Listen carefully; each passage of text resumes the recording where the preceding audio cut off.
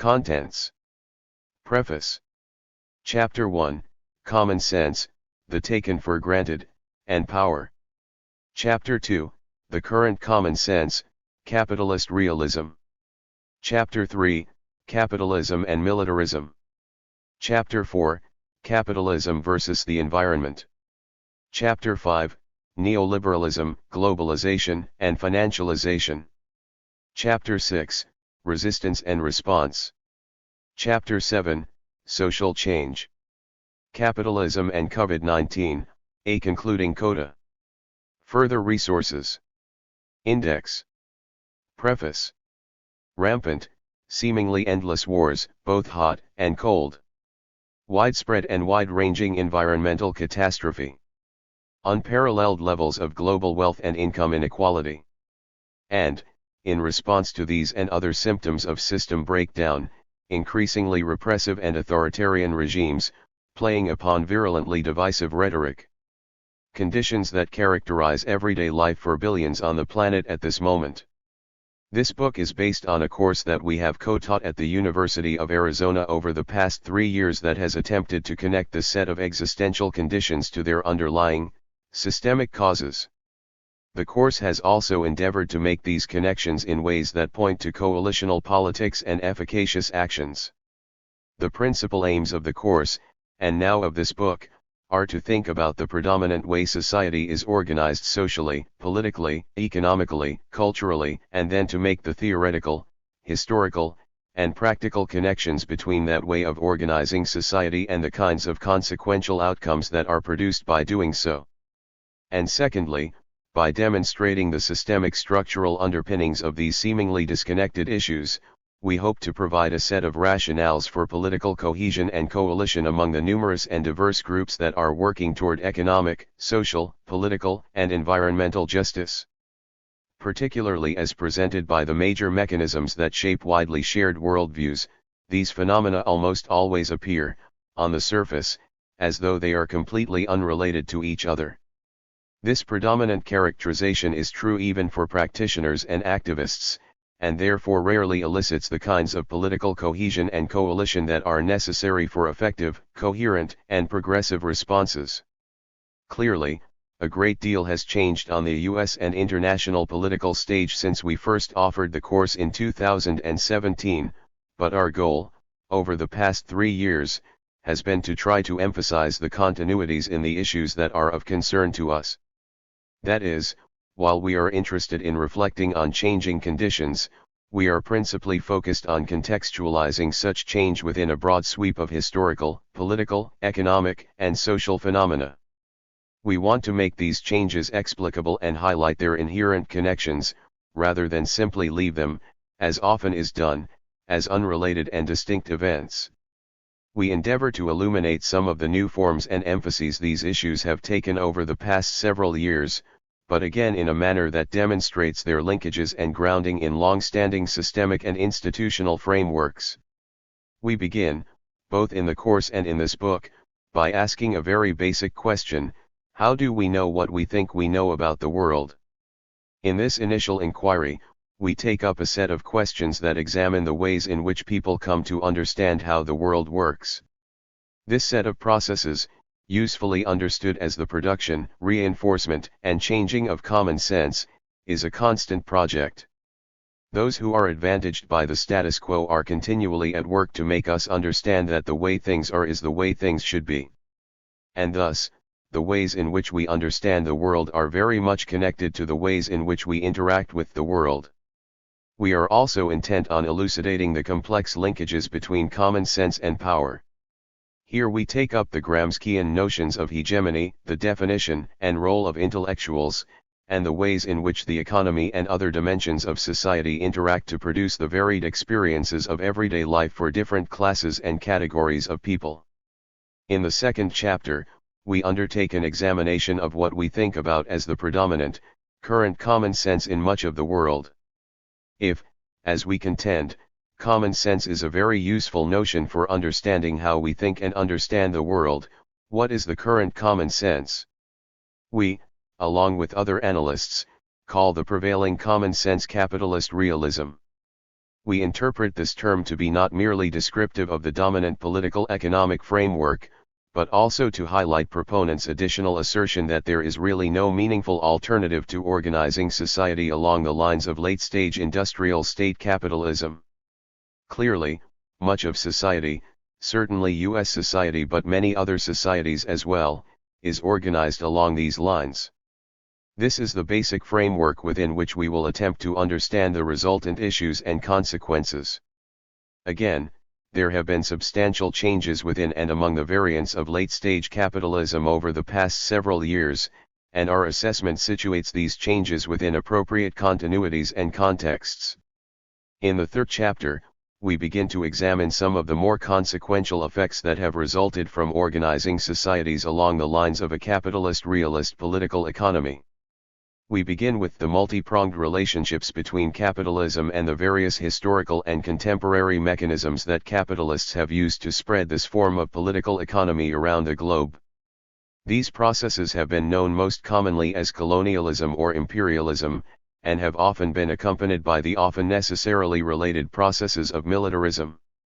In this chapter, we will think very carefully about how capital, when uninhibited by constraints against mobility, goes around the globe looking for the conditions that will maximize surplus value and profit. Historically, these have often included cheaper labor or resources, and or more lucrative markets. More recently, alluring conditions have also included more desirable regulatory, monetary, or fiscal environments to maximize profit accumulation. These adventures, quite often necessitating incursions on the prerogatives and sovereignties of others, have produced a long and bloody history and present, and a likely calamitous future. In Chapter 4, we move on to examine the most significant effects of the relationship between a capitalist political economy and the environment, which, we would argue, now constitute a second set of existential crises. While there are certainly variants of the abstract capitalist model, one persistent and typical tendency is to assess the planet as either storehouse and or sink. As a consequence of this orientation, nature, as both inherent worth and utilitarian guarantor of sustainable life, must be subjected to the ruthless calculus of costs and benefits. In such evaluations, anything that fails to maximize profits or minimize losses must be discounted, ideally to a value of zero. In combination with an intensifying focus on shorter and shorter time frames for a maximum return on investment, a competition-driven imperative to externalize all costs that do not contribute to the bottom line has produced the by now exhaustive litany of environmental woes, including the climate catastrophe that now threatens life on the planet as we have known it. In the subsequent chapter, we begin to examine the more mundane, everyday violence of capitalism in its present neoliberal, globalized, and financialized form.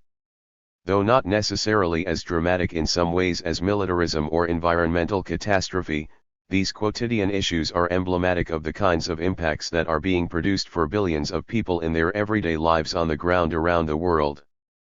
Beginning largely in the late 1970s and flourishing in the early 1980s, especially in the US and UK, neoliberalism has been an ongoing project of elites to claw back the few gains made by other classes in the immediate aftermath of the Second World War.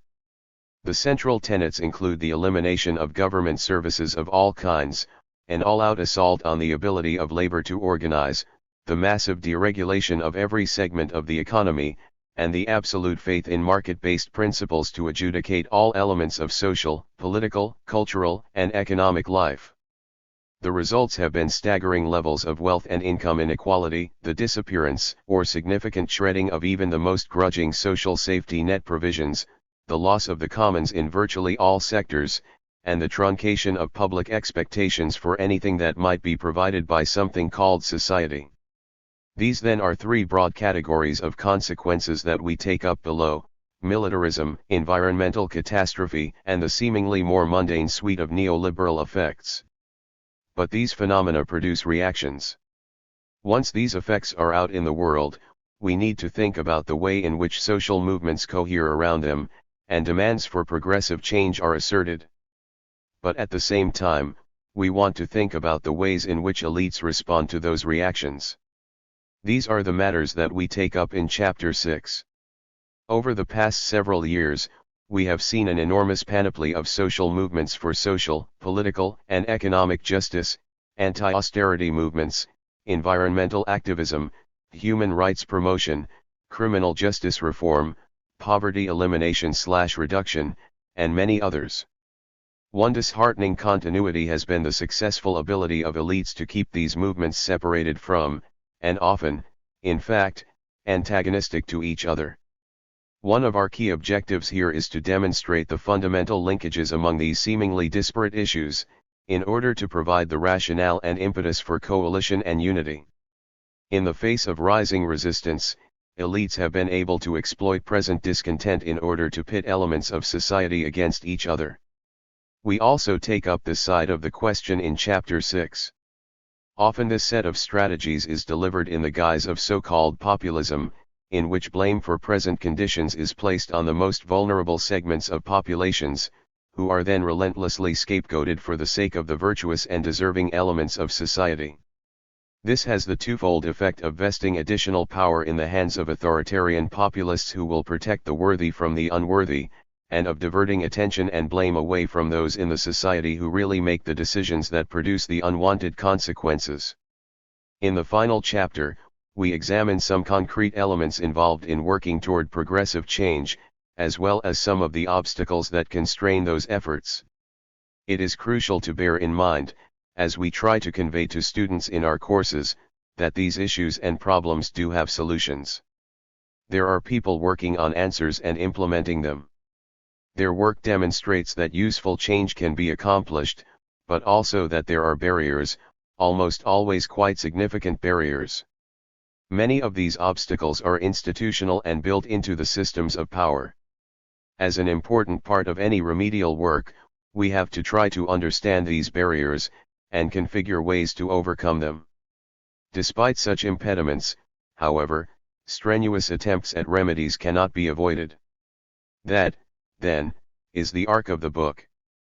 We begin by examining how we think we understand the world, thinking about how the world is principally organized, at least for the purposes we want to talk about, some of the most crucial consequences of that organization, and then thinking about the ways in which movements organize around those kinds of impacts. Each chapter is composed of edited versions of the lectures we have given over the past 3 years, but relying principally on those we delivered in the spring of 2019. Reflecting their differing, though linked, intentions, the two parts of each chapter are quite distinctive stylistically. In the first part of each chapter, we endeavor to elaborate a theoretical, conceptual, and historical overview of the particular topic. The more formal style, therefore, generally elaborates this analytic and deliberately abstract emphasis. In the second part of each chapter, we present a set of quite concrete historical and contemporaneous illustrations to drive home the more abstract points. Here, the tone and style, driven by the grounded empirical nature of the material, take on a more narrative and conversational tenor. Though in the course these two components have actually comprised separate lectures, in our delivery of them, we have been able to point out their most important linkages quite explicitly. Based upon extensive feedback, for the more than 1,000 students who have taken the course over the past 3 years, this combination and integration of content and style has proven to be both provocative and productive. At every opportunity, here, as we hope to broaden the circulation of these ideas beyond the classroom, we will repeat that approach of drawing out the connections between the two complementary parts of each chapter. One final word about organization and content. In order to substantiate and reinforce the points about the necessity and possibility of progressive change, and to help relieve some of the doom and gloom of the lectures, in the most recent version of the course, we included twice-weekly visits from activists and practitioners working on the issues under discussion during that week. Some of these were local guests who visited the class in person, others were virtual visitors who came in electronically from around the country. As part of a section for each chapter on further resources, which will include all of the required and suggested readings for each chapter as well as a few key, additional references, we will also present a very brief overview of the presentation by each of our visitors, as well as links to their organizations. Again, our sense, from student feedback, is that these visits accomplished our intended purpose of providing class participants with hope that change is possible, and with some entree into that sphere of activity. The younger generation in our courses, and those reading this book, are facing problems that have never arisen in human history, in all of history. Will the species survive? Will organized human life survive? Those questions cannot be avoided. There is no way to sit on the sidelines. If one takes that option, it is essentially making a choice for the worst. This book is our attempt to articulate what more efficacious actions might look like and how they might be undertaken. Chapter 1. Common Sense, the Taken for Granted, and Power. Waterstone Lecture, January 15, 2019. How do we know what we think we know about the world? How do we navigate through our day-to-day lives, and how do we negotiate novel situations? In this first chapter, we are interested in taking up questions about the mechanisms involved in producing, reinforcing, and sometimes changing the interpretive processes through which people come to conclusions about how the world does operate in specific circumstances, and how the world might or should operate. While we begin this discussion at a somewhat abstract and general level, we are concerned throughout with thinking about such matters within the contexts that are of foremost interest to us, that is, in public social, political, and economic contexts rather than in predominantly private spheres of thought and activity. As a beginning shorthand, we will term what many people in a particular time and place believe common sense. The notion of common sense. Central to the notion of common sense is that its truths need no sophistication to grasp, and no proof to accept. Their truth is agreed to by the whole social body, and immediately apparent to anyone of normal intelligence. This definition, from Kate Crahan's book, includes a number of very slippery concepts, things that we should be very troubled by whenever we see them, things like the whole social body, anyone of normal intelligence, and things or ideas that we accept simply on their face without proof. All of those things should be alerts to us. But they are elements clearly of what we think we understand about the notion of common sense. In fact, that's part of how common sense works, through these kinds of unexamined, taken for granted mechanisms. There are several different senses of common sense. The first one from Aristotle is that common sense is actually a sixth sense that organizes the other five senses and allows us to understand the world. In other words, we experience all kinds of sensory input, whether it's through hearing or through sight, smell, touch, or taste, but there is a sixth sense, which, according to Aristotle, allows us to integrate all of that and make things that come into our brain meaningful. That's one notion of common sense, a kind of mechanistic notion. Second is what people in a particular time and place know about the world and how it works. Scale actually matters here, that is, the closer you are, the more proximity you have to others, the more common is your common sense, and the more distinguished from distant others. This notion is where we get a phrase like, well, it's only common sense. Of course that's how things operate. That's another sort of notion of common sense. A third one is one that actually puts a normative valence on some common sense and gives it a kind of positive inflection. This notion of common sense makes it the equivalent of good sense. This variant is sometimes characterized as street smarts versus book smarts. You know what your gut tells you. We have many people who operate in society that way. This is where a phrase like use your common sense is employed. In other words, you know how the world works, right, so use your good sense. Now let's turn to a formulation that characterizes all of this a little bit differently, British sociologist and social theorist Anthony Giddens and his notion of practical consciousness. This is related to common sense. The first two of the framings of common sense just described are related to what Giddens thinks of as practical consciousness, which he describes as an accumulation of learned behavior for navigating the situations that confront us in our everyday lives. He calls it practical consciousness, and he distinguishes it from what he defines as discursive consciousness. When utilizing discursive consciousness, one must have an internal conversation that tells you how to operate in the world. You have to think about things very carefully. Practical consciousness doesn't work that way. You actually sort of know, under many circumstances, how to behave, what to expect, what will happen in the world if you behave a particular way, which is why last year I opened by yelling at people because it's not what we think we understand about a situation like this. It's not part of the decorum. It's unexpected. But practical consciousness is rarely raised to this kind of discursive internal conversation level. This is essential. The fact that we don't have to think about every single thing we do and how we operate in the world is a very good thing. Otherwise, we would essentially be paralyzed.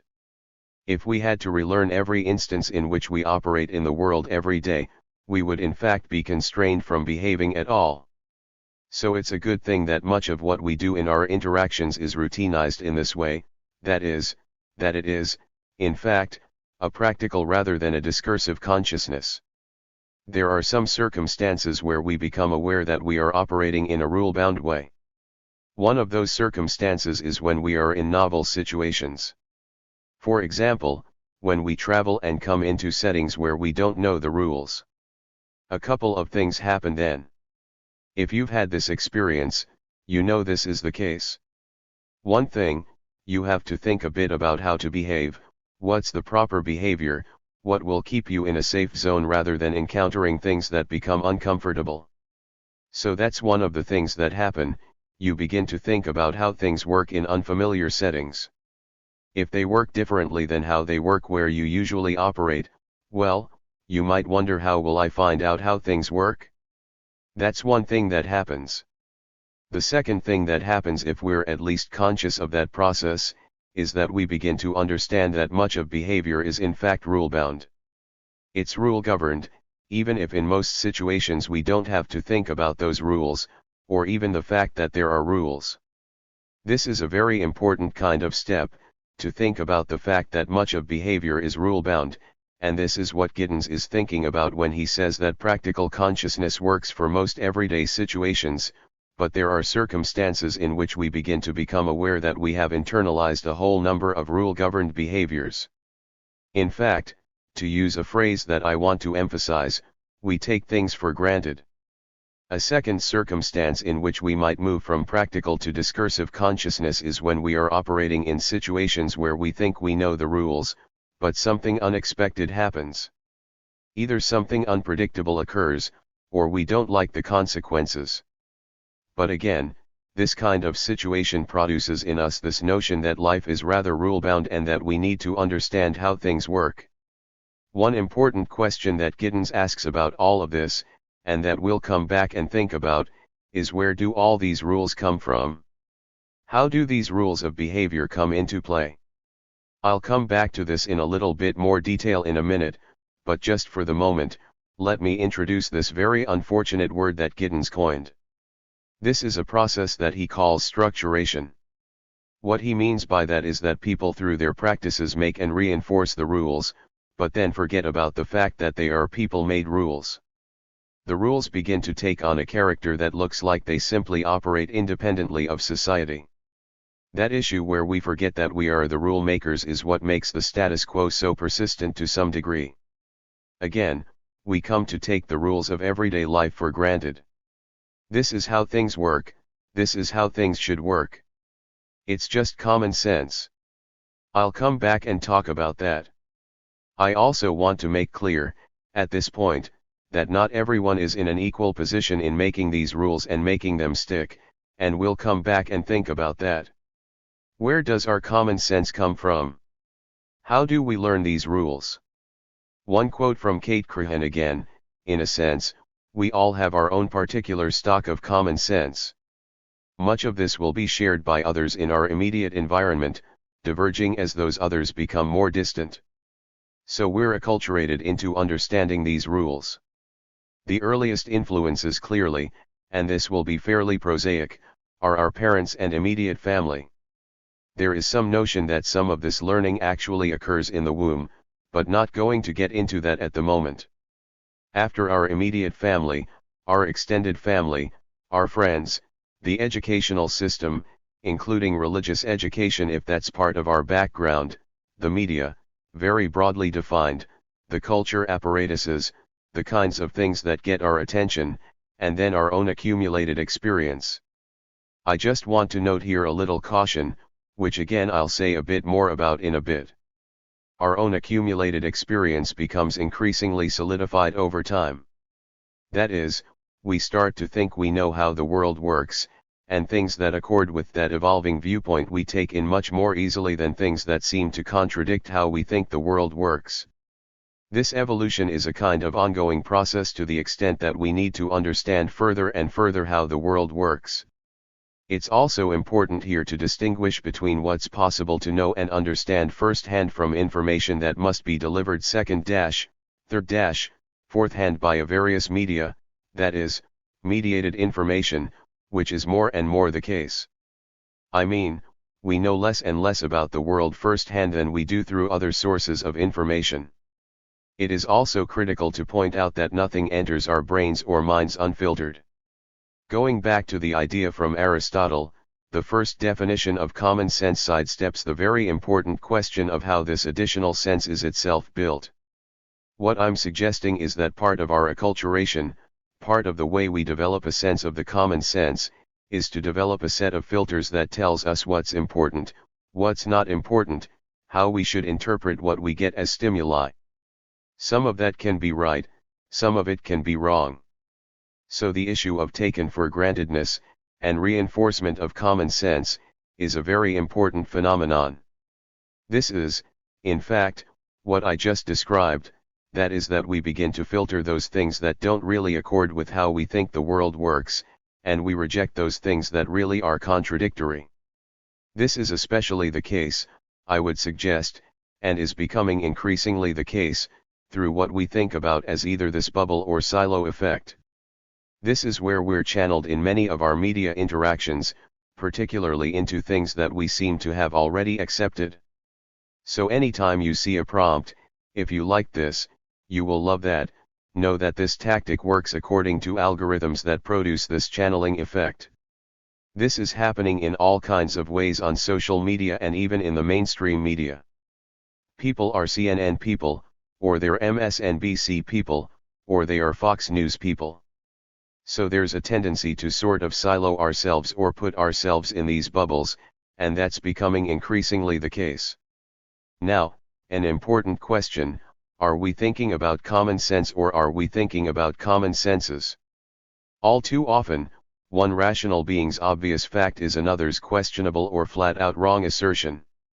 There is more than one common sense, and even seemingly incontrovertible facts have a way of shifting over time.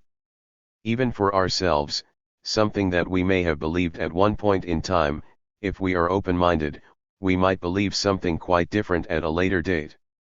But quite clearly, there are different common senses operating simultaneously. These are the sources of controversy and argumentation.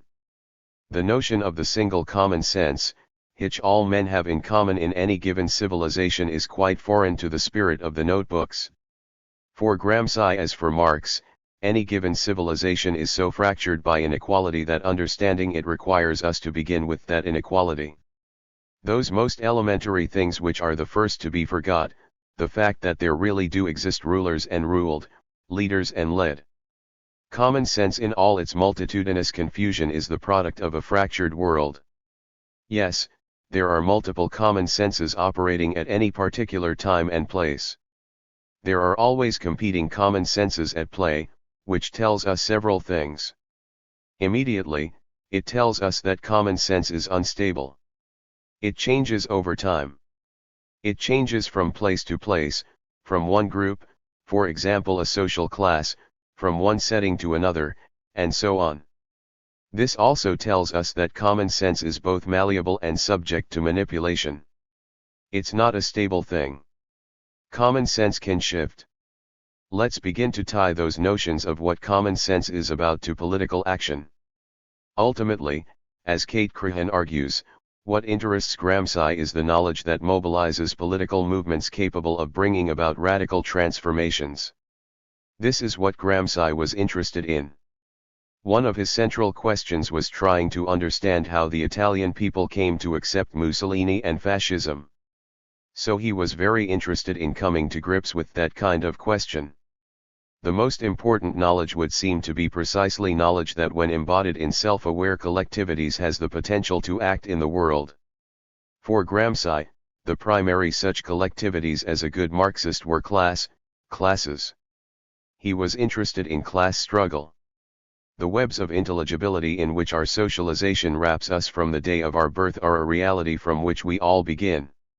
We are all to some degree creatures of popular opinion, and yet of certain historical moments, there is radical social transformation. When and why does this happen? Running through the Gramsci notebooks is the question, what is the relationship between popular opinion, another phrasing of common sense, and social transformation? How are these things tied together, if they are tied together at all? This was a central question for Gramsci and one that Marx really did not take up to any significant degree. So Gramsci is thought of in many ways as a cultural theorist of Marxism. Despite all his criticisms of common sense, and Gramsci was quite critical of it, he thinks of it as a kind of hodgepodge, and he thinks of it as very unsophisticated in many ways. Gramsci's attitude wasn't wholly negative. Embedded within the chaotic confusion of common sense, that is both home and prison, he identifies what he terms buon senso. That is, we feel comfortable in our notion of common sense, but we're also bounded by it. That's home and prison in this case. And there's a kernel of good sense in common sense. The phrase being philosophical about it, in addition to calling for patience or resignation, can also be seen, and it was for Gramsci, as an invitation for people to reflect and to realize fully that whatever happens is basically rational and must be confronted as such. This is the way in which good sense can be extracted out of common sense, but it's a process.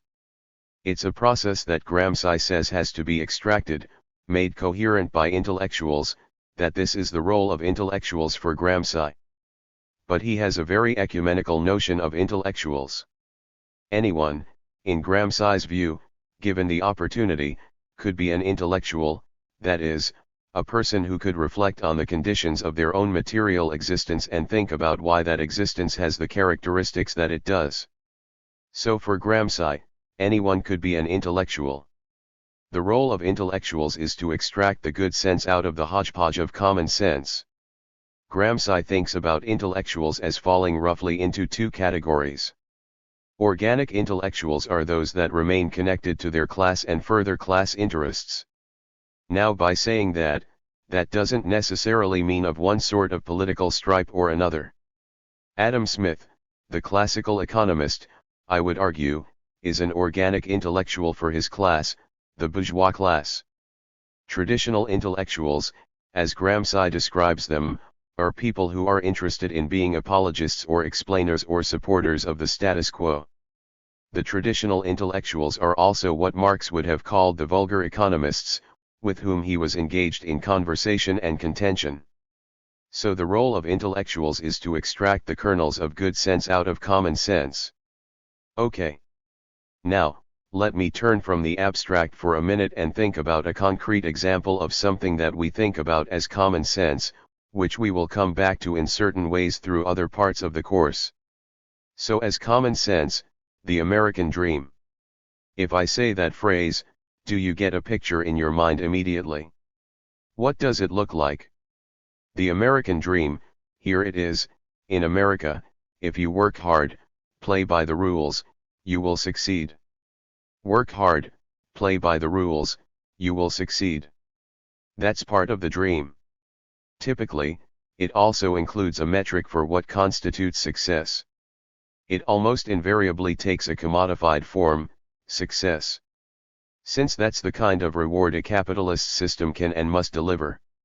For example, a recurrent formulation is a home of one's own. Now, I don't want to go very far into a discussion of why this particular measure of success, that is, a home of one's own in the suburbs and so forth, was the preferred form of connoting and illustrating the American dream. But it had a great deal to do with the rise of mass consumption. The phrase itself, the American dream, was coined in the 30s, basically in the heart of the Depression. Much of this framing was pointed at the need to keep the economy rumbling at a great pace when World War II ended. So one of the ways in which industry could keep going was to promulgate not collective consumption, but individual consumption. So everybody had to have their own house. And, consequently, everybody had to have their own Kelvinator, their own appliances. You couldn't share these things in common. That wasn't enough market. So the American dream takes a particular, that is, a commodified, form. The American dream, as common sense, also has some taken for granted presumptions underlying it. The first is that America is a meritocracy. That is, a system in which people's success in life depends on their talents, abilities, and efforts. This is one of the presumptions underlying the notion that if you work hard, play by the rules, you will succeed. There's an ethos of individual achievement. You get this on your own, the self-made man, the self-made woman. This translates into a number of other societies. Some of you may remember the Iron Lady, Margaret Thatcher. One of her many quotable quotes was, "There is no such thing as society," spoken as she was dismantling British society at the time. There is no such thing as society. There are only individual men and women, and then it's kind of, after that, and their families, okay, if you can keep them together under those circumstances. Another tacit presumption is that the rules are fair and are known or knowable to all, that is, that we operate on a level playing field. If these presumptions are violated, then the formulation of the American dream is very much in jeopardy. But if we presume that these things are the case, then we might be persuaded that the American dream is in fact a viable conception of society. But I'm not going to suggest. I'm just going to say, there's an obverse meaning to take away from the common sense understanding of how our society operates. That obverse meaning is this: in America, if you don't succeed, you are either not working hard enough, or you are not playing by the rules, or both. So if you don't succeed, and this is the obverse of thinking about the American dream as it's laid out, essentially, your failure is your own fault. This is another corollary of the individualized notion of how society works. All the opportunities are there. If you fail, it is your fault. There is nothing structural or systemic or unfair getting in your way, either historically, contemporaneously, or into the future. Let's think about these presumptions and the obverse for a minute. How can you work hard if there are no jobs for you? Which is increasingly the prospect, as we think about the export of jobs that has occurred, as we think about automation taking jobs away, as we think about productivity going up but the demand for labor going down. One of the problems might be, well, I'd like to work hard, I just can't find work. Or what if your job pays so poorly that despite working very hard, and sometimes at more than one job at a time, you still can't make ends meet? So the pay structure doesn't allow success, despite hard work. Anybody who's interested in this kind of thing, I'd recommend any of the works by Barbara Ehrenreich, either nickel and dimed or some of her more recent works, in which she talks about the fact that many people are working really, really hard and simply can't get by. What if the rules are rigged against you in some way and are unfair? I know we are in a post-racial society, but I suspect there are still a few impediments. We are also now in the feminist utopia. So 59 cents on the dollar should go just as far as $1 on the dollar, right? Or what if there are unwritten or unspoken rules that discriminate against some people? Or what if there are early impediments to equal educational opportunities or family connections or other factors that make the playing field anything but level, which, as I suggested, should be the hallmark of a meritocracy? An interesting study was done by the Center for Budget Priorities called Born on Third Base. This is an analysis of people who are on the Fortune 400.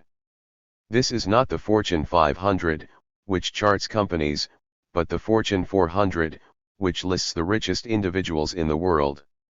This study does an assessment of how those people started out. Third base means you've inherited at least $50 million. So our current president wouldn't qualify at least in his first 6 years of life. But then they go all the way down to first base, which is still pretty substantial. A first base person would be someone like Bill Gates, who's one of the poster children for the self-made person. He had the opportunity to go to Harvard and by his own admission was not a self-made person, and has really been helped by society a great deal, including all the infrastructure paid for by public R&D upon which the computer industry itself was built. But in any event, they go through this list, and it turns out that only 35% of people on the Fortune 400 were born anywhere but first base. Most people don't even know there's a ball field, okay, let alone come anywhere close to be on deck circle or anything else like that. But these early advantages or impediments, either to educational opportunities or family connections, may have something to do with your success, no matter how hard you work, or how much you play by the rules. So the American dream is like that. But if we let the common sense notion of the American dream stand just for a moment, here are a couple questions that we should ask of any taken for granted elements of the political, social, and economic status quo. The first is, who benefits from this view of society? That is, if we believe the American dream, that to succeed, people must work hard, must play by certain rules that are written not by them, but with which they must comply. If we believe that, who benefits from that kind of orientation to society and who loses? We should always be thinking about who are the winners and the losers here. It also suggests some questions about the political, social, and economic implications of such an understanding. For example, what does it mean about the role of government? If everything is by your own bootstraps, does government have any role in helping people out? Or what about civil society? Does anything require the intervention of civil society? Or should we just let the tender mercies of the market tell us how things ought to operate? But taking the American dream in its typical formulation has very serious implications for what we think about the role of any of these institutions. So we need to think carefully about that. And it's one of the reasons we can see assaults on things like welfare, unless it's called a subsidy, assaults on entitlement programs, so-called, even though we've paid for them. But if your belief is that people just make it or don't make it simply on their own by their own dint of activity and effort, then there really is no role for society. People simply make it or they don't make it. But as I say, thinking about this has some implications for that. If you have a high tolerance for obscenity, I would urge you to find this on YouTube. The late George Carlin. I'd urge you to take a look at the American dream. You have to be asleep to believe it. Alright. Now let's turn to the relationship between common sense and power. Here's a quote from the late cultural theorist Stuart Hall. It's a little bit long, but it's worth going through. Why then is common sense so important? Because it is a terrain of conceptions and categories on which the practical consciousness of the masses of the people is actually formed. It is the already formed and taken for granted terrain on which more coherent ideologies and philosophies must contend for mastery, the ground which new conceptions of the world must take into account, contest, and transform if they were to shape the conceptions of the world of the masses and in that way become historically effective. Basically, what Hall is talking about here is that we have embedded within us very heavily cemented notions of how the world works. If we want to change people's minds and think about the world operating differently, we have to contend with those deeply embedded and vitally held conceptions of how the world operates. He uses this language quite deliberately. We have to contend. This is a struggle. So popular beliefs, the culture of a people, Gramsci argues, are not matters, are not arenas that can be left to look after themselves. They are themselves material forces. Common sense is a field of struggle and contestation. That is, for Hall, this is an arena for very fierce battles. The reason for this, of course, is that to have one's view of how the world operates become predominant is a very potent form of political power. If you can convince people that your sense of how the world ought to operate is the way it ought to operate, This is an extremely powerful political tool. This form of power is also related to Gramsci's important concept of hegemony. One definition of hegemony, and there are other definitions, we have some definitions of hegemony in common parlance, like the US is the world's only hegemon, which is a debatable point no matter what, but that's not exactly the meaning I'm using here. Hegemony, as I'm using the term here, is governance with the consent of the governed. The alternative form of governance is coercion. Now think about it, if you're an elite and you want to govern people, which of these forms is preferable? Well, of the two, hegemony is much more desirable for the governors since governance with consent does not produce opposition and resistance by definition.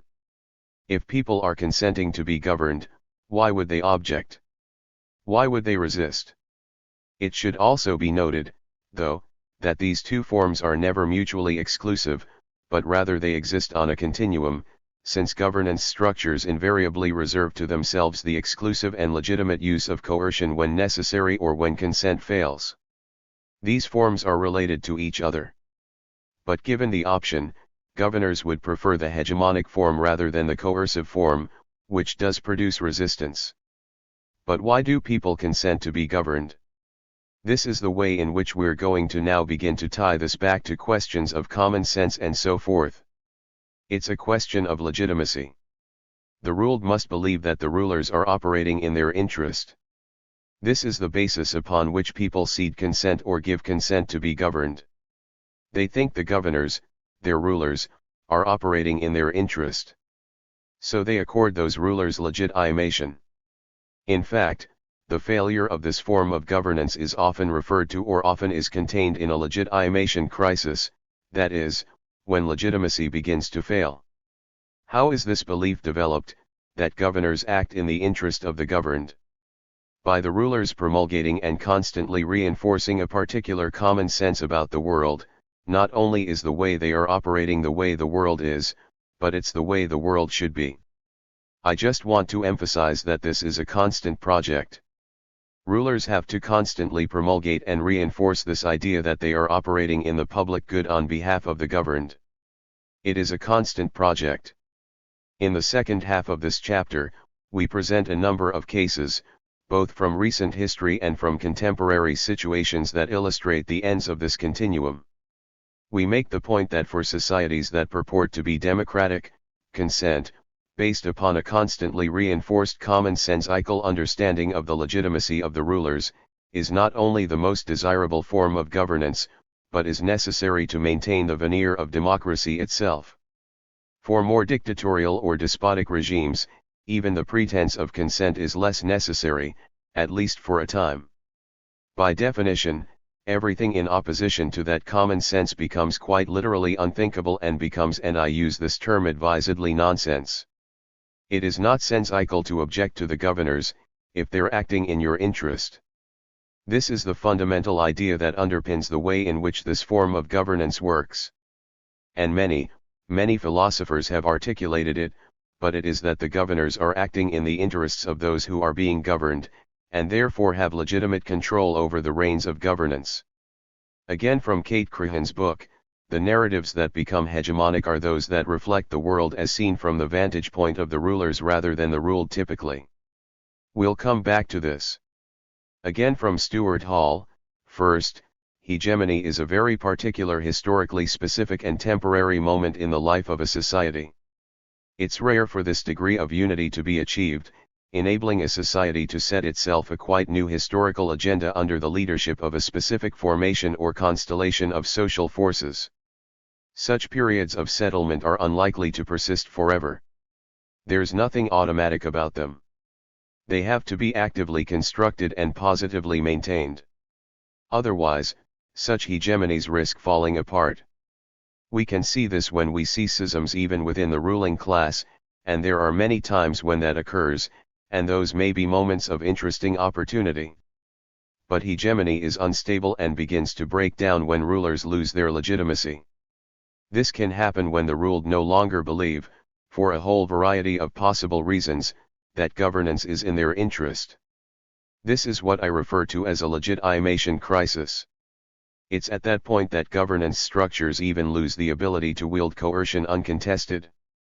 Gramsci makes a very clear argument that before coercion can be legitimately utilized, governance structures have to have won a war of position, that is, they already have to be seen as legitimate before they can legitimately wield even coercive forms of government. So when this begins to break down, and you can begin to think about all kinds of reasons why people would start to lose faith that their leaders are, in fact, acting in their interests. We're at a particularly fraught moment right now, I would say. I mean, I don't know how many of you were thinking of not coming tonight in sympathy with the government shutdown. I thought about it momentarily, but I decided I'd come in and do this. But in any event, there are moments clearly when the seeming solidity of the governance structures are revealed to be rather fragile. And when they are, this is a moment when people begin to call into question all kinds of things about the way in which their society operates. So legitimation crises are extremely troubling moments for governance structures and for elites. As Hall is arguing here, this is invariably the case. And people who want radical change need to be prepared for those moments. Also from Crehan's book, for there to be fundamental social change therefore, there needs to be cultural transformation. That is to say a new common sense, and with it a new culture that enables subalterns, that is those who are ruled or governed, to imagine another reality. Part of the potency of common sense, and this is why I used the alternative word nonsense a moment ago, part of the potency of the common sense, is to rule out our thinking any differently about the world. That is, to subjugate our own mental capacity to imagine the world otherwise. It's why I used that phrase, which I took from Mark Fisher, which he took from an unnamed and unclaimed source about capitalist realism. It is now easier to imagine the end of the world than to imagine the end of capitalism. That's an emblematic form of this kind of notion of the constraints on our own imagination. We know we're hurdling over several different cliffs, as Noam talked about last Thursday, and yet we can't seem to imagine our way out of this form that is so genocidal, suicidal, planecidal, right? As Crehan is arguing, based on Gramsci, we need to be able to formulate a new common sense to combat the existing one and open up the possibilities of different imaginaries. The value of Gramsci's concept of common sense is that it offers us a way of thinking about the texture of everyday life that encompasses its givenness, how it both constitutes our subjectivity, the way we think about ourselves, and confronts us as an external and solid reality. This is back to Giddens's notion of structuration. The way the world works doesn't seem to have been created by us. It simply seems to confront us as a kind of materiality that we have no say in changing. This is what we really need to be combating. But that also acknowledges its contradictions, fluidity, and flexibility. For all its apparent solidity, it is continually being modified by how actual people in actual places live it. So it's vitally important, to understand the sort of fluid nature of common sense, that it is not solid in the way that it's constantly being told to us. In a work by Edward Bernays there is, in fact, a conversation about how all of this actually works. This is Edward Bernays, Propaganda is the executive arm of the invisible government. So Bernays, interesting character, he was twice, and in two different ways, a nephew of Sigmund Freud and fancied himself a kind of amateur psychologist of the popular mind. Very early on, he was the self-described father of public relations. He invented the form, according to himself.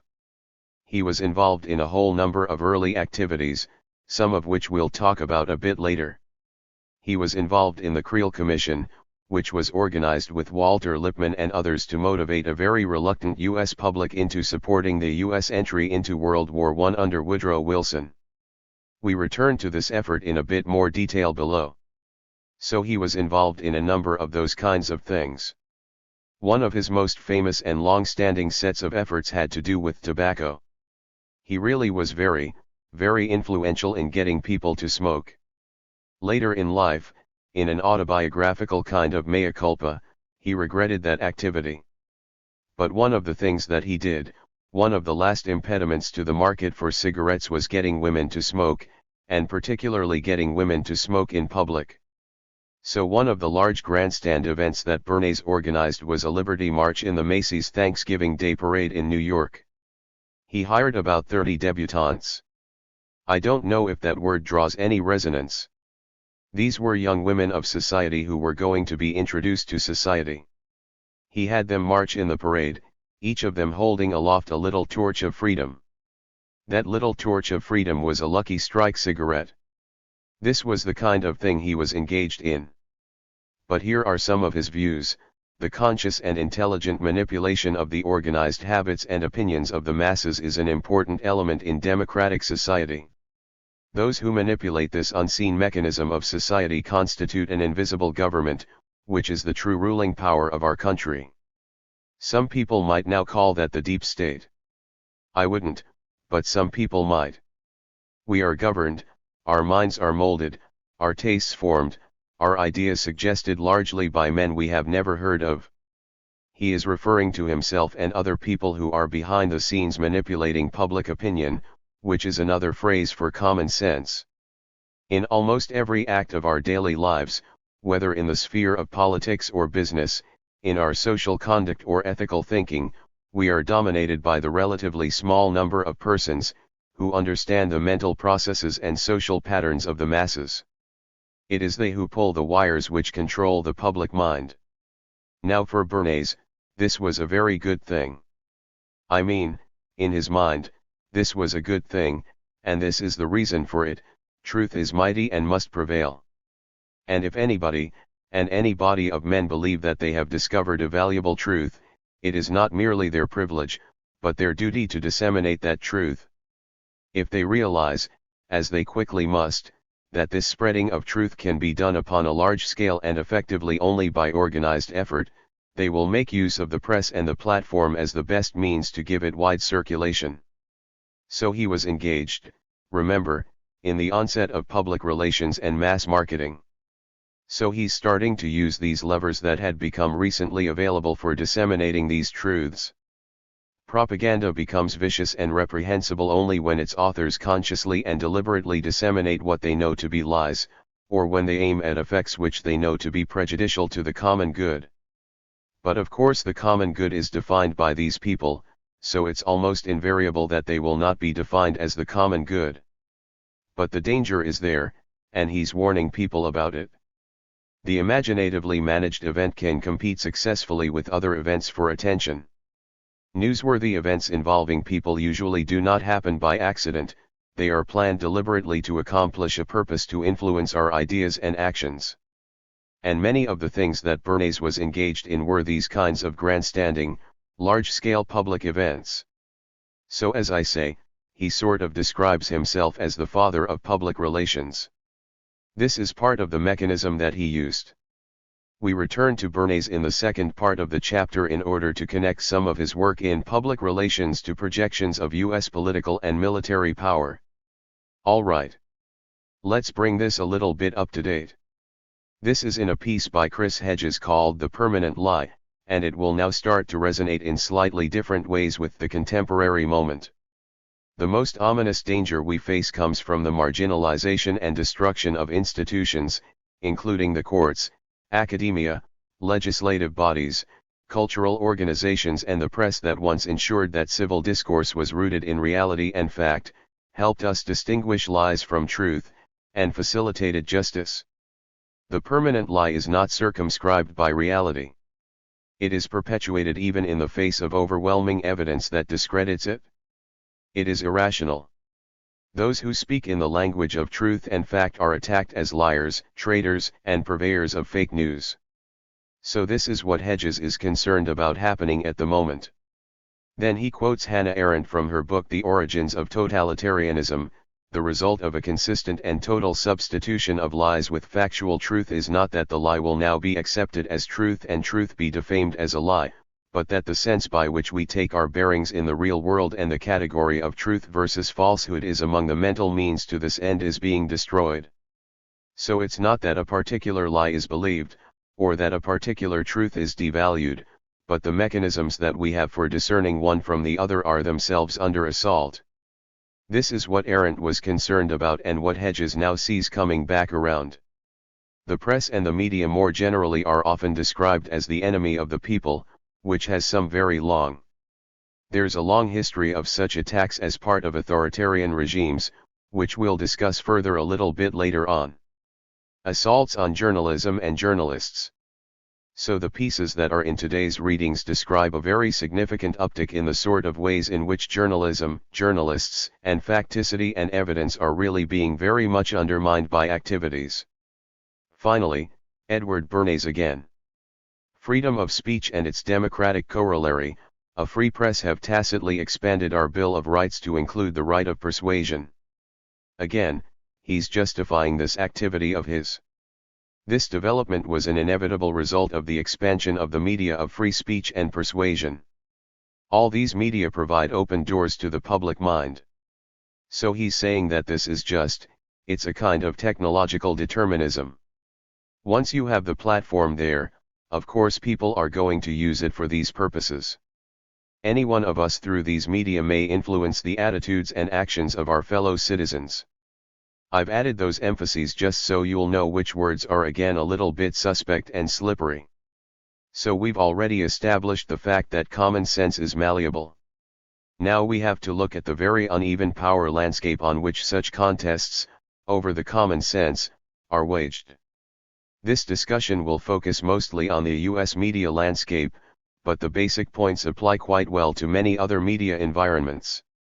It's clear from the Bernays piece that even at that time, 1947, particular actors in society are in much more advantageous positions to influence public opinion than others, another name for common sense. What's happened since that time? This a quote from Katharine Graham, the former publisher, during the Watergate episode, of the Washington Post. News is what someone wants suppressed, everything else is just advertising. What's happened since that time? Mass media, and I'll talk about social media in a minute. At the moment, and this is always in a little bit of flux and a little bit confusing, 6 corporations control 90% of what we read, watch, or listen to. 6 corporations. It's a little bit mystifying for me to put it that way. When I say 6 corporations, it makes it sound as though there's nobody there really making decisions, but in fact corporations don't decide, people in them decide things. We'll talk about the ways in which these corporations decide things in a minute.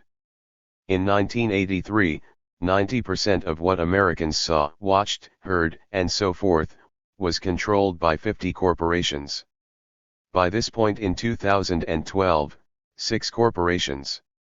And the number 6 is a little bit misleading, because all of the cross-linkages among these companies make it even fewer than the apparent 6 in some ways. There are all kinds of joint ownership operations, and all kinds of cooperative agreements, so that any particular cultural or media entity or product has very few hands on it. Another way to look at it, same 6 corporations. If you follow the business news, you will see mergers being suggested all the time even among these 6 corporations of various sorts. Some have gone through in the last couple of years, some have been thwarted.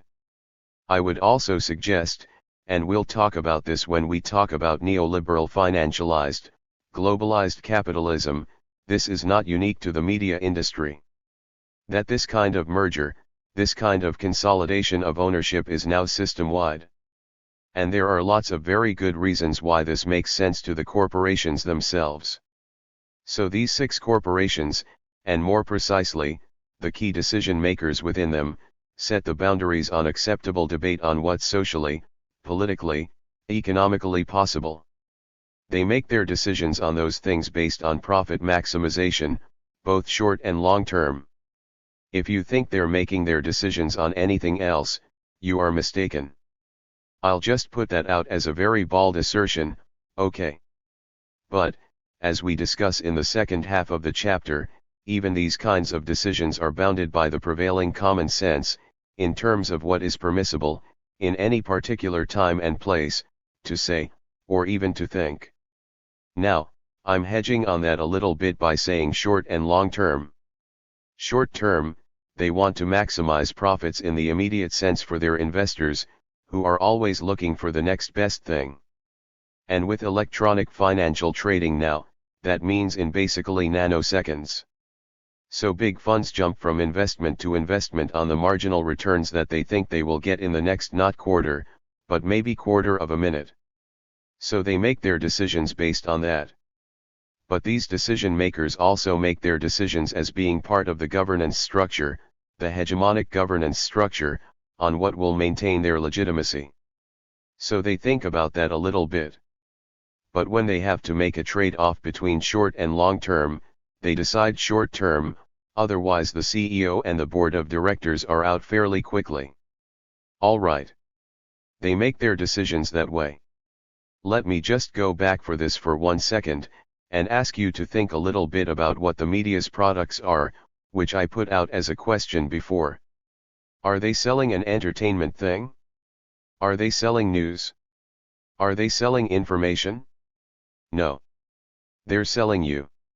They're selling you to advertisers. You are their product. There's no question about that. So when they make a decision about what to put in the newspaper, or what to put on television, or what to put on any other platforms, or put into movies or whatever, they're making decisions on how they will garner the most of you. That's the basis for the decision. Don't be deceived by the fact that they make claims about being representatives of the First Amendment, and their duty to the public, which is partly, okay, it's not really even partly true, except for performing a legitimation function. Virtually entirely, they make their decisions based on what will sell the most. Do the media companies engage in censorship? Yes. They certainly do. At a minimum, they engage in censorship of this kind, of selection bias. So how many of you know the motto of the New York Times? Crowd. All the news. Female. That's fit to print. All the news that's fit to print, right, which in fact should be modified to all the news that fits, it prints. And how much news fits? It depends on the advertising space that's taken up in the paper. What's left over is the news hole, which is how it's described, and maybe has a kind of negative connotation. The news hole grows or shrinks depending on how much advertising space is taken up. So at a minimum, they engage in a selection bias. Of all the things that happen in the world on any particular day, they have to make judgments about what to either print or to broadcast or to put on the air, and so forth. How do they do that? They do it by determining which things out of the panoply that's available are likely to attract the most eyes, the most readers, the most viewers. That's how they do it. It's one of the reasons why if you flip around, and you can try this at home, from channel to channel on the network news, not only will you see the same stories out of the thousands and thousands of things that happen in the world that day, but you'll see them basically in the same order with the same presentation. It's not because the editors are sitting in a room colluding, I know that's a very bad word, with each other, but they are in fact using the same kind of lens to think about that panoply of events, which things are likely to produce the most number of viewers or readers or whatever. Now, do you remember this, 658?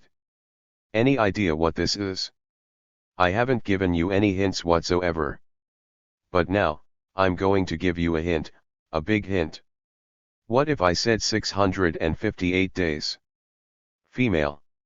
Till the next elections. There are 658 days to the next national election.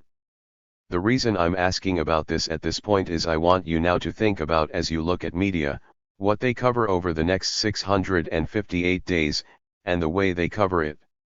There are many, many issues that could be covered.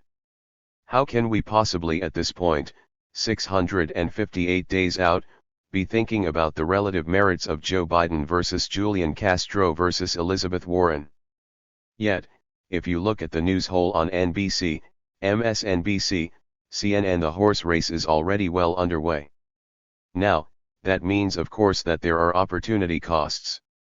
The more that the horse race is covered, the less actual issues and policies will be covered, not to mention stories outside of the endless election cycle.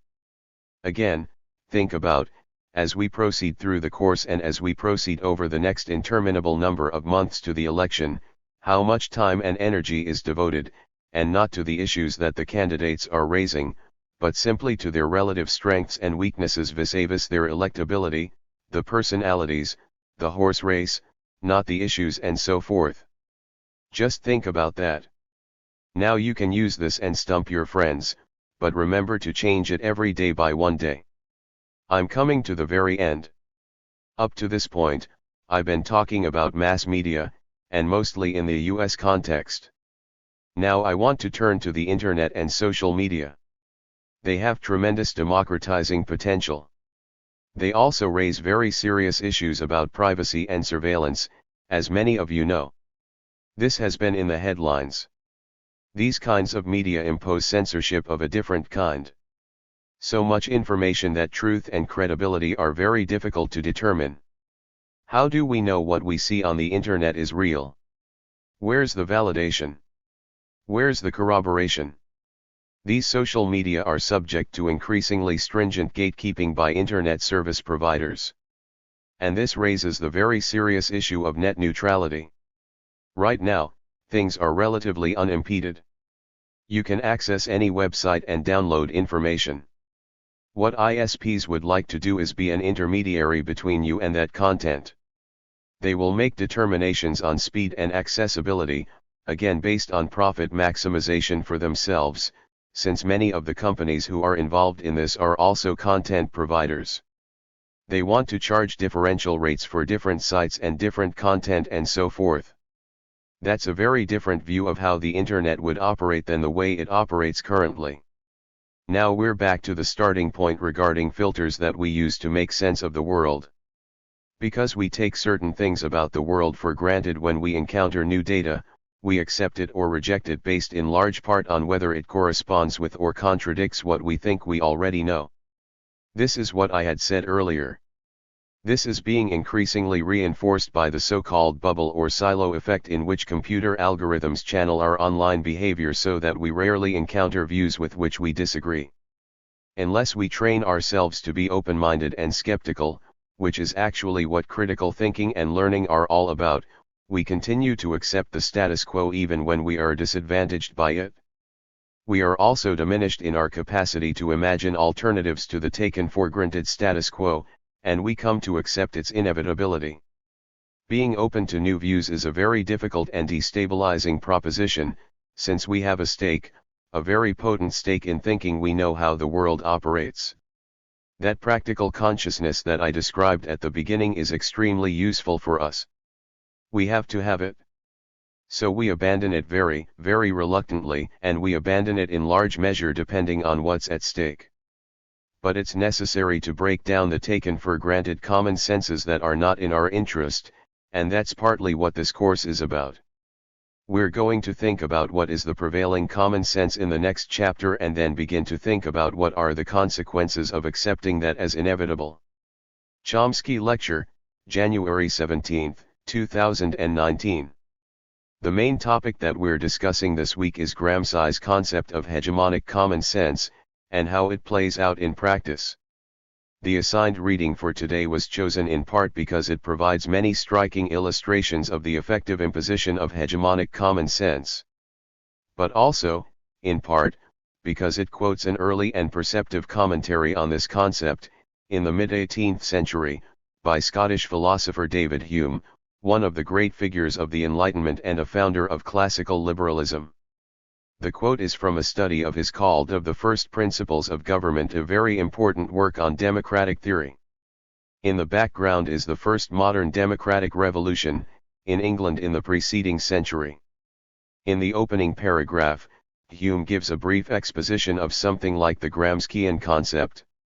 Hume writes that he found nothing more surprising than to see the easiness with which the many are governed by the few, and to observe the implicit submission with which men resign their own sentiments and passions to those of their rulers. When we inquire by what means this wonder is brought about, we shall find, that as force is always on the side of the governors have nothing to support them but opinion. 'Tis therefore, on opinion only that government is founded, and this maxim extends to the most despotic and most military governments, as well as to the most free and most popular. Words worth pondering. The maxim applies with far more force to governments that are free and popular governments like ours than to despotic and military governments.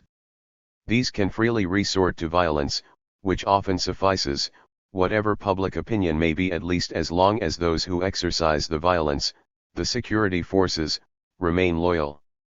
I discuss Hume's essay in my book Deterring Democracy.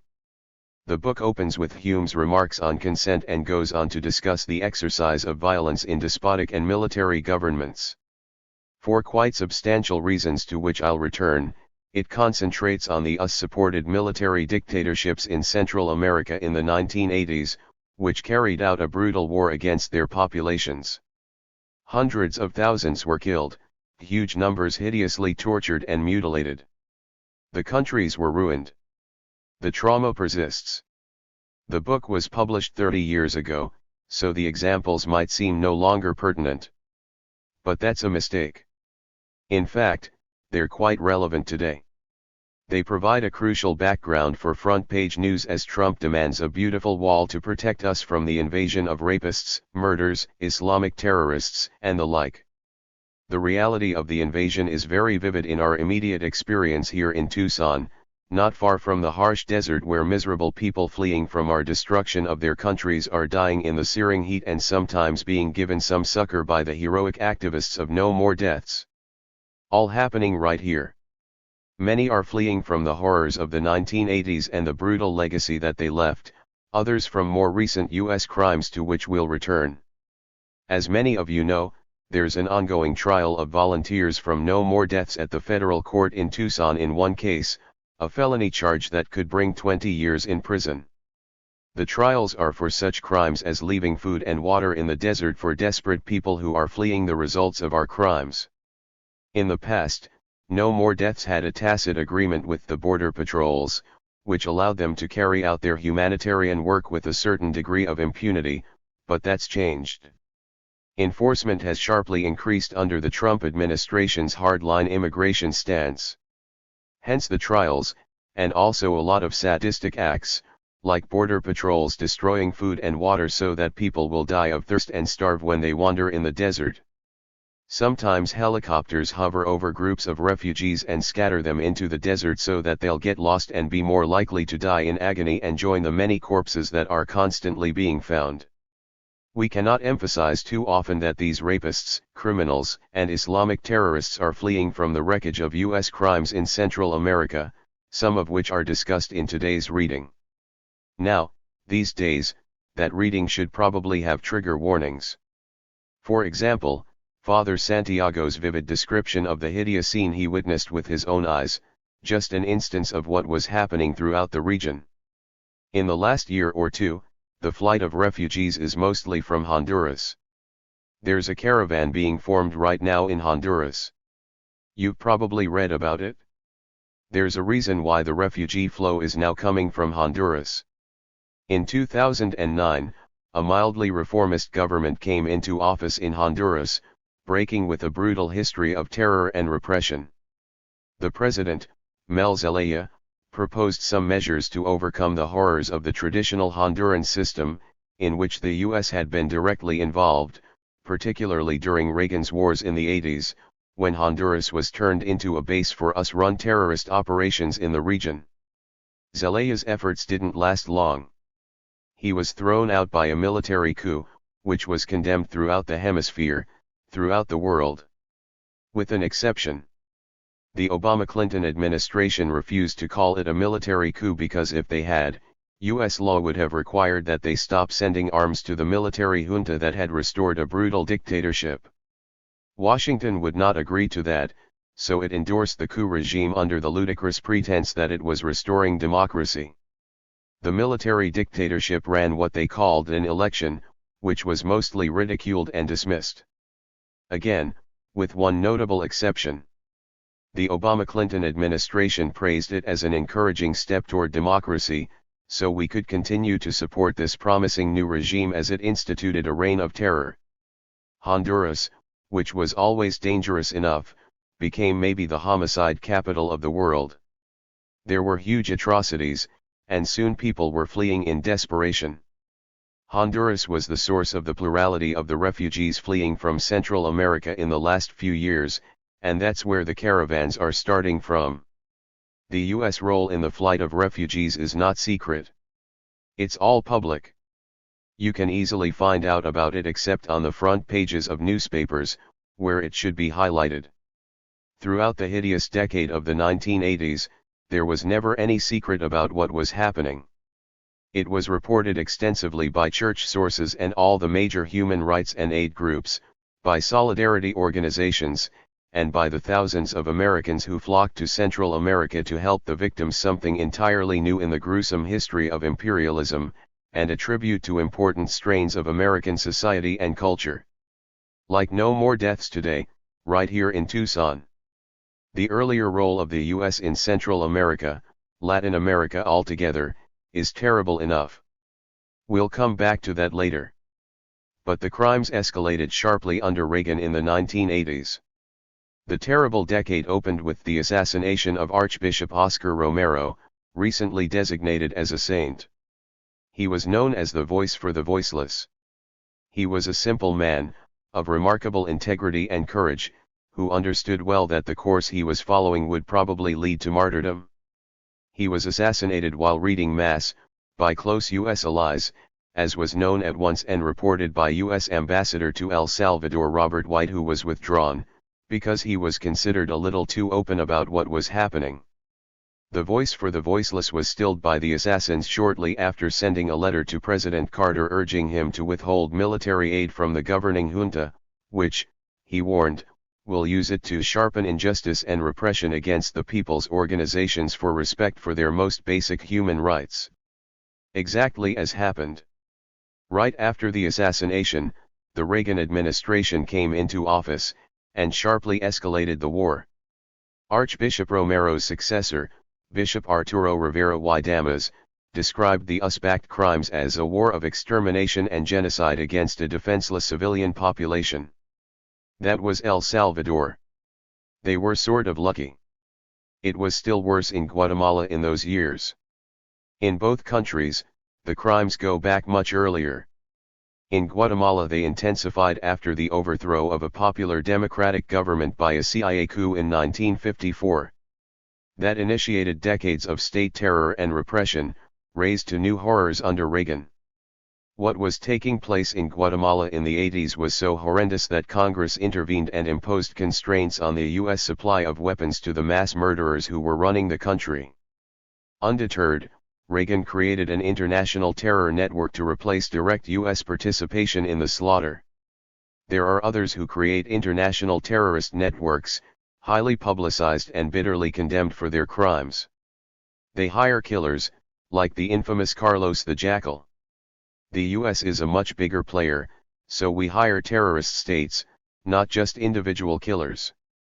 They're much more effective. The primary component of Reagan's terror network was the Argentine neo-Nazi regime that was the worst of all the Latin American monsters of those years. The competition for that honor is pretty fierce, but they were the winners. They were also the favorite of Henry Kissinger, Ronald Reagan, and their associates. So it's natural that they should be picked to direct the slaughter and torture in Guatemala when Washington had to pull out directly. But that didn't last long. The Argentine military dictatorship was overthrown. A democratic regime was slowly introduced, so Argentine neo-Nazi killers were no longer available for service in Guatemala. Washington's international terror network had to turn to others, Taiwanese mercenaries, but primarily, Israel, which provided direct support and weapons for horrifying crimes, using its considerable expertise in repression and violence. To this day, the Guatemalan military, which continues its rampages, is supplied with Israeli weapons, standard issue for their forces. In the early 80s, the atrocities amounted to virtual genocide in the Mayan highlands of Guatemala under a killer later sentenced for genocide. While it was underway, he was lauded by Reagan as a fine man, totally dedicated to democracy and given a bum rap by human rights organizations. People are still fleeing from that bitter legacy. The decade of the 80s began with the assassination of the Archbishop and closed in 1989, symbolically, with the assassination of 6 leading Latin American intellectuals, Jesuit priests, in their rooms at the Jesuit University of San Salvador. The assassins also murdered their housekeeper and her daughter to make sure there would be no witnesses. This was right at the time of the fall of the Berlin Wall and the celebration of the liberation of Soviet satellites. The murderers were from a US-trained brigade, the Atlacatl Brigade, known as El Salvador's finest, which had already compiled a horrible record of murders and atrocities. We can find out more about this from the foreign press. Several years ago, a major Spanish journal, El Mundo, published facsimiles of official documents showing that the assassination was undertaken on the direct orders of the Salvadoran High Command, which was, of course, always in close contact with the U.S. Embassy. As far as I can determine, the media here never published that crucial information, but you can find it. I published it, the only reference here to my knowledge. The free press has other priorities. A good bit has been learned about the wars in El Salvador and Guatemala since Deterring Democracy was published 30 years ago. As the wars wound down, truth commissions were established in both countries. Their research revealed that the overwhelming majority of the crimes were carried out by the security forces that were armed, trained, directed by the Reagan administration. I'll come back to all of that and its backgrounds, particularly since the Kennedy years. This is bipartisan. It's highly instructive. There has never been a truth commission here. That's unthinkable, a violation of common sense. Truth commissions often have a considerable impact, in Argentina, to take one case. So does their absence. The most important country in Latin America, Brazil, did not have one. They had a brutal military dictatorship, but there was no reckoning. Actually, the Catholic Church did publish an inquiry, but there was no real truth commission. The effects are in the headlines right now. In Brazil, something similar to military dictatorship is taking shape. It's tolerated, even supported, in part because people don't even remember the military dictatorship and its many crimes. Younger people may not even know about it. The new Bolsonaro administration even denies that there was a military dictatorship. Rather, the military coup and the brutal national security state it imposed were a rescue operation, saving the country from a communist plot to destroy Brazilian democracy.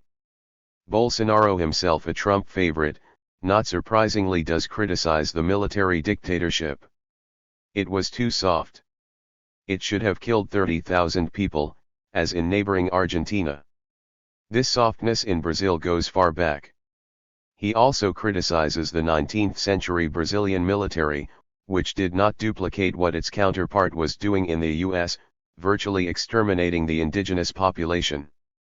Therefore, Brazil is stuck with these Indians who, Bolsonaro has made clear, must be driven from their reservations in the Amazon for their own good while the great tropical forest is handed over to agribusiness and mining, and foreign investors, to exploit and destroy.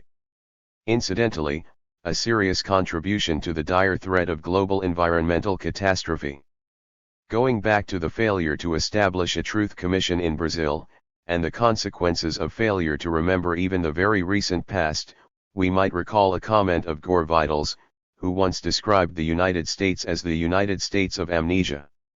It's a useful trait. But Vidal was unfair. It's not only the United States. It's every other great power as well.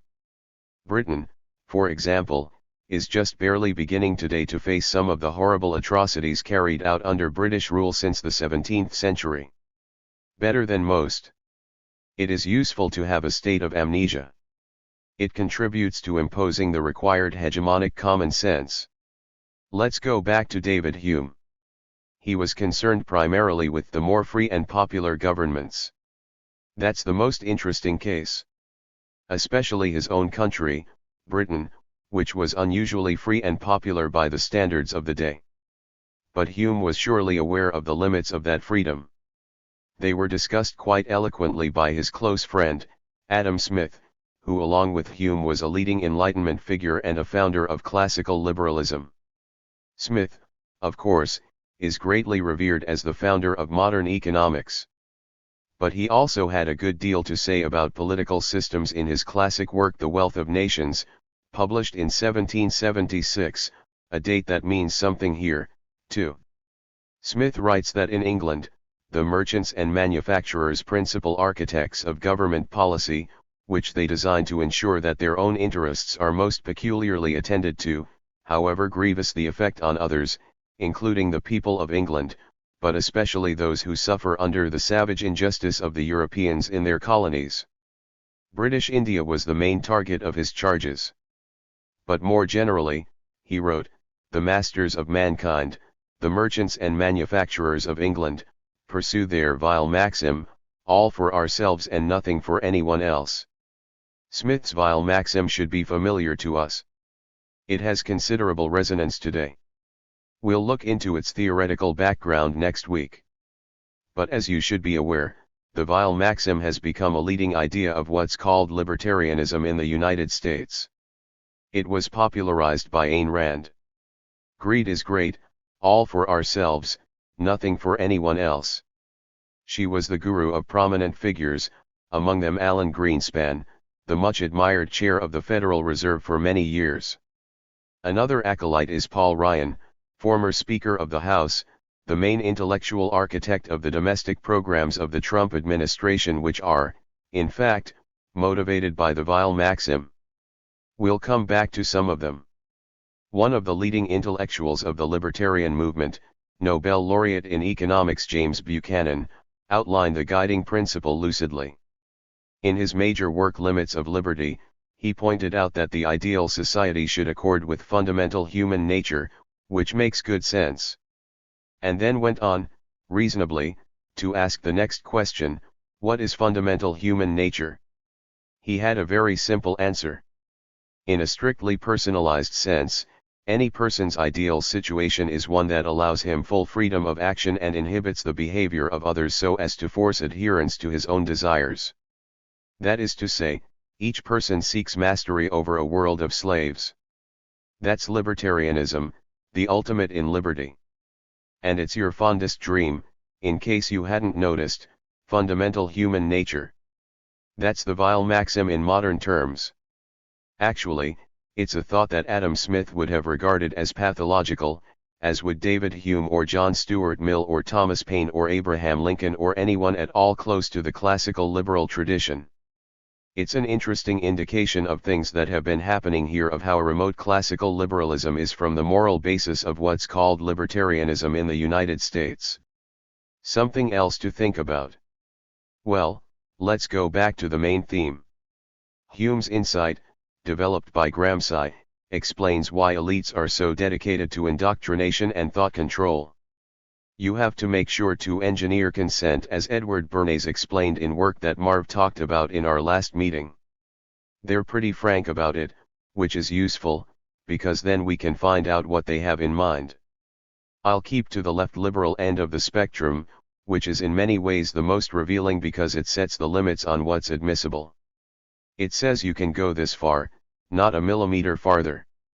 Therefore, it's always quite interesting to look at the liberal extreme of opinion. So let's do so.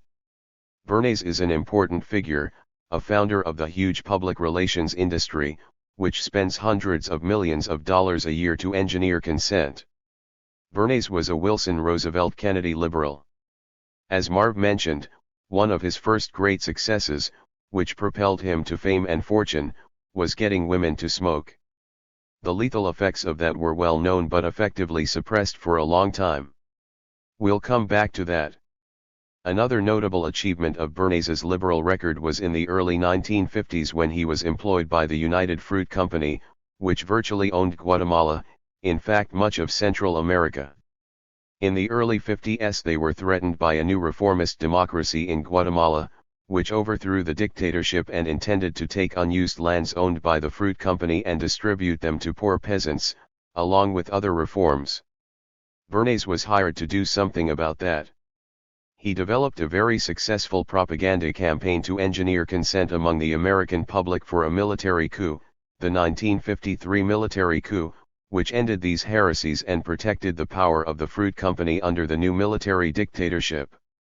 The theme of his campaign was, of course, a Soviet base not far from our borders, a communist threat, which was derisory, but worked. The military dictatorship was firmly established. That led to decades of terror and destruction, ending any threat of democracy and social reform, escalating in the Reagan years as I mentioned. And still a major factor in the flood of refugees fleeing here to the border. Edward Bernays is actually a liberal hero. That's particularly true in Cambridge, Massachusetts, where I spent most of my life. The heartland of American liberalism. He's honored because one of his achievements was to carry out a pro bono propaganda campaign to stop a real atrocity that was going to happen in Cambridge. There's a highway that goes by the river, Memorial Drive. Valeria and I lived there for a while. It has lovely old sycamore trees along the drive. A very pleasant place, we can testify to that. The city was thinking of widening the highway and cutting down the sycamores. Bernays intervened and organized a campaign that got the city to back off. So the sycamores are still there. And that apparently effaces the rest of the record, as far as liberal opinion is concerned.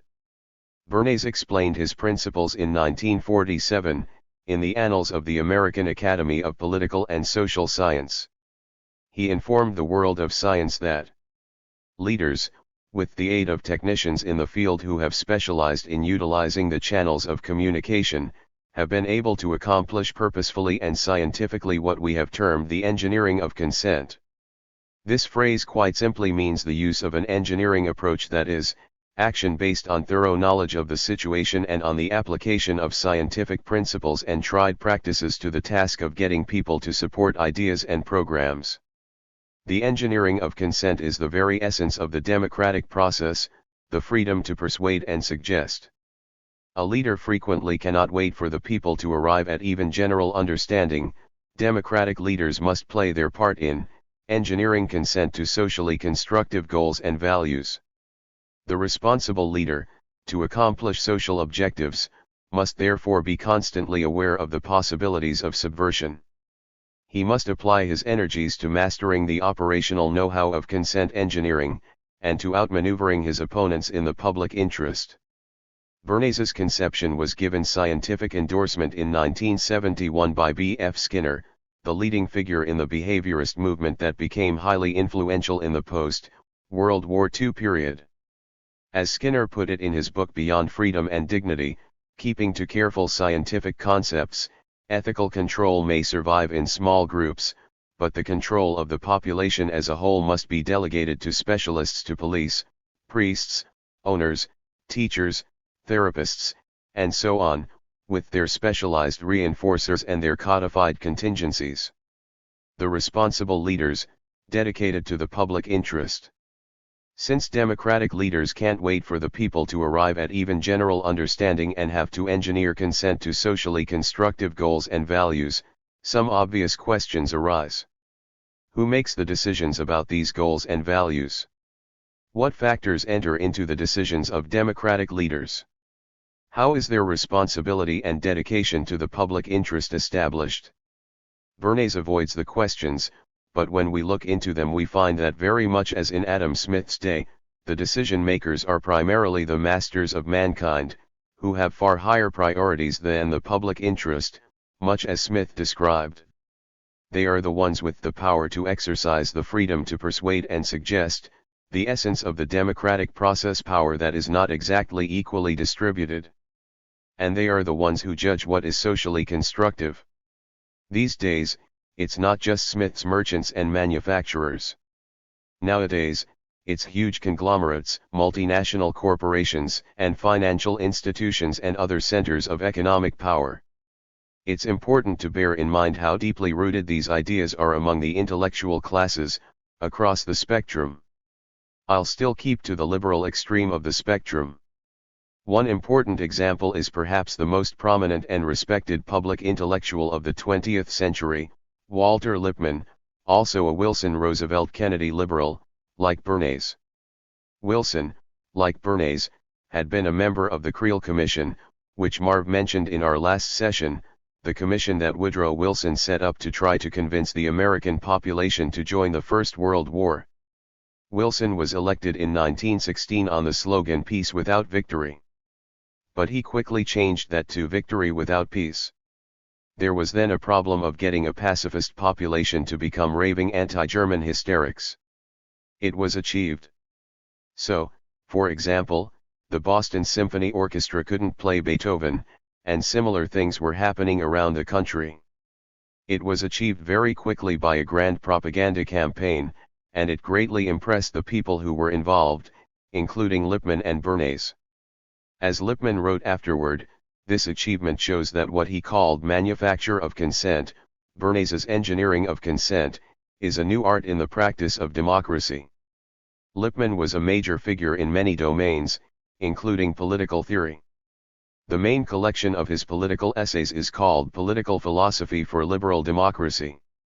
In these essays he explains that the public must be put in its place so that the intelligent minorities may lie free of the trampling and roar of the bewildered herd, the public. Members of the bewildered herd are supposed to be spectators of action, not participants. They do have a function, however. Their function is to show up periodically to push a button to vote for a selected member of the leadership class. Then they are to go away and leave us alone. That's progressive democratic theory. I won't talk about the harsher versions. Another influential liberal figure, Harold Lasswell, one of the main founders of modern political science, also had something to say about these matters. In the Encyclopedia of the Social Sciences, he explained that we should not be deluded by democratic dogmatisms about men being the best judges of their own interests. They're not. We are. Continuing, the modern propagandist, like the modern psychologist, recognizes that men are often poor judges of their own interests, flitting from one alternative to the next without solid reason or clinging timorously to the fragments of some mossy rock of ages. The older democratic doctrines allowed the nominal leader to escape his task of leadership by some procedural rigmarole. A general will was supposed to be out there, and the leader's duty was to watch carefully for it to manifest itself through the machinery of balloting and legislative discussion. But we must put such nonsense behind us in the modern age of scientific psychology and political science. With respect to those adjustments which do require mass action, the task of the propagandist is that of inventing goal symbols which serve the double function of facilitating adoption and adaptation. The symbols must induce acceptance spontaneously and elicit those changes in conduct necessary to bring about permanent adaptation. The propagandist as one who creates symbols which are not only popular but which bring about positive realignments of behavior is no phrasemonger but a promoter of overt acts. Note the free use of the term propagandist, as with Bernays. This was in the 30s. In those days, the term did not have the negative connotations it has since assumed. Putting aside the pseudo-scientific gobbledygook, we're back to the same principles. In a democratic society, we, the intelligent minority, have the duty of directing the ignorant and stupid masses to what we decide are proper goals, using whatever deception is required. All for their own good. These points were elaborated by Reinhold Niebuhr, a highly respected liberal political analyst and theologian, often described as the theologian of the establishment. He explained that because of the stupidity of the average man, enlightened leaders have to construct necessary illusions and emotionally potent simplifications to ensure that the best interests of the general public are served by the responsible intellectuals. From a different perspective, the responsible intellectuals are what Gramsci called experts in legitimation, whose task is to somehow legitimate what's happening. Henry Kissinger, who was a master in the art, explained it a little differently. Paraphrasing one of his insights, the expert is someone who can articulate the consensus of the powerful, and thus, by implication, can manage their affairs for them. Not everyone qualifies as an expert or responsible intellectual. There are also the wild men in the wings, the phrase used in a major article in the major establishment journal Foreign Affairs in 1968 by Kennedy, Johnson National Security Advisor McGeorge Bundy, former Harvard Dean, later head of the Ford Foundation. He was referring to people who are so remote from reality that they don't just question the government's tactics but even raise questions about motives. Specifically, he had in mind critics of the Indochina wars that he had been conducting. Plainly total insanity. Insanity that is incidentally well documented in the Pentagon Papers released by Dan Ellsberg shortly after Bundy wrote. It contains ample material on motives, sometimes quite explicit and not too attractive, to put it mildly. And not just confirming but substantially extending the lunacy of the wild men. Well, every society has its wild men in the wings. In the old Soviet Union, the wild men in the wings, from the point of view of the rulers, were the dissidents. They were harshly treated in the Soviet Union but of course greatly honored here. We all know their names. When we come back home, the values are reversed. The dissidents are wild men, condemned or more often simply ignored. Who, for example, even knows the names of the leading Latin American intellectuals assassinated in 1989 by the elite forces that we armed and trained? Anybody here know their names? Or even that it happened? There's a long list of others often suffering the martyrdom, which, in an infinite variety of shapes, awaits those who have the heart and will and conscience to fight a battle with the world, to quote Nathaniel Hawthorne's House of the Seven Gables. We don't have time to go through the history, which is a revealing one. But in brief, the pattern goes way back to the earliest recorded history. So go back to classical Greece and ask who had to drink the hemlock and commit suicide. It was the guy who was corrupting the youth of Athens by asking too many questions, Socrates. Roughly at the same time, if you look at the biblical record, there were people who are called prophets, a misleading translation of an obscure Hebrew word. They were what we might call dissidents. They were criticizing the evil acts of the kings, giving geopolitical analysis, warning of what was going to happen as a result of these terrible policies, calling for mercy for widows and orphans, clearly wild men in the wings. They were not welcomed. They were treated harshly, imprisoned, driven into the desert, condemned as haters of Israel, in this case, the prophet Elijah. That's the origin of the phrase Jewish self-hatred used today to condemn Jewish critics of Israeli policy by prominent Israeli political figures like Abba Eban and, commonly, by defenders of these policies here. Centuries later, the prophets were honored. But not at the time. At the time, the people who were honored were the flatterers at the court, those who were later called false prophets. The experts in legitimation. And so it goes right through history. An interesting story. Take Gramsci. When he was condemned to prison by the Mussolini dictatorship, the prosecutor said that we must stop this brain from functioning for 20 years. Now that was fascism. We are a little harsher.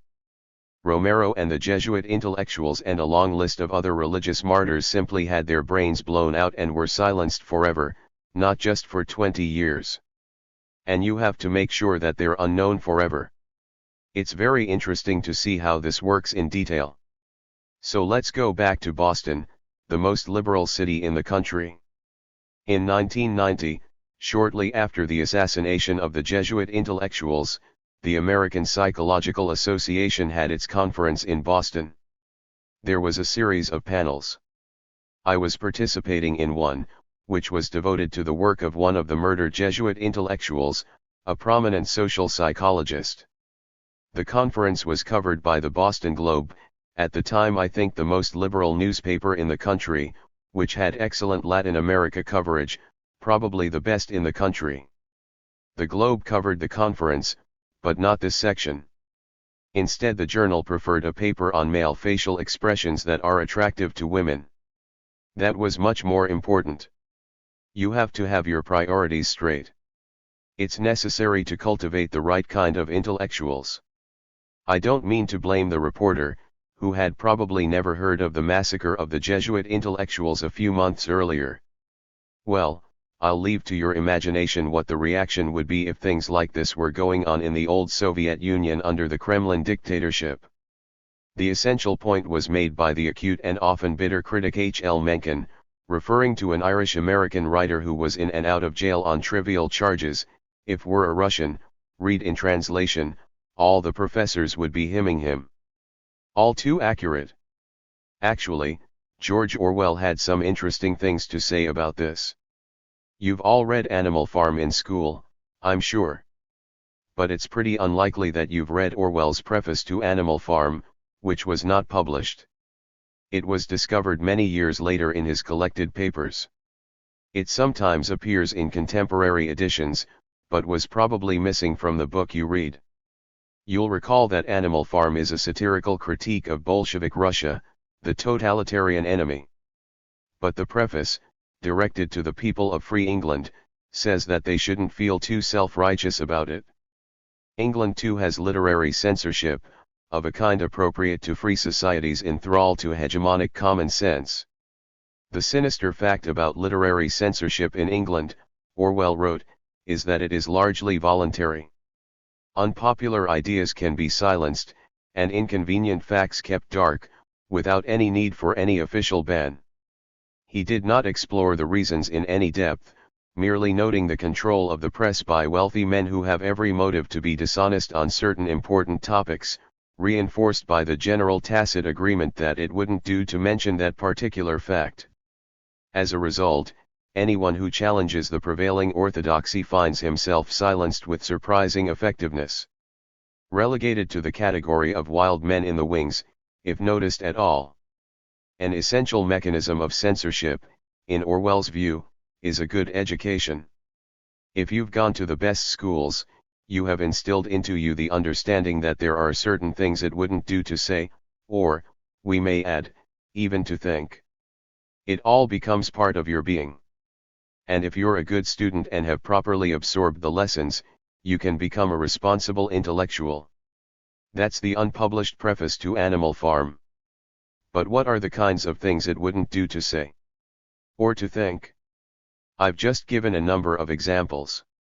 U.S. crimes in Latin America, for example, and also the very interesting comparison of Latin America, U.S. domains, with Russian domains in Eastern Europe. There are some quotes in the reading. Latin American intellectuals recognized that Eastern Europeans are in a way, luckier than Central Americans, one wrote the publisher of a journal that was blown up by Uzbek state terrorists, arousing no interest in the United States. While the Moscow-imposed government in Prague would degrade and humiliate reformers, he continued, the Washington-made government in Guatemala would kill them.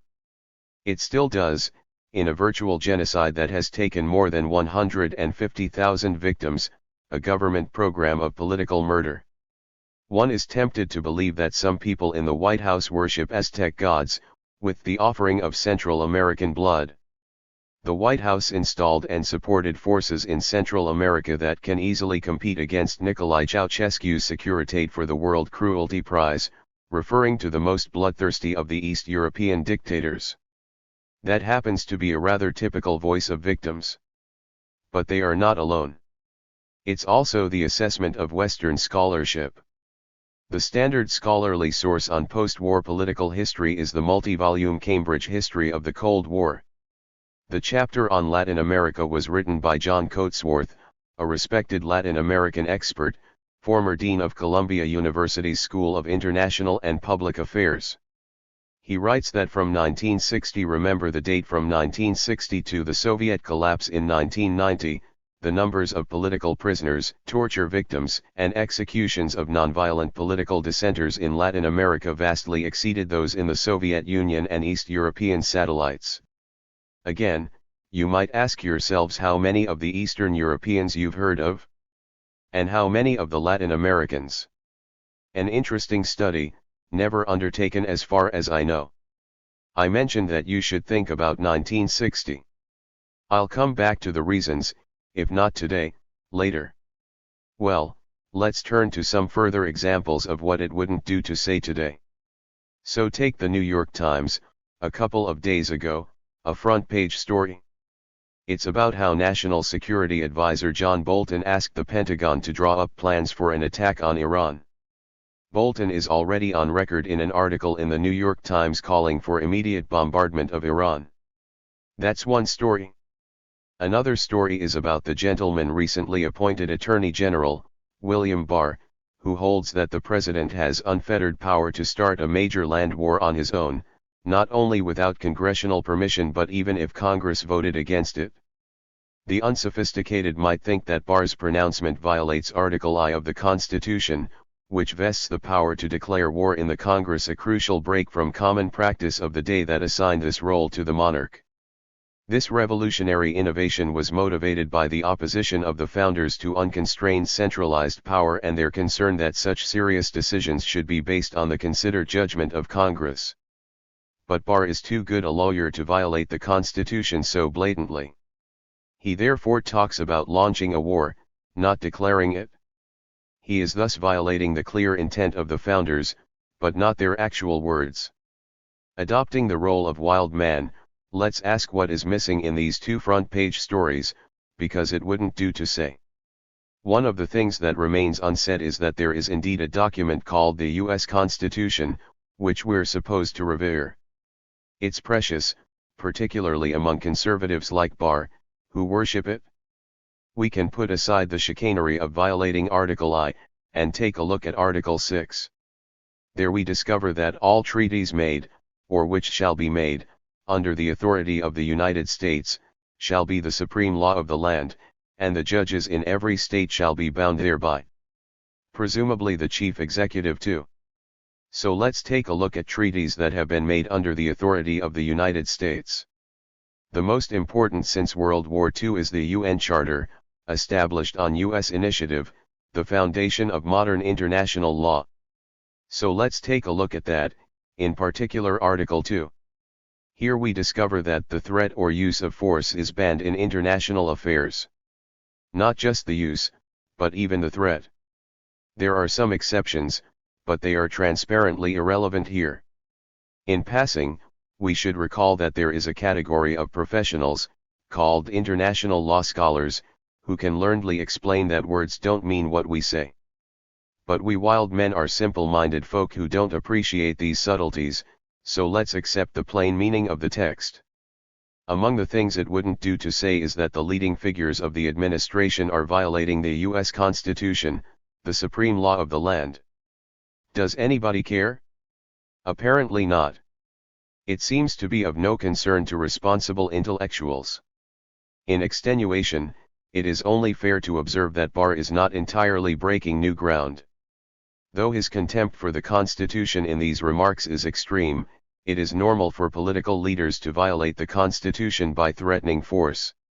It has been normal for years, for example, for the President and others to say that all options are open against Iran. All options means all options, up to nuclear attack. More generally, all of this is pretty standard. So take the invasion of Iraq, 2003, a textbook example of aggression without credible pretext. It's criticized by President Obama, for example, who is greatly respected for having criticized it as a strategic blunder. Did we praise Russian generals when they criticized the invasion of Afghanistan as a strategic blunder? Or Nazi war criminals who criticized Hitler's two-front war as a strategic blunder, because they should have knocked out England first? I don't recall any such thing. Is there a difference in this case? If so, what is it apart from us versus them? Worth thinking about. Obama's criticism of the Iraq War is as far as you can go. Try to find somebody who said that it wasn't a mere blunder, it was the supreme international crime. That's the judgment of Nuremberg, where Nazi war criminals were condemned. Many of them hanged. It described aggression, and again, the Iraq invasion is a textbook example as the supreme international crime, differing only from other war crimes in that it contains within itself the accumulated evil of the whole. In the case of Iraq, the accumulated evil is a long list, all the way to ISIS and beyond. The U.S. prosecutor at Nuremberg, Robert Jackson, gave an interesting talk to the tribunal. He said that we are handing the defendants a poisoned chalice, and if we sip from it, if we are guilty of similar crimes, we have to suffer the same fate. Otherwise, we should concede that the judicial proceeding is a farce, victor's justice. Well, you can draw your own conclusions. But these are all things that it wouldn't do to say or to think about under the reign of hegemonic common sense. Let's take a look at the worst international crime since the Second World War, the US invasion of Vietnam, then all of Indochina, leaving many millions of corpses and 3 countries in ruins. Sometimes the assault was undertaken with explicit directives reaching to such levels of criminality that they defy words, such as the infamous orders that Kissinger obediently transmitted to the US Air Force calling for a massive bombing campaign in Cambodia. Anything that flies on anything that moves, a call for genocide that is hard to duplicate in the historical record. Orders that were carried out, providing a major stimulus for the creation of the Khmer Rouge, as revealed by scholarship, but hardly penetrates to common sense. The wars ended in 1975, and of course everyone of any significance had to write a comment about it. There were basically 2 groups. The hawks said that if we'd fought harder, we could have won. Maybe we were stabbed in the back by anti-war protesters. The second group was the doves. At the extreme critical end in the mainstream, perhaps, was Anthony Lewis of the New York Times. Again, it's always useful to look at the establishment left, marking the limits of what it is okay to say. Lewis wrote in New York Times that the war began with blundering efforts to do good. How do we know that? Because it's an axiom, a necessary truth. If the United States did it, it was an effort to do good. You don't need any evidence for that. That's hegemonic common sense. Why blundering efforts? Because it didn't work. So the war began with blundering efforts to do good, but by 1969 it was clear to most of the world and most Americans that the intervention had been a disastrous mistake. The argument was that the United States had misunderstood the cultural and political forces at work in Indochina, that it was in a position where it could not impose a solution except at a price too costly to itself. That's the extreme left criticism expressible in the mainstream. There was another view expressed at the same time, that the war was fundamentally wrong and immoral, not a mistake. But that's of course the kind of anti-American hysteria you expect from the wild men in the wings, so it was quite reasonable to deny it expression. Except that the wild men in the wings in this case were the large majority of the population. There are regular studies of U.S. public opinion on international affairs. The major monitor of public opinion on such matters is the respected Chicago Council of International Relations. They had polls in 1975, and, of course, among the questions posed were questions about attitudes toward the war in Vietnam. There were various options available. One of the options was that the war was not a mistake, it was fundamentally wrong and immoral. That option was selected by 70% of the population. The wings must be pretty broad to cover all of these wild men. One can sympathize with the contempt of the liberal intellectual elite for the stupidity of the average man, who doesn't even realize what it wouldn't do to say. That question continued to be asked in the polls for many years, with about the same result. Roughly 2/3 or more said the war was fundamentally wrong and immoral, not a mistake. You would be hard put to find one comment by left liberal intellectuals who made it into the mainstream who could express the views of the population. There is, of course, a lingering question. What did people mean by this? That question was finally raised by the academic director of the studies, political scientist John Reilly. He wrote that the responses show a preference to avoid undertaking major burdens in foreign interventions. Possibly. Or possibly they show that the public thought that the war was fundamentally wrong and immoral, not a mistake. It wouldn't have been hard to determine the answer, but apparently the inquiry was never undertaken. Perhaps it was considered superfluous since the right conclusion is so obvious. All of this raises quite interesting questions about the hold that hegemonic common sense exercises over the responsible men as compared with the stupid and ignorant masses. Quite interesting questions. It wouldn't be too surprising to discover that the experts in legitimation are more deeply indoctrinated than those who are not subjected constantly to streams of propaganda and are not its purveyors. There is some evidence to this effect on a number of issues, but it's never been investigated systematically, as far as I know. Since I still have a few more minutes, I'd like to say a few words about how the issues we are discussing arose in the first modern democratic revolution in 17th century England, along with the problem of putting the public in their place, Lippmann's problem 3 centuries later. That's the immediate background for Hume's observations on engineering consent. The mid-17th century conflict is usually presented as a war between king and parliament, the latter representing the rising merchant and manufacturing classes. The final glorious revolution established the primacy of parliament, and also registered victories for the rising bourgeoisie. One not inconsiderable achievement was to break the royal monopoly on the highly lucrative slave trade. The merchants were able to gain a large share of this enterprise, a substantial part of the basis for British prosperity. But there also were wild men in the wings, much of the general public. They were not silent. Their pamphlets and speakers favored universal education, guaranteed health care, and democratization of the law. They developed a kind of liberation theology, which, as one critic ominously observed, preached seditious doctrine to the people and aimed to raise the rascal multitude, against all men of best quality in the kingdom, to draw them into associations and combinations with one another, against all lords, gentry, ministers, lawyers, rich and peaceable men. Particularly frightening were the itinerant workers and preachers calling for freedom and democracy, the agitators stirring up the rascal multitude, and the authors and printers distributing pamphlets questioning authority and its mysteries. Elite opinion warned that the radical Democrats had cast all the mysteries and secrets of government before the vulgar, and have made the people thereby so curious and so arrogant that they will never find humility enough to submit to a civil rule. It is dangerous, another commentator ominously observed, to have a people know their own strength, to learn that power is in the hands of the governed, in Hume's words. The rabble did not want to be ruled by king or parliament, but by countrymen like ourselves, that know our wants. Their pamphlets explained further that it will never be a good world while knights and gentlemen make us laws, that are chosen for fear and do but oppress us, and do not know the people's sores. These ideas naturally appalled the men of best quality. They were willing to grant the people rights, but within limits. After the Democrats had been defeated, John Locke commented that day laborers and tradesmen, the spinsters and dairymaids must be told what to believe, the greatest part cannot know and therefore they must believe.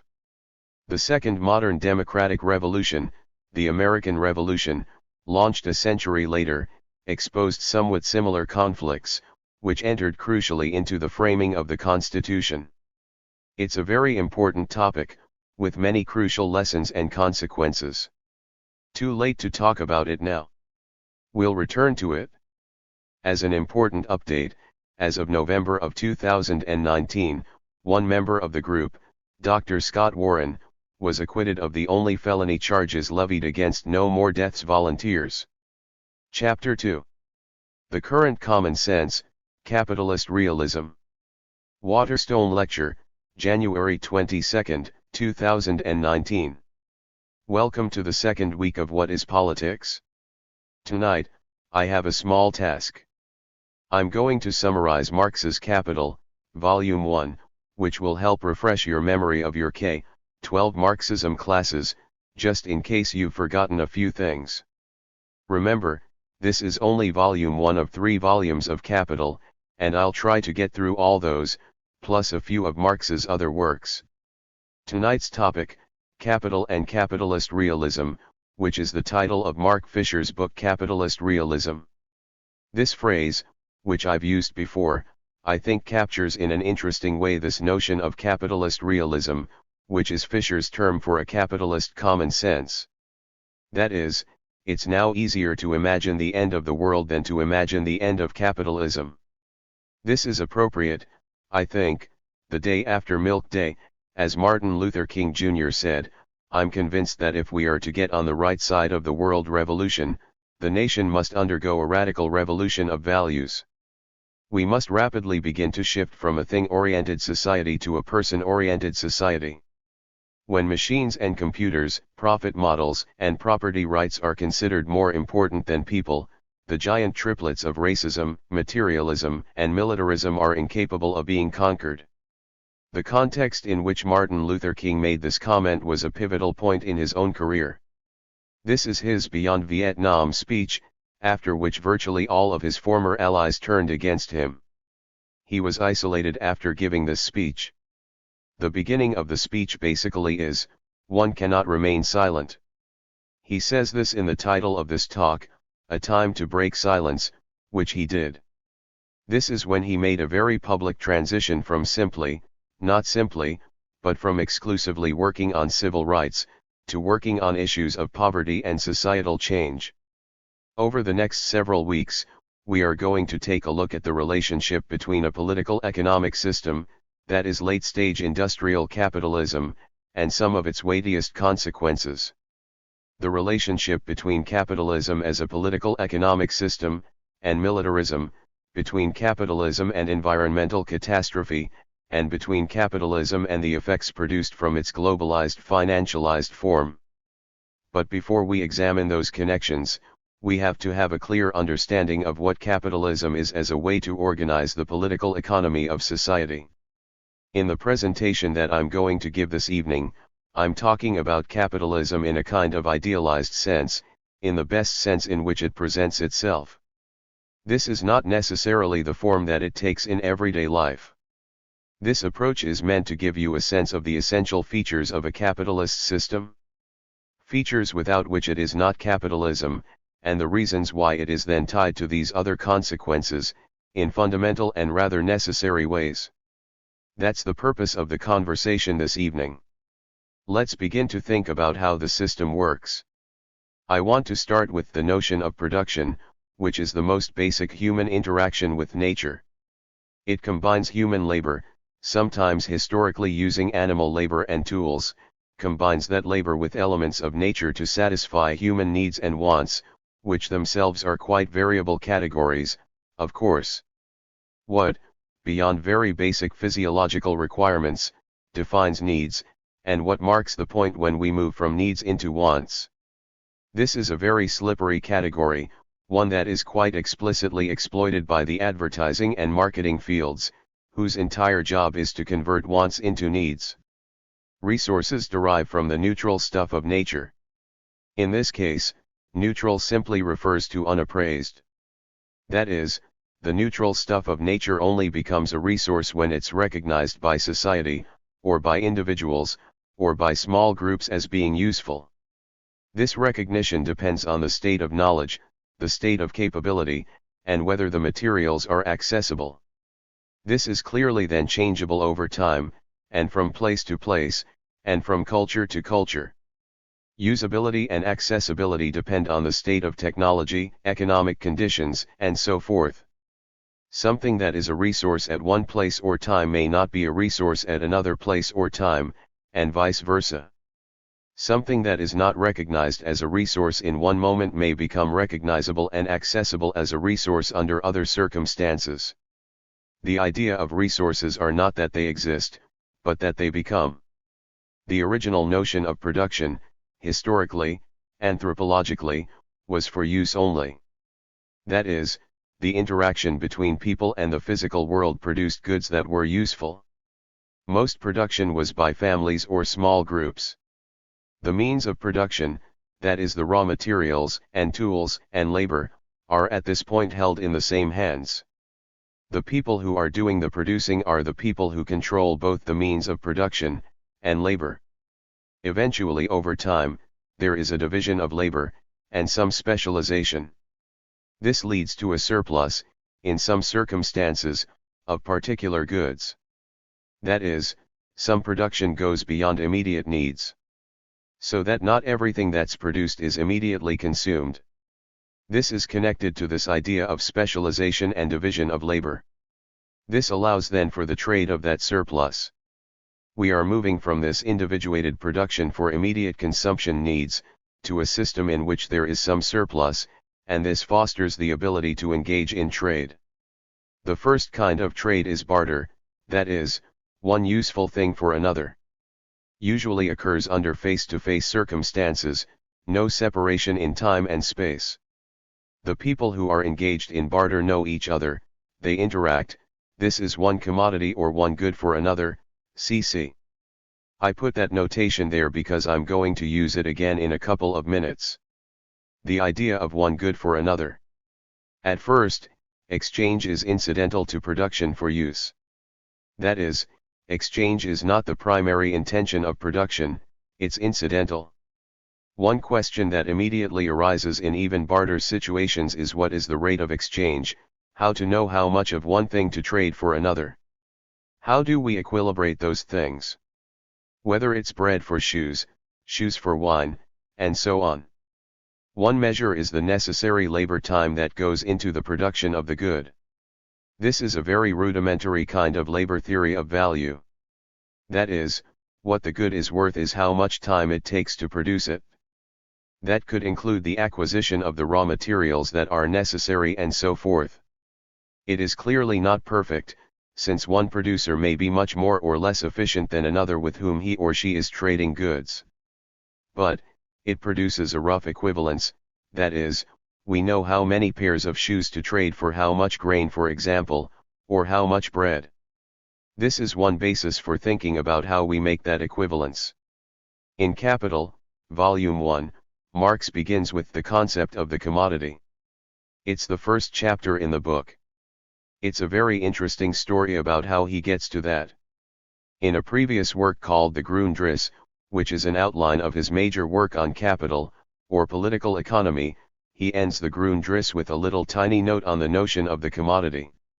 He has a little note to himself at the end of this, it is less than a one-page comment that says, this to be moved forward. Then he begins Capital by speaking about the commodity, which he thinks about as the most basic element of capital. The commodity includes two components, use value, that is, the commodity has to be useful for someone for something. Under capital, however, a commodity also has to have this other essential element, which is exchange value. That is, it has to be capable, in addition to it being useful, of carrying something that the society values. We'll talk about what that is in just a minute. The commodity must have these two elements to be useful in a capitalist sense. To perform its function, as I say, it has to include both elements. These elements are reciprocal and antithetical to each other.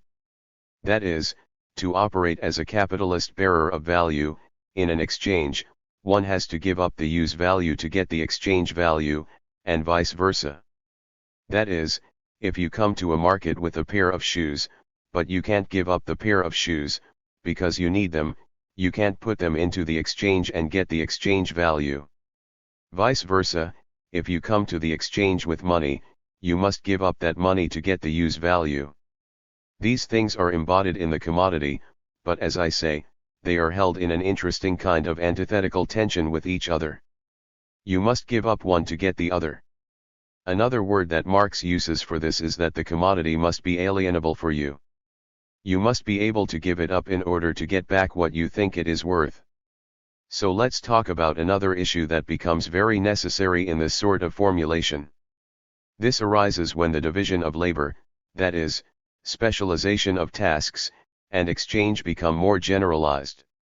That is, when they are not simply incidental to production as a little bit of surplus, but when this becomes a dominant part of the pattern of society. When specialization and exchange become generalized, there is a need for something called a universal equivalent. Under such circumstances, a universal equivalent is a particular commodity in terms of which all other commodities can be valued. It gets very awkward if you have a lot of goods being exchanged, to think about simply talking about the amount of labor time, or average labor time that went into them. Rather than being able to talk in those terms, we need something called a universal equivalent. That universal equivalent we call money. Performing as the universal equivalent is one of the functions, one of the several functions, that money performs, but I'm going to stay just with this one for tonight. Anything can serve as money. Historically, many things have served as money over time. You know the word salary comes from the word salt, and salt at one point was a form of money. For reasons historical, other reasons, reasons of portability, durability, consistent quality, things like gold and silver, and sometimes copper and other precious metals, have served most typically over time as money. The important point to note here is that money performs this function of a universal equivalent. The value of every other commodity can see itself in money. Let's start now by thinking about how this works. This is the most basic form of commodity exchange, CMC. C, commodity, M, money, C, another commodity. This is selling in order to buy. You come to market with a commodity, say you have a surplus of shoes, but you don't specialize in making bread. You come to market, you sell the shoes, you get money, you use the money to buy bread. Exchange, rather than use, starts to become the rationale for production. Early in the production cycle, remember, use is the predominant rationale for production. Once we are in this kind of setting where exchange and specialization have taken over, production for exchange predominates.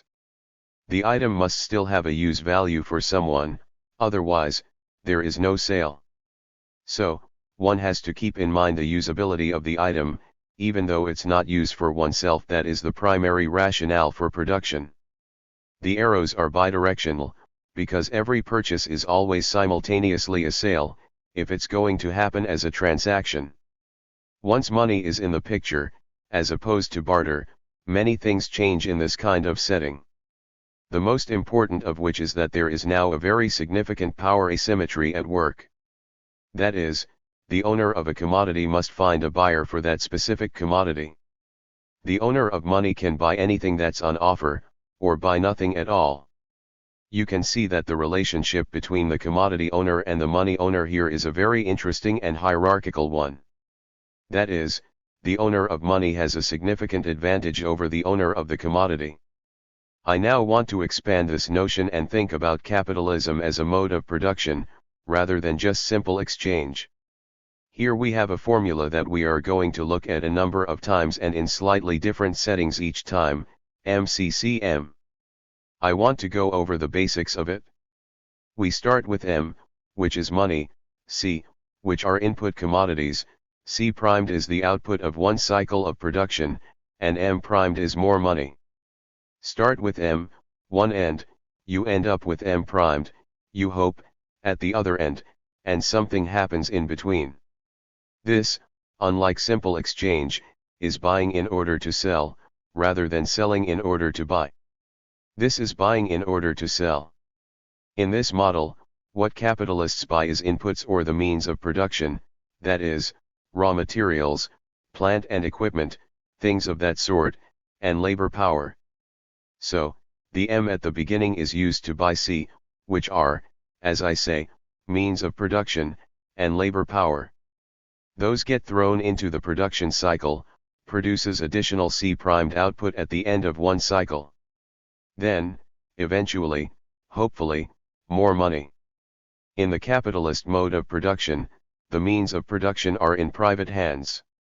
This is an essential feature of a capitalist mode of production.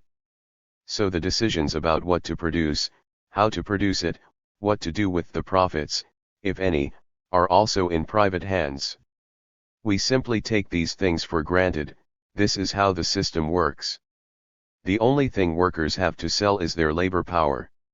Let me repeat that, the only thing workers have to sell is their labor power. I put a note in here, not their labor, and I'll make that distinction clear in just a little bit. The only thing workers have to sell is their labor power. So, here is an interesting thing.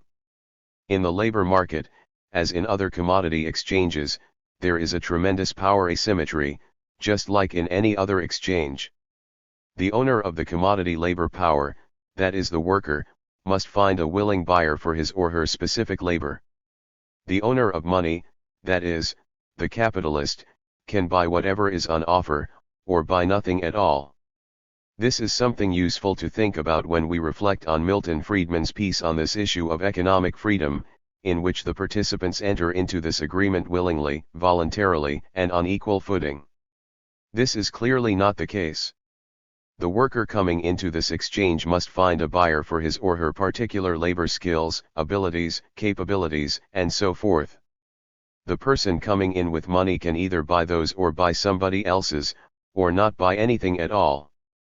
This immediately jeopardizes Friedman's position on this notion of economic freedom. I'll examine that in a little bit further detail in a minute.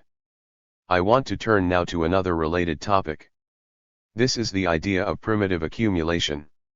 It's going to help us answer a few questions that spring to mind when thinking about these fundamental elements of a capitalist mode of production. The first question is, why are the means of production in the private hands of the few? If an essential feature of capitalism is that the means of production are in private hands, and I didn't say of the few, but we can infer that easily, why is that the case? Second, how is it that the capitalists find people ready and willing to sell their labor power, and that's all that they have to sell? How is that the case? Let's turn to Karl Marx. Here is the myth first of all. This primitive accumulation plays in political economy about the same part as original sin in theology. Its origin is supposed to be explained when it is told as an anecdote of the past. In times long gone by there were two sorts of people, one, the diligent, intelligent, and above all frugal elite. The other lazy rascals, spending their substance more in riotous living.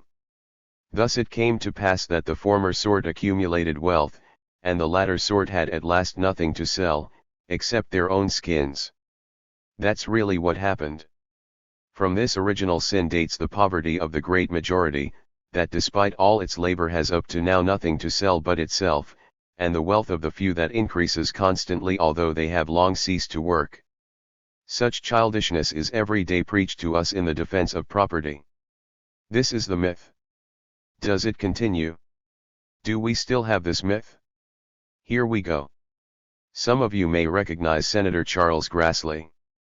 Last year he said, I think not having the state tax recognizes the people that are investing.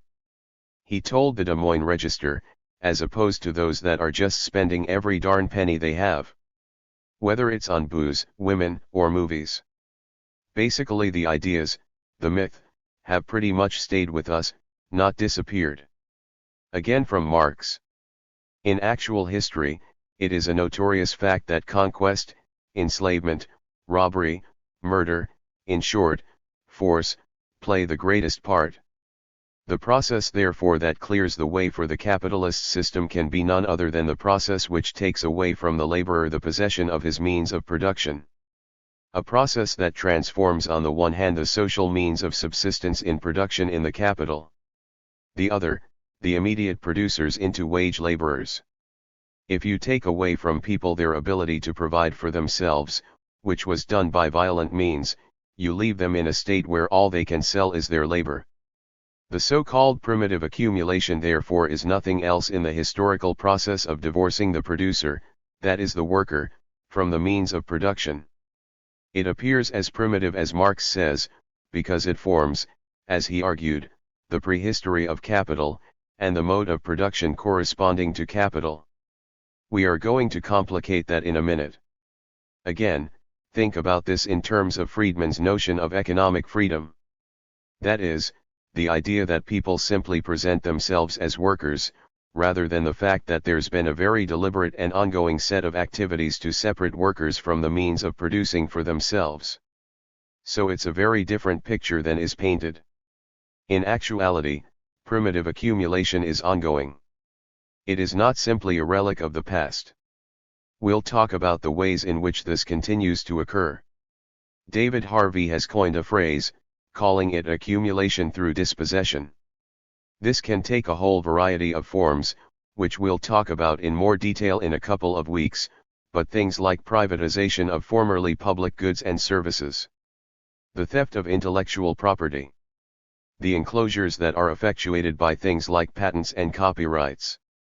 Those are all forms of primitive accumulation, or accumulation through dispossession, and they are ongoing. They are not a relic of the past by any means. One other crucial element, this is an especially important component of the ways in which people are separated from means of subsistence and production for themselves. This idea of communal property, always distinct from the state property, it was an old Teutonic institution, which lived on under cover of feudalism. We have seen how the forcible usurpation of this generally accompanied by the turning of arable land into pastoral land. That is, there were common spaces that were available to people to grow food, to graze their own animals and so forth. People were violently thrown off of that land, so as to not be able to produce for themselves. It begins at the end of the 15th and extends into the 16th century, but at that time the process was carried on by means of individual acts of violence, against which legislation for 150 years fought in vain. Didn't fight that hard, but it tried to prevent these usurpations. The advance made by the 18th century shows itself in this, that the law itself becomes now the instrument of the theft of the people's land. Although, the large farmers make use of their little independent methods as well. The parliamentary form of the robbery is that of the Acts of Closure of the Commons, in other words, decrees by which the landlords grant themselves the people's land, this private property, decrees of expropriation of the people. Again, every little opportunity that people might have had to produce for themselves is very systematically foreclosed. I mean, the term enclosure is exactly right. That these things were taken away as public resources to be utilized by the people, and made into private property. And finally, it is not enough that the conditions of labor are concentrated in the mass in the shape of capital at the one pole of society, while at the other are grouped masses of men who have nothing to sell but their labor power. Neither is it enough that they are compelled to sell it voluntarily. Advance of capitalist production develops a working class, which by education, tradition, habit, looks upon the conditions of that mode of production as self-evident laws of nature. The organization of the capitalist process of production once fully developed breaks down all resistance. This is clearly the production of the common sense around capitalism. It's not enough that this has happened, but over time, people begin to think of it as natural, inevitable, and unavoidable. This is just how things work. Note also that what Marx is talking about here is extreme concentration of wealth at one pole, the few capitalists, and the separation of that wealth from the other pole, the masses of people. Undoubtedly, a number of you saw the latest Oxfam report, where 26 individuals now own as much wealth as 3.8 billion people on the planet. There is something possibly wrong with that. I don't know any of the 26 personally, but I'm sure that they could give up a little bit. Even the role of money in politics is also a significant implication for democracy, which we are going to talk about. Here you can compare the papers by Milton Friedman and Robin Hahnel. Wealthy elites are able to control the government structures in their favor to enhance their own interest, and further this inequality. Just to bring this up to date a little bit, as Mark Fisher puts it in his book Capitalist Realism, over the past 30 years, capitalist realism, which is his term for the prevailing common sense, has successfully installed a business ontology, in which it is simply obvious that everything in society should be run as a business. That's what he means by business ontology. The state of the world is a business world. He points out, and this ties back to last week's conversation on common sense, emancipatory politics must always destroy the appearance of a so-called natural order. It must reveal what is presented as necessary and inevitable, to be a mere contingency. That is, the common sense of what we think about the capitalist world has to be demonstrated to be contingent, not necessary, and inevitable. Then, on the other hand, it must make what was previously deemed to be impossible, seem attainable. He puts out a number of examples in the following paragraph to this quote, where he talks about things that just a few years ago seemed impossible, like the privatization of goods and services and so on. In that 20 to 30 year period, privatization did become possible. Then anything contrary to the way things are now looks completely unattainable, even though a few years ago they seemed to be well within grasp. Again, this is the utility of thinking about things from this point of view of a malleable common sense.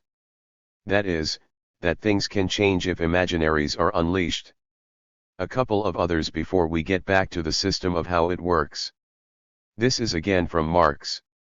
The discovery of gold and silver in America, the extirpation, enslavement, and entombment in the minds of the aboriginal population, the beginning of the conquest, and looting of the East Indies, the turning of Africa into a warren for the commercial hunting of black skins, are all things which characterize the dawn of the era of capitalist production.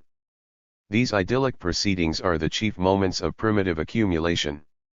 The different moments of primitive accumulation distribute themselves now more or less in chronological order, particularly over Spain, Portugal, Holland, France, and England. In England at the end of the 17th century, they arrived at a systematical combination embracing the colonies, the national debt, the modern mode of taxation, and the protection of system. The concentrated and organized force of society to hasten, hothouse fashion, the process of transformation, of the feudal mode of production into the capitalist mode, and to shorten the transition. Force is the midwife of every old society pregnant with a new one. It is itself, that is force, is an economic power. Again, he's making the point that these forms of primitive accumulation are essential forms for capital to have gone through in order to get to where it gets to.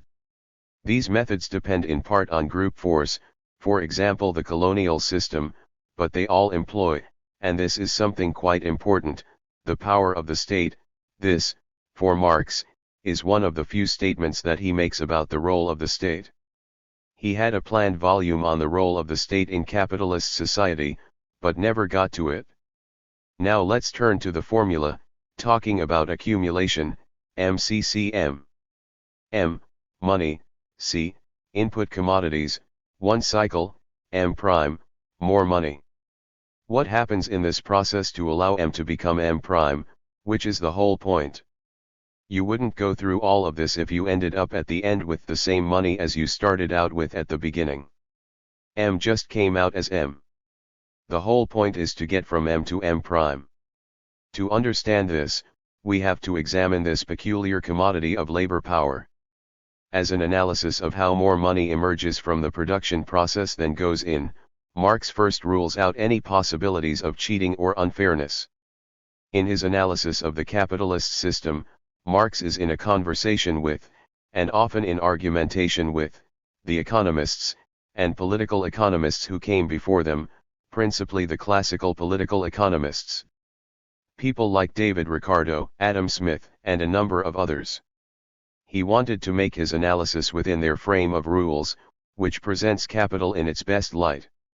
So that if in fact he shows it not to produce the advantages that they claim, he will have done it on their terms. One of the things he does is to rule out things like cheating, like buying low and selling high, which is a sort of principal character of mercantilism. The reason he rules this out is, he says, that on balance in society, this doesn't produce any additional surplus value or wealth. It simply redistributes what value or wealth already exists. That it all averages out, if you cheat somebody, you may have gotten something, but they lost something. It's a kind of zero-sum thing. He rules that out. Everything in the process as Marx analyzes it trades at its true value. The means of production cannot be the source of the additional value. Remember, he's trying to figure out in his process how we get from M to M prime. One of the things that capitalists do is by means of production. He says, those cannot be the source of additional value. The reasons are this. They either transfer part of their value to the new products, or, for example, you depreciate machinery over time. You can calculate how much of the value goes into a production in each cycle of production. Or the means of production actually end up incorporated into the new product itself, but there is no new value there. So, if you make something, if you make bread out of wheat, it becomes incorporated in the bread, but there is no new value there. It's necessary for the capitalists to find on the market the commodity that produces more value than it itself costs. That's the trick. This unique commodity is labor power, and is the only element in the process that produces surplus value, which is the source of profit. It's a unique commodity in that regard. How does this work? Fortunately, there is a simple answer. I hate to be bearer of bad news, but this is how it works: exploitation of the worker. How does this operate? To understand this process, we have to begin by understanding wages, particularly the notion of a prevailing average wage.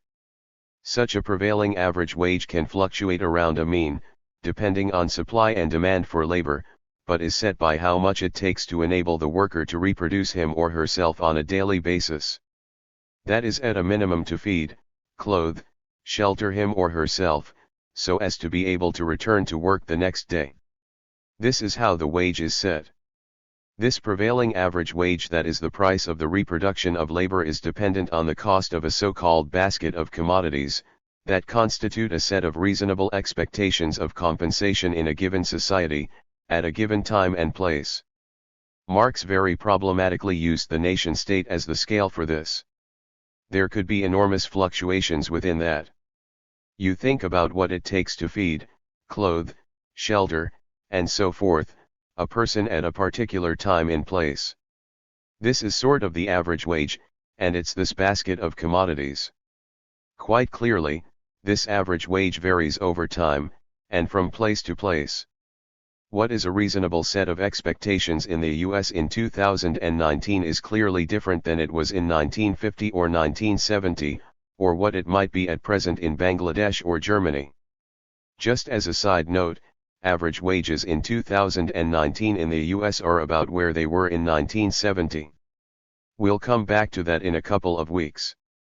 What is reasonable in one time and place is clearly different than it might be in another time and place, but the mechanism for determining the prevailing average wage remains the same. That is, you determine a wage by calculating the cost of a basket of commodities. What varies from time to time and from place to place is what goes into the basket. Now that we know how a prevailing average wage is calculated, we can translate this into our understanding of how M is derived from M in the production process. We begin by asking, what does the capitalist buy when he or she buys the commodity of labor power? What is the capitalist actually purchasing? It is the worker's ability to labor. The capitalist gets to decide how that ability will be put to use. This is the difference between buying labor power and buying labor. If you buy labor, it's already embodied in a good or service. If you buy labor, the worker has already determined how to expend that labor power. If you buy labor power, you, as the capitalist, get to determine how that will be directed and used. The capitalist buys the worker's ability to labor. Does the capitalist buy the worker's entire life? Certainly not. That would be slavery, which is too expensive for capitalists, because they have to then pay for the upkeep. Much better to rent the wage slave, than to purchase the actual slave. The capitalist buys the worker's capacity to work for a specified period, which is the working day. The length of the working day, I should note, has been a long-standing site of enormous class struggle. At the time Marx was writing Capital, an average working day could be 16, could be 18 hours, or even longer. The fight, historically, for what we now typically think about as the 8-hour day, or the 40-hour week, was a long struggle. But back to the process, basically what the capitalist is buying is the worker's capacity to work, but for a specified period of his working day. From the capitalist's point of view, this working day is, of whatever length it turns out to be, divided into two parts. This is from the capitalist's point of view, although the capitalist doesn't think about it this way, either. I'll say something about that in a second. Part of the day is what's called the necessary labor part of the day. That's the part of the working day in which the worker reproduces his or her own cost, and for which he or she is paid through the wage. The basket of commodities that constitutes the prevailing average wage has a value. A worker has to work so long in a day to produce that value in goods and services. That's the necessary part of the working day. If that part of the working day coincided with the entire workday, there would be no surplus whatsoever. That's clear. If the working day was 16 hours, but it took 16 hours to produce the value of that basket of commodities, there is no surplus. The other part of the working day, called the surplus labor part of the day, is the part in which the worker continues to produce goods or services, but for which she or he is not paid. This is the process that produces surplus value, and it's the source of all of the capitalist's profits. The working day, let's say it now consists of 8 hours, but if the worker reproduces him or herself in anything less than that time, then everything above that is surplus. The capitalist has not paid for it, and so this is the source of surplus value and profit. All of this works behind the backs of both capitalist and workers. Nobody sees the working day in this way. We have this mythology, a fair day's work for a fair day's wages. In fact, that's not how the working day works at all. If it were, capitalism would grind to a halt instantly. The time that it takes to reproduce the worker is always something less than the time that the worker works. It's clearly in the capitalist interest to reduce the necessary labor part of the day, that is, the time that the worker is paying for him or herself, as much as possible, and to increase the surplus labor time part of the day as much as possible. If you could go from the necessary working day being 3/4 of the day to 1/4, you've increased the surplus by that much. Marx identified two ways in which this could happen. One was called absolute surplus value. That is, you could do this by increasing the length of the working day. Let's say it takes 4 hours to reproduce the worker, and the workday is only 6 hours. Well, if you increase the length of the working day to 8 or 12 hours, and all else remains equal, that is, it takes the same amount of time to reproduce the worker, you've increased the surplus time. This ability to increase the length of the working day has both biological limits, and now has, in many places, legal limits. Not every place. There are a lot of places where there are no prohibitions on the length of the working day. At some point the biological constraints do begin to play a factor. You can't do this continuously. And so another way to increase the surplus part of the day is what Marx called relative surplus value, and this you can do by increasing the intensity of the labor process. Through things like reorganizing the labor process, so there is more cooperation, more efficiency, your throughput becomes quicker, you can speed up the line in a manufacturing setting. At the turn of the last century, there were all these time and motion studies that were trying to actually anatomize each work process to make it as efficient as possible. All those are things that you can do to increase the intensity of the work process, and, importantly, for which the capitalist pays nothing. So again, this is another way to increase the surplus part of the day. Let's return to this formula one more time, MCCM. We now know where M' comes from. It comes from exploitation of the worker. If at the end of each cycle the capitalist simply spends the surplus, that is, the M', on his or her own consumption, or simply hoards it, sticks it in an offshore account, or something like that, and spends it all up, this is called simple reproduction, and does nothing to add to economic growth. It's a very uninteresting part of all of this. If, on the other hand, part of the surplus is thrown back into the production process for another cycle of production, by buying more means of production, or buying more labor power, this is called expanded reproduction, and this is what leads to economic growth. Engaging in this process means that some decisions have to be made. In expanded reproduction, at the beginning of each cycle, the capitalist must decide how much to reinvest, and interestingly, how to divide that reinvestment between labor power, called variable capital, and means of production, which are called constant capital or dead labor. The reason they are called that, if you think about tools and equipment and raw material, they have labor embodied in them, but they don't have living labor in them. You take a machine, it has labor in it, but that labor has already been expensed. It's called constant capital or dead labor. At the beginning of each new cycle of production, then, capitalists divide their reinvestment between means of production and labor power. There is a decision to make, how much to reinvest, and how to divide that reinvestment between these two components of capital investment. These decisions are based at least in part, and often in large part, on how the production process is being modified by the capitalists' competitors. Capitalists do not operate in a void typically. That is, they are in a segment of capital, or in a segment of the market, where they have competition. The decisions that other competitors are making compel capitalists to keep up in one way or another.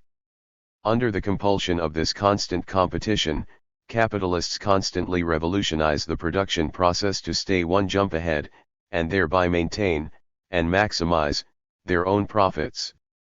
Others must then either follow them, innovate on their own, or go under. This is why Marx thought of capitalism in very admiring terms in many ways as this revolutionary system. That is, if all of this kind of constant innovation could be turned to other ends, and not simply profit maximization for the few, this had some real promise. Marx was quite admiring of this potential. The only escape for individual capitalists from this constant competition is monopoly. Over time, this is a trend in capitalism, the big eat the small. When we look at media consolidation, or we look at consolidation in other sectors, this is the driver. The only way in which capitalists can escape this constant competition is by developing a monopoly control over their market segment. This is why they strive for mergers and acquisitions to rule out their competition. It means they can get off of this sort of revolutionizing treadmill. For a variety of reasons, mostly having to do with the need to control the vagaries of living labor, capitalists tend, over time, to increase the amount they invest in constant rather than variable capital. That is, they tend to put more money into the means of production than into labor. A lot of this has to do, as I say, with a living labor force being somewhat problematic. One common form of this phenomenon that we see all the time now is automation, that is, replacing living labor with dead labor. This has several important effects, some of which are social, some of which are economic.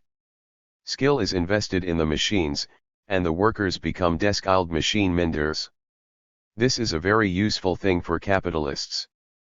It doesn't mean that as you automate there might not be the production of some new jobs that have real value, but in a much more generalized sense, workers are desk-idled.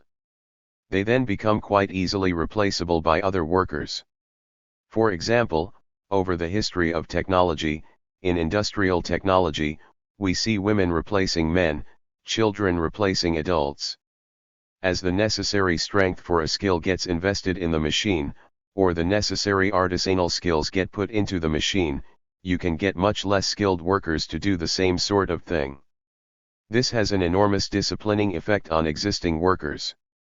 That is, if you know, not only that there are a number of people waiting to take your job, but that they don't really have to know much, this makes you rather docile in the workplace.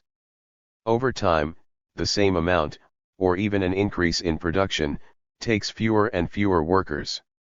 We are seeing this now. We'll talk about this again in a couple of weeks. This may also add to a reserve of unemployed labor, or underemployed labor, which is another disciplining effect. We have a very low official unemployment rate in the US now, about 4% or even less. Many people, though, have either given up looking for work, or are vastly underemployed. We've got to keep in mind that the true unemployment rate is very different than that. Even people who are employed, many of them are not employed in jobs that pay enough to actually subsist. Having that reserve army out there is again another disciplining effect. This process of investment in constant versus variable capital, that is, in means of production versus living labor, produces two major problems for capital. We are seeing these now. The first problem, since living labor is the only source of surplus value, shifting from living to dead labor may contribute to a falling rate of profit. There are ways in which capital can ameliorate this, but each of these has a cost as well. I'm just going to mention these now, and then come back to what they produced at the end of the 1960s into the 1970s, in a couple of weeks.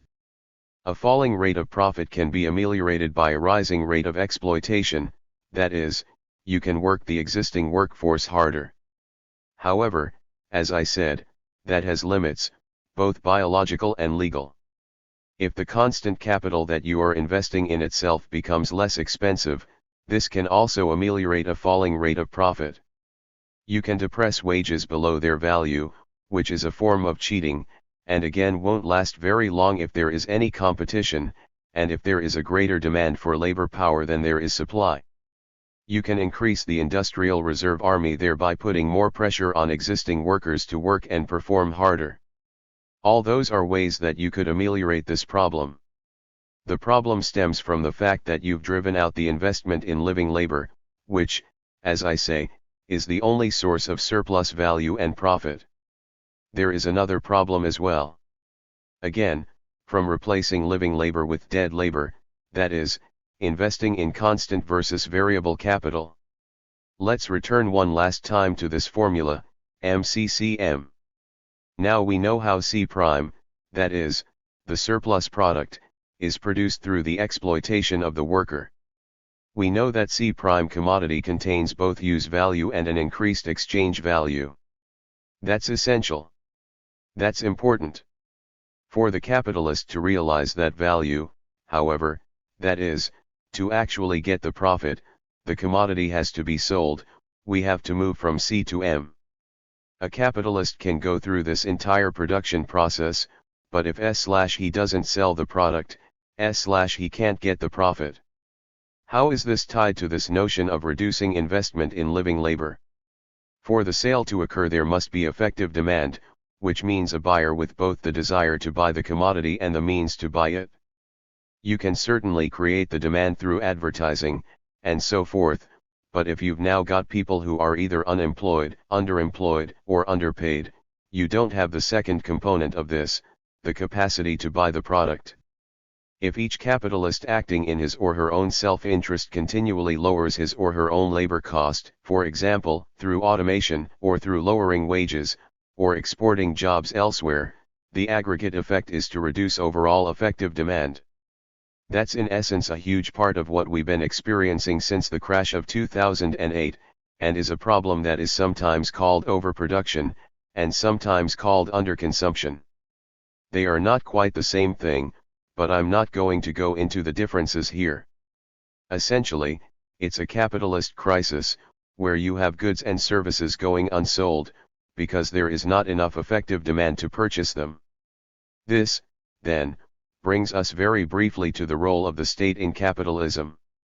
We've already seen that the state plays a role in securing the conditions necessary for capitalism to flourish. Things like military conquests and imperialism and colonialism, through the legal system that gets set up, things like the enclosure movements, protection of private properties, security of contracts, those sorts of things, through the provision of needed infrastructure, which we haven't talked about yet, but all of these capitalist enterprises rely upon an environment in which they can actually operate. Roads, communication systems, research and development. All of these sorts of things are typically provided by the state, but also the role of the state in a capitalist system is to protect capitalism from capitalists. Left to their own devices, and I just showed you an example of this, the aggregate effect of each one acting in his or her own self-interest could lead to a systemic kind of catastrophe. Just think about FDR's New Deal, which was, in fact, in large part a measure to save capitalism from capitalists. The 2008/2009 bank bailout is another example, as is the minimum wage. Anybody who is against the minimum wage doesn't understand how capitalism works. Now, I want to make some ties between this political economic system, and the kind of consequences, necessary consequences, we are going to look at in the next couple of weeks. The first one is the set of relationships between capitalism and militarism. Some of the underlying motives, the need for access to labor supplies and markets, as well as access to means of production, both positive and negative resources. That is, things that go into production as well as places to dump the waste, and so forth. That's what I mean by positive and negative resources. Historically, such militarism has taken very different forms: imperialism, colonialism, neocolonialism, neo-imperialism. There are also numerous connections, as we've seen, to primitive accumulation and accumulation through dispossession, and militarism and force continue to undergird those kinds of activities. Also, militarism is a source of profits in and of itself.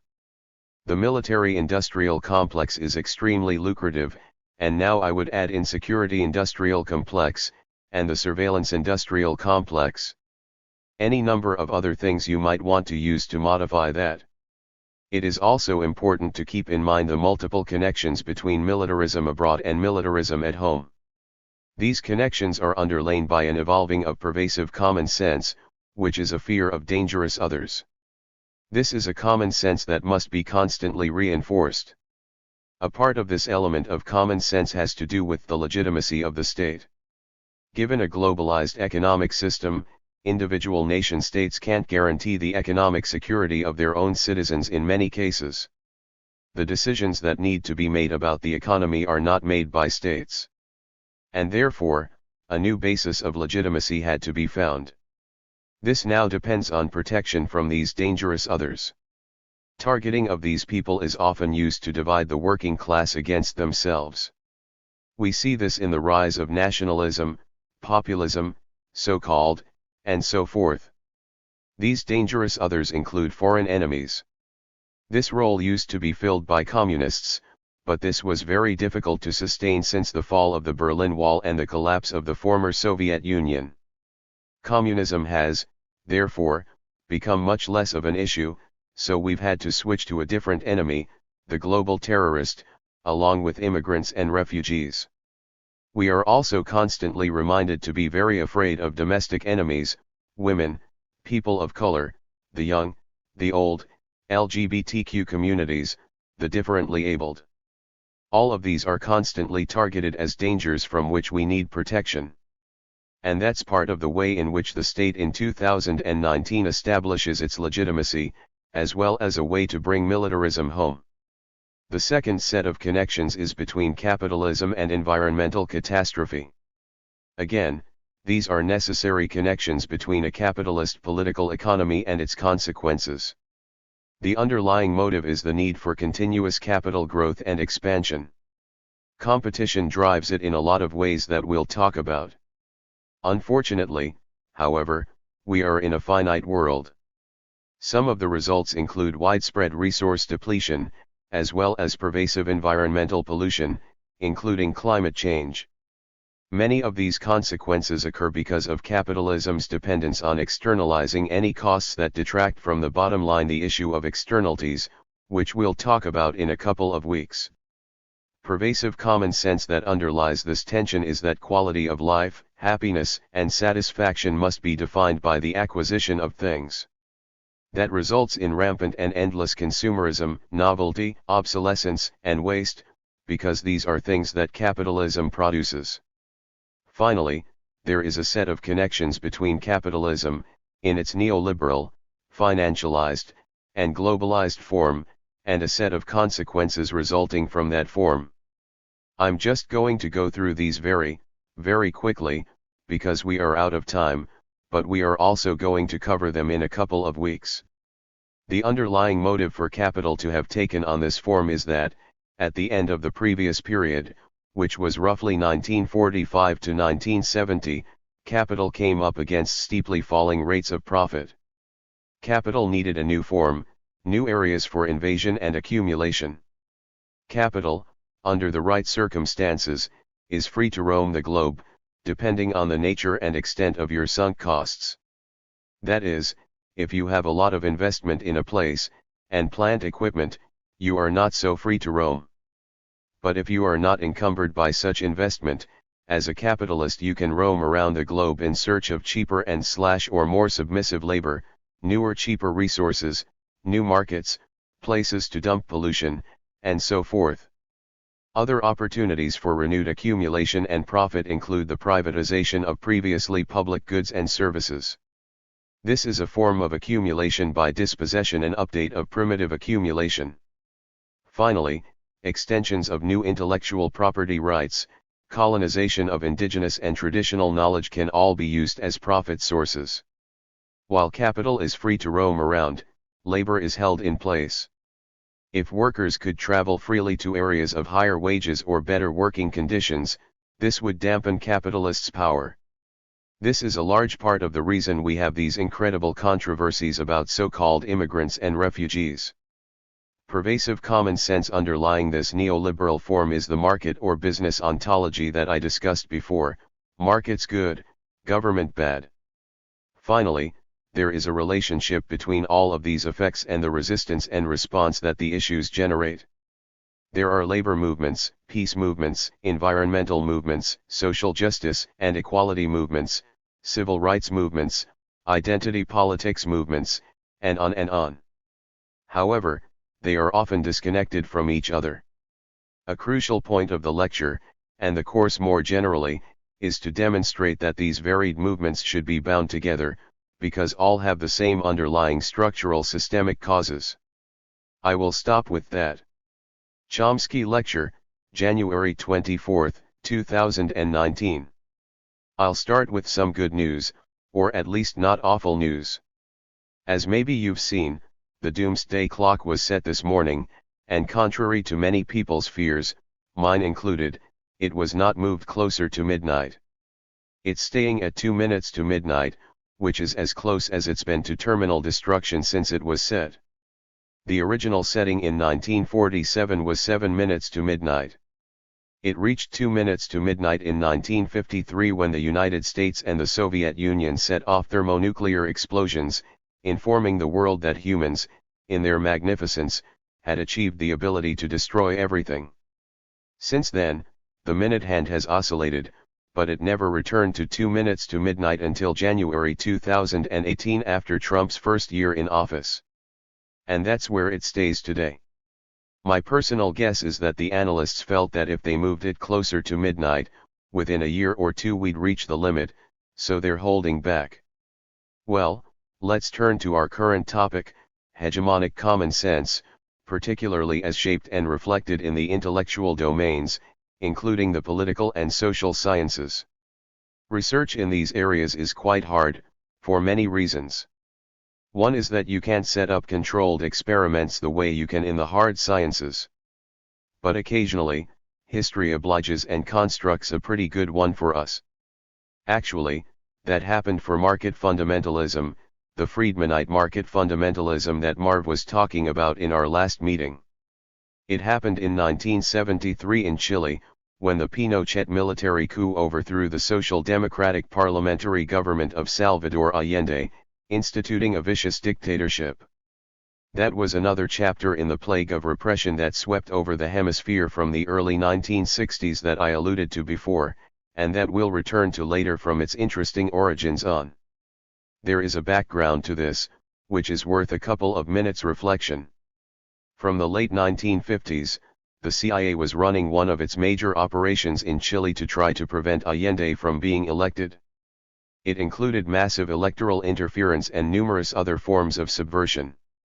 There was also large-scale economic support for the effort from the U.S. corporate sector, the U.S. government, the World Bank, all doing everything they could to make sure that this catastrophe didn't take place. It worked until 1970, when Allende was elected. Note incidentally that the CIA is not a rogue elephant, as sometimes claimed a convenient evasion. It is an agency of the executive branch, which regularly follows orders and provides plausible deniability to those who issue them in the White House. Allende's election set off a frenzy in Washington, first for the CIA, whose huge investment had collapsed, but quite generally. The U.S. cut off foreign aid. The president of the World Bank, Robert McNamara, formerly Kennedy Johnson's Secretary of Defense, banned all World Bank loans, in opposition to the advice of his advisors, who wanted an accommodation with the new government. There was a sharp increase in subversion of all types, including media, which are so far to the right in Chile that you need a strong telescope to find them. The US government itself set up what it called two tracks, a soft track and a hard track. The soft track was to destroy the economy. The phrase that was used in internal documents was to make the economy scream, to try to crush the society so that in desperation people would throw out the government. That was the soft track. The hard track was to prepare a military coup. There are very good sources on this, mainly a book called The Pinochet Files, edited by Peter Kornbluh, a Latin America scholar. It's essentially a collection of government documents that describe very carefully, lucidly, what was going on. The central figure in all of this was Henry Kissinger, Nixon's national security advisor, then also Secretary of State. The files contain a report that CIA-covered operations led to the assassination of the commander of the armed forces, René Schneider, who was supporting the government.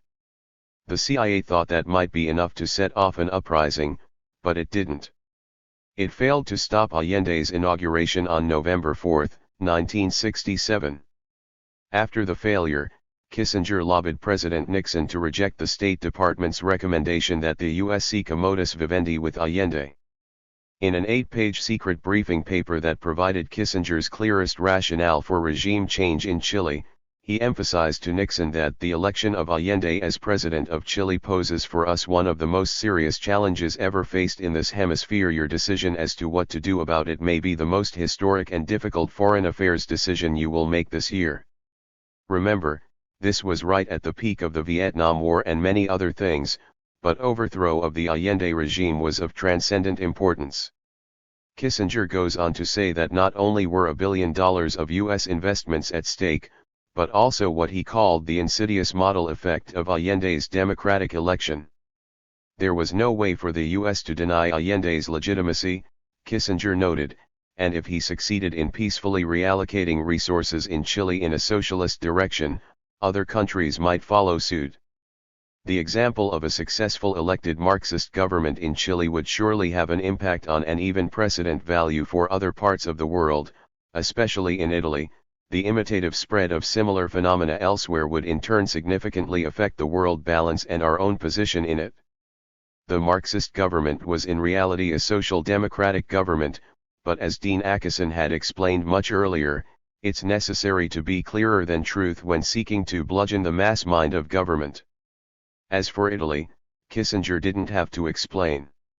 He and Nixon knew why Italy was a problem. There were major left parties and a huge CIA operation had been going on since 1948 to subvert Italian democracy, one of the CIA's major operations. So the Chilean moves towards social change by parliamentary means might well have an effect on Italy and beyond. A day later, Nixon made it clear to the entire National Security Council that the policy would be to bring Allende down. Our main concern, he informed them, is the prospect that he can consolidate himself and the picture projected to the world will be his success. This insidious model effect is actually a leading theme of foreign policy planning rather generally.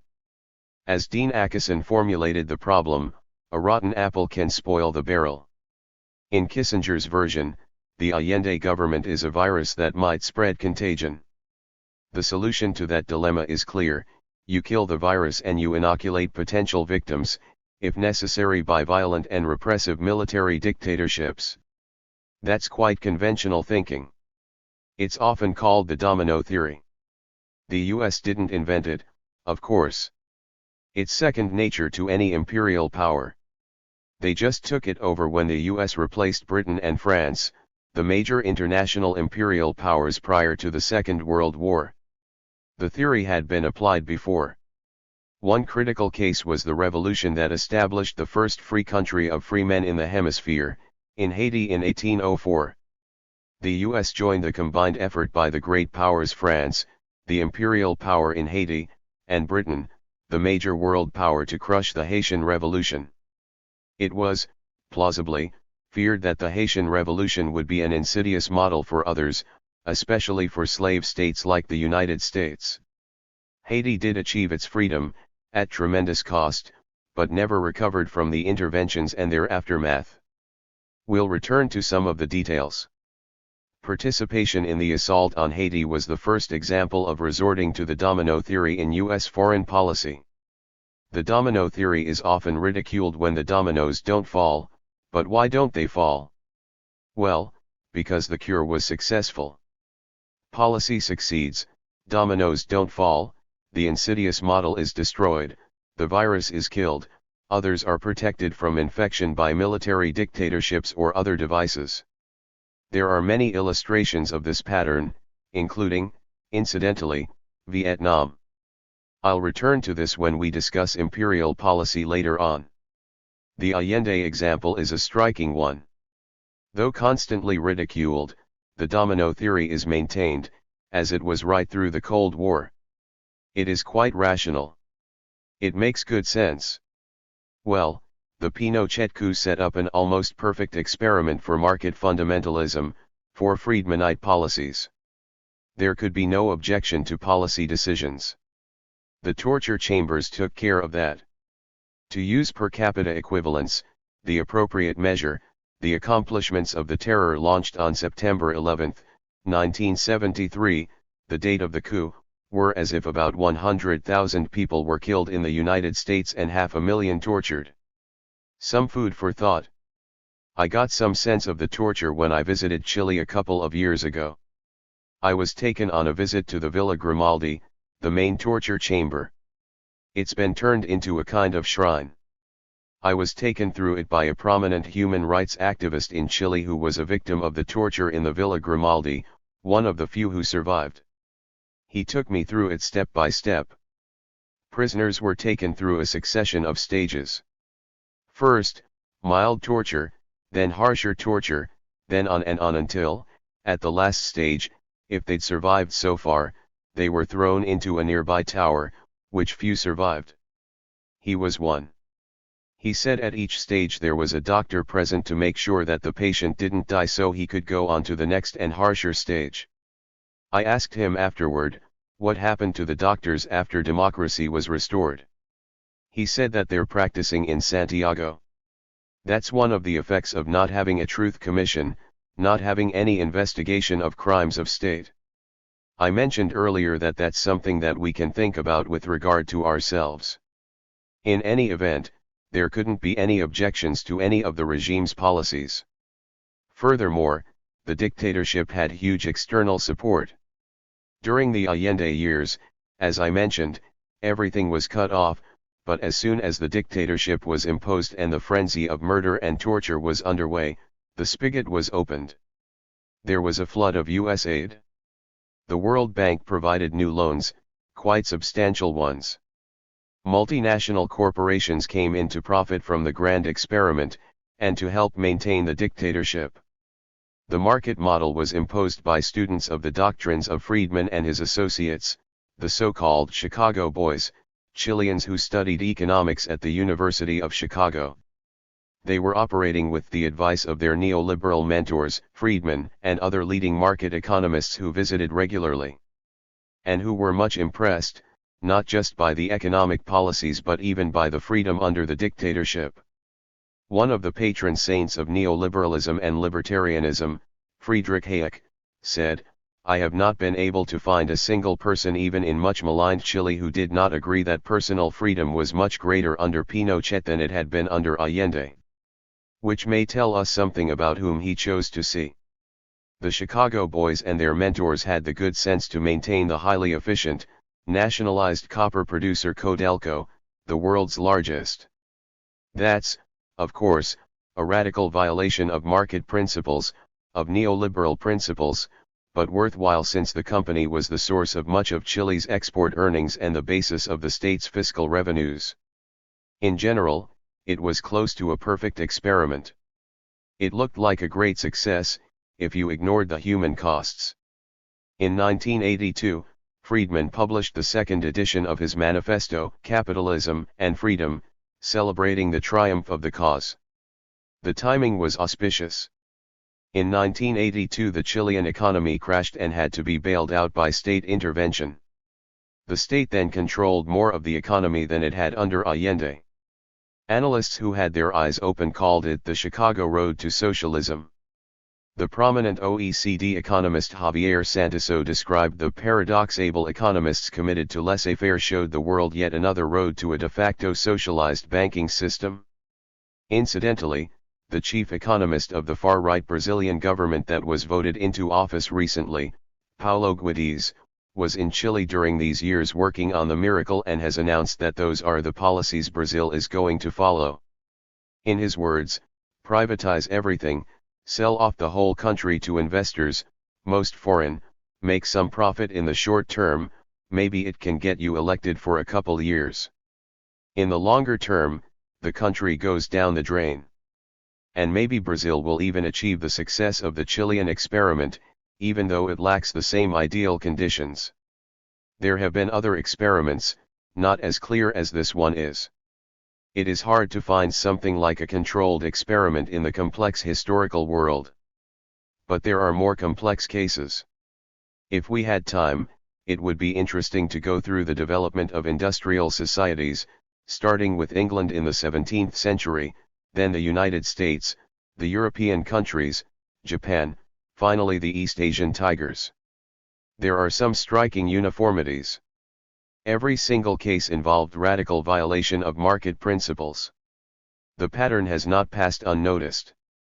Economic historian Paul Baruch, after an extensive review, concludes that it is difficult to find another case where the facts so contradict a dominant theory concerning the negative impact of protectionism, which is only one of the forms of market interference employed by the United States and other developed societies, and far from the most extreme.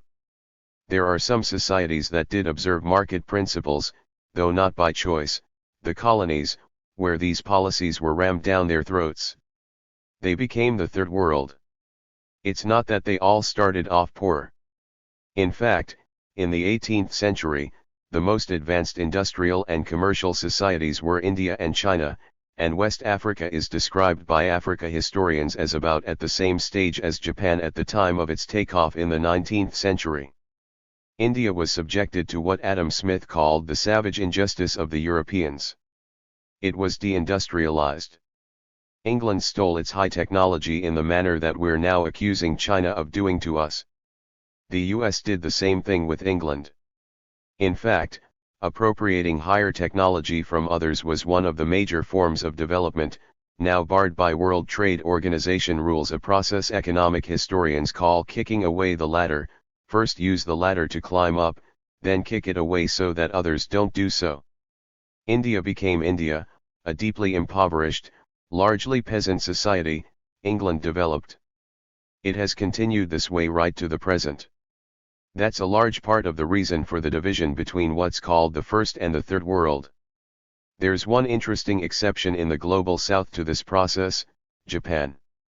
It's the one country of the South that developed, and the one country that wasn't colonized. Coincidence? Oddly, no lessons are drawn from it, but you might want to think about it. Let's go back to Robin Hahnel's criticisms of Friedmanite market theory in the readings for today. He mostly criticized the economic policies, but he also had some comments on Friedman's conception that what he calls economic freedom leads to democracy. Hahnel made the obvious comment that it's a kind of democracy where the number of votes you have depends on the number of dollars in your pocket. You have $1 million, you have 1 million votes. If you have no dollars, you have no votes. Friedman, if he'd bothered, could have put up quite a good defense, namely, that's pretty much the way democracies operate, so what's the problem? There's very good research on this in mainstream political science. Some is by an outstanding political scientist, Thomas Ferguson, who's done the main studies of the effect of campaign spending on electability and policy formation. The results are quite remarkable. Both for the executive and for Congress, you can predict electability with astonishing precision just by looking at the single variable of campaign spending. Of course, that affects policies. It's not new, though it takes new and more sophisticated forms. In 1895, there was a famous campaign manager, Mark Hanna, who was celebrated for running successful campaigns. He was asked once what it takes to run a successful campaign, and his answer was, "There are two things that you need. The first one is money, and I've forgotten what the second one is. Ferguson's investment theory of politics. The idea that investors form coalitions to control the state places Hanna's conclusions from practice on firm ground with a rich historical record, up to the present moment. That's just the bare beginning. Campaign spending is overwhelmed by lobbying, which expanded rapidly from the 70s and through the neoliberal period. An effect of these developments is something like Friedman's concept of democracy: your votes reflect your dollars. As I discussed earlier, the basic pattern goes back to the first democratic revolution in 17th century England and continues to the second one a century later in the newly liberated colonies, to which we'll return. But we shouldn't overlook the fact that however flawed, these democratic revolutions constituted real progress toward democracy and rights. Establishing parliamentary sovereignty in England in 1689 was no small achievement, and the American Revolution opened a new era in functioning democracy. In fact, simply the phrase, "we the people," was a very radical idea, a revolutionary idea, however flawed it was in formulation and implementation. From the perspective of the powers of the day, the American Revolution was one of those terrifying dominoes. King George III feared that if successful, the American Revolution might lead to erosion of the British Empire by the domino effect, one reason why the British clamped down harshly on the colonies as revolutionary sentiment was brewing. And after its success, the revolution deeply concerned the reactionary powers of Europe. The Tsar and Metternich feared that the pernicious doctrines of republicanism and popular self-rule spread by the apostles of sedition in the colonies that had cast off the British yoke might encourage similar vicious principles beyond. A century after the Tsar and Metternich warned about the domino effect of republicanism, American leaders were expressing similar fears about Russia. Woodrow Wilson's Secretary of State Robert Lansing warned that if the Bolshevik disease were to spread, it would leave the ignorant and incapable mass of humanity dominant in the earth. The Bolsheviks were appealing to the proletariat of all countries, to the ignorant and mentally deficient, who by their numbers are urged to become masters, a very real danger in view of the process of social unrest throughout the world. President Wilson thought that it might already be happening. A notorious racist, he was concerned that the establishment of soldiers' and workers' councils in Germany would inspire dangerous thoughts among the American Negro returning from abroad. Already, he had heard, Negro laundresses were demanding more than the going wage, saying that money is as much mine as it is yours. Among other disasters, Wilson feared that businessmen might have to adjust to having workers on their boards of directors if the Bolshevik virus were not exterminated.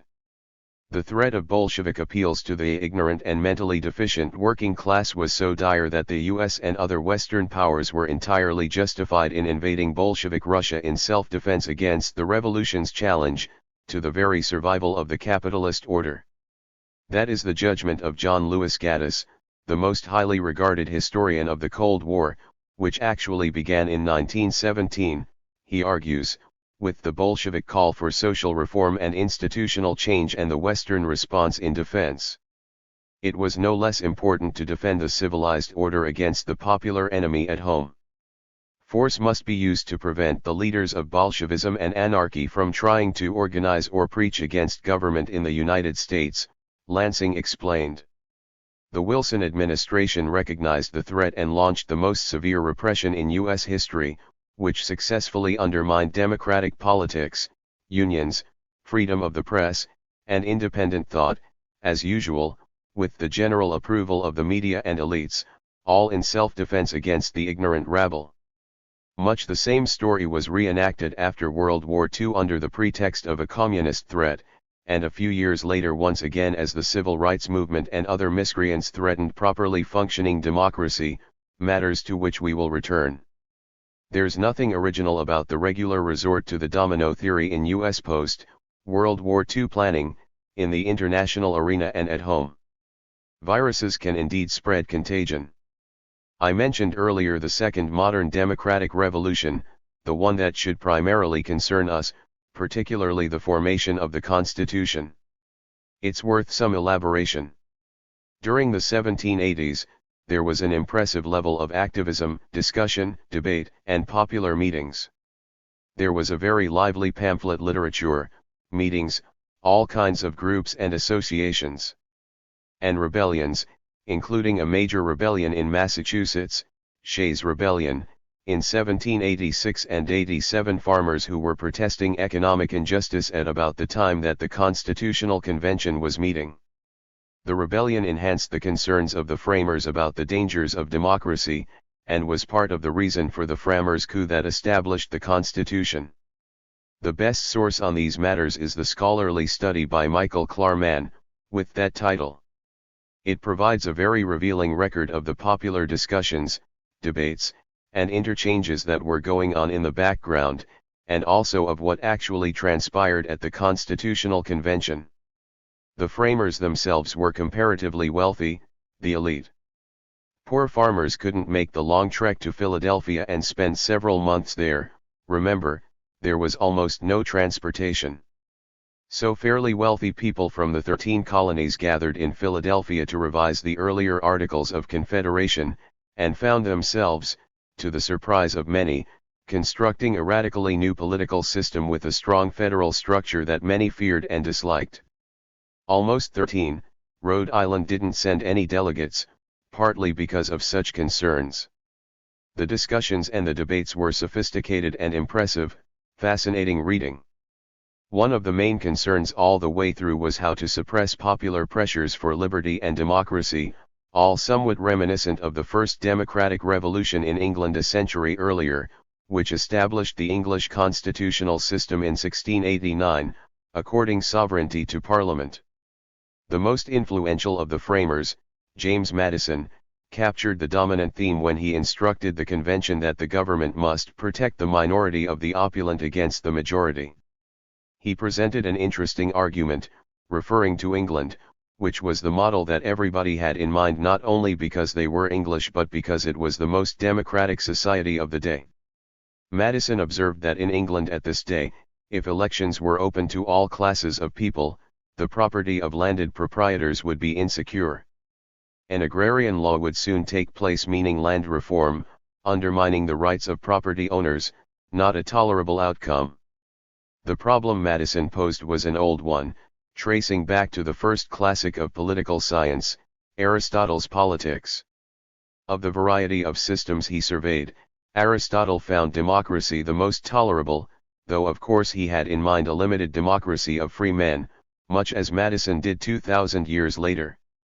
Aristotle recognized the flaws of democracy, however, among them the one that Madison presented to the convention. The poor covet their neighbors' goods, and if wealth is narrowly concentrated, they will use their majority power to redistribute it more equitably, which would be unfair. In democracies the rich should be spared, not only should their property not be divided, but their incomes too, should be protected.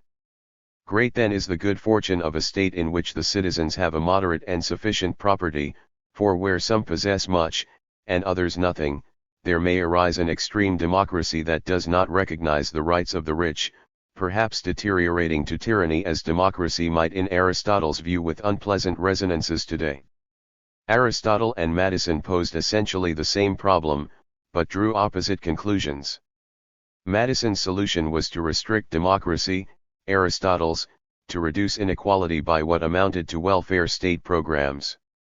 For democracy to function properly, Aristotle argued, measures therefore should be taken which will give lasting prosperity. The proceeds of the public revenues should be accumulated and distributed among its poor to enable them to purchase a little farm, or, at any rate, make a beginning in trade or husbandry, along with other means, such as common meals with costs defrayed by public land. The issues remain alive, in many ways. The Madisonian conception of the constitutional structure, which largely prevailed at the convention, established the Senate as the most powerful branch of government, and the principle that it ought to come from and represent the wealth of the nation, the more capable set of men. The Senate was not directly elected at the time, in fact not until 1913, when there was an amendment to elect senators by popular vote. The Senate was selected by the state legislatures, which it was assumed could be under elite control. Madison proposed other devices to limit democratic aspirations, including very large electoral districts, which would prevent people from assembling at a time when one could not easily travel very far. The public would therefore not have close supervision and control over their elected representatives, who would be free from popular pressures. In defense of Madison's stand, we should recall that his mentality was pre-capitalist. He assumed that the people who would run the country, those who had the wealth of the nation, would be enlightened gentlemen, people who have the good of the society at heart, not their own fortunes. They would be like the mostly mythical Roman noblemen who were an image for the framers, even providing the names for the pseudonymous pamphlets of the intellectual elite. Adam Smith had a sharper eye. As I quoted last time, he understood that the masters of mankind, the merchants and manufacturers, would make sure that their own interests are cared for no matter how grievous the effect on others, and would follow their vile maxim, all for ourselves, nothing for anyone else.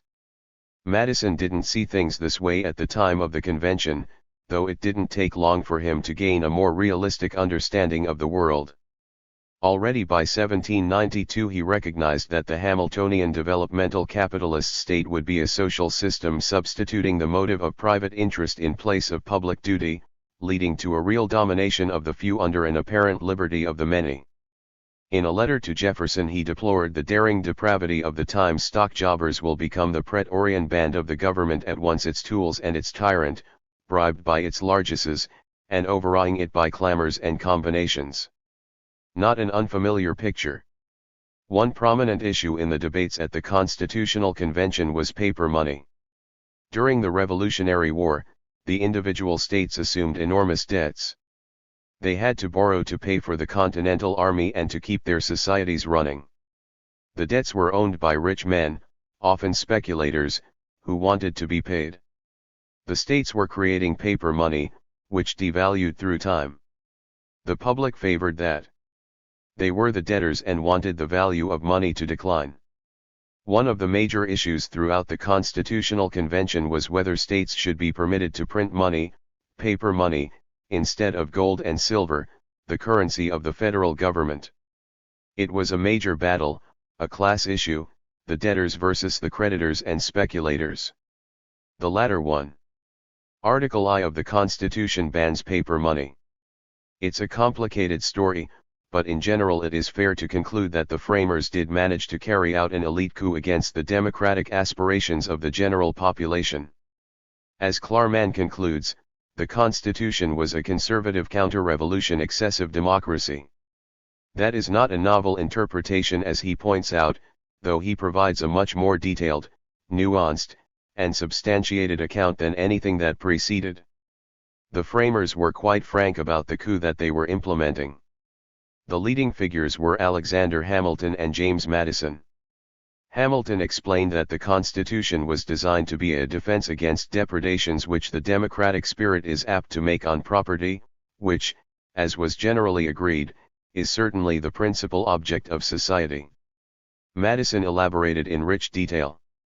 The Constitution was designed to secure the permanent interests of the country against innovation, the permanent interests being property rights, and innovation any threat to them. It was for that reason that effective power was to be placed in the hands of the wealth of the nation, the responsible men who have sympathy for property and its rights and recognize that government must be so constituted as to protect the minority of the opulent against the majority. As explained succinctly by the President of the Continental Congress and first Chief Justice of the Supreme Court, John Jay, the people who own the country ought to govern it. The convention had to deal with many other issues besides preventing excessive democracy. It had to deal with slavery, which was a huge issue. Almost all of the leading figures were slave owners. It had to deal with the developing urban-rural conflict, the urban, mostly the wealthier manufacturing and commercial areas, versus the back country, where individual farmers lived. Also, the large states versus the small states, and quite a lot more. It's an intriguing story. There are plenty of ramifications to the present. One of them is the radically undemocratic structure of the Senate, with inhabitants of small states having far greater voting power than those of the larger ones. That arrangement was a necessity. There was no other way that the small states would ratify the Constitution. A very serious matter today, to which we'll return. All of our discussion so far has dealt with one aspect of government, political government, though class conflict lurks close to the surface. Political government is usually understood to exhaust the concept of government. But that's a conceptual error. There are also private governments alongside the formal government. An interesting book recently appeared about this topic by political philosopher Elizabeth Anderson, critiquing hegemonic common sense. You might want to take a look at it. It's very readable. Anderson discusses something we are all quite familiar with, but do not see, the fact that in reality the great majority of the population is governed for most of their waking lives by private governments, more accurately, private tyrannies. When you rent yourself to some concentration of capital in the private sector, that's what taking a job is. You're giving your life over to a dictatorship, in fact, an extreme form of dictatorship that reaches far beyond political dictatorships. The tyranny to which you are handing yourself over to has almost total control over you. It controls every minute of your working day, what you wear and are allowed to say, when you're allowed to get a bathroom break, how your hands and legs move, whether you smoke cigarettes at home. Just about everything in your life is controlled by this extreme dictatorship, which goes far beyond any totalitarian dictatorship in the degree of control it exercises. That raises some questions. One is whether a socio-economic system is legitimate if it subjects people to extreme forms of tyranny for most of their lives. And that leads to the next question, whether the wage-labor contract is itself legitimate. The argument in favor of legitimacy is that the contract is freely undertaken in the sense of Anatole France's remark that the rich and poor are equally free to sleep under the bridge at night. In the real world, the contract is accepted under duress. You accept it or you starve, conditions exacerbated under increasing monopolization, as Marv discussed in our last session. There are very few options. Even if there are options, questions arise about the legitimacy of a system in which people have to rent themselves to dictatorships to survive. Does such a system violate rights, inalienable rights of human beings, like the right not to be a slave, for example, or the right not to be property, to be a person, not property? It's worth bearing in mind that the right not to be property was denied to women until quite recently. The founding constitutional system adopted British common law, in Blackstone's formulation, according to which a woman is not a person but property, the property of her father, later handed over to her husband. That lasted quite long, in some respects as late as 1975, when the Supreme Court finally determined that women are peers, not property. They have a right to serve on a federal jury. Anderson draws an interesting analogy. She points out that in the political sphere, we regard Mussolini as a dictator even though people were free to emigrate, to leave Italy. It's rather like Friedman's concept of freedom, you're free to leave the job, so the enterprise that employs you is not a dictatorship. She also points out that we regarded Kremlin-run Eastern Europe as a dictatorship, even though people were free to go from one country to another. You could take a job in Poland or the Ukraine, very much as you can leave a job at GM and if you're lucky find one at Ford. Well, we didn't regard that as freedom. The analogy to the private economic system is close, which again raises questions about the legitimacy of private governments.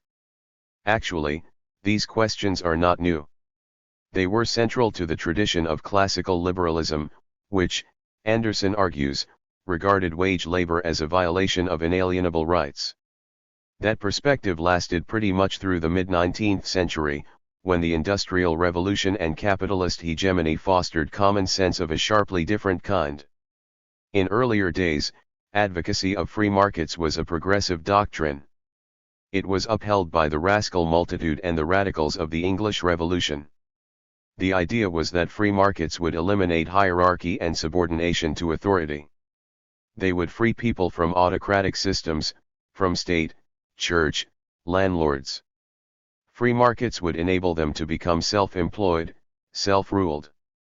That was the ideal for John Locke, Adam Smith, Thomas Paine, Abraham Lincoln, other classical liberals.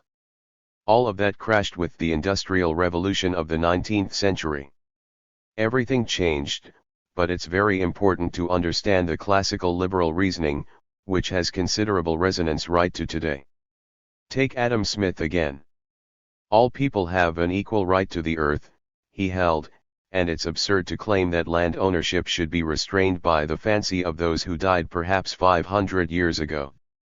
Great estates should be broken up and sold equitably. Smith also gave an argument for markets. If free, he argued, they would tend toward equality. Commerce, manufacturing, small-scale enterprises, should be run by independent artisans and merchants. His model for efficient division of labor was a pin factory, with a handful of workers, who might participate in some ways in its governance. Smith, as you know, did value division of labor. You've all heard about the butcher and the baker and so on all enjoying self-rule. He's famous for that. But he's less famous for his harsh criticism of division of labor when the principle of self-rule is violated. In Wealth of Nations, he wrote that a person who keeps to repeated simple operations under division of labor becomes as stupid and ignorant as a person can possibly be, but that will be the fate of the laboring poor under a regime of division of labor for those who rent themselves to survive. It's a fate, he said, that must be prevented by government intervention in any civilized society. That's not exactly what you learn about Smith and division of labor in courses and texts. Actually, in the standard scholarly edition of Wealth of Nations, the University of Chicago Bicentennial Edition, this passage is not even cited in the index under division of labor. There's more to say about how Smith is generally interpreted, but I don't want to run too far over. Just take his most famous phrase, invisible hand. Everybody's learned about the wonders of the invisible hand, but it's very unlikely you've learned how Smith used the phrase. Actually, he almost never did. He used it twice in any relevant context, once in Wealth of Nations, once in his second major book Moral Sentiments. In Wealth of Nations he uses the phrase invisible hand in what in effect is an argument against neoliberal globalization. He observes that if the merchants and manufacturers of England imported from and invested in foreign countries, they might make more profit, but it would be harmful to the people of England. Fortunately, however, they have a home bias. Their concern about the people of England is such that they won't care about making more profit and will invest and purchase at home. So as if by an invisible hand, the people of England will be spared the ravages of what we now call neoliberal globalization. The other major founder of modern economics, David Ricardo, was even more outspoken about this. He's famous for the theory of comparative advantage, but he wrote that he hoped that the merchants and manufacturers of England wouldn't follow it but would instead be concerned with their own people. The other example of Smith's use of the phrase invisible hand is in an interesting argument in Moral Sentiments. England was then, of course, mostly an agrarian society. He considers the possibility that one landowner would obtain almost all the land, a sharp concentration of wealth. Smith argues that it won't matter much. Because of his sympathy with other people, he would divide his wealth in such a way that as if by an invisible hand, its distribution will be relatively egalitarian. That's the totality of Smith's relevant use of the phrase.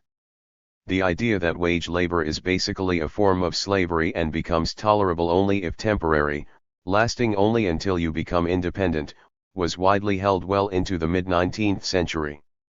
Abraham Lincoln, for example, was a strong advocate of that position. In fact, it was a slogan of his Republican Party. Wage labor was regarded as essentially the same as chattel slavery except insofar as it's temporary, a step toward freedom. The ideal is self-rule. Other contributors to the classical liberal canon went much further. More significant, similar ideas were upheld by working people in the early Industrial Revolution. In the United States in the 19th century, in the early days of the Industrial Revolution in eastern Massachusetts, there was a lively labor press written, edited, and produced by the men and women who worked in the factories. Many were women, called factory girls, young women coming from the farms to work in the mills. Their writings are very interesting. There's good work about them, the first major work on American labor history, by Norman Ware. The original documents are available in a publication edited by Philip Foner. The independent labor press condemned what it called the blasting influence of monarchical principles on democratic soil. Working people recognized that the assault on elementary human rights in the capitalist industrial system, including wage labor, will not be overcome until they who work in the mills own them and sovereignty will return to free producers. Then working people will no longer be menials or the humble subjects of the foreign despot, the absentee owners, slaves in the strictest sense of the word toil, for their masters. Rather, they'll regain their status as free American citizens. The Knights of Labor, the first major labor organization, had essentially the same ideas. The capitalist industrial revolution instituted a crucial change from price to wage. When the producer sold his product for a price, Ware writes, he retained his person. But when he came to sell his labor, he sold himself, and lost his dignity as a person as he became a slave, a wage slave, the term commonly used. Working people in New England implicitly adopted the insight of the great humanist Wilhelm von Humboldt, the founder of the modern research university, that if an artisan produces a beautiful work on command, we may admire what he did but we despise what he is, a slave in all but name, not a free human being. In the late 19th century, a populist movement developed. It was nothing like what's now called populism. It was a major popular movement of independent farmers, starting in Texas and spreading to Kansas and most of the Midwest. Farmers wanted to free themselves from the control of northeastern bankers who lent them money to plant and then gouged them to pay it back. They established and ran their own cooperative enterprises for banking and marketing. For a time, it seemed as if the Knights of Labor and the agrarian populists might unite, bringing about a real radical democratic revolution. But it was not to be. Both the workers' and farmers' movements were beaten down with plenty of state corporate violence. The U.S. has an unusually violent labor history, well into the 20th century. Labor historian David Montgomery writes that modern America had been created over its workers' protests, even though every step in its formation had been influenced by the activities, organizations, and proposals that had sprung from working class life, not to speak of the hands and brains of those who actually did the work. Ware reports the thinking of skilled workers in New York 175 years ago, who repeated the common view that a daily wage is a form of slavery, but warned that a day might come when wage slaves will so far forget what is due to manhood as to glory in a system forced on them by their necessity and in opposition to their feelings of independence and self-respect. They hoped that that day would be far distant. It's taken a long time to beat the ideas of workers and farmers out of people's heads, but they do keep breaking through, including recent strikes that we'll come back to. The demand for independence, self-respect, personal dignity, and control of one's own work and life, like Marx's old mole, continues to burrow not far from the surface, ready to reappear when awakened by circumstances and militant activism.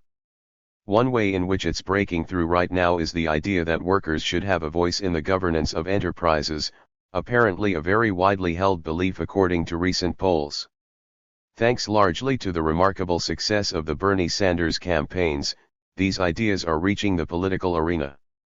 Elizabeth Warren introduced legislation requiring that in large corporations, workers should elect 40% of the members of the board of directors. Something similar has existed for a long time in Germany, a system called codetermination. But then the question is, why stop there? Why not go back to the belief of American workers in the early days of the Industrial Revolution that those who work in the mills should own and manage them? In fact, that's happening in the old Rust Belt and other places, with very important efforts to develop worker-owned, worker-managed enterprises, cooperatives, and other forms of mutual aid. There's important work on these initiatives, particularly by Gar Alperovitz. There are quite successful models along these lines. The most famous is in the Basque Country in Spain, Mondragon, a substantial enterprise that's been flourishing for 60 years, including manufacturing and banks, housing, hospitals all worker-owned. In the last decade, Mondragon's been linking up with the U.S. Steel Workers Union to try to form worker-owned cooperatives in the United States and Canada. Very important, and not as well known as it should be, is the landless workers movement in Brazil, arguably the largest popular movement in the world. Poor farmers who take over unused lands and have developed an extensive network of self-managed and often flourishing cooperatives. They received some support from the progressive government of Lula da Silva, who is now the most important political prisoner in the world. The likely winner of the 2018 elections, he was blocked by an ongoing right-wing coup that jailed him right before the elections on highly dubious charges and barred him from making any public statements. Under the harsh and repressive far-right government of Jair Bolsonaro, the MST is under severe threat, but it has sunk deep roots. All of these and many other initiatives are ways to follow the advice of the anarchist pioneer Mikhail Bakunin, who urged that activists should create the germs of a future society within the present one. As of June 2020, the unemployment rate was at approximately 11%, a decline from an earlier peak of 14% due to the COVID-19 pandemic. Lula da Silva was released from prison, pending the outcome of his various legal appeals, in November 2019. Chapter 3. Capitalism and Militarism. Waterstone Lecture, January 29, 2019. Tonight's topic is the set of relationships, multiple and complicated, between capitalism and militarism. I want to think very carefully about some of the essential qualities of capitalism historically and contemporaneously in terms of the way in which it's related to militarism, colonialism, and conquest. I'm going to start by drawing on some material from Andrew Bart Schmookler's book The Parable of the Tribes, which came out in the early 1980s. In the book, he is assessing underlying conditions for either peace or conflict among groups, and it will help us understand some of the dynamics involved in tonight's topic. He begins this assessment by inviting readers to imagine that there is a group of tribes living within reach of each other. If all choose the way of peace, they all may live in peace. But what if, he asks, all but one choose peace and that one is ambitious in some ways for expansion and conquest? He's setting this up as a way to think about what are the possible reactions to this situation. He lays out 4 possible responses. The first is, if there is sufficient space, the groups that are threatened by the aggressor can simply withdraw. They can move out of that sphere, if that's possible. Again, it depends on whether or not there's any place to withdraw to. A second possibility is destruction of subordinate groups by the aggressor. This occurs when the subordinate groups, or the weaker groups, have something that the aggressor wants but the aggressor doesn't want those populations, simply wants what they have, so destruction is a possibility. A third possibility is when the weaker groups have something that the aggressor wants, but when the aggressor also is interested in the population in some way, and so therefore engages in activities that result in some degree of absorption but certainly some degree of subjugation. This is a third possibility. The fourth possibility is the idea of resistance, that is, a group can resist the aggression, but as Schmookler makes clear, that resistance is already an acknowledgement of the relationships of power, and has to occur in some form through some kind of emulation or imitation of the aggressor's behavior. As Schmookler concludes, in every one of these outcomes, the ways of power are spread throughout the system, and this is what he calls the parable of the tribes. Now, you might imagine that there might be other permutations of this, but this is a good heuristic for thinking a little bit about how power operates in the world. So, a few concluding remarks.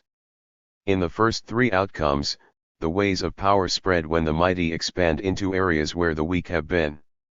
If one society in the system develops an important competitive advantage, its neighbors lose the option of continuing their prior way of living. They could either adapt to that new innovation and in some way compete, or they can be, as I said, either subjugated or destroyed.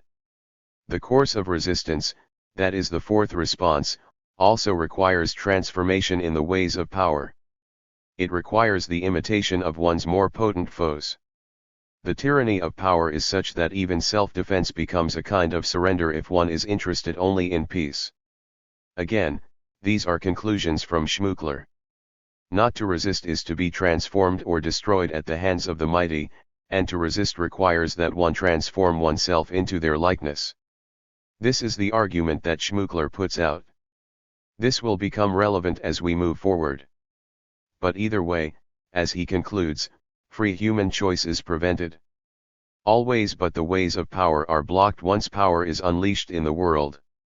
This is the argument that Schmuckler is making, and I'll return to this a couple of times as we think about some specific cases, both historical and contemporary. Clearly, militarism, imperialism, and colonialism predate capitalism. There have been numerous empires throughout history. There was the age of exploration, which might also be thought of, I think quite legitimately, as the age of extermination around the globe. These activities have most often involved a search for resources, for markets of various kinds, and for labor, often slaves.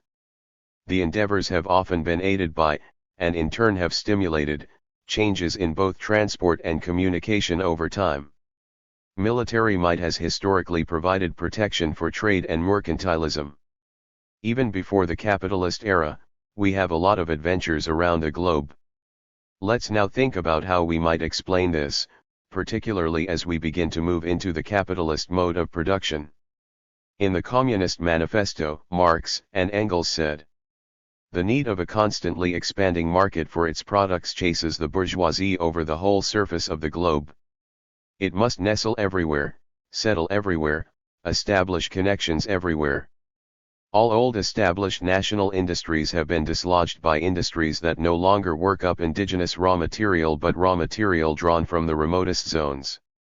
Industries whose products are consumed not only at home but in every quarter of the globe. In place of the old ones satisfied by the productions of the country, we find new ones requiring for their satisfaction the products of distant lands and climes." In 1848, this system was hardly underway, really. In that period, Marx and Engels were already foreseeing what we now think about as a kind of globalized capitalism. According to Lenin, an adequate definition of modern imperialism needs to embrace 5 essential features.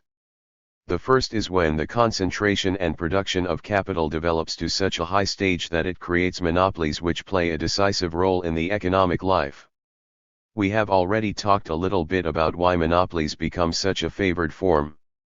The second condition is the merging of bank capital with industrial capital and the creation on the basis of this finance capital of a financial oligarchy.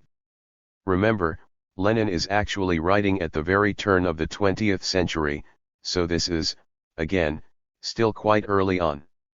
The third feature of imperialism is the export of capital as distinguished from the export of commodities, which becomes extremely important. I'll talk about this a bit later on.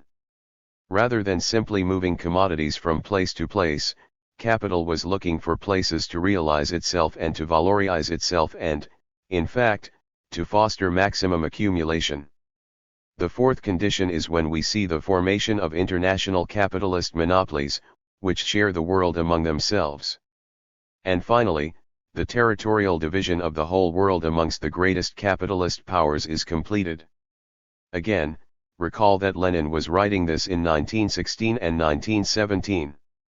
Hannah Arendt, contrary to Lenin, called the imperialism that arose toward the end of the 19th century the first stage in the political rule of the bourgeoisie rather than the last or highest stage of capitalism. She saw this as a new set of phenomena basically. There are 3 periods in this evolving relationship between capitalism and militarism that I want to cover. The first is a period from 1870 roughly.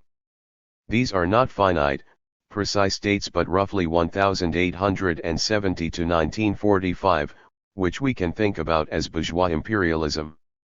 Second is a period from 1945 to 1970, so immediately post-World War II, when the US began to consolidate its domination over the globe. The final period, 1970 to 2008 and beyond, neoliberal hegemony, where different forms of domination begin to take center stage.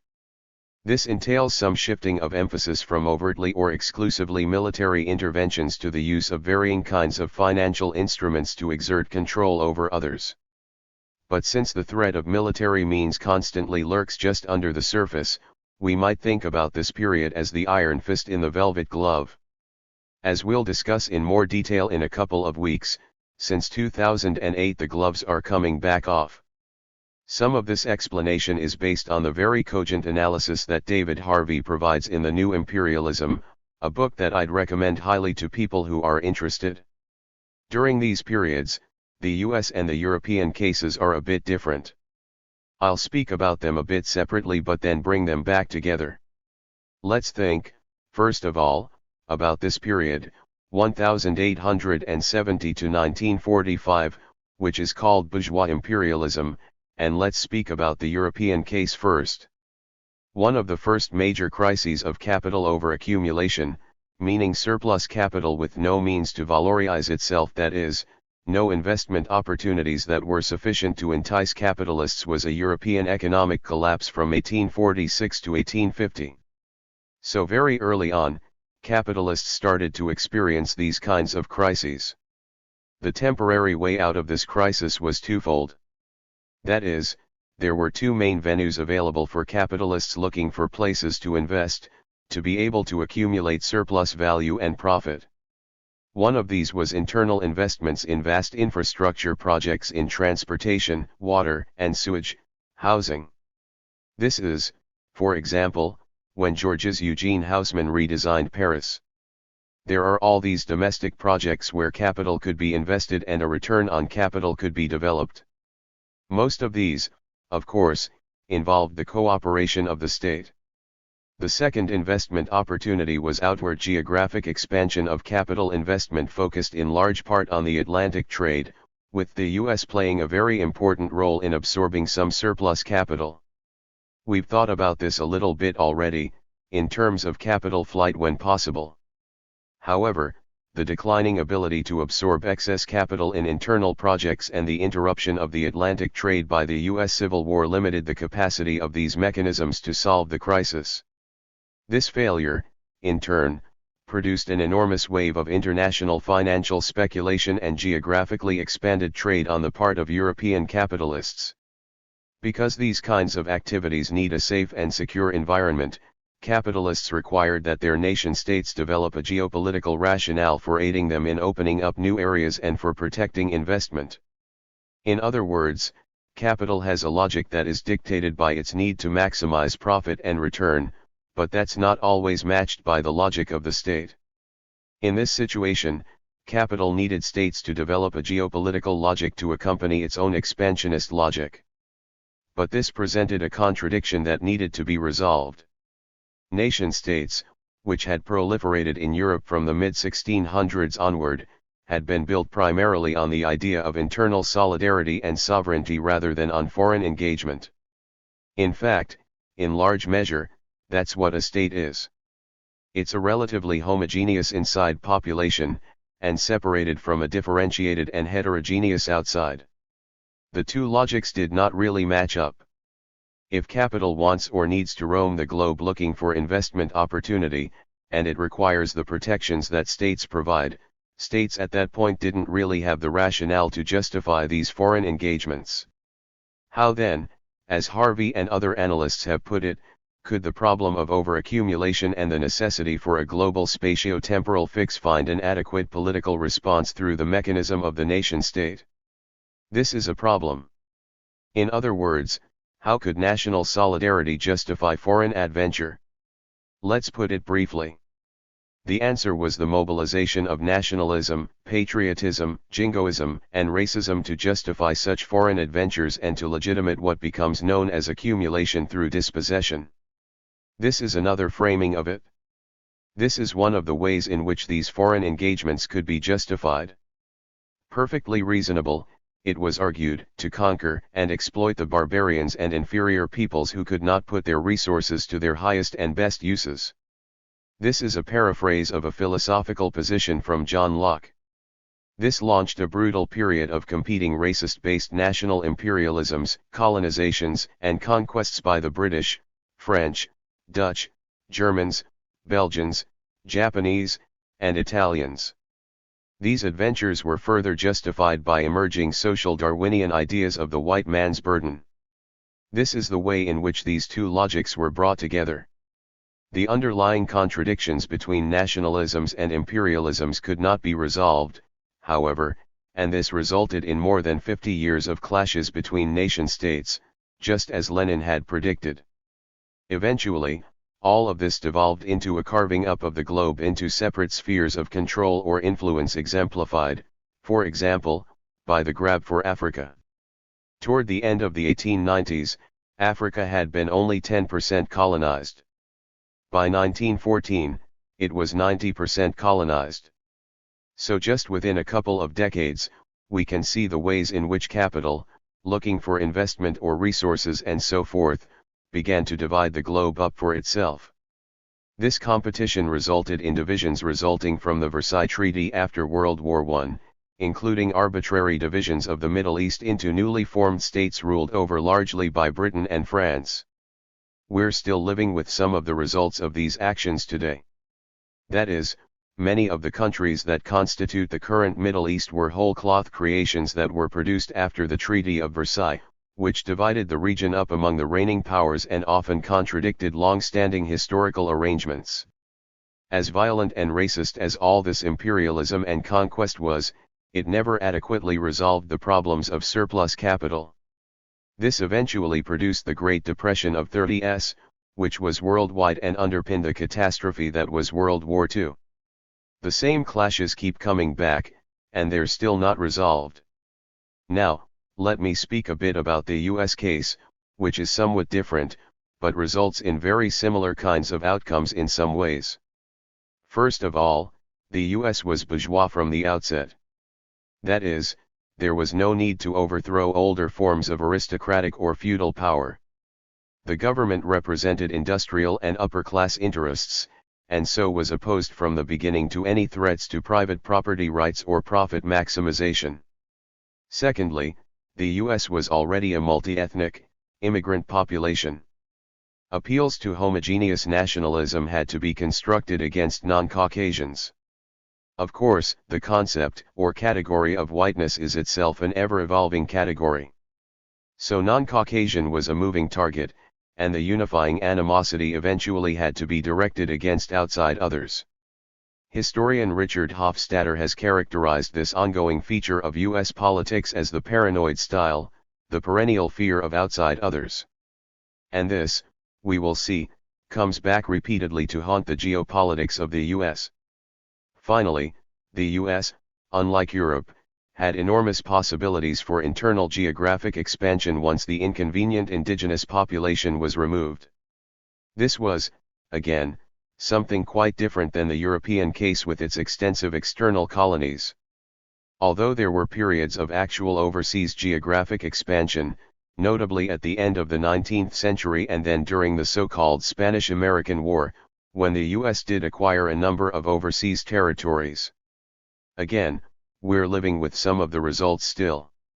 The U.S. began to cover its expansions and occupations under the notion of spreading American values. Seen, of course, as noble and universal and eventually being termed globalization. Rather than conquering territory, as the European nations tended to do, the US was more about spreading democracy, so-called. Now, let's move to this second period, which is 1945 to 1970, so after World War II. In addition to a new phase of imperialism and militarism, this period also produced a number of very significant internal changes to the US and subsequently to the global economy. The US emerged from World War II as by far the most technologically, economically, and militarily superior nation on Earth. The other combatants, whether in the European or Pacific War, were largely devastated. The US nearest competitor, the Soviet Union, had borne the brunt of the fight against Nazi Germany with enormous losses to both its population and to its productive capacity. The Allies, interestingly enough, toward the end of World War II, delayed opening a second front in Europe to aid the Soviets, who were fighting the Germans on the Eastern Front. The Allies didn't really move heavily in that direction. This inaction may have been a deliberate strategy to weaken Stalin. But one consequence of the delay was that it allowed the Soviets to accumulate and then to keep territory in Eastern Europe, and this becomes very, very important in the post-war, and subsequent Cold War, period. These Soviet territorial gains and competing military power, combined with the Soviet anti-capitalist ideology that had long grated on U.S. elites, bumped up against the U.S. paranoid style to help produce and sustain the Cold War. The animosities were long-standing. In fact, the U.S. invaded Russia in 1919, 2 years after the revolutions there, to thwart them, but failed to do so. We had no diplomatic relations with the Soviet Union until 1935. And the alliance between the US, the UK, France, and the USSR during World War II was quickly breaking down. As a side note and example of this breakdown, Winston Churchill, shortly after the end of hostilities in World War II, gave this very famous speech called The Sinews of Peace. An interesting kind of juxtaposition, sinews of peace. Anyway, Churchill gave this speech in 1946. I'm just going to refer to it briefly because it has some very interesting elements that carry through basically to the present day. First of all, he calls attention to what he calls the twin dangers of war and tyranny. We cannot be blind to the fact that the liberties enjoyed by individual citizens throughout the British Empire are not valid in a considerable number of countries, some of which are very powerful. Interesting at that moment when much of the British Empire still consisted of colonies that were thoroughly and completely repressed by British rule. In these states, controls enforced upon the common people by various kinds of all-embracing police governments. The power of the state is exercised without restraint either by dictators or by compact oligarchies operating through a privileged party in a political police. It is not our duty at this time when difficulties are so numerous to interfere forcibly in the internal affairs of countries which we have not conquered in war. But, we must never cease to proclaim in fearless tones the great principles of freedom and the rights of man which are the joint inheritance of the English-speaking world and which through Magna Carta, the Bill of Rights, the habeas corpus, trial by jury and the English common law find their most famous expressions in the American Declaration of Independence. These are all quotes from this Sinews of Peace speech. The speech also contains the first use of the phrase the Iron Curtain. From Stettin in the Baltic, to Trieste and the Adriatic, an Iron Curtain has descended across the continent. Behind that line lie all the capitals of the ancient states of Central and Eastern Europe. Warsaw, Berlin, Prague, Vienna, Budapest, Belgrade, Bucharest, and Sofia. All these famous cities and the populations around them lie in what I must call the Soviet sphere, and all are subject in one form or another not only to Soviet influence but to a very high, and in many cases increasing, measure of control from Moscow. Athens alone, Greece with its immortal glories, is free to decide its future at an election under British, American and French observation. This is an interesting exception at the end here. I would say that the activities went well beyond observation. In fact, the US and the UK rigged and destabilized the elections, and dislodged what was an incipient leftist, mildly leftist, kind of government structure. But in any event, we'll let Winston continue for a minute. He also, in his speech, evokes a special relationship between the US and the UK and the English-speaking people of the world. In a great number of countries far from the Russian frontiers and throughout the world, communist fifth columns are established and work in complete unity and absolute obedience to the directions they receive from the communist center. Except in the British Commonwealth and in the United States where communism is in its infancy, the Communist Party's fifth columns constitute a growing challenge and peril to Christian civilization. Remember, this is 1 year after Britain was an ally of the Soviet Union. All of that rhetoric. Immediately thereafter, we have this antagonism. One other very significant matter is related to this evolving East/West antagonism. Somewhat controversial, but now mostly settled by historians. The use of the atomic bombs in Japan have clearly now been shown to have been militarily unnecessary. Japan would have surrendered. In fact, it sued for peace without an invasion or the bombs. The bombs were dropped in the Pacific War before the Soviets could enter it and possibly acquire more territory in Asia, as well as to keep Russia from assisting Mao in the civil war in China.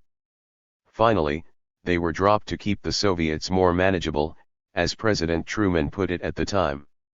This anti-Soviet, anti-communism stance translated into the U.S. foreign policy of containment and encirclement of the Soviet Union. I want to turn now to National Security Council Memorandum 68. This was sort of the defining blueprint for how to deal with the world geopolitics following World War II. Most importantly, of course, our relationship with the Soviet Union. It represents the culmination of a kind of battle of philosophies that can be emblematized by these two figures. One, George Kennan, and the other, Paul Nitze. Immediately after World War II or during World War II and its immediate aftermath, George Kennan's views of containment, which were really a quite passive kind of containment, held sway within U.S. foreign policy circles. Shortly thereafter, Nitze moved into the foreground and was the key author of NSC 68. He had a very different view of things like nuclear issues and the arms race. He thought that rather than simply passive containment, we should be engaged in an actual, very confrontational engagement with the Soviets everywhere and anywhere that we could. That we should in fact engage them because we had so many more resources and so forth in a kind of arms race, which they would ultimately lose and we would, in fact, come out as much more predominant. Nitze was a master at two kinds of tactics typically. 1. The very scary security memo, of which NSC 68 was a key example.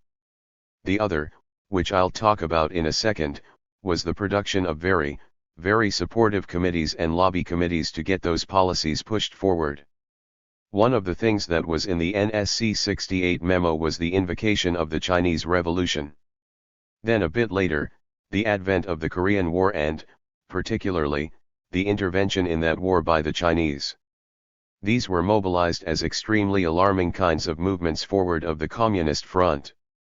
The memo that circulated and, in fact, was taken up as the guiding policy document of this period, had almost immediate effects. Military spending increased by 458% between 1951 and 1952. This is rather enormous.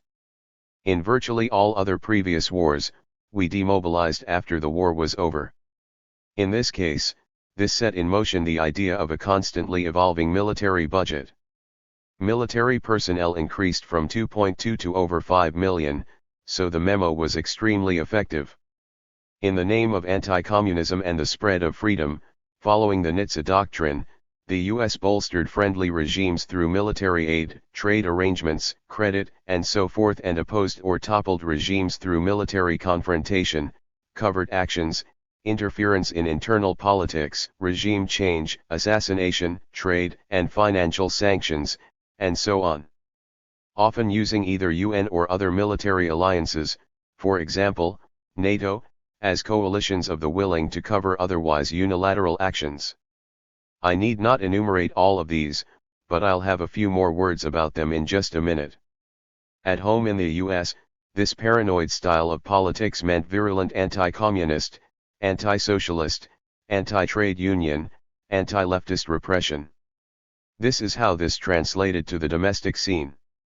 McCarthyism, which was overt repression, FBI infiltration, subversion, and assassinations, though often covert, was legitimate as necessary for national security in the face of the Soviet and international communist threat. Interestingly enough, those of you who have been following the news in the last few days have seen the re-emergence of the name Roy M. Cohn, who was the advisor to Joseph McCarthy but also was the advisor early on and mentor to both Donald Trump and to Roger Stone. These things keep coming back around. Whenever there was a conflict between democracy and order, defined as the protection of elites in capital accumulation, the US came down on the side of the latter. This 1945 to 1970 period also gave rise to the military-industrial complex, and the related speech by Dwight Eisenhower warning of the incipient power of the mic and its ongoing control and influence of US economic and military policy. To generate profits in that sector, there must be continual and expanding arms sales and therefore the constant proliferation of enemies. In addition to building the power of the mic economically and politically, this has contributed to the ongoing and dangerous militarization of the planet, including proliferation of nuclear weapons. We can see this ongoing. I'll say more about this in just a minute. Brief update from the Stockholm International Peace Research Institute. Total arms sales in 2017, and this is just from the top 100 arms companies. Nearly $400 billion, and the US share of that is nearly 60%. I'll say more about these figures in a minute. The second stage ended around 1970 for several reasons. The costs to contain communism were higher than had been anticipated. The Vietnam War costs kept escalating in every dimension.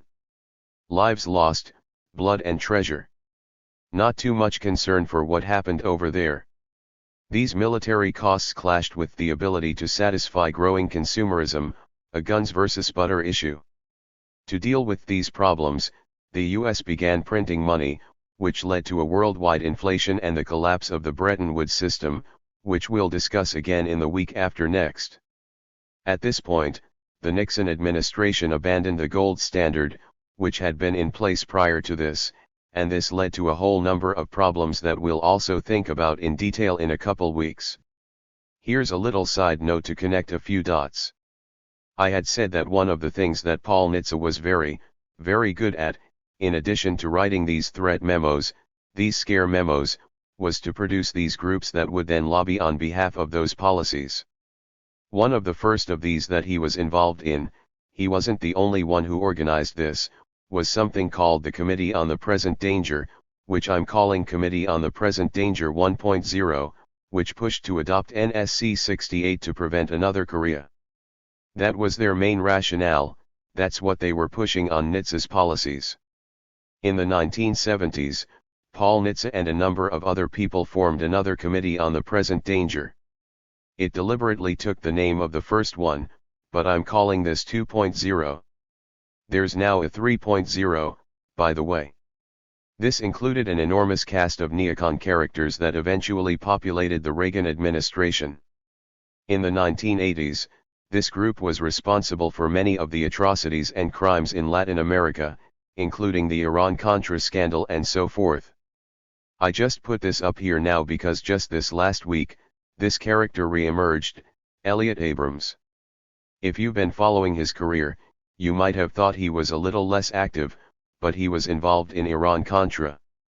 In fact, he was convicted of lying to Congress. He was then pardoned by George H.W. Bush.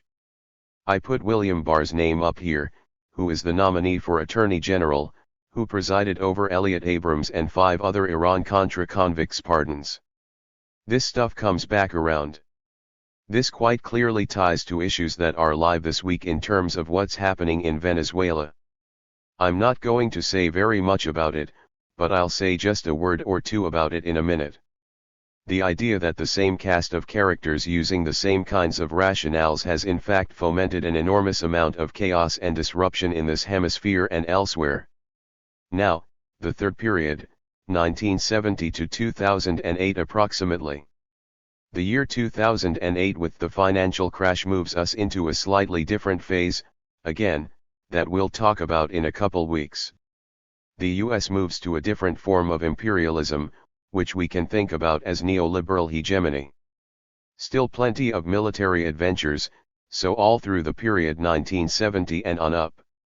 We've been at war basically since I would say 1776, roughly without interruption. Even in this most recent period that we're considering, there were still plenty of military adventures, but now the US began more dominantly using financial institutions to achieve similar ends. The IMF, the World Bank, the World Trade Organization, NAFTA, many other multi- and bilateral trade arrangements to force open financial markets around the world and continue to exercise US dominance. I posted a piece by Joy Powers, Off Target, How US Sanctions Are Crippling Venezuela, talking about the Venezuela situation and financial and economic terms that I hope you'll take a look at. setting in motion a set of policies that have literally hamstrung the Venezuelan government. It can barely govern because of the kinds of tight constrictions that have been placed upon it, including the ones that have been put in place just in the last day, the Venezuelan oil company. This is an enormous set of constraints and constrictions and underpins much of the unrest that we see on the streets of Venezuela. One key factor during this period in terms of militarism was the end of the Cold War accompanying the fall of the Soviet Union, beginning with the Berlin Wall coming down in 1989, and the dissolution of the Soviet Union in 1991. Among other things, that factor meant a need to find a replacement enemy to keep the military-industrial complex in business. Once the Soviet Union fell, this was a little bit of a problem. There was even some talk of something like a peace dividend. Once we didn't really have an enemy, maybe we could start spending these untold millions and billions at home, but that quickly evaporated. Basically, what we did, we found a new enemy. The global war on terror is the perfect enemy. In fact, it's better than a state-based adversary. It can never really be defeated, but it can be continually fought. This period is what Michael Ignatieff in Prospect magazine called Empire Light. It's got a nice ring to it. It sounds good. Says Ignatieff, the new U.S. empire is not like the empires of times past, built on colonies, conquest, and the white man's burden. We're no longer in the era of the United Fruit Company, when American corporations needed the Marines to secure their investment overseas. 21st century imperium is a new invention in the annals of political science, an empire light. A global hegemony whose grace notes are free markets, human rights, and democracy enforced by the most awesome military power the world has ever known. Light right until you need something heavier, in other words, the most awesome military power the world has ever known. In fact, just for the record, and contrary to these claims, Ignatieff's New York Times colleague, Thomas Friedman, openly proclaimed in his column, March 28, 1999, at the time of the bombing of Yugoslavia, that it takes the military contractor McDonnell Douglas to ensure the safety of McDonald's around the world. Slightly different view of Empire Light. Now, I want to start thinking a little bit about the consequences of all of this kind of imperialism. We'll leave aside for the moment the European case and just concentrate on the US for now, but we'll come back to the European case the week after this. William Bloom, who died in December 2018, was an incredibly interesting activist, analyst, and had some things to say about US interventions, principally in a publication called Third World Traveler. The engine of American foreign policy has been fueled not by a devotion to any kind of morality but rather by the necessity to serve other imperatives, which can be summarized as follows: making the world safe for American corporations, enhancing the financial statements of defense contractors at home who have contributed generously to members of Congress, preventing the rise of any society that might serve as a successful example of an alternative to the capitalist model, extending political and economic hegemony over as wide an area as possible as benefits or befits a great power. This in the name of fighting a supposed moral crusade against what Cold Warriors convinced themselves and the American people was the existence of an evil international communist conspiracy, which in fact never existed, evil or not. Finally, the United States carried out extremely serious interventions into more than 70 nations in this period, and we're still very busy. This captures, I think, Hofstadter's notion of the paranoid style. Although John Ehrlichman under Richard Nixon made the famous comment that even paranoids have real enemies sometimes, that wasn't the case here. Let's now consider some of the other consequences of US imperialism, for example, lives lost. Estimating these kinds of numbers is extremely difficult. It's difficult partly in terms of the analytics, how to count direct and indirect fatalities, but the source that I'm using actually makes an attempt to do this, and it specifies very clearly the methodology that it used, with which you can agree or disagree, but it gives you some interesting kind of outer boundary of this. In this worst-case scenario, and they described this as a worst-case scenario, the US has killed more than 20 million people in 37 victim nations since World War II. Even if they're off by a factor of 10, an order of magnitude, this is still an enormous number of fatalities. This is a quote from this study. The causes of wars are complex. In some instances, nations other than the US may have been responsible for more deaths, but if the involvement of our nation appeared to have been a necessary cause of a war or conflict, it was considered responsible for the deaths in it. In other words, they probably would not have taken place if the US had not used the heavy hand of its power. The military and economic power of the United States was crucial. Another consequence of US imperialism, the proliferation of US bases. People are just not aware of this. It doesn't get covered very much. The definition of what constitutes a base is also very difficult to pin down, but again, this is the sort of best estimate. This is according to Dave Vine, who was writing in The Nation in 2015, but this has just been updated. While there are no freestanding form bases permanently located in the United States, there are now around 800 US bases in foreign countries. 70 years after World War II and 62 years after the Korean War, there are still 174 US base sites in Germany, 113 in Japan and 83 in South Korea, according to the Pentagon. Hundreds more dot the planet in around 80 countries. Although few Americans realize that the United States likely has more bases in foreign lands than any other people, nation, or empire in history.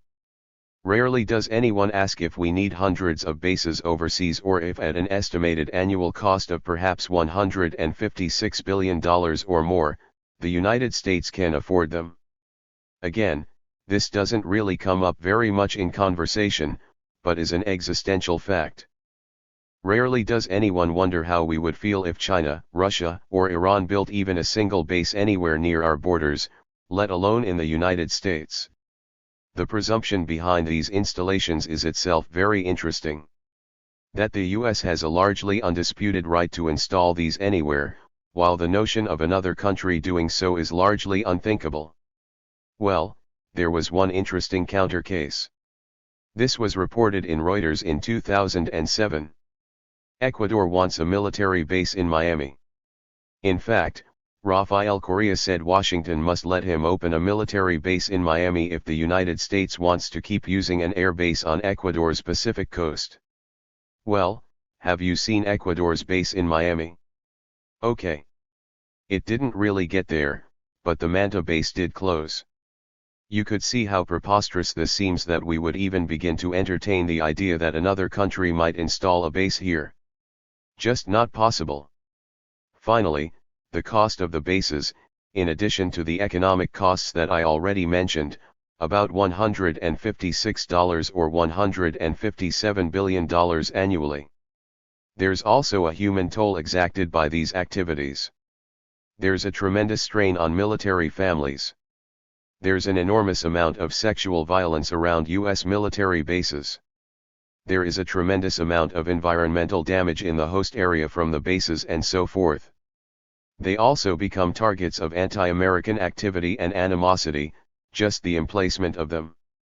For example, the US military presence in Saudi Arabia was an overtly stated motive that Osama bin Laden gave for the 9/11 attacks.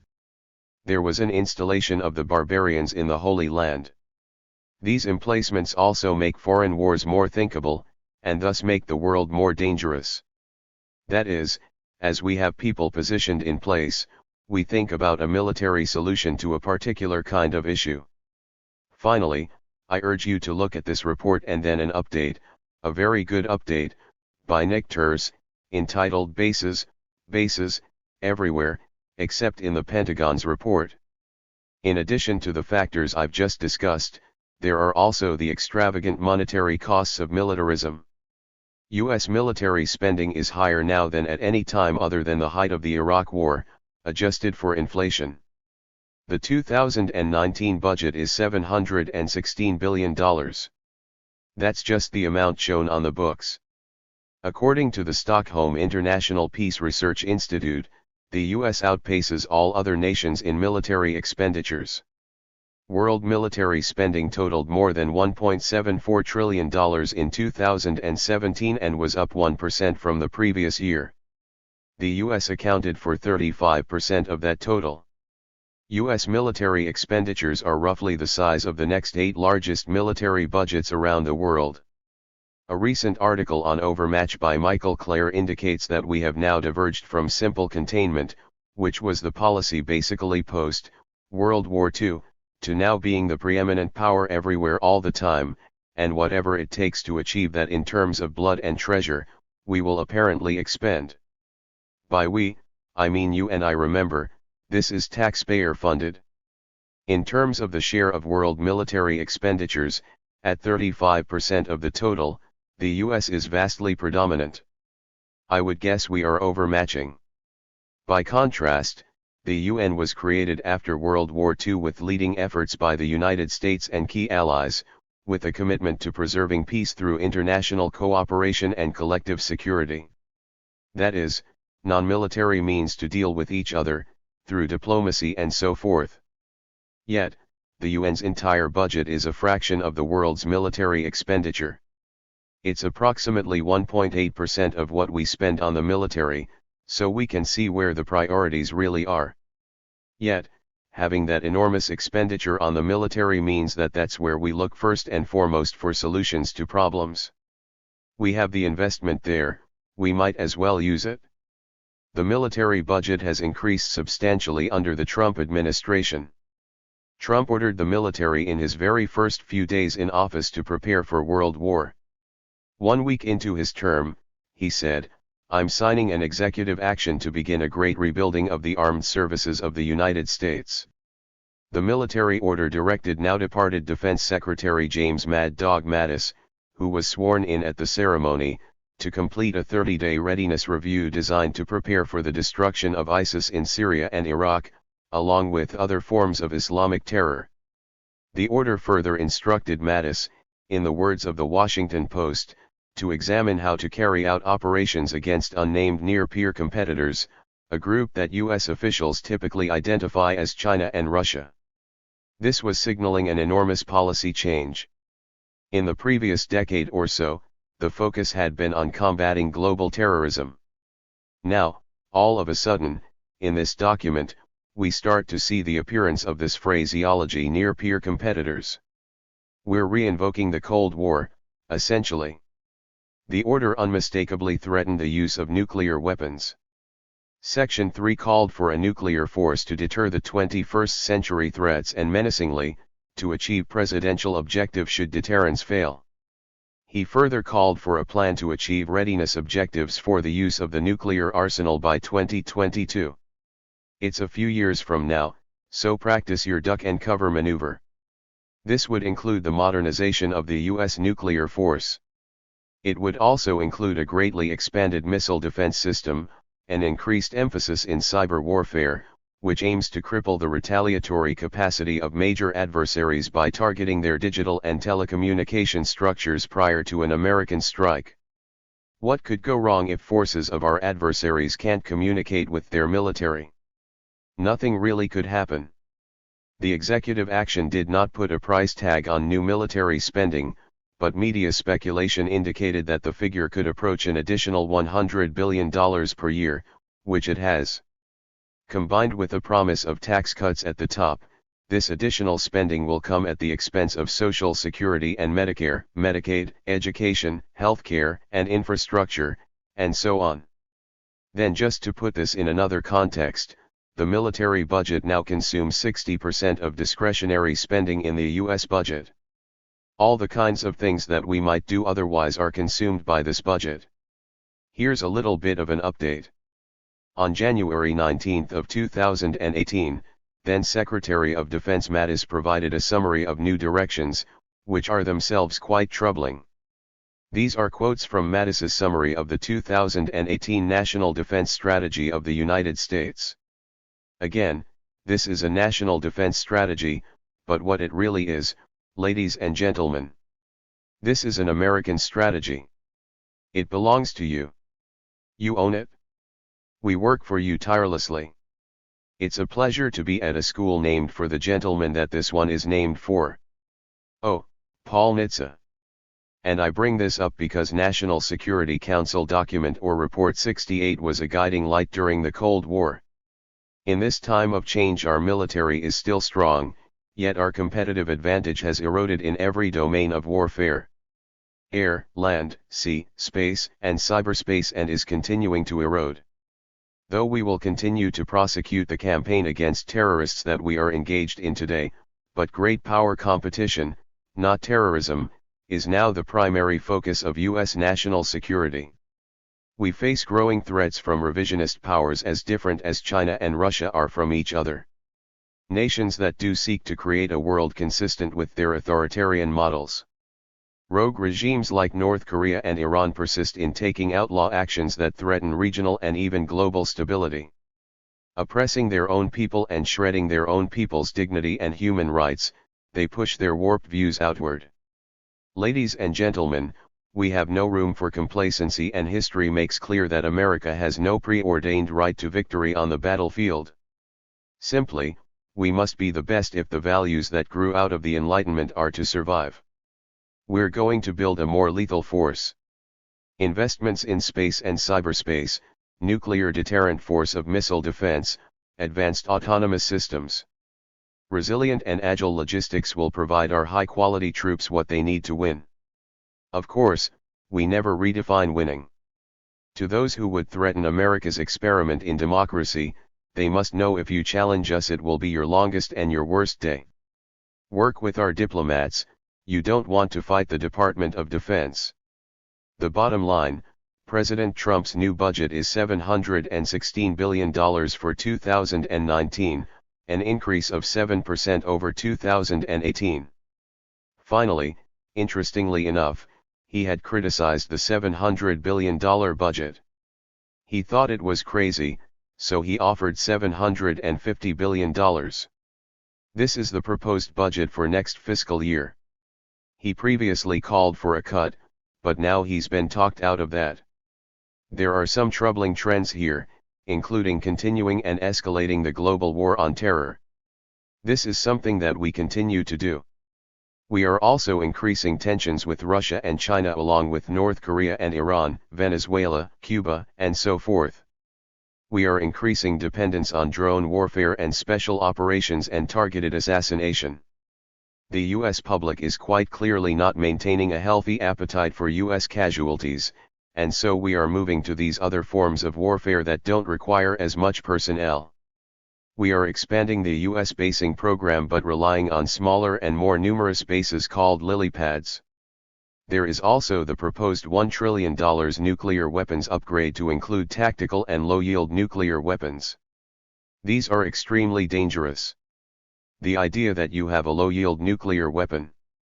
These are weapons that presumably have the explosive capacity of about 5 Hiroshima bombs, rather than 300 Hiroshima bombs per warhead. The idea that you want to somehow make nuclear weapons more thinkably usable is an extremely dangerous idea.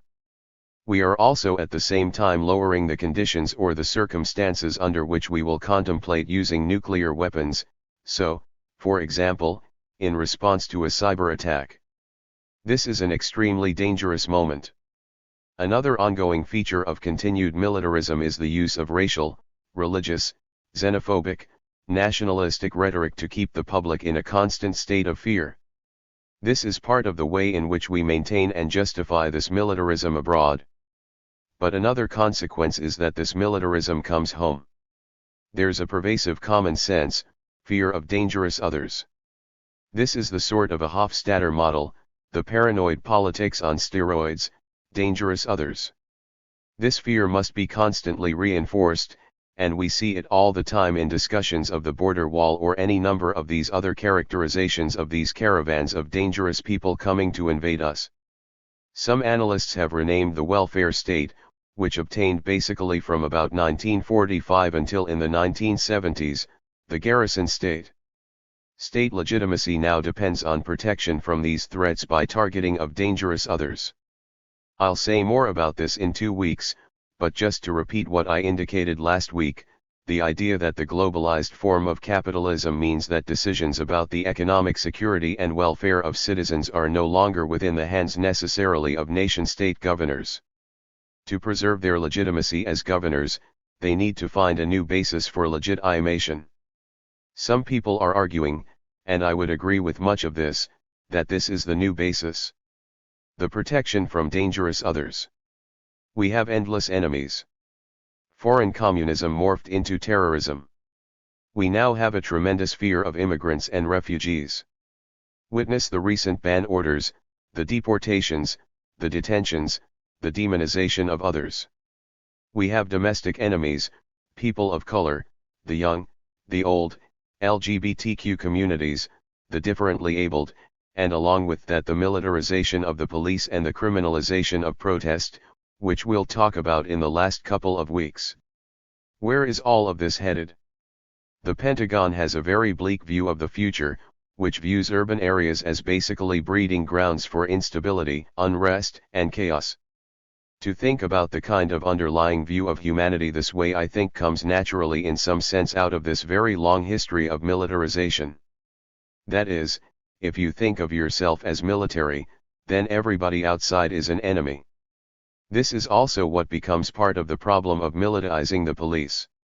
As the police become increasingly militaristic, the people that they supposedly protect and serve begin to look more and more like the non-police, like the enemy.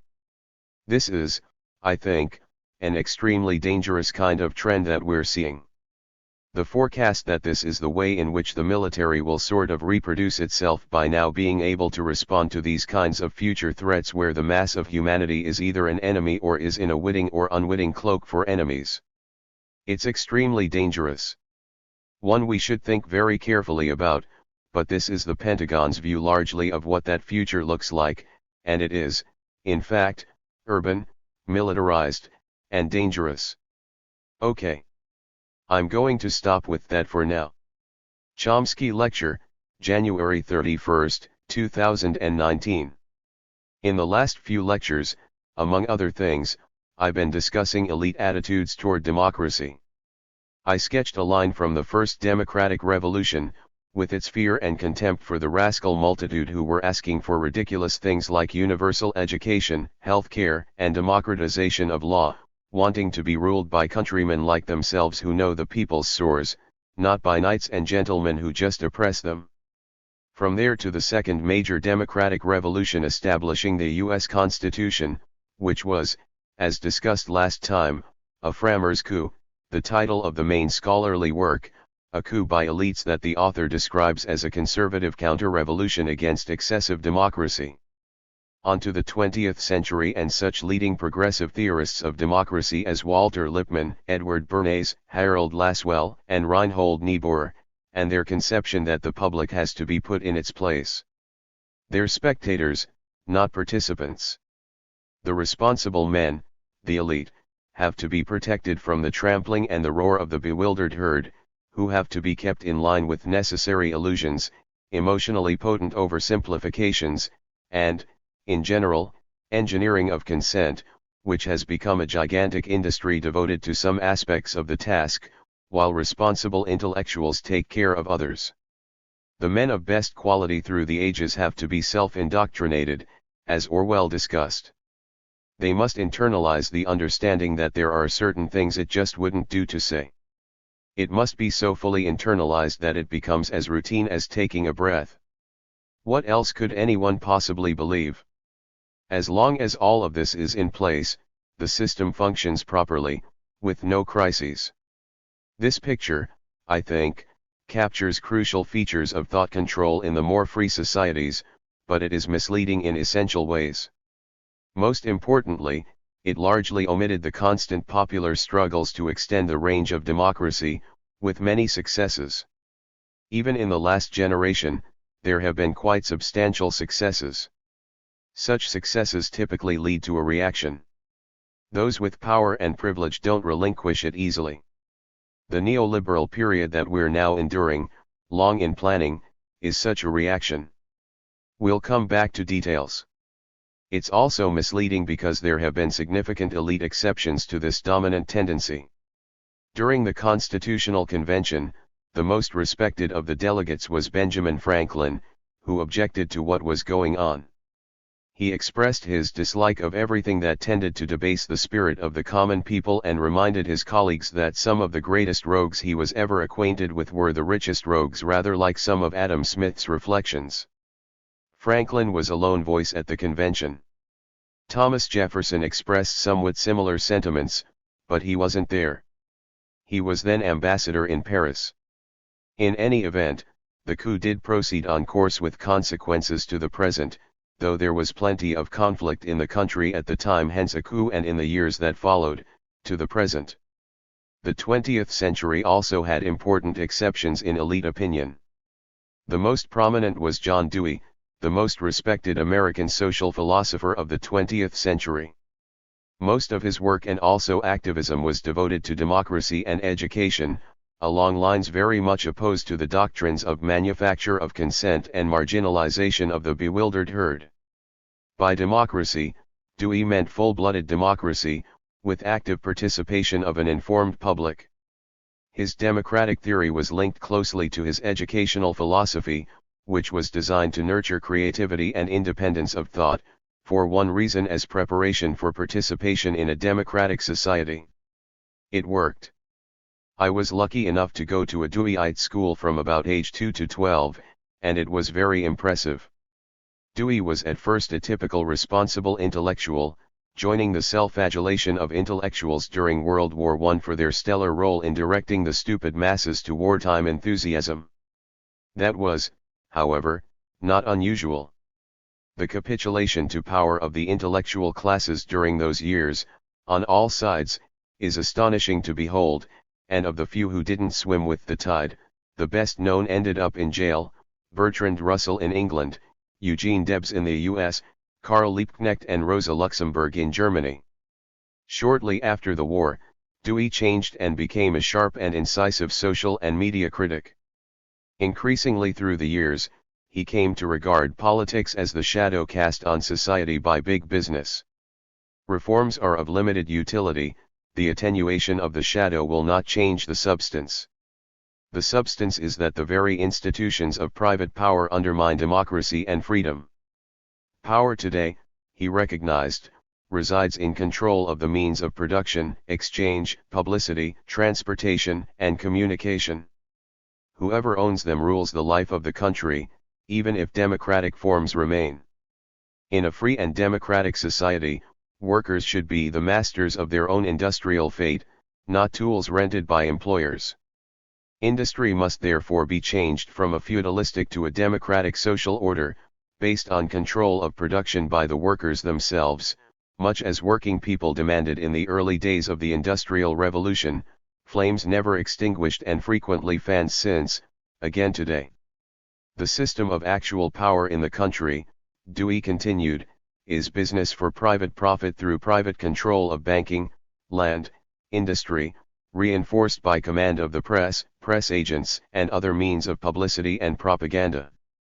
That is the system of actual power, the source of coercion and control, and until it is unraveled, we cannot talk seriously about democracy and freedom. Dewey also condemned the unfree press for yielding to commercialism and deplored its impact upon the judgment of what news is, upon the selection and elimination of matter that is published, upon the treatment of news in both editorials and news columns. He suggested a cooperative system controlled in the interest of all, rather than commitment by the media to romanticize profit motives. This is not the voice of a wild man in the wings, but of one of the most respected and influential of 20th century American intellectuals.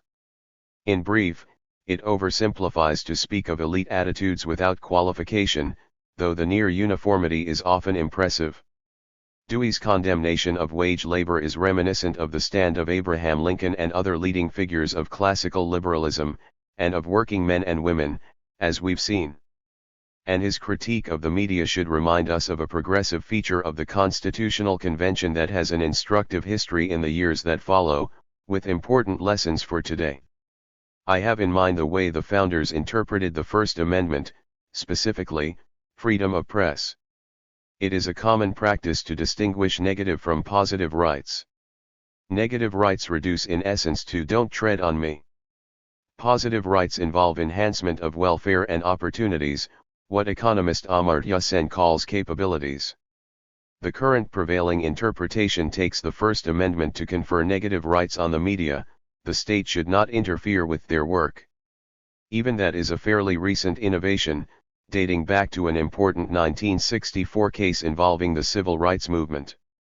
The negative rights interpretation is a sharp departure from the perspective of the founders, who interpreted the First Amendment more liberally, as conferring positive rights, matters discussed in penetrating work by media critics Robert McChesney and Victor Pickard. The founders wanted media to be free, vibrant, independent, not the unfree press that Dewey condemned for its subordination to owners and advertisers. And varied, the press of the day was often sharp and adversarial. For the founders, this was not just a rhetorical commitment. They believed that the government should be directly engaged in fostering a truly free press. The method used was, essentially, subsidy. The U.S. Postal Service was designed as a substantial subsidy to independent media, providing widely available distribution at very low rates. The large majority of postal traffic in the early years was newspapers. As already discussed, the founders were in crucial ways pre-capitalist in mentality. But the U.S. soon turned into a business-run society, to an unusual extent.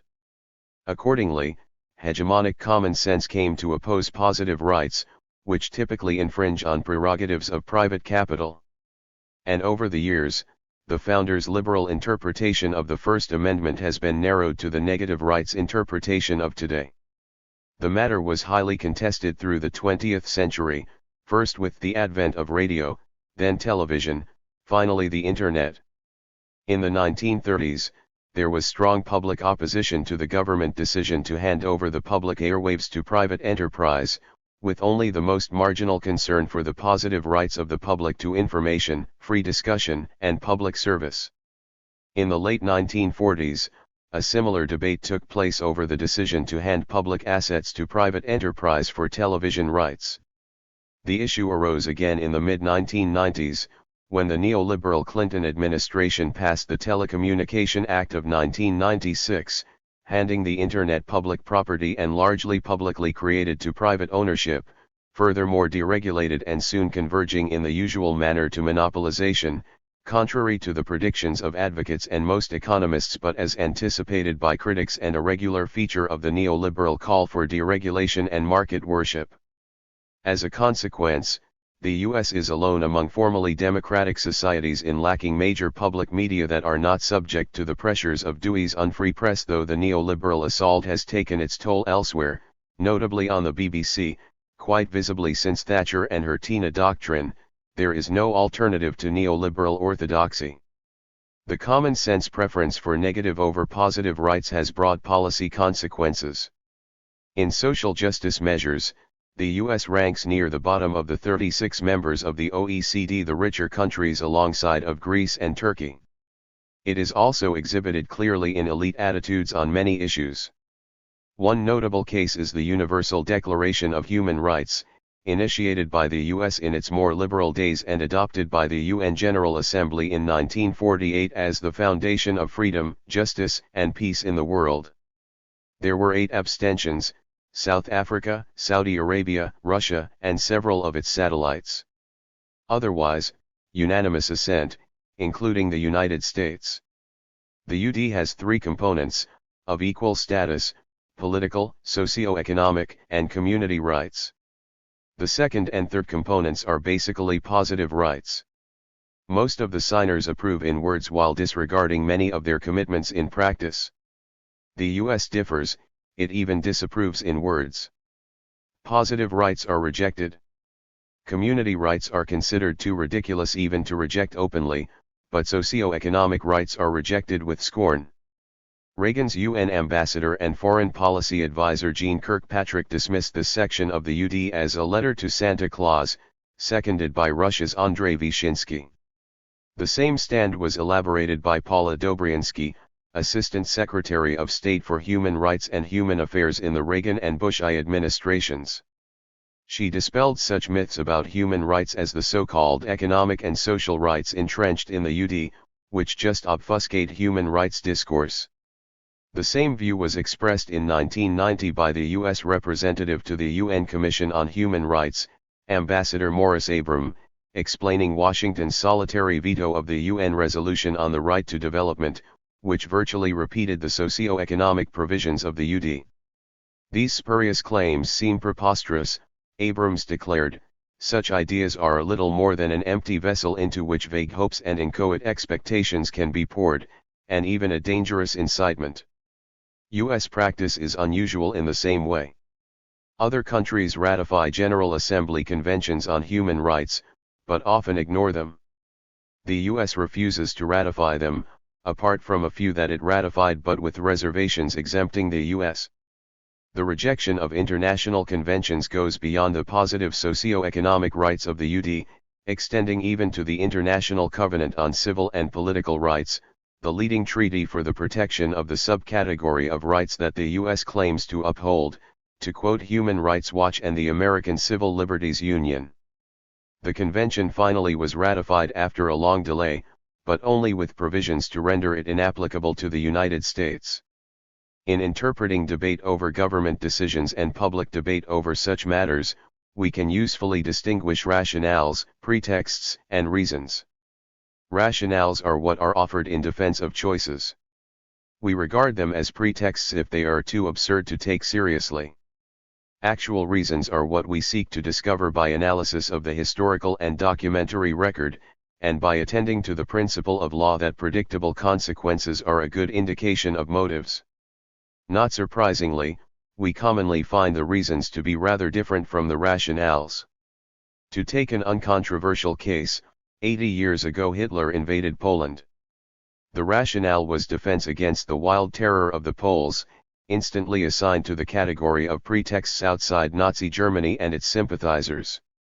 The reasons were to acquire Lebensraum for the superior Aryan race and to eliminate the tens of millions of Untermenschen who occupied the territories and who were appropriating the resources that properly belonged to their superiors.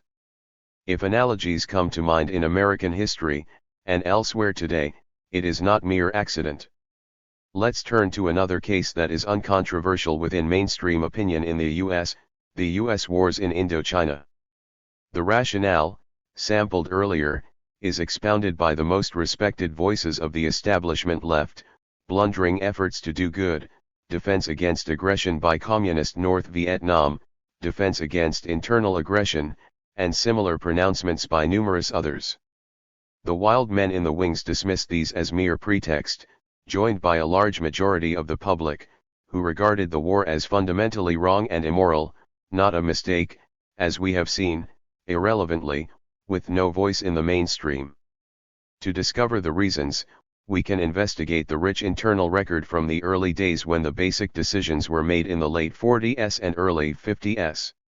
To some of the wild men, the record reveals the usual imperial concern that the virus of an independent Vietnam would spread contagion throughout Southeast Asia, reaching as far as Japan, and seriously undermining U.S. post-war plans for global control. We'll come back to this later on. To take another case, consider the major crime of the 20th century, the US-UK invasion of Iraq, a textbook case of aggression, the supreme international crime according to the Nuremberg Tribunal that hanged Nazi war criminals for less, dismissing Nazi pretexts. In U.S. mainstream opinion, the war was at worst a strategic blunder. The rationale at first was Saddam's nuclear weapons programs. That was the single question. When it was answered the wrong way, the rationale instantly and effortlessly shifted to democracy promotion.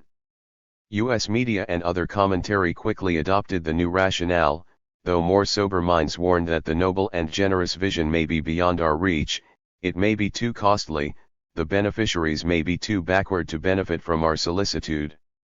Scholarship joined in as well. One of the rare exceptions, Middle East scholar Augustus Richard Norton, observed caustically that as fantasies about Iraq's weapons of mass destruction were unmasked, the Bush administration increasingly stressed the democratic transformation of Iraq, and scholars jumped on the democratization bandwagon. Some regarded these rationales as pretexts, among them Iraqis, who demonstrated their backwardness in a Gallup poll taken just at the time that the new rationale was eloquently proclaimed in a major address by President Bush. Some Iraqis, it is true, did regard the rationale as valid, 1%. Another 4% thought that the goal was to assist the Iraqi people. Most of the rest assumed that the goal was to take control of Iraq's resources and to reorganize the Middle East in the interests of the US and Israel. The conspiracy theory derided by rational Westerners, who understood that Washington and London would have been just as dedicated to the liberation of Iraq if it produced asparagus rather than oil and the center of world petroleum production were in the South Pacific. As for the reasons, I'll leave it to you. The rationale pretext reasons distinctions have a critical role throughout history and today. Deregulation, as mentioned above, is an instructive case. And more generally, limited government, allegedly a conservative ideal, though, oddly, government tends to grow under their stewardship, as in the Reagan years, serving primarily the rich. An early exponent of the ideal of limited government was Andrew Jackson. The rationale was negative rights, citizens of our free society should be free from government intrusion. In his words, the federal government should not be permitted to restrict human liberty but should be only allowed to enforce human rights. The meaning of these fine words, and their predictable consequences, are spelled out by historian Greg Grandin in his End of the Myth. By human rights Jackson meant the right to slaughter Indians without government interference and to own property, crucially for this vicious slave owner, to own human beings as property. The age of Jackson, Grandin observes, entailed a radical empowerment of white men and equally radical subjugation of African Americans, along with brutal massacres and expulsion of the untermenschen who were improperly appropriating to themselves what belonged by right to the superior Anglo-Saxon race. There are innumerable other examples of the utility of these distinctions in analysis of policy, but let's now turn to one prominent one. A core feature of received common sense is that the United States is committed to promoting democracy and human rights. It's sometimes called Wilsonian idealism or American exceptionalism. I mentioned in some opening remarks that it's a good rule of thumb to attend to doctrines about complex matters that are reiterated passionately, constantly, but without any evidence. Under such conditions, it's useful to take a closer look and to see if we're facing one of those cases where there are things that it wouldn't do to say, in Orwell's phrase. American exceptionalism is one of these cases. In the first place, as soon as we look we find that the doctrine has nothing in particular to do with the United States. It seems to be universal.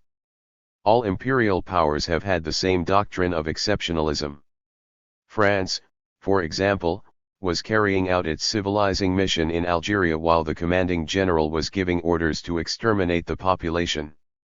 That would civilize them properly. France's noble mission extended to much of West Africa, with such success that people are dying in the Mediterranean trying to flee the wreckage.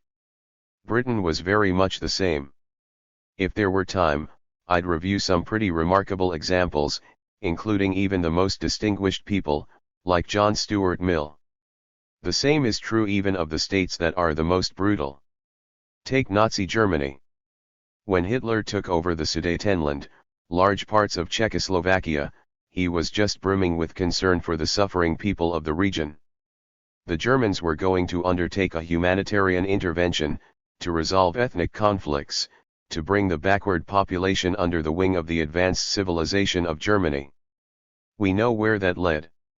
Moving to Asia, when the Japanese were rampaging in Manchuria and North China, with horrendous atrocities, what they were thinking is accessible to an unusual extent. Since they were defeated in the war, their internal records were taken, including counterinsurgency manuals. I'm not sure whether these were released to the public, but in the 1960s a friend at the Rand Corporation sent them to me, Tony Russo, who worked with Dan Ellsberg in releasing the Pentagon Papers.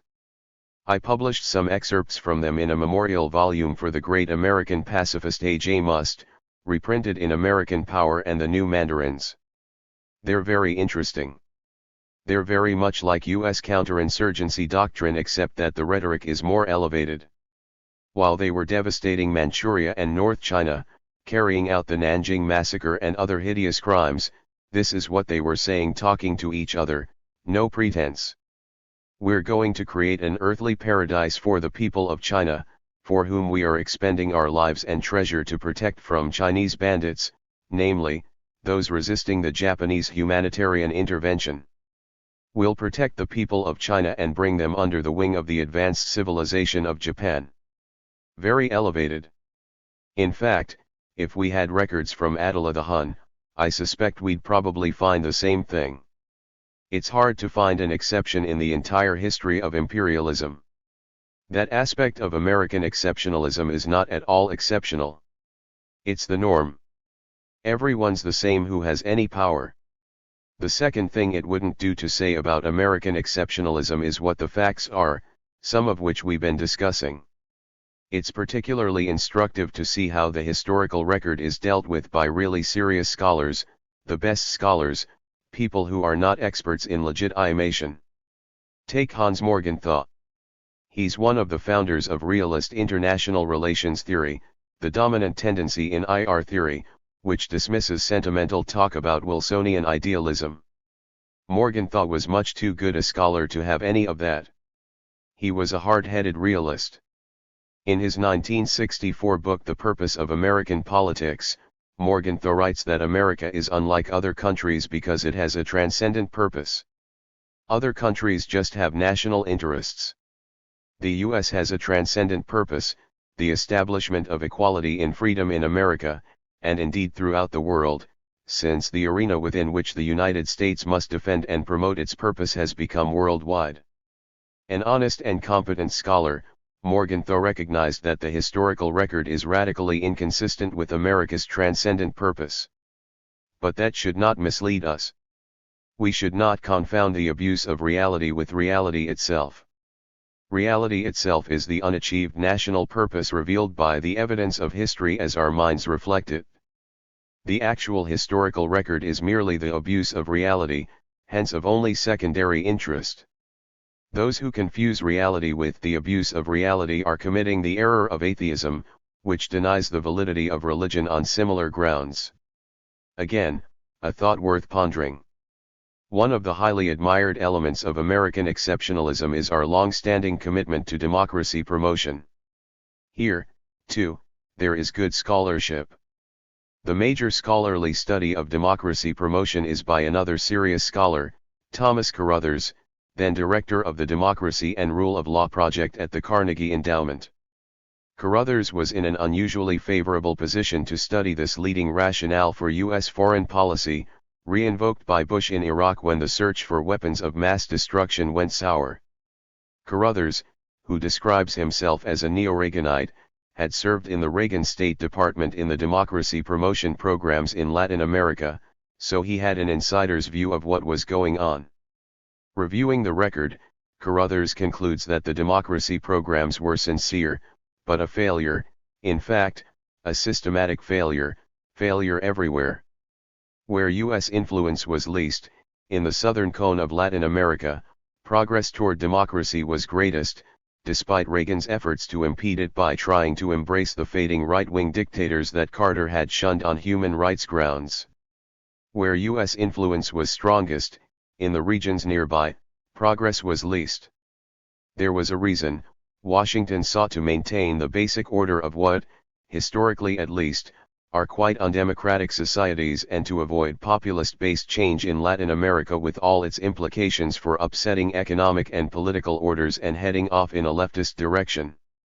Therefore the U.S. would tolerate only limited, top-down forms of democratic change that did not risk upsetting the traditional structures of power with which the United States has long been allied.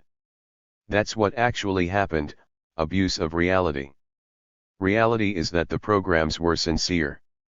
I'll leave to you an analysis in terms of rationale, pretext, and reasons. These matters pose a painful dilemma for policymakers, lamented at the extreme dovish end of the spectrum by Robert Pastor, Latin American specialist of the Carter administration, which was derided by Reaganites and many others for its excessive devotion to human rights.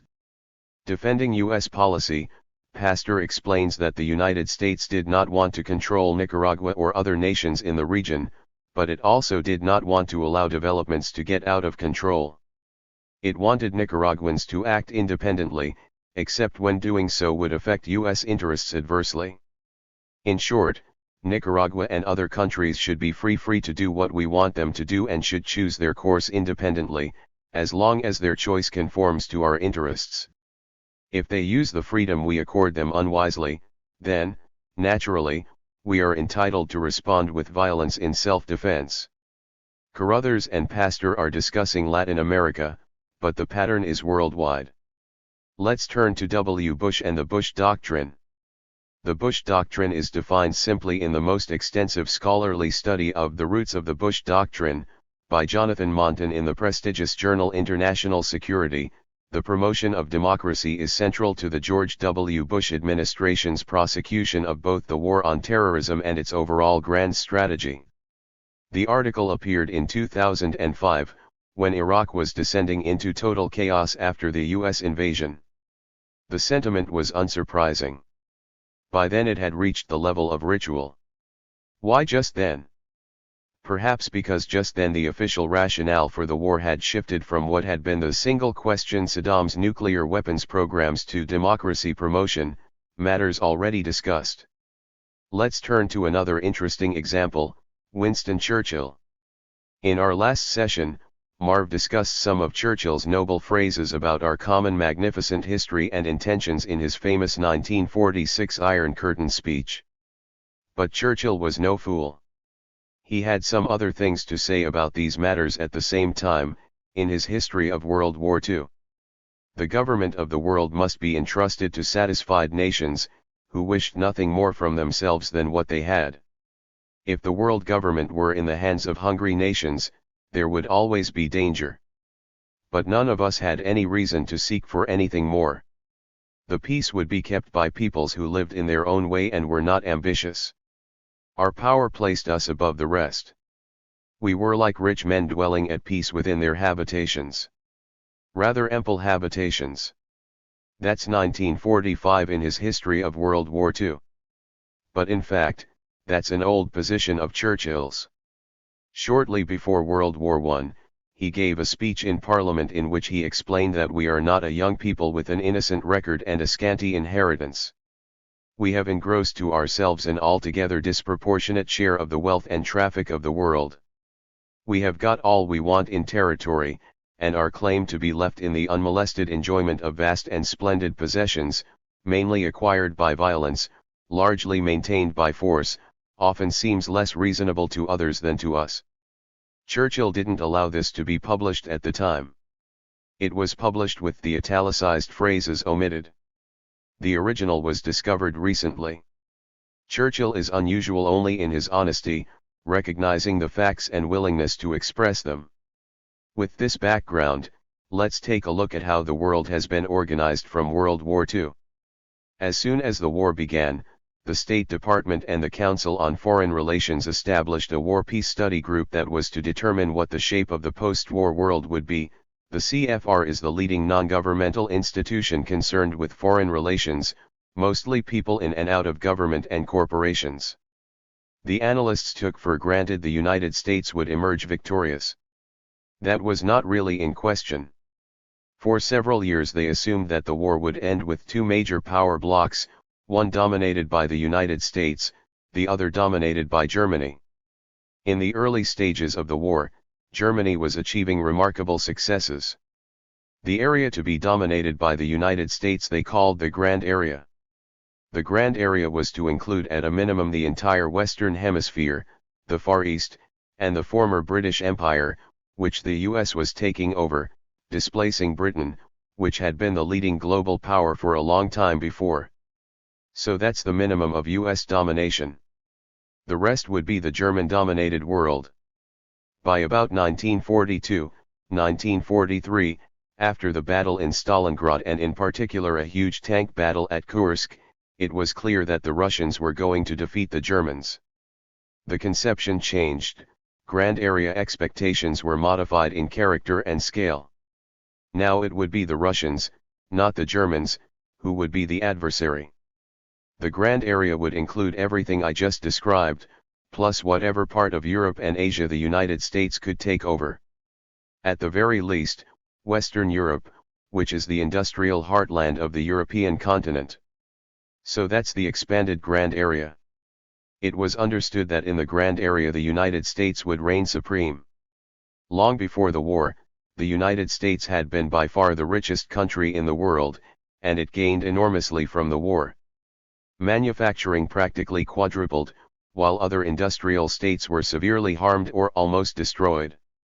The prominent statesman George Kennan, head of the early post-war State Department policy planning staff, estimated that the U.S. had half of the world's wealth. Very likely an exaggeration, statistics weren't very good at the time. But probably not by much. Grand area planners determined that U.S. domination must be firmly established. In their own words, they planned for a world in which the U.S. would hold unquestioned power, ensuring the limitation of any exercise of sovereignty by states that might interfere with its global designs. The planners therefore sought to develop an integrated policy to achieve military and economic supremacy for the United States in the grand area, which was to expand as much as possible. When the war ended, these conceptions were formulated in internal planning documents. The plans were then implemented where possible. The general idea was to impose what is commonly called the US-led liberal economic order now under threat by Trump. There were a number of guiding principles.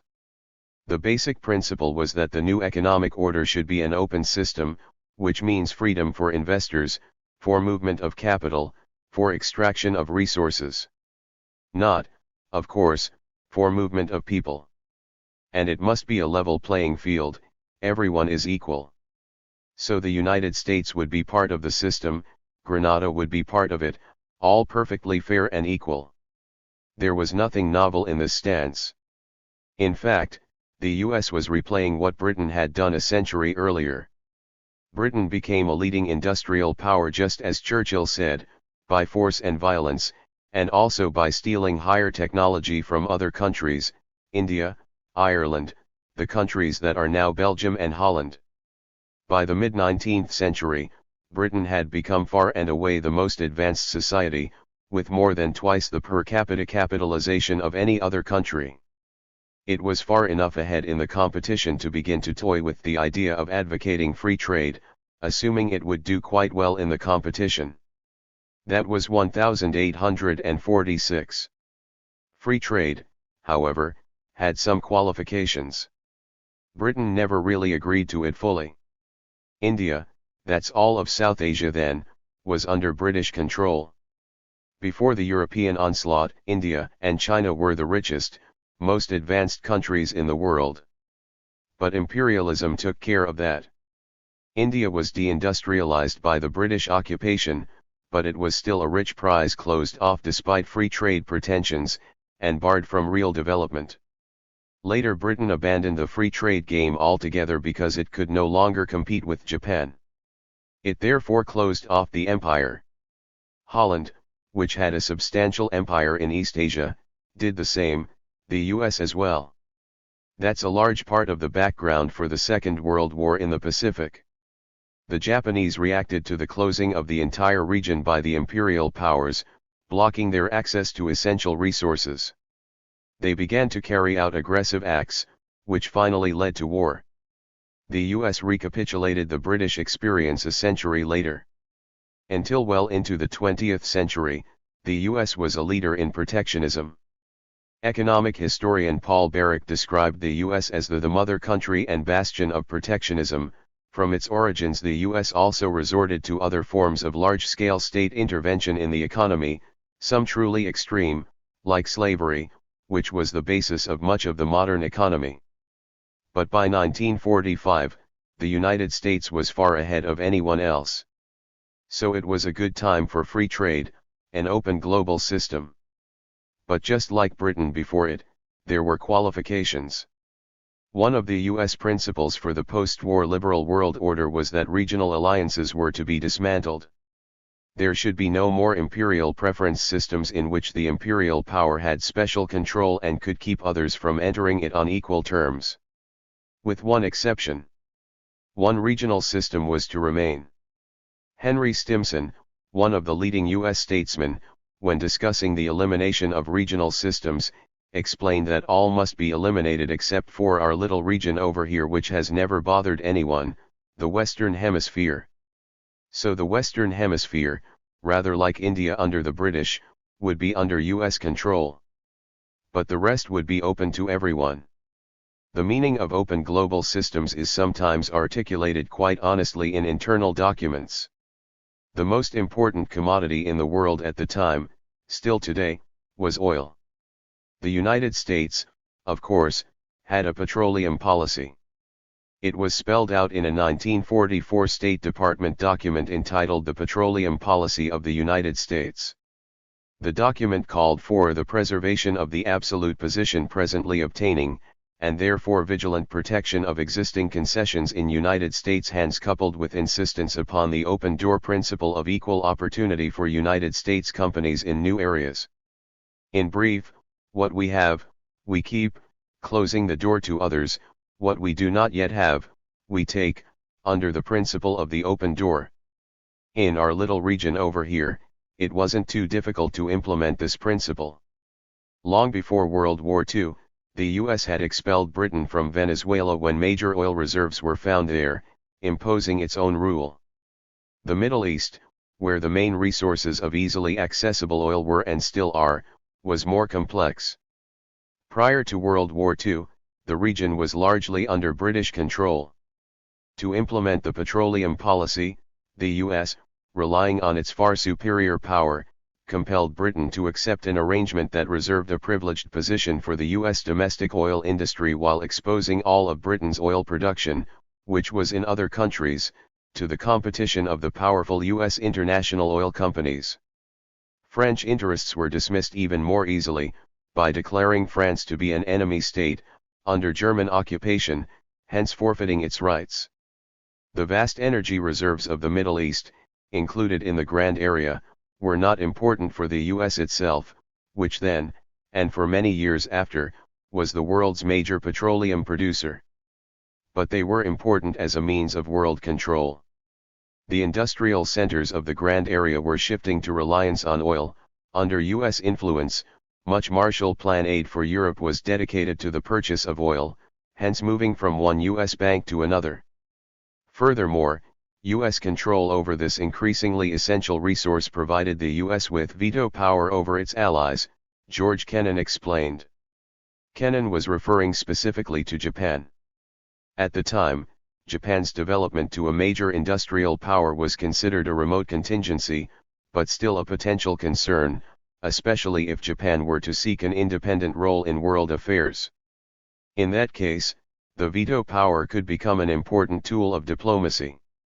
These conceptions persisted into the post-Cold War years. The influential planner Zbigniew Brzezinski was not enthusiastic about the U.S. invasion of Iraq in 2003, but he recognized that it might have a bright side. He wrote that America's security role, the conventional euphemism for military domination, if extended over the second largest oil producer in the region, would provide Washington with indirect but politically critical leverage on the European and Asian economies that are also dependent on energy exports from the region. Global control requires thoughtful planning. The Middle East remains of enormous importance. Just open the newspapers. You read about Iraq, Iran, Syria, Saudi Arabia, and its war in Yemen, Qatar, Israel. It's a major focus. And the reason isn't obscure. It was explained by the State Department in 1945 when the New World Order was being established. The State Department pointed out that Middle East oil is a stupendous source of strategic power, and one of the greatest material prizes in world history. That's not a small affair. We have to make sure we have substantial control of that. In Europe the war ended in 1945, with the Russians and Allied forces separated at the Oder-Neisse line, which was actually a historical fault line. That was where Eastern and Western Europe had begun to divide in about the 15th century. Western Europe at that point was beginning to develop. Eastern Europe was falling behind. Historian of Russia Theodor Shunin writes that in the course of this process, Russia was becoming a semi-colonial possession of European capital. There was some development in Eastern Europe, but it was mostly Western-owned. That changed in 1917. After the Bolshevik Revolution, Russia went on to become a major industrial power, although nowhere near the scale of the West. After 1945, each side imposed its rule in the areas they had conquered. For the Russians, it was Eastern Europe. That story is familiar not in Russia, where it was clouded in propaganda, but here we all know about Russian oppression in Eastern Europe. So we won't have to review it. For US domains, most of the rest of the world, you have to search the documentary and scholarly record to find out what happened. I talked a little about it earlier. In Europe and also in Japan, the first task was to dismantle the anti-fascist resistance and the social and political structures that it had established. The problem was faced in the first country occupied by Allied forces, Italy. There the resistance had driven the Germans out of large areas and had begun to construct a new radical democratic order on their own. It was therefore necessary to dismantle what had been constructed and to restore the traditional order, including leading fascists and fascist collaborators. Italy remained a tough nut. The CIA carried out one of its major operations there from 1948, aimed at subverting Italian democracy, continuing at least into the 1970s. There were similar tasks all over Western Europe and Japan. And interventions all over the Grand Area, too numerous to mention. If there's time we'll return to some of them.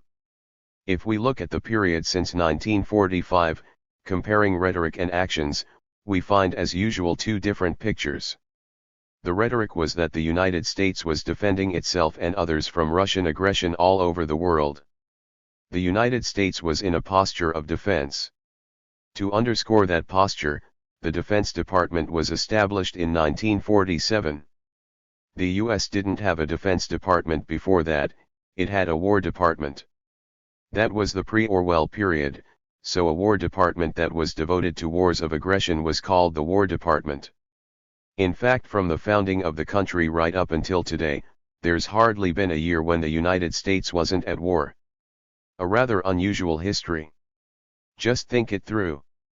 First there were wars against what the Declaration of Independence calls the merciless Indian savages who were brutally attacking peaceful English communities.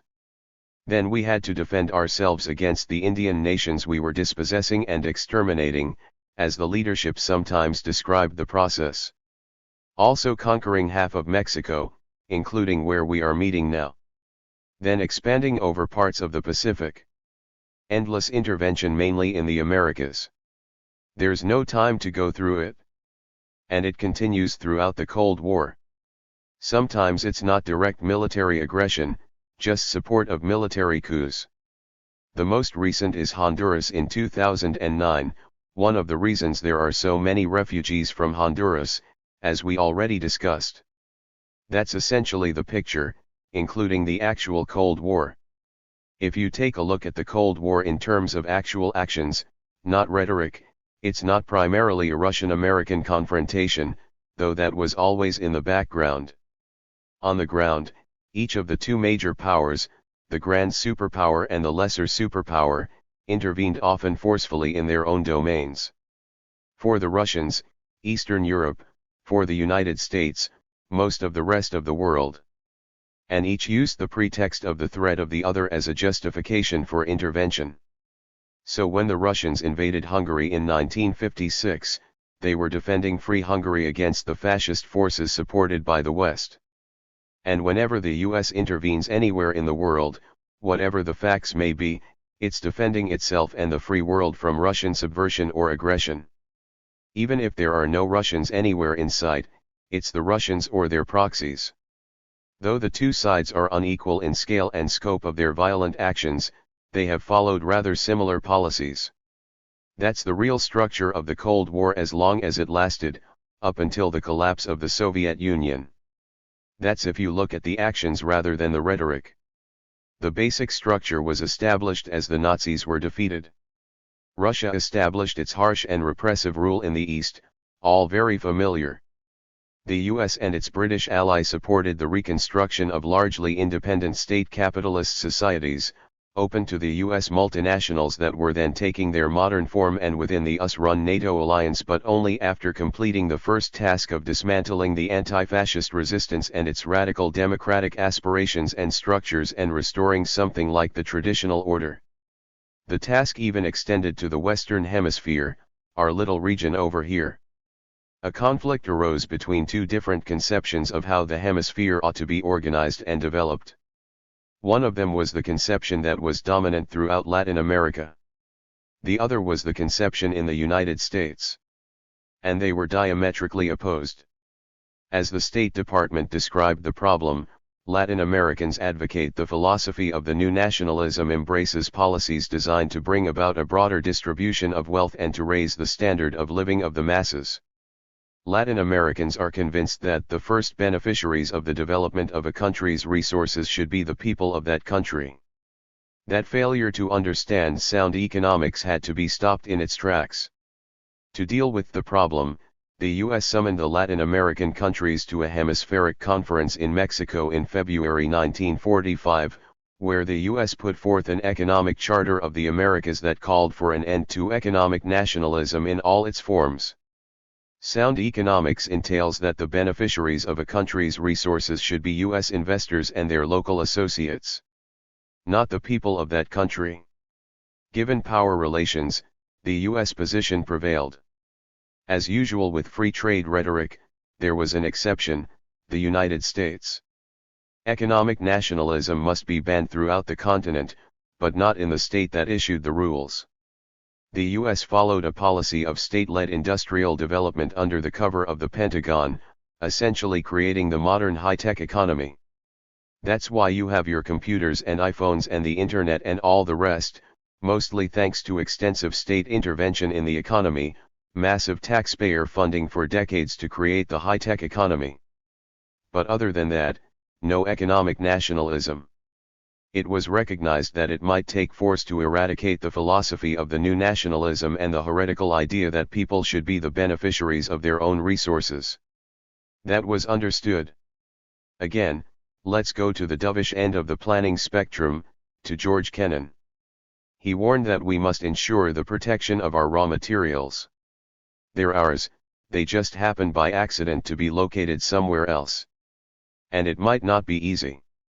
The final answer might be an unpleasant one, Kennan concluded, police repression by the local government. We should not hesitate to support harsh government measures of repression as long as the results are on balance favorable to our purposes.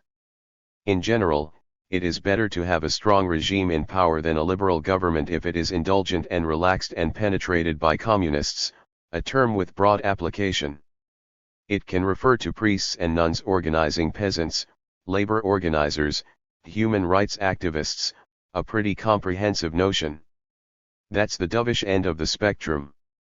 It remained a doctrine of American liberalism, reiterated much later in the Clinton Doctrine, which held that the U.S. has the right to resort to unilateral use of military power to ensure uninhibited access to key markets, energy supplies, and strategic resources. Not a right accorded to others, needless to say. In accord with these principles, there's a vicious record of intervention. I won't go through it. Hundreds of thousands of people killed, countries destroyed, huge refugee flow. A crucial year in this record was 1962, during the Kennedy administration, an important date to which I'll return. Elsewhere, it was also necessary to discipline countries that were tempted to go berserk with fanatical nationalism by trying to control their own resources. That's the New York Times editors in 1954 praising the CIA coup that overthrew the parliamentary government of Iran and installed the rule of the Shah. Repercussions are right on the front pages until today. Incidentally, the New York Times appears to have a near 100% record of supporting military coups that are backed directly or supported by the U.S.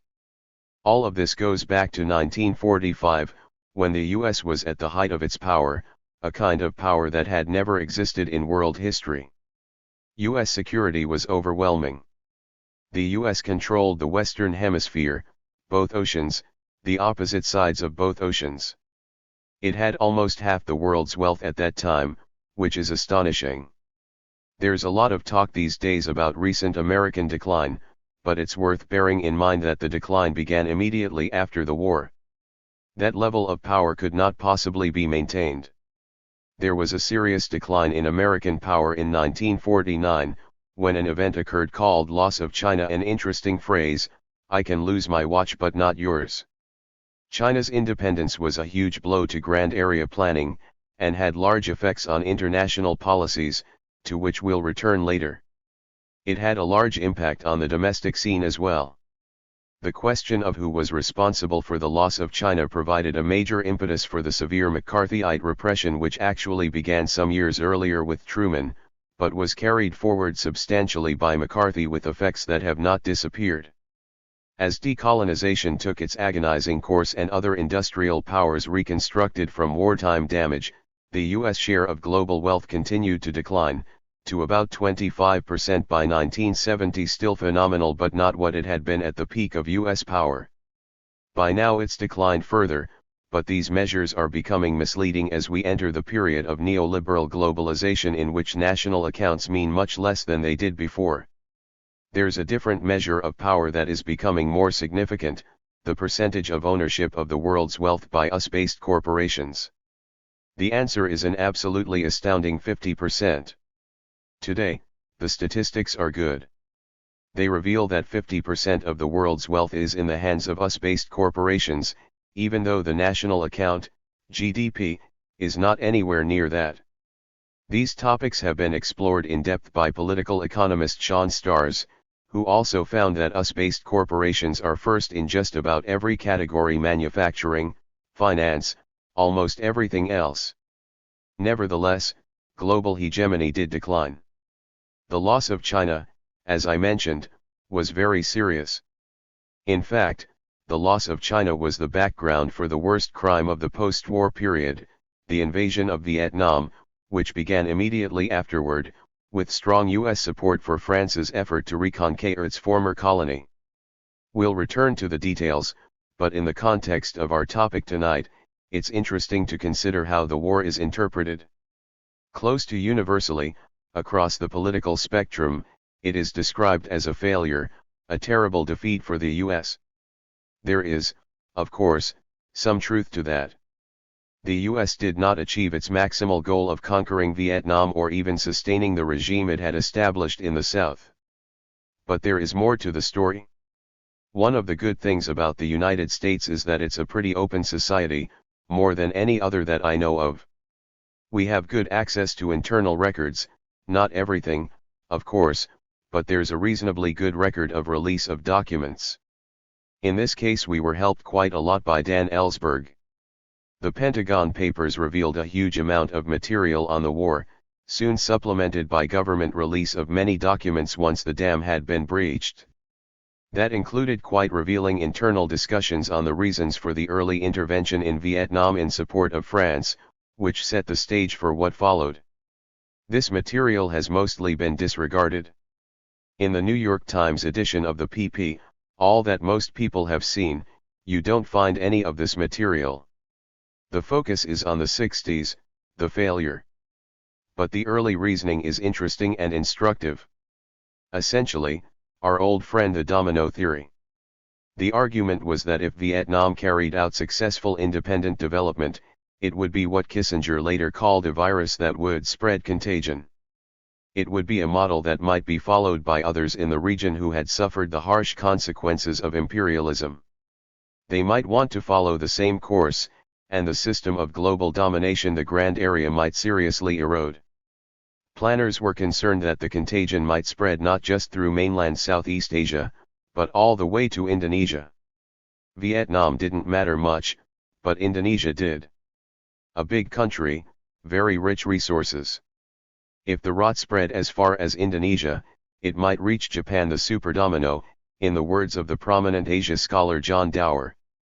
If Southeast and East Asia became independent, what we call communist, Japan would be tempted to accommodate this bloc of states and become its technological and industrial center. There's a name for that system. It was called the New Order in Asia that Japanese fascists were trying to establish. In the early 1950s, the United States was not ready to lose the Pacific phase of World War II, which was fought to prevent Japan from establishing its new order. Obviously, planners weren't going to accept that. How then do you prevent it? When a virus is spreading contagion, you must destroy the virus and inoculate potential targets. That was achieved. Vietnam was virtually destroyed. It's not a model for anybody, and is by now increasingly integrated into the global system dominated by US-based corporations. In the surrounding countries, harsh, brutal military dictatorships were established, preventing contagion. Indonesia was the most important domino. The contagion was blocked in Indonesia in 1965 by an unusually brutal US-backed military coup that killed hundreds of thousands of people and totally suppressed all dissent. The main political parties were wiped out. The country has yet to recover, even to discover what happened, all effectively concealed. It was not concealed in the West, which could scarcely contain its euphoria about the staggering mass slaughter that was a gleam of light in Asia, a boiling bloodbath that provided new hope for the region. The domino didn't fall, in fact, was incorporated fully within the US-dominated liberal world order, open to exploitation. US support continued right through the brutal repression and major war crimes. In 1975, Henry Kissinger gave the ruling generals a green light to invade East Timor, where they went on to carry out what appears to be the worst slaughter in per capita terms since Hitler's genocide, always with firm and decisive US support and admiration. When the dictator, General Suharto, was invited to Washington in 2005, the Clinton administration welcomed him as our kind of guy. In later years, McGeorge Bundy, former national security advisor under Kennedy and Johnson, reflected that it might have been a good idea to call off the Vietnam War in 1965, when the gleam of light shone and the US had achieved its main goals. No pernicious models, no contagion, Indonesia was rescued, Japan was in our pocket. Was the Vietnam War a failure, a terrible defeat? True, the US didn't achieve its maximal goal of turning Vietnam into something like the Philippines, a kind of neo-colony, but it did achieve the major goal. The dominoes didn't fall. As I mentioned last week, it's standard in commentary on international affairs to ridicule the domino theory because the dominoes didn't fall as feared. In other words, the remedy was successful. The virus was extirpated, the potential victims inoculated. But as I mentioned, though ridiculed, the domino theory is never abandoned. It's quite rational and has substantial empirical support. The loss of China was also part of the background for NSC 68 in 1950, excerpts posted for reading this week. The document is widely and correctly recognized as a document of great significance, setting an enduring policy framework. Apart from its substance, the rhetoric is highly illuminating. Remember that this is an internal document, not for the public, not even for most of Congress, only declassified many years later. The rhetoric is like a fairy tale. On one side there is ultimate evil, on the other, absolute perfection. Each of the antagonists has an essential nature that defines it. The document contrasts the fundamental design of the Kremlin with the fundamental purpose of the US. The implacable purpose of the slave state to eliminate the challenge of freedom everywhere. The compulsion of the Kremlin demands total power over all men in the slave state itself and absolute authority over the rest of the world.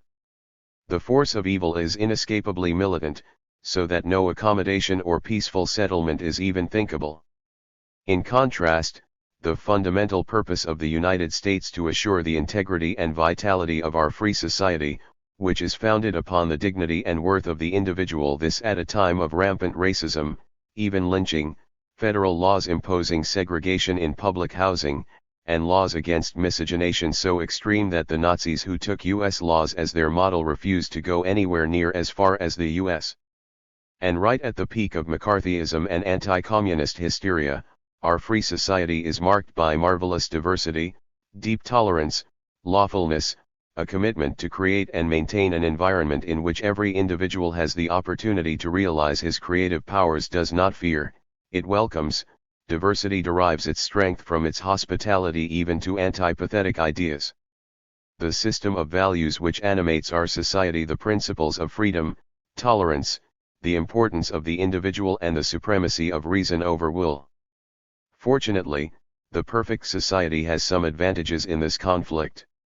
The essential tolerance of our world outlook, our generous and constructive impulses, and the absence of covetousness in our international relations are assets of potentially enormous influence, particularly among those who have been lucky enough to experience these qualities at first hand, as in Latin America, which has benefited from our long-continuing endeavors to create and now develop the inter-American system. Latin Americans might have had some thoughts about this long-standing benevolence. Of course, there can be no accommodation with absolute evil, so we must foster the seeds of destruction within the Soviet Union, hasten its decay. We must avoid negotiations because any agreements would reflect present realities and would therefore be unacceptable, if not disastrous, to the United States and the rest of the free world, though after the success of a rollback strategy we might negotiate a settlement with the Soviet Union. That policy is forced on us by the fundamental design of the slave state and its compulsion for world domination. In fairness, the document did recognize some flaws in our perfection, and urged that they be remedied. The flaws are the excesses of a permanently open mind, the excess of tolerance. Another flaw is dissent among us when there should be conformity. We will have to learn to distinguish between the necessity for tolerance and the necessity for just suppression, which is a crucial feature of the democratic way. It is particularly important to insulate our labor unions, civic enterprises, schools, churches, and all media for influencing opinion from the evil work of the Kremlin, which seeks to subvert them and make them sources of confusion in our economy, our culture, and our body politic. Fortunately, Joe McCarthy, the House Un-American Affairs Committee, and other stalwart figures were upholding these stern obligations right at the time. There are other flaws of our society beyond open-mindedness and failure to understand the necessity of just suppression. Aspirations are too high. Increased taxes are necessary, along with reduction of federal expenditures for purposes other than defense and foreign assistance, if necessary by the deferment of certain desirable programs. These military Keynesian policies, it is suggested, are likely to stimulate the domestic economy as well, and they may prevent a decline in economic activity of serious proportions. In general, a large measure of sacrifice and discipline will be demanded of the American people, and they also must give up some of the benefits they enjoy as we dedicate ourselves to saving humanity from the implacable campaign of the slave state to destroy freedom everywhere. NSC 68 called for a huge increase in armaments, tripling the military budget, while carefully concealing their findings that the slave state is weaker not only than the United States, but even than Western Europe. Scattered through the document are statistics and data on Western Europe, which, it turns out, was roughly comparable to the Soviet Union in military force, and, of course, far more advanced industrially and other kinds of development. And needless to say, the US was far ahead of anyone. As I mentioned, NSC 68 is recognized to be one of the founding documents of contemporary world order, and is the subject of extensive scholarship. The interesting rhetorical framework is ignored or downplayed, mistakenly, I think. It tells us something about the perceptions of the dominant political class, though the senior statesman Dean Acheson did confess that it was necessary to be clearer than truth in order to bludgeon the mass mind of government, and to scare hell out of the American people, as the influential Senator Arthur Vandenberg interpreted the general government message. Policies quickly shifted to a harder line, with the usual justification: security. Security is a very interesting concept, rather like defense. So what is security? Let's take a quick look. In 1950, the actual security of the United States was extraordinary, as already discussed. But there was a potential threat, which didn't materialize until some years later, though it was recognized as a severe, indeed existential, potential threat, ICBMs, intercontinental ballistic missiles, which sooner or later would be developed to the point where they could reach the United States and would carry nuclear warheads. What then do you do about a potential severe security threat? Well, one possibility would be negotiations to ban the development of such weapons, thereby maximizing security. That didn't happen, and it's interesting to see why. There is a standard scholarly history of the strategic weapons system by McGeorge Bundy, who had access to high-level documents, security documents, and so on. He does mention this option. In the course of discussing other topics, he mentions the fact that if there had been a treaty to ban ICBMs, the one potential threat to American security would have been eliminated. He adds that he was unable to find a single document, even a draft paper anywhere, suggesting that maybe it would be worthwhile pursuing a way to protect the population of the United States from the one potential danger they faced, the threat of destruction. Bundy has a couple of sentences about this curious fact, and then goes on to the next topic. And rather interestingly, all of the scholarship as far as I know ignores the matter. I've never been able to find a reference to it.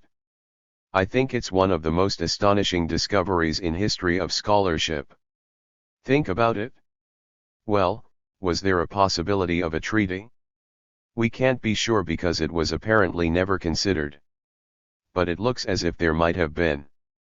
In 1952, Stalin made a remarkable offer. He offered to allow unification of Germany. Remember that only a few years earlier, Germany had virtually wiped out Russia. But Stalin was nevertheless willing to accept unification of Germany, though with one condition, that it not join a hostile military alliance, that it not join NATO. So it would be neutral and independent. There was talk about the prospect of elections, which, of course, the communists would lose. I know of only one American scholar who paid attention to Stalin's offer, the respected analyst James Warburg, in his important book Germany, Key to Peace, where he urged that the prospects be pursued. He was ignored or ridiculed. Anyone who ever mentioned it later there were very few was ridiculed as well. How could Stalin ever have meant anything like this? There was, of course, a way to find out, but it was never considered. Take up the offer. If anything had come of it, the world would have been a much better place. Russian archives have since come out. And it turns out that the offer may have been pretty serious. One of the most respected Cold War historians, Melvin Leffler, writes in Foreign Affairs that scholars who studied released Soviet archives were surprised to discover that Beria the sinister, brutal head of the secret police proposed that the Kremlin offer the West a deal on the unification and neutralization of Germany, to sacrifice the East German communist regime to reduce East-West tensions and improve internal political and economic conditions in Russia, opportunities that were squandered. In favor of securing German participation in NATO, of course, a major threat to Russia. Well, we don't know if it could have happened, but what we do know is that the security of the population of the United States seems not to have been a consideration, even a marginal consideration. That's called concern for security, and it's pretty typical. I'll have to skip some revealing illustrations because it's getting too late, but the topic is too important to ignore completely. After Stalin's death, Khrushchev came along. He understood that Russia couldn't compete with the United States economically, it was inconceivable.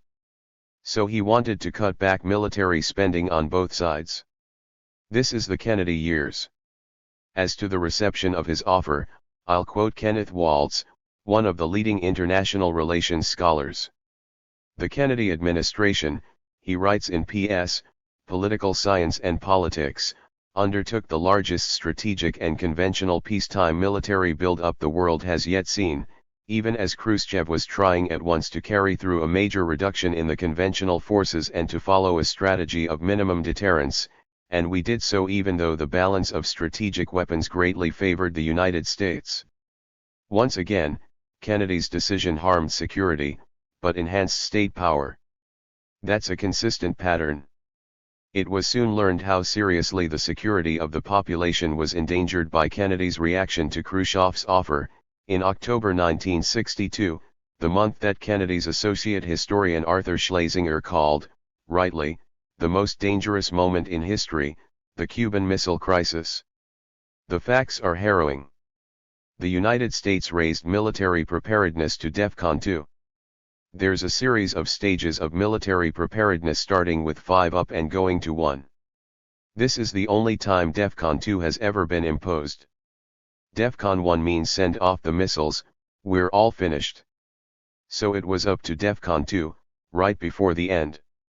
The Joint Chiefs wanted to invade Cuba. Kennedy contemplated invasion. If there had been an invasion of Cuba, we'd probably all be dead.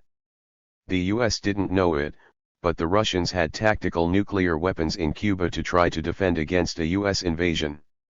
And if there had been an invasion, they would have been used. The US invasion force would have been wiped out, a lot of the southeastern United States would have been wiped out, we would then have bombed Moscow, and it's all over. So it was that close. In fact, how close it was is just mind-boggling. There was a point at the peak of the crisis when US destroyers were dropping depth charges on Soviet submarines right outside the so-called quarantine area. These were old submarines, designed for the North Atlantic, not the Caribbean. We now have extensive records about what happened. Inside the submarines the temperature was rising to 140 degrees. Code 2 levels were at such a level that crewmen were fainting, falling down, close to death. Depth charges were falling near the submarines. They had no communication with anyone, they didn't know what was going on. The US didn't know it at the time, but the Russian subs had torpedoes that were nuclear-tipped. One of the commanders decided that look, we're at war, a major war is going on. Let's defend our dignity, and instead of just being murdered down here, let's fire the torpedoes. Had he done so, it very likely would have triggered escalation leading to major nuclear war. In order to fire the torpedoes, he needed the approval of 2 subordinate officers. One of them approved, the second, Vasily Arkhipov, did not. He decided that it wouldn't have been legal to fire the torpedoes. So he refused. They didn't fire them. That's how close we were to possible terminal destruction. If Arkhipov had been on one of the other submarines, that would have been the end. It's one of the worst cases in the record and there are all too many others. We have since learned that President Eisenhower had subdelegated authority to use nuclear weapons to commanders. That continues with subsequent administrations. You can read about this in a very important book that just came out, Daniel Ellsberg's Doomsday Machine. The book provides detailed information about this from the inside. We've also learned, from memoirs, that American pilots who were in the air, flying the Chrome Dome missions, assumed that they had authority to use nuclear weapons in extreme circumstances. One shudders to think of the consequences. Why did Khrushchev put missiles in Cuba in the first place? Scholarship is pretty much in agreement that there were 2 reasons. One was to try to compensate for Soviet backwardness at the military level after Kennedy had rejected Khrushchev's offer of mutual reductions and had instead carried out a huge military buildup, though the US was already far ahead. That was one. The other was a matter of timing. Kennedy was carrying out a serious terrorist war against Cuba. The goal, as Arthur Schlesinger puts it in his biography of Robert Kennedy, was to bring the terrors of the earth to Cuba. The terrorist campaign was the responsibility of Robert Kennedy, his top priority. He informed the CIA that the Cuban problem carries the top priority in the United States government, all else is secondary, no time, no effort, or manpower is to be spared in the effort to overthrow the Castro regime. One component of the effort was a terrorist program called Operation Mongoose. It had a timetable leading to open revolt and overthrow of the communist regime. On August 23, President Kennedy issued National Security Memorandum No. 181, a directive to engineer an internal revolt that would be followed by U.S. military intervention after terrorism and subversion had laid the basis. October 1962 was when the missiles were sent to Cuba. Meanwhile, terrorist attacks continued, speedboat attacks on Cuban seaside hotels where Soviet military technicians were congregating, killing many Russians and Cubans, attacks on British and Cuban cargo ships, contamination of sugar shipments. Lots of other atrocities and sabotage. When this brutal campaign is discussed in US commentary, it's almost always dismissed as silly CIA shenanigans, like plans to make Castro's beard fall out. It was far more severe than that. Dan Ellsberg was then on the inside, close to the center of analysis and planning. He's reviewed the Cuban Missile Crisis in extensive detail in his recent book. In Personal Communication, he has said that in his opinion the invasion threat was the primary reason for Khrushchev sending the missiles. Notice that that's a case where large-scale terror came very close to ending the human experiment. It's worth thinking about. The terror was very serious. The first book that explores the effect on the victims recently appeared. By a Canadian scholar, Keith Bollender, Voices from the Other Side, An Oral History of Terrorism. There is still more, which was suspected but recently became known.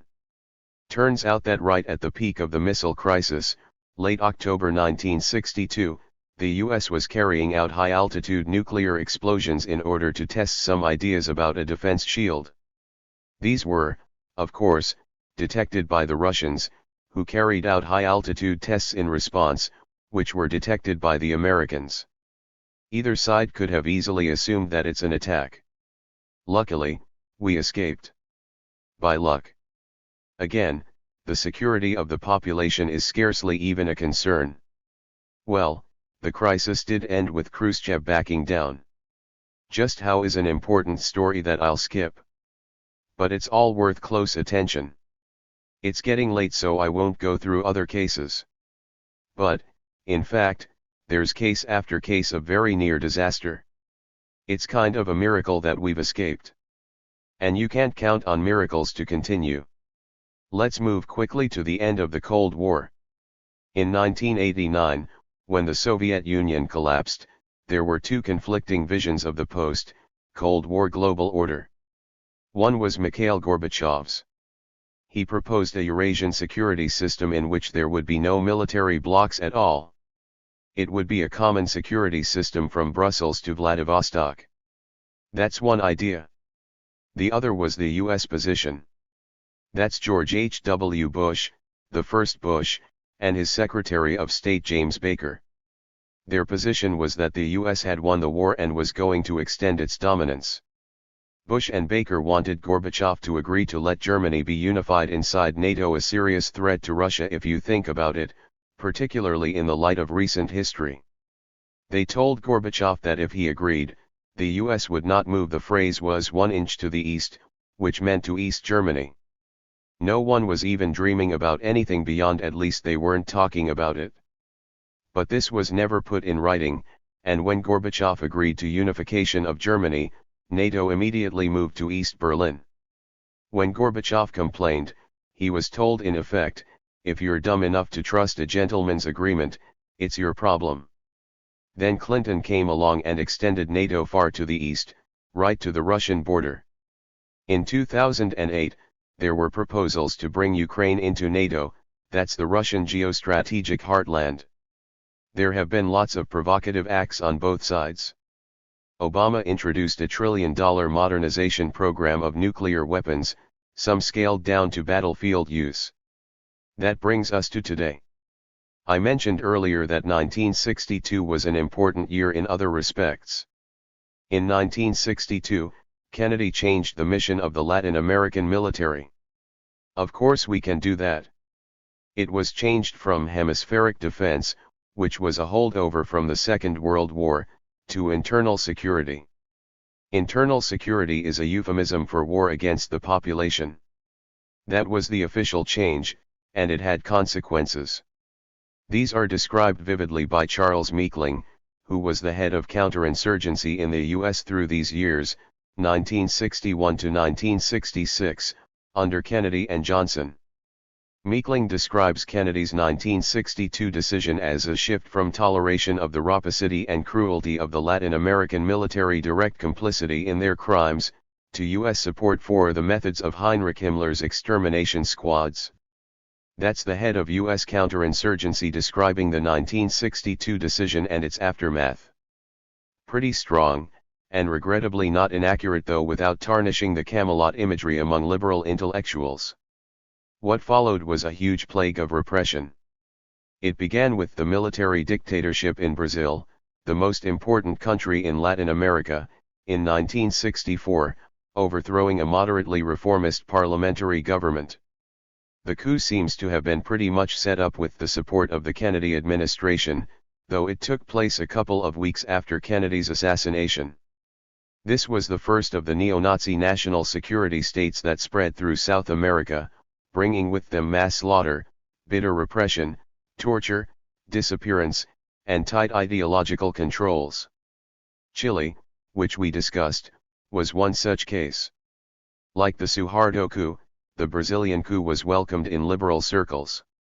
For example, by Kennedy Johnson ambassador to Brazil Lincoln Gordon, who then went on to become president of Johns Hopkins University.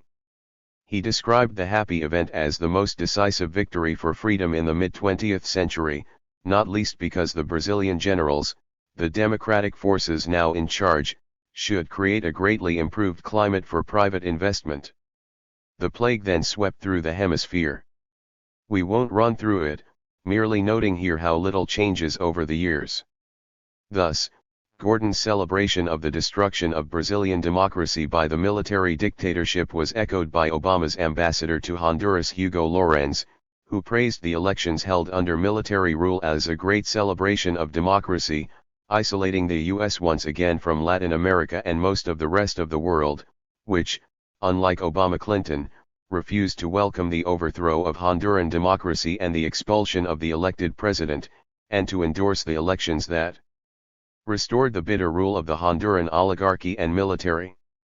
The US-backed plague reached Central America in the Reagan years, with massive state terror, hideous torture, every imaginable kind of horror. The US was overwhelmingly the agent of violence. The US was even condemned by the World Court for unlawful use of force, aka international terrorism, and ordered to pay substantial reparations to Nicaragua and to call off its terrorist war. Of course, that was disregarded, and the terror was escalated. The World Court was dismissed by the New York Times as a hostile forum, so we don't have to pay any attention to it. A few years earlier the same court was lauded as a noble institution when it ruled in favor of the US in a case involving Iran. It all continues right to the present. I mentioned one case, Honduras. Well, that's our little region over here. As discussed earlier, the decade of the 1980s was framed by the assassination of Archbishop Romero at the beginning of the decade and the assassination of 6 leading Latin American intellectuals, Jesuit priests, in November 1989, shortly after the fall of the Berlin Wall. In fact, throughout the post-1962 period there were many religious martyrs. That had to do with another significant event of 1962. Pope John XXIII called Vatican II, the second major Vatican conference. Its theme was to return the Catholic Church to the basic message of the Gospels, which had largely been forgotten ever since Roman Emperor Constantine, in the 4th century, adopted Christianity as the state religion and converted Christianity from the persecuted church to a persecuting church, in the words of the distinguished theologian Hans Kung in his History of Christianity. Vatican II, he continued, ushered in a new era in the history of the Catholic Church, restoring the teachings of the Gospels. The message of Vatican II was taken up by Latin American bishops, who adopted the preferential option for the poor. Priests, nuns, and laypersons brought the radical pacifist message of the Gospels to the poor, helping them organize to ameliorate their bitter fate in the domains of U.S. power, to take affairs into their own hands, and to be ruled by countrymen like ourselves who know the people's sores. The founding ideas are called liberation theology. That, of course, is the kind of heresy that has to be stamped out without mercy or delay. The United States and its local clients launched a war against the Church. That's why there are so many religious martyrs. And they're proud of it.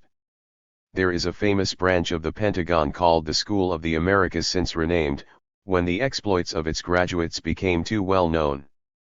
The School of the Americas trained Latin American killers and torturers, including many of the worst ones. It advertises itself differently, of course, with talking points, which are presented to the public to show how wonderful the work of the school is. One of the talking points is that the liberation theology that was initiated at Vatican II was defeated with the assistance of the U.S. Army, which trained those who brought victory in the war against the Church. Chapter 4. Capitalism versus the Environment. Waterstone Lecture, February 5, 2019.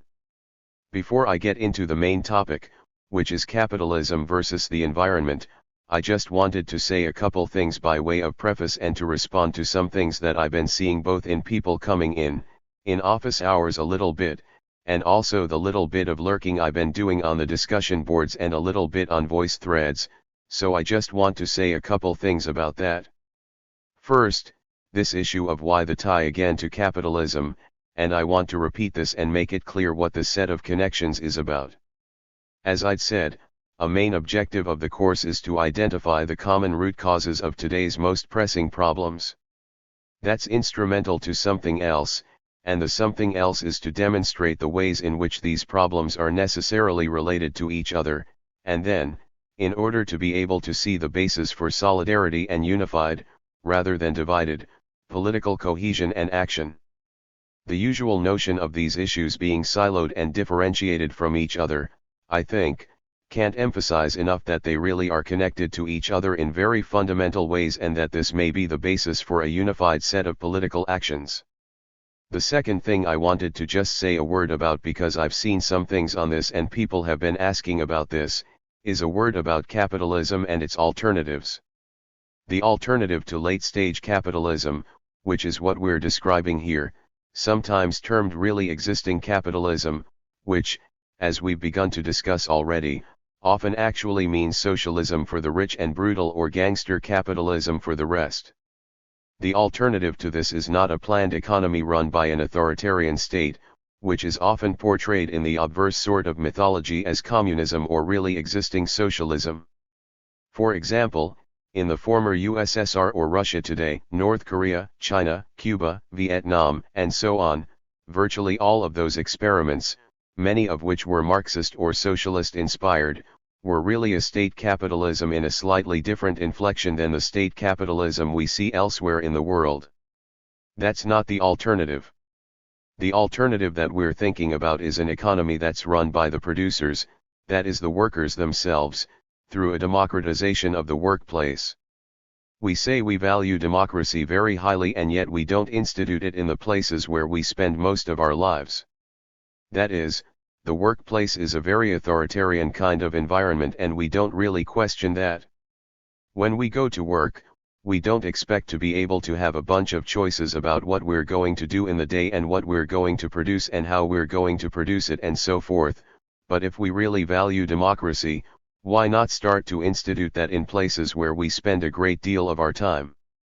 Why not democratize the decisions over what gets produced? What gets produced is not necessarily tied solely to, or even most importantly to, profit maximization. That is, if you go back to a conversation a couple weeks ago, what if things were produced for their use value rather than for their exchange value? That might, in fact, produce a very different set of outcomes.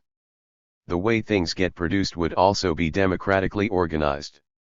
That is, if the people who had to live with the consequences of the production process were in charge of that production process rather than those being in charge being absentee or distant owners, we might see very different kinds of effects coming out of our production processes and places, and this includes many of the impacts on the environment. And then finally, what to do with the profits, if any, which gets to questions about income and wealth inequality, and so forth. Again, if these decisions were democratically arrived at, we might see a very different set of impacts, and so this is something that I think we should think about in terms of the issues that we're discussing. If the production process were organized in very different ways, the kinds of things that we are discussing here, the kinds of outcomes and consequences, might have a very, very different look, and so it's worth thinking about that. But this is typically what we're thinking about when we think about an alternative to capitalism. So now let's turn to the topic for this evening, because we're stuck with this system and it's producing some outcomes. I'm going to go through some of the issues. This list is not meant to be exhaustive, but by the end of it, it might be a bit exhausting, that is, you might feel a little wearied by it, so, just going to go through it, and just it's useful to know what we're talking about and what we're confronting when we think about environmental impacts. First are the kind of overt impacts that we were beginning to deal with in a substantive way, in the late 1950s, into the 1960s, but these things like air, water, soil pollution, which were at the time quite overt, quite undeniable in many ways, as I'll talk about in a little while, as the problems became so apparent that they simply couldn't be ignored any longer. The problem of indoor air pollution is something that's come a little bit later. Think about around the world, people who use solid fuels for heating and cooking and so forth. Clearly indoor air pollution is an issue. In more technologically developed countries, indoor air pollutants are now being recognized as coming from a lot of the building materials that we use, insulation and so forth, but this is becoming a prevalent problem. Over time, we've seen a changing nature in the pollutants themselves, from these overt, unavoidable notions of solid waste to industrial waste to toxics, which have mainly gone through a transformation in their visibility, their tangibility. That is, these early problems, as I say, were quite overt, but the later problems of industrial waste and toxins and so forth are largely out of sight and therefore largely out of mind. So we don't see all these things, but they are becoming ubiquitous in the environment. Plastic pollution is another, and growing, problem. You can find all sorts of interesting statistics about plastics. In this abbreviated form, I'm giving you just one that I found particularly annoying. By 2050, there will be more plastic than fish in the oceans by weight. Okay, so if you're interested in fishing for plastics, it's good news, but otherwise, not so great. Then there is the issue of antibiotics, which people have been thinking about a lot in the last couple of decades, leading to the production of these super pathogens, the superbugs, which evolve much more quickly than the pharmaceutical industry evolves to deal with them. So, people who are taking antibiotics either don't take the full course of them, or more prominently, they're given to animals and 30 to 60% of them pass through our or animals' digestive systems unchanged, and so they simply enter the environment. They're in the water supplies. We ingest them through the food chain and so forth, and they are producing a constellation of these pathogens that are now not susceptible to treatment by these antibiotics. So some of these were miracle drugs when they first came out in the 20s, 30s, and so forth. Penicillin, amoxicillin, a whole number of them, are now becoming ineffective, and we're seeing the results in increasing resistance and morbidity. Endocrine disruptors, again, things that disrupt our hormonal systems, these, again, are becoming prevalent in the environment.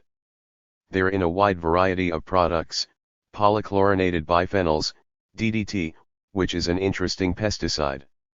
Some of you may recall the famous book by Rachel Carson, Silent Spring, in which she began to document the ubiquity of pesticides in the environment and their effects, in this case, on bird species and bird habitat.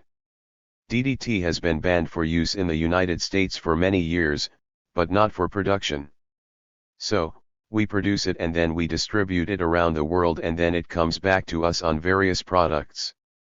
But DDT, household cleaners, all of these things, again, are showing up in the environment in increasing concentrations and are producing these very deleterious effects.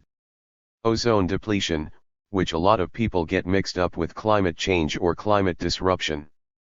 But the ozone hole is a different problem. The ozone layer is very important in keeping out UV radiation. If the ozone hole persists and widens, we see an immediate, concomitant rise in skin cancers, melanomas, and so forth. We thought we had a handle on ozone depletion to a great extent in the 1980s with the Montreal Protocol, which actually outlawed some of the products that were affecting the ozone hole like chlorofluorocarbons and other things that were in propellants. Now, we backtracked from that international agreement a bit. At least we had some sort of model for thinking about how to deal with this kind of international problem, the ozone depletion. I'll come back to this in a little bit. Nuclear waste is another major issue, which I will talk about to some extent in a few minutes. There are a number of marine problems associated with increased atmospheric CO2. These include problems of ocean acidification, coral reef bleaching, and significant impacts on marine life. Again, these things are occurring at an increasing pace. If you're interested in seeing things like the Great Barrier Reef, probably next year would be a good time to go. In a couple or 3 years down the line, it may not be there for you to see. Habitat loss and degradation are occurring through all kinds of activities, including mining, logging, urbanization, and deforestation, just to name a few. These effects are largely and closely tied to species extinction and the loss of biodiversity, which is now estimated by the scholarly literature at about 1,000 to 10,000 times the background rate.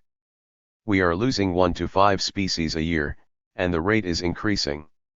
Another ominous sign is insect loss, and all of the functions they provide, most notably, though not exclusively, in plant pollination.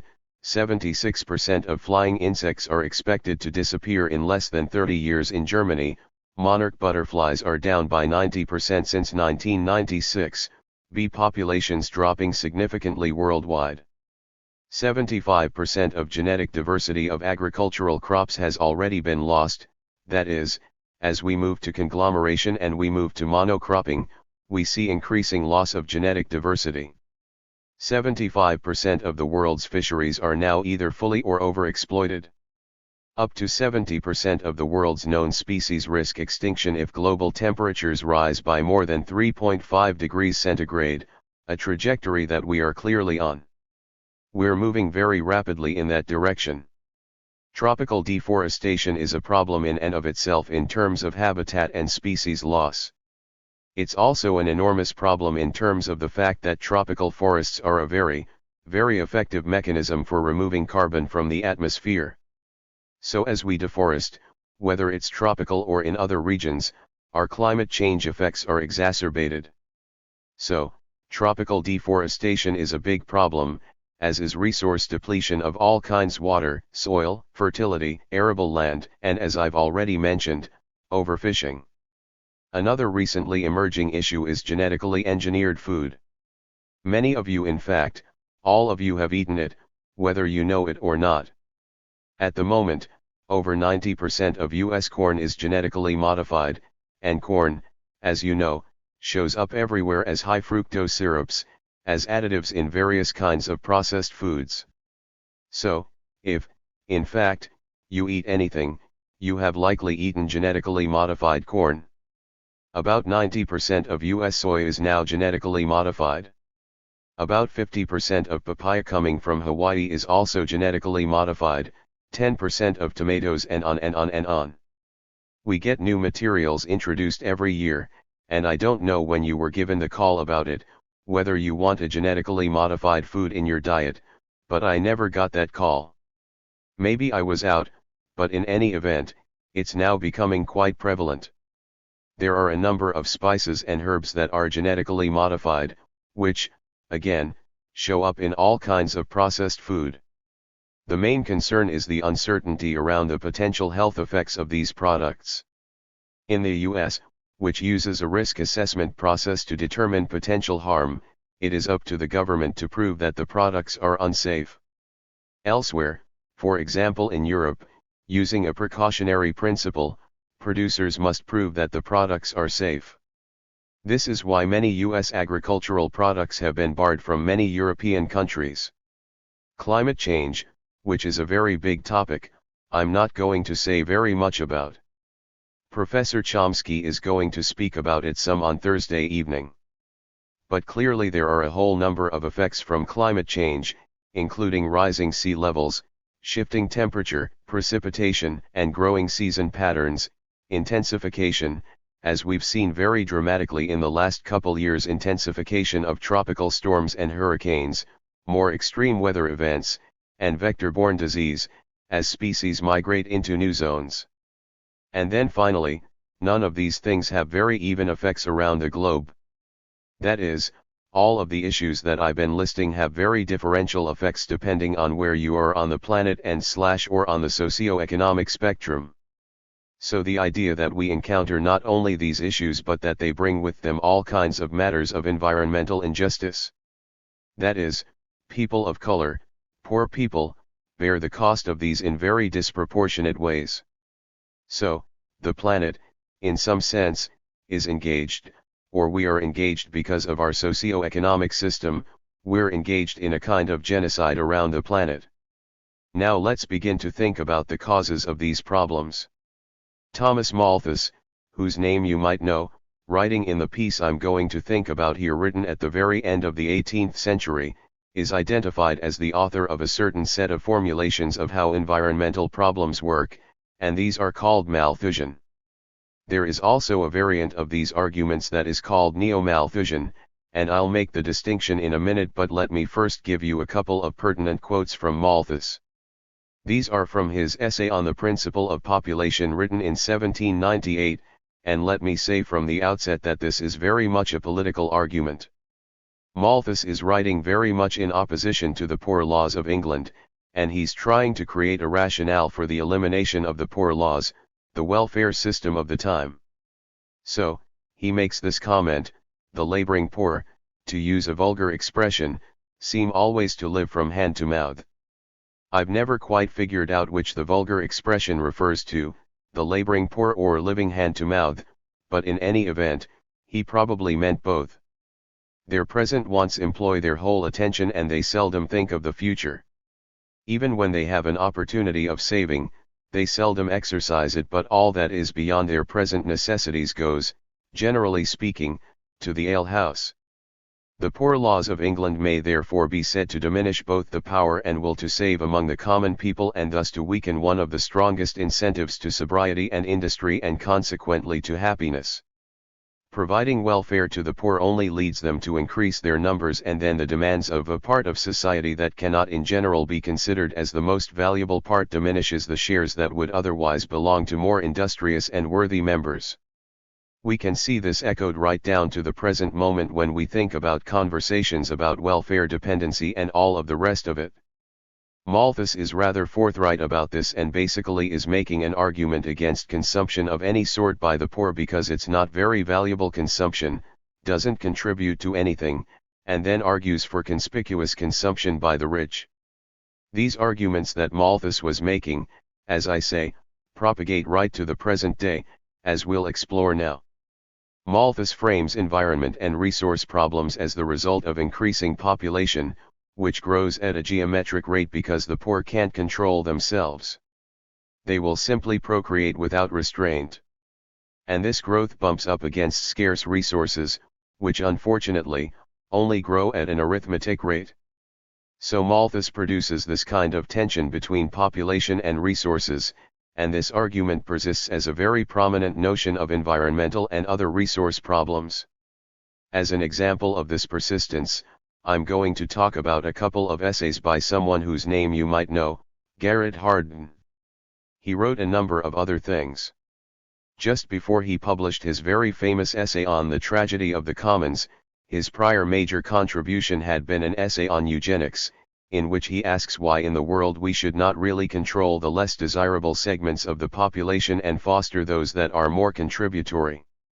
Shortly thereafter, he wrote The Tragedy of the Commons. The reason I raise this, in part, is because the basic argument is still very prevalent, but also it's one of the most anthologized essays ever written on these topics. It's appeared in some 115 other volumes. So, it's been picked up repeatedly because it's a kind of argument that resonates with a certain kind of mindset. In the essay, Hardin issues this kind of parable that he based on another article that was written in the 1830s. If, in fact, there is a common piece of arable land or a common piece of grazing land, it is in everyone's self-interest to graze as many animals on that as they can. This, thereby, produces what he calls the tragedy of the commons. That is, if everyone does this, acting in their own self-interest, as he conceives it, the commons will disappear. That's the tragedy of it. There are many problems with this argument. First of all, what Hardin is talking about is not a commons. He's talking about what we might more properly think of as open access resources. A commons is in fact an institutional arrangement that is built on respectful cooperation.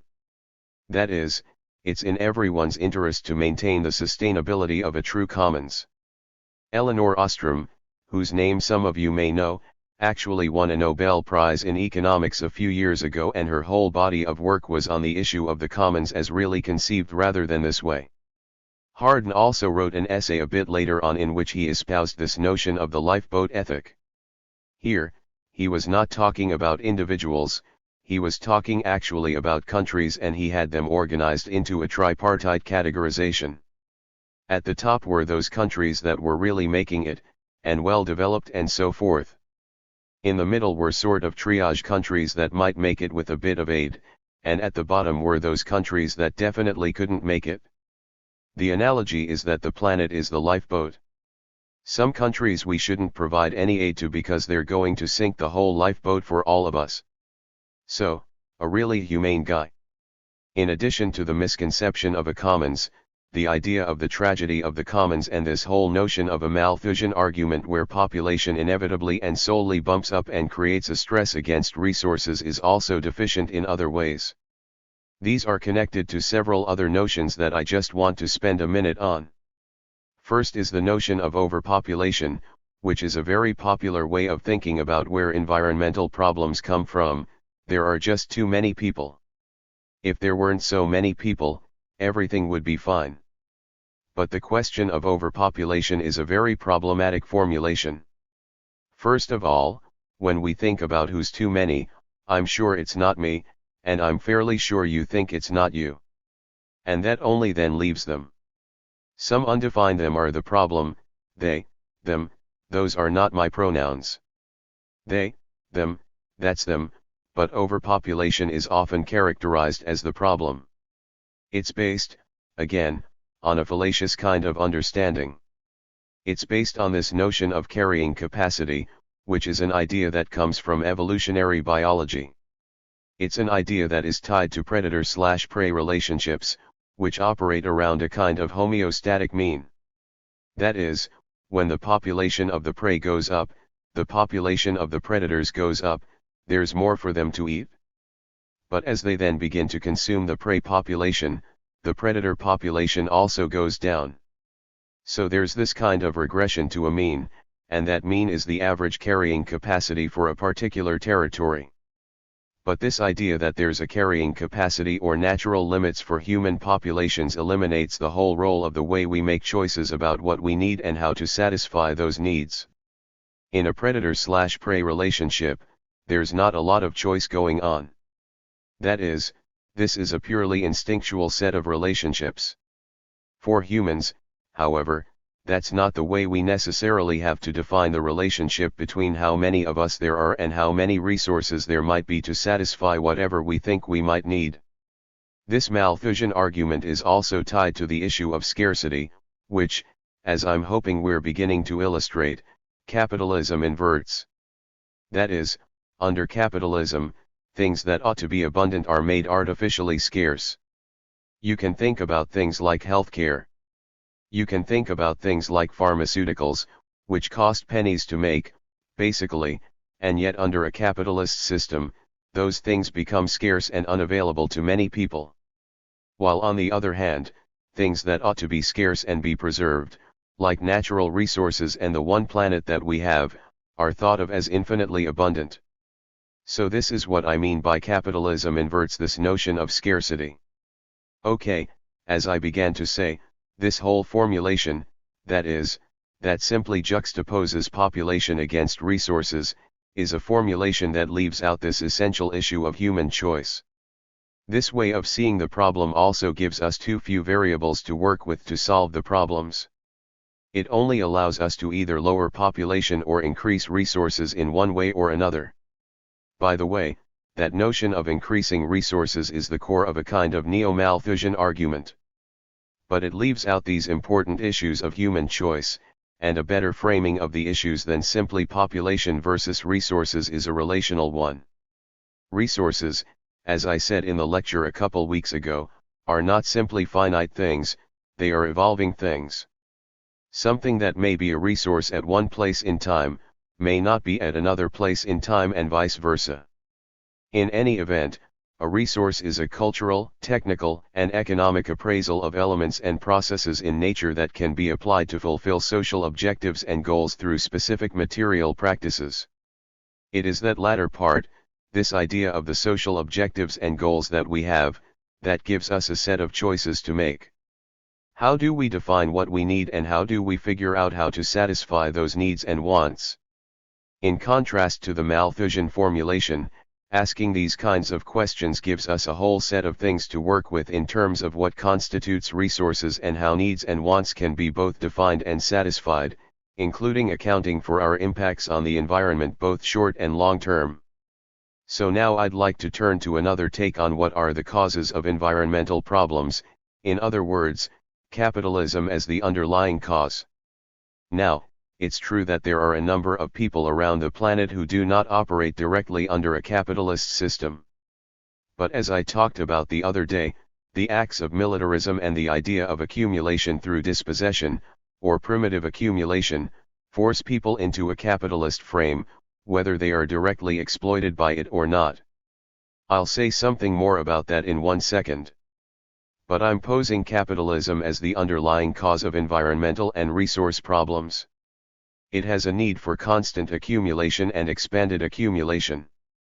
Driven by competition, decisions do not depend, and this is a quote from Marx, on the good or ill will of the individual. Free competition brings out the inherent laws of capitalist production in the shape of external coercive laws having power over every individual capitalist. That is, as I think I said, Marx doesn't talk in Capital, Volume 1, about individuals, he talks about them in the role of either capitalist or worker. It's the compulsion of competition that drives this formulation. The only escape from it, as I mentioned the other day, is if, as a capitalist, one can secure a monopoly position. If your good or service is still desired, you can produce it and deliver it under conditions that you define. But otherwise, under competition, there is this drive for accumulation and expanded accumulation. Then this is again a quote from Marx. Only as personified capital is the capitalist respectable. As such, he shares with the miser the passion for wealth as wealth.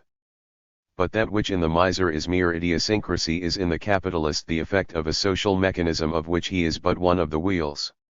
Moreover, the development of capitalist production makes it constantly necessary to keep increasing the amount of capital laid out in a given industrial undertaking, and competition makes the immanent laws of capital, that is, the laws that arise from within the workings of capital itself, capitalist production, to be felt as external laws.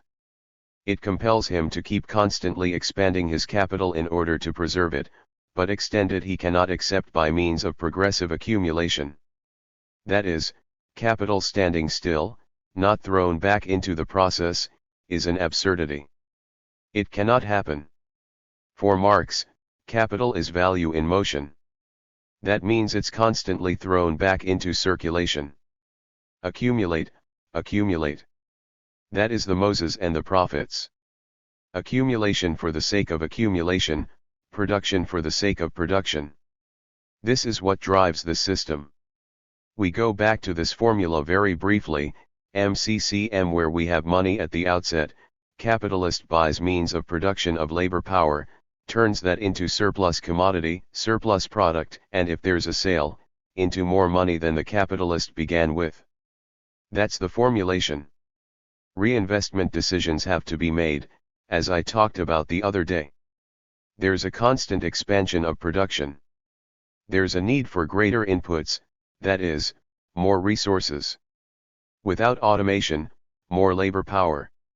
Expanded production of outputs, and expanded production of waste, partly because the capitalist system also depends upon obsolescence, planned obsolescence. If you had to buy one good and it lasted you a lifetime, the producer of that good would be dependent simply upon increasing population. It's not a good way to go. But all this expansion takes place in a finite world. This is the basic tension. If capitalists are constantly in need of expanding their production, expanding their resource use, expanding their need for waste absorption, a finite world is not the best place for that to be happening. And so we have capital roaming the globe looking for places that have not yet been occupied. As I said the other day, if they are not bound by fixed capital costs in place, they will engage in a search for new labor, for new resources, for new markets, and eventually they will transcend what biologists call a particular ecosphere, that is, a particular sort of locale where they operate, and pretty soon they are exploiting the entire biosphere. So every place on the globe becomes viable, accessible for resources, for labor, for markets, for hospitable regulatory environments, which I'll say something more about in just a little bit. But in any event, we move from a set of impacts in one set of locations, an ecosphere, to impacts now on an increasing spatial scale. We see these extended supply and distribution chains. You know about the 5,000-mile salad. We know about Walmart utilizing every place on the globe for cheap production and bringing the products back. Then, as I said, we also encounter the issue of accumulation through dispossession. As all of this is going on, producers, workers, peasants, and so forth, are displaced from their own means of production, which is why we see the growth, enormous growth, of slum populations around the world. These are people being thrown off the land. These are people being deprived of their means of subsistence and production. As capital takes over resources, whether those are land resources or other resources, people are displaced. This becomes part of the refugee stream that we see, in addition to conflict and war and so forth. But these processes of accumulation through dispossession are entailing the planet's population in the capitalist sphere, whether they are directly, as I say, exploited by capitalism or not.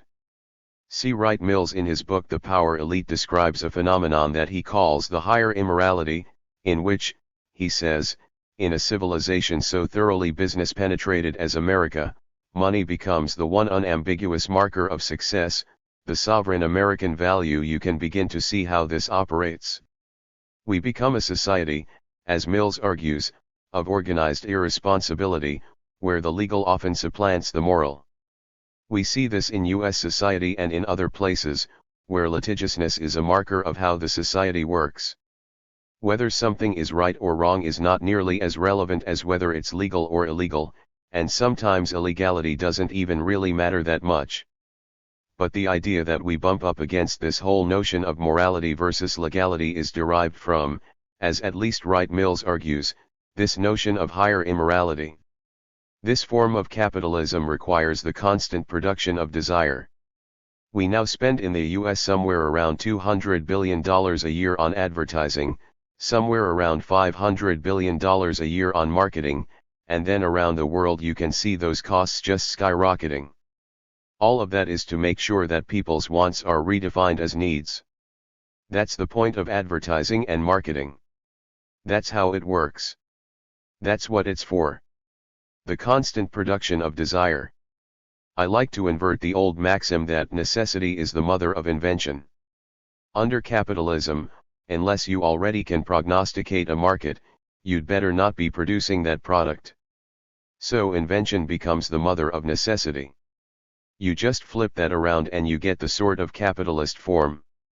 Every advertisement. You can try this out yourself. Go home and take a look at an advertisement on TV or wherever. You'll see these ads take a very particular form. They're like a little parable, everyone. They first produce an anxiety in you. Something's wrong with you. You know, you don't look right, you're never going to get the partner of your choice, this and that. They produce a little anxiety. Then they give you the message that the anxiety can be resolved by purchasing something. That step is at two levels.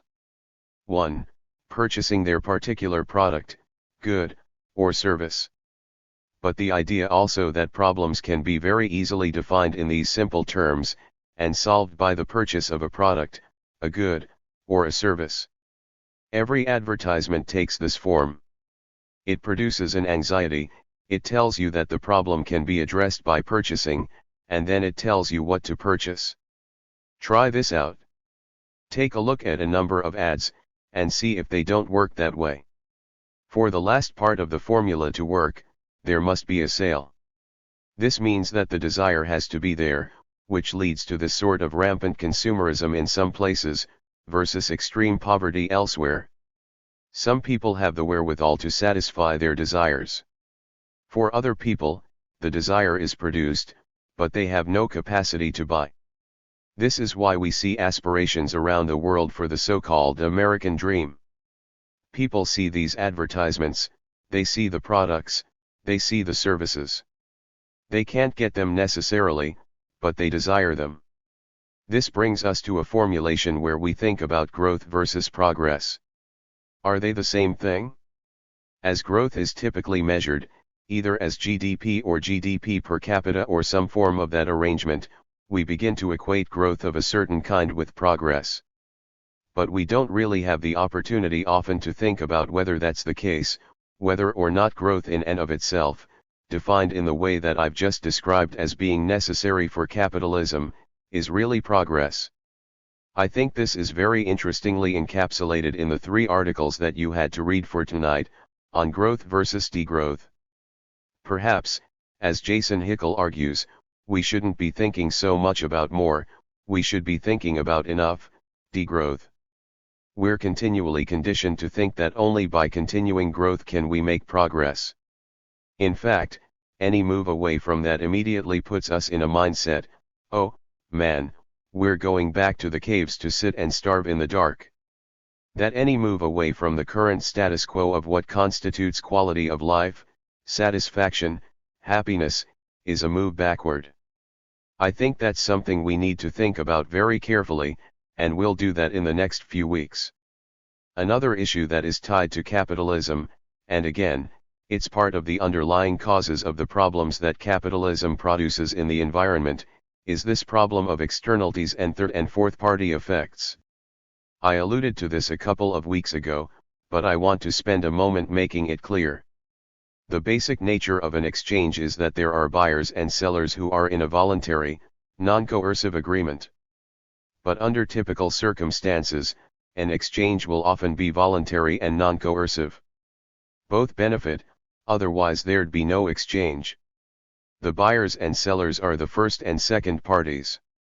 They both are in the exchange voluntarily, and they both get something out of it.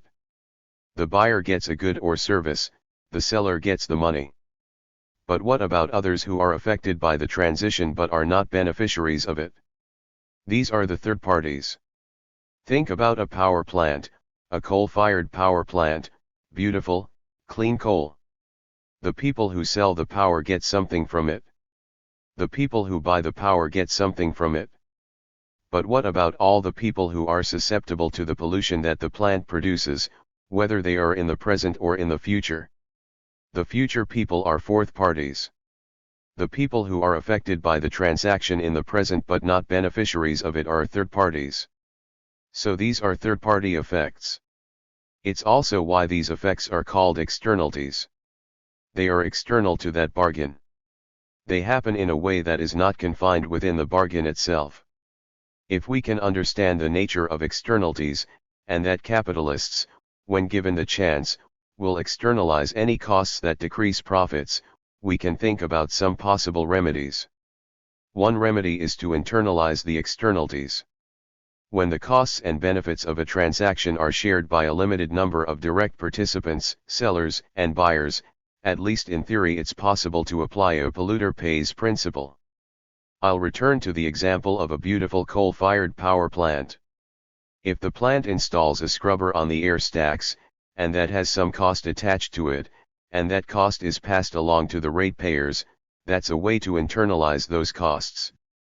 It prevents the pollution, but the people who benefit from it are the people who are benefiting from the transaction.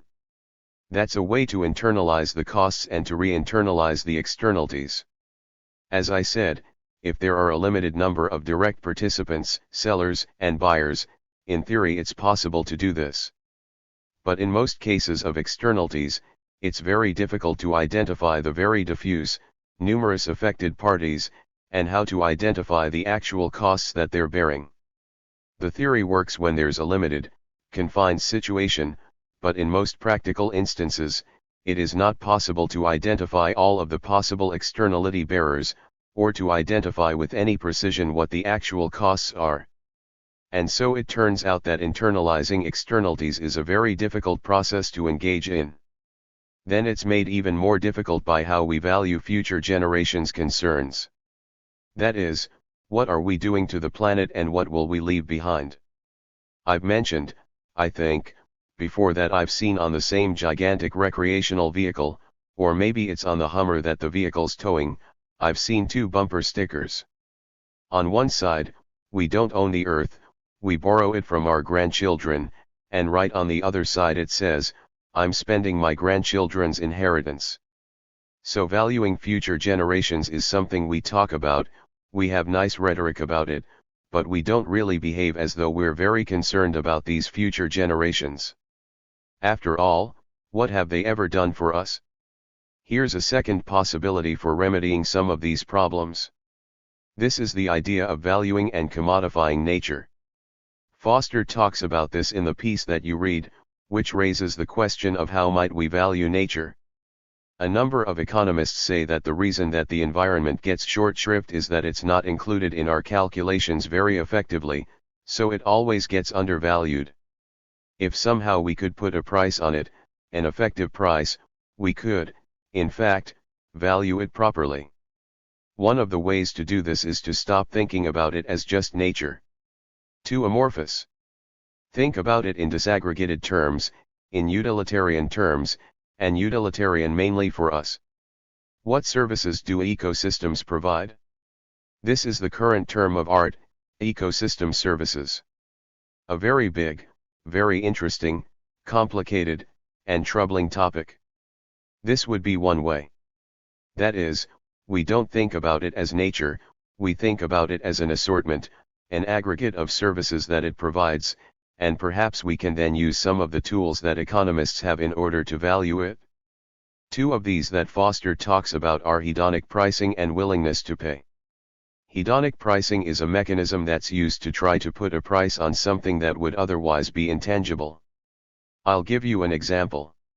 How much is a view lot worth in real estate? How would we figure out how much a scenic view is worth? Well, you could in fact look at housing prices in a number of places, and you could compare very similar houses with and without a view, and you could see if there's a little extra bonus that's on the price of houses with a view, or houses in or not in a quiet neighborhood. You can do the same sort of thing. So you've got a mechanism that allows you to add a little bit of a payoff for this amenity that would otherwise be very difficult to price. Again, it's not precise, but it gives you some notion. That's hedonic pricing. That would be one way to do this. Another way to begin to put a price on nature is to think about willingness to pay. If you can identify the services that nature is providing, you could ask people what they'd be willing to pay for that service. Well, you can, and economists do, and they do this all the time, but there's a problem with willingness to pay. I mean, there are many problems with it, but one major problem is the question of how the person getting the question interprets the question. If you love this service, this ecosystem service, and you think that it might be taken away, you might then overvalue it in response to the question, what are you willing to pay? Well, I'd be willing to pay almost anything for that. Of course, unless you really do have to pay. But if you're just in a survey, a willingness to pay survey, and somebody asks you that question, then that's your mindset, that this is a service that might be taken away from me, but I value it. You might give a response one way. If, however, you think that there's a service that they're going to raise the price on. Once you give that answer, then you might undervalue it. So there's a real problem with willingness to pay studies, and it has to do very much with the way in which the respondent hears the question and where they're at. There's another problem with willingness to pay, which I'll talk about in 1 second, but it has to do with where you are in the economic hierarchy. The more crucial problem, however, with commodification of nature is the loss of the notion of intrinsic or inherent value or worth.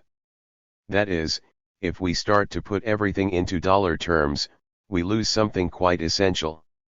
This whole notion of valuing nature in the ways that I just described immediately assumes a utilitarian viewpoint, and it assumes an anthropocentric utilitarian viewpoint. That these things have to be useful, and they have to be useful for us. They can't have any value in and of themselves under this set of assumptions, and this is a problem. This is the much bigger problem, in my view. This is a contest, I think, that some of the large environmental organizations began to lose in the late 1960s and early 1970s as they began to engage with benefit-cost analysis, as it was coming into vogue. They won a few specific battles, but in winning those and capitulating to this discourse of commodification, they lost the bigger war. This is because the contest is also this problem of, as I'm saying, of economic reductionism, that everything has a price. You know the saying about economists, these are people who know the price of everything and the value of nothing. Okay. There's also then the possibility, once you're in this utilitarian mode, or of nature as nothing but a collection of services, of infinite substitutability.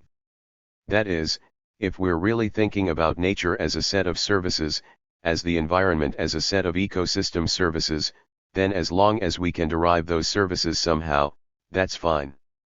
I put up 2 examples here. One is this article by Lawrence Tribe in the early 1970s in the Yale Law Review, Ways Not to Think About Plastic Trees, New Foundations for Environmental Law. He started the article off, because he'd seen a piece in the Los Angeles Times, that on one of the very major thoroughfares, the iconic palm trees in a street reconfiguration, there wasn't enough soil to support them, and other people were worried about the smog killing them, so perhaps it would be possible to just substitute plastic trees for the real thing. So LA did, in fact, put in a number of plastic palm trees. Basically, they fulfilled the same purpose. They give the look that you need, they provide a little bit of shade, pigeons can roost in them. But they don't have to be watered. They could just be dusted periodically, and that would be about it. The point Tribe was trying to make here is that much of environmental law and environmental policy was written with that kind of mindset. That is, infinite substitutability, that if you could, in fact, simply derive the services, you wouldn't need to worry about whether nature exists or is valuable in and of itself for other purposes than fulfilling human needs. The other piece up here, do we really need the Rockies, was a notion put forward by Armand Hammer, who was for many years the CEO of Occidental Petroleum. Occidental Petroleum, in the beginning of the 1950s, actually, but moving much more heavily into the 1960s, began to be very interested in shale oil. People at Occidental Petroleum had an idea, that they could minimize the costs of oil shale extraction by detonating explosives underground and rubbleizing the material in what they called an in situ shale extraction process. They would set off explosions. In fact, at one point, they were considering using very small, I guess you could call them tactical, nuclear weapons. But the idea was to hollow out chambers underground, and then it's much more economical to extract the shale that way than to actually mine it out, and you also don't have to worry about the shale debris. It just stays in place. But the idea, and the reason that it has this title, was that it wouldn't disturb the surface of the Rockies. They'd be hollowed out underneath, but nobody really cares about that. All we really care about is the scenic grandeur and the ability to ski on them, and so forth, so they would perform the function of the Rockies, but at the same time we would have gotten the oil shale out. So this is another example of utilitarian infinite substitutability. The plan, I think, stopped about 1970, partly because the price of oil changed. Let's move to another set of remedies. If the approaches that I just went through are not working, maybe we need to move to something different. If market-based strategies don't work, we maybe need to move to a different formulation. Let me introduce you to our greatest environmental president, Richard Milhous Nixon. He was our greatest environmental president, not because he was an environmentalist by any means, but because he was forced by circumstances. There were a number of quite dramatic events in the late 1960s, a giant oil spill in the Santa Barbara Channel, the Cuyahoga River caught on fire in Cleveland, Lake Erie was declared dead. These kinds of events and others forced the federal government to take action. And so, as I say, if markets don't work, maybe we need a different way to deal with these environmental problems, that if externalities can't be internalized, if we can't properly evaluate nature, and so forth, if we can't substitute, maybe we need to confront the problems in another way, command and control regulation. I'm going to go through a little bit of an alphabet soup just to talk about some of the things that came out in the Nixon administration.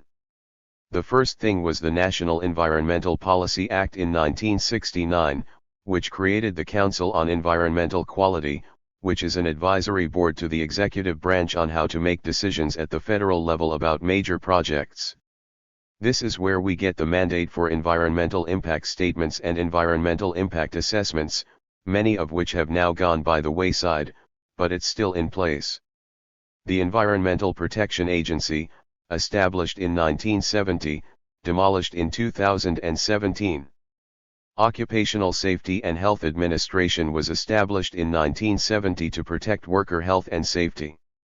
The Clean Air Act was first passed in 1955, but it was greatly expanded in 1970 to deal with both stationary, that is power plants and factories and so forth, as well as mobile sources of pollution. The Clean Water Act, which was first passed in 1948, but which was completely rewritten in 1972. The Federal Environmental Pesticide Control Act was first passed very early on, but updated, again in 1972, to deal with pesticides. The Endangered Species Act was passed in 1973. It's been controversial ever since. The Safe Drinking Water Act passed in 1974 covers all public water supplies. By the way, if you buy bottled water, it doesn't cover that.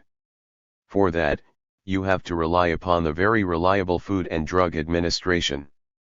It also doesn't cover those machines at the grocery store, you know, where you get natural spring water tapped in directly to these natural springs somewhere in the Rockies, or under the Rockies. The Resource Conservation and Recovery Act, passed in 1976 shortly after Nixon left office, governs solid and hazardous waste in a system of so-called cradle-to-grave monitoring, from production of these materials to the time when they're finally disposed of, if they are. The Toxic Substances Control Act also passed in 76. This is the only one of all of these laws that I'm showing you that took a preventative rather than a remedial approach. All of the others are end of the pipe, end of the stack approaches. Interestingly enough, this is the only one that was never really funded to any significant degree. It would have changed production processes and prevented these toxic substances from entering the environment to begin with, but of course, that was too sane. The Comprehensive Environmental Response Compensation and Liability Act, which is the Superfund law, was passed in 1980 to clean up hazardous waste sites. It's been very problematic over time. It has fallen into endless litigation. There have been a few sites cleaned up, relatively speaking, but most of the time it falls into argumentation over who put the materials there to begin with. These regulations always get pushback from capital. We're seeing this monumentally now, as I'll talk about in a little bit.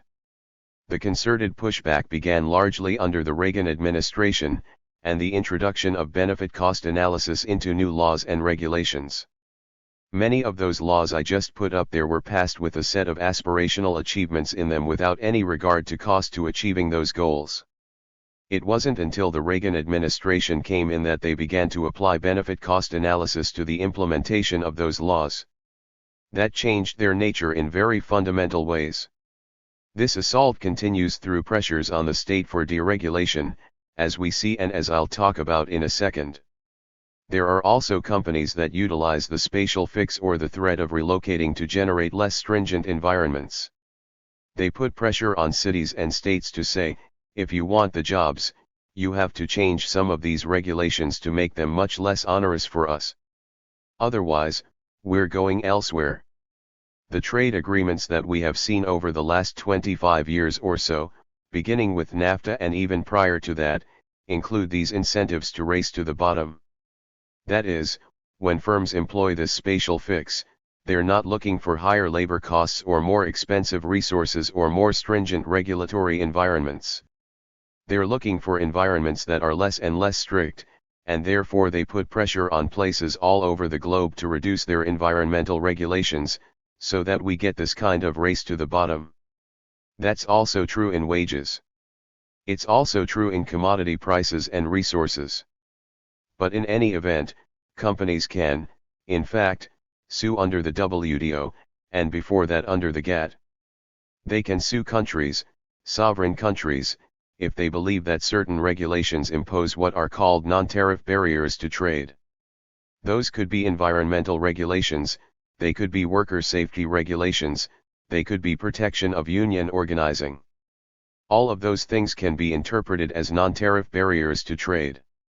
Under the resolution mechanisms that are built into these agreements, these are adjudicated by industry-friendly lawyers, and they're adjudicated in secret.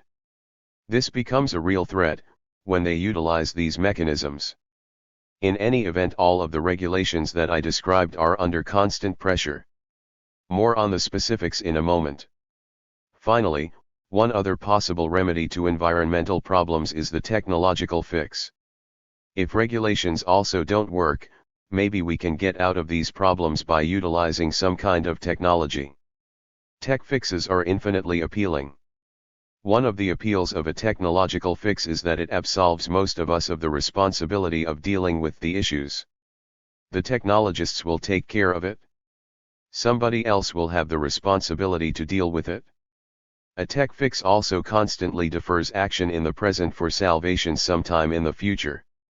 We in fact fail to address problems because we think a tech fix is somewhere on the horizon. It doesn't require us to change the status quo very much, if at all.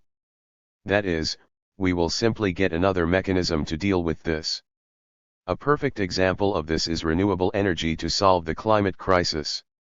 If we can just find a new fuel, we can go on pretty much as is. But if technological innovation is driven by profit maximization, it's unlikely to solve environmental problems. I'll just give you one quick example. Here's how Bill Gates aims to clean up the planet. It's a simple idea: strip CO2 from the air and use it to produce carbon-neutral fuel. But can it work on an industrial scale? Gates is involved now not just in education and other philanthropic activities, but he's going to solve the climate problem for us. It's nothing much to look at.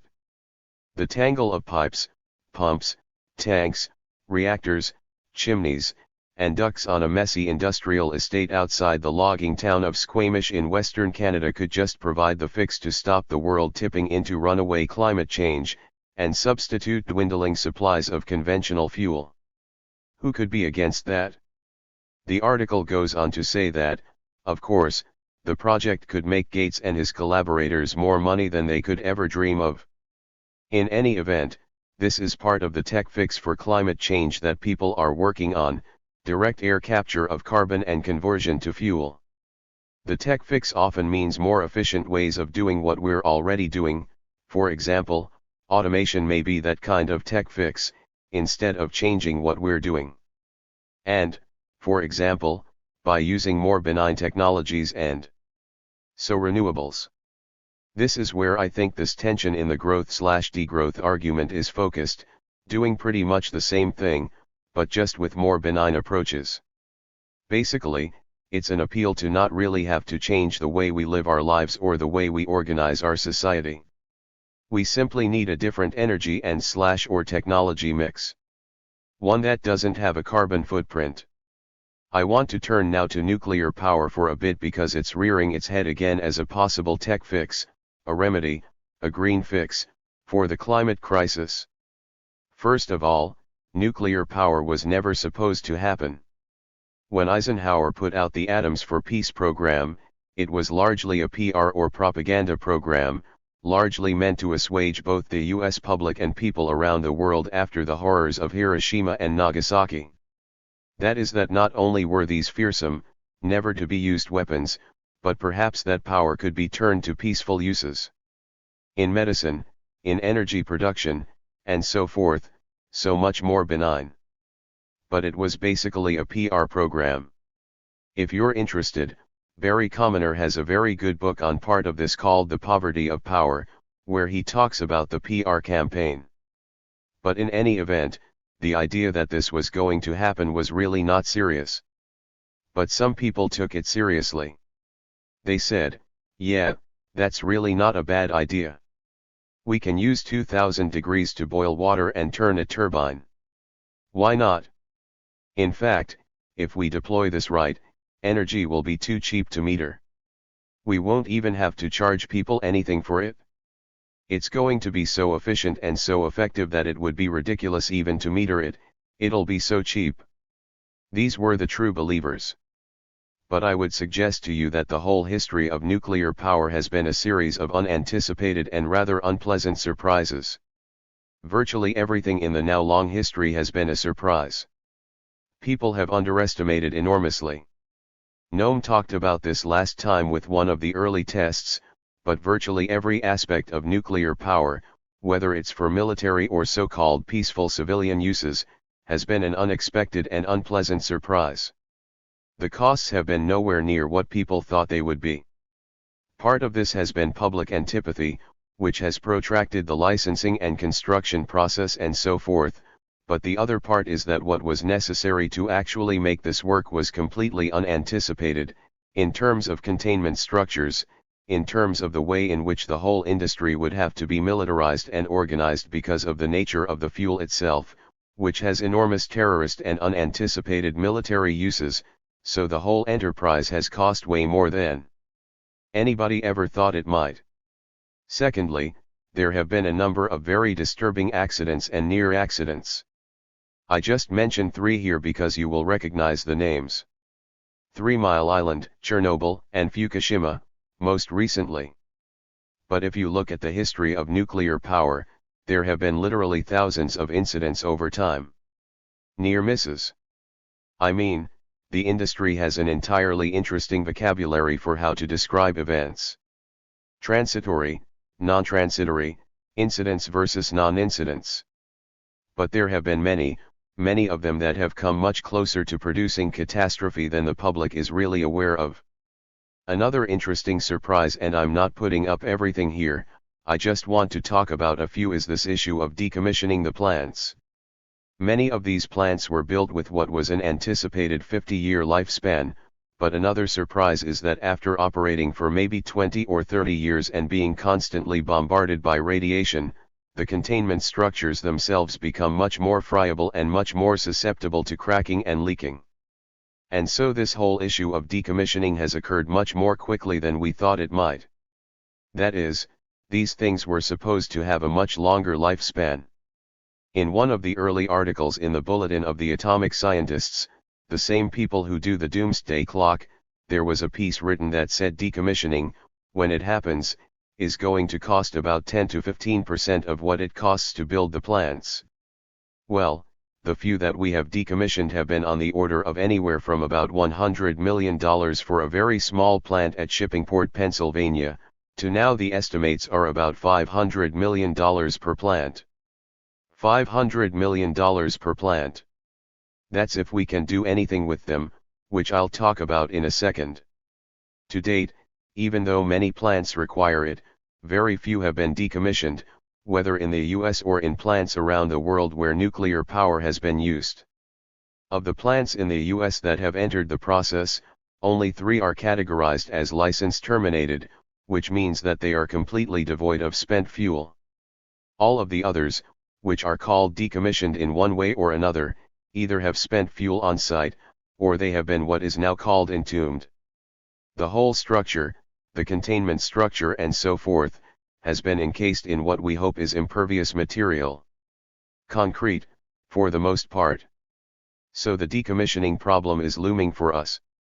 This is a huge part of the problem with nuclear power. The biggest part of the problem, however, is that we don't know what to do with these materials when we decommission the plants. We have no place to put it.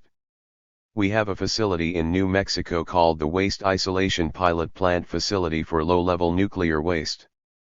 These are things that come, for example, from the medical community, from medical industry. But we have no place to put high-level radioactive waste. We have one site that has been under consideration for some 25 to 30 years now, Yucca Mountain in Nevada. When the waste repository site law was passed, there was supposed to be a repository in the east and a repository in the west. Well, guess why Nevada has the one site? They have a congressional delegation of 3 people. They were outvoted. The one potential site, which has already developed all kinds of interesting geologic and other problems, is the only place that's under consideration, and that consideration is currently in abeyance. There's no active sort of move to get that site online. But in any event, this is a huge problem. What to do with the waste?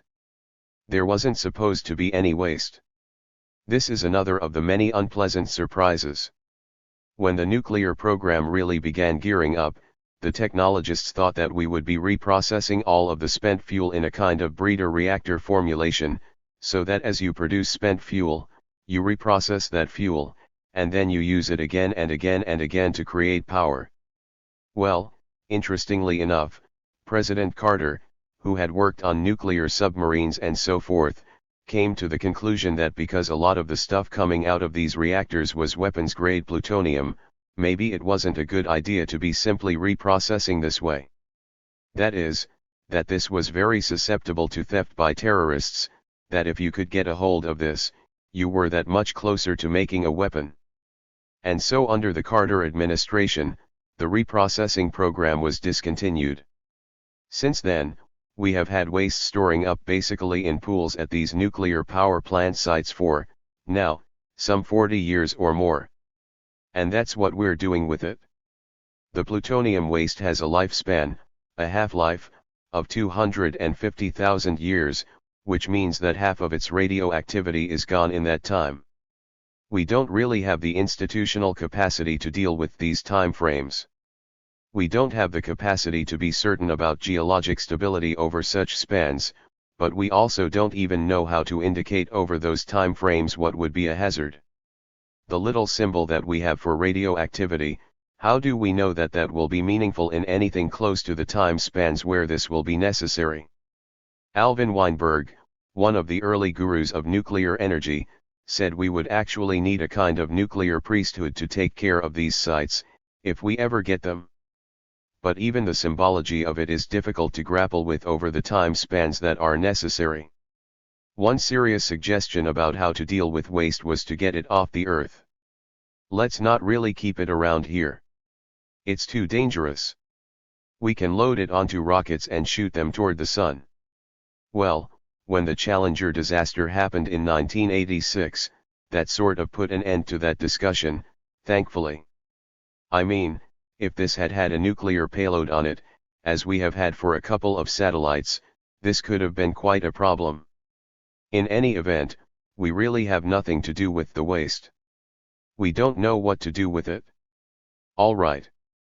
But now nuclear power is being promoted, as I said, as a kind of green tech fix for climate change. That is, if we could switch away from fossil fuels to nuclear power, the carbon footprint would be substantially less.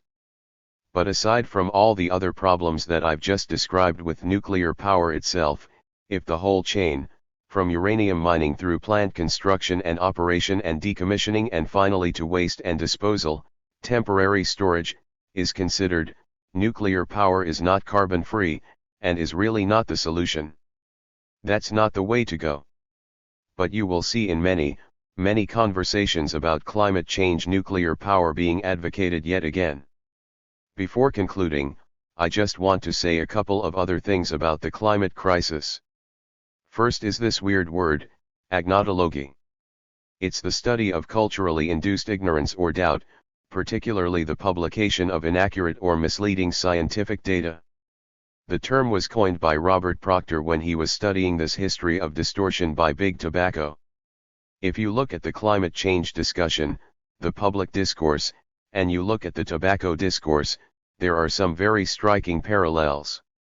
The idea is to simply sow doubt, where there is almost universal scientific consensus, not only on the nature of climate change, but its causal mechanisms as being human activity. There's nearly universal consensus, more consensus than you would get in science on most anything, and yet certain agents have been able to produce doubt, and thereby derail action. The same kind of thing happened with the adverse health effects of tobacco. Part of this entails the production of the common sense around this issue. Naomi Klein found in one of her studies that where you align yourself on the climate change issue, as well as a number of other issues, has virtually nothing to do with the facts of the case, but has become part of people's identity. If you consider yourself a mainstream Republican, part of your identity has to be climate change denial. If you consider yourself a mainstream Democrat, part of your identity has to be taking seriously the issue of climate change. But in any event, this is now part of the production of common sense. I just wanted to say a brief thing about the role of Exxon in this enterprise of agnotology, because they're emblematic of what's happened in this sphere over time. Exxon's own research confirmed fossil fuels' role in the global warming debate decades ago, back into the 1970s, basically. Exxon believed that if they went deeply into climate change research, it would protect their business. That is, they had a stake, they thought, in actually coming to grips with the issue of climate change.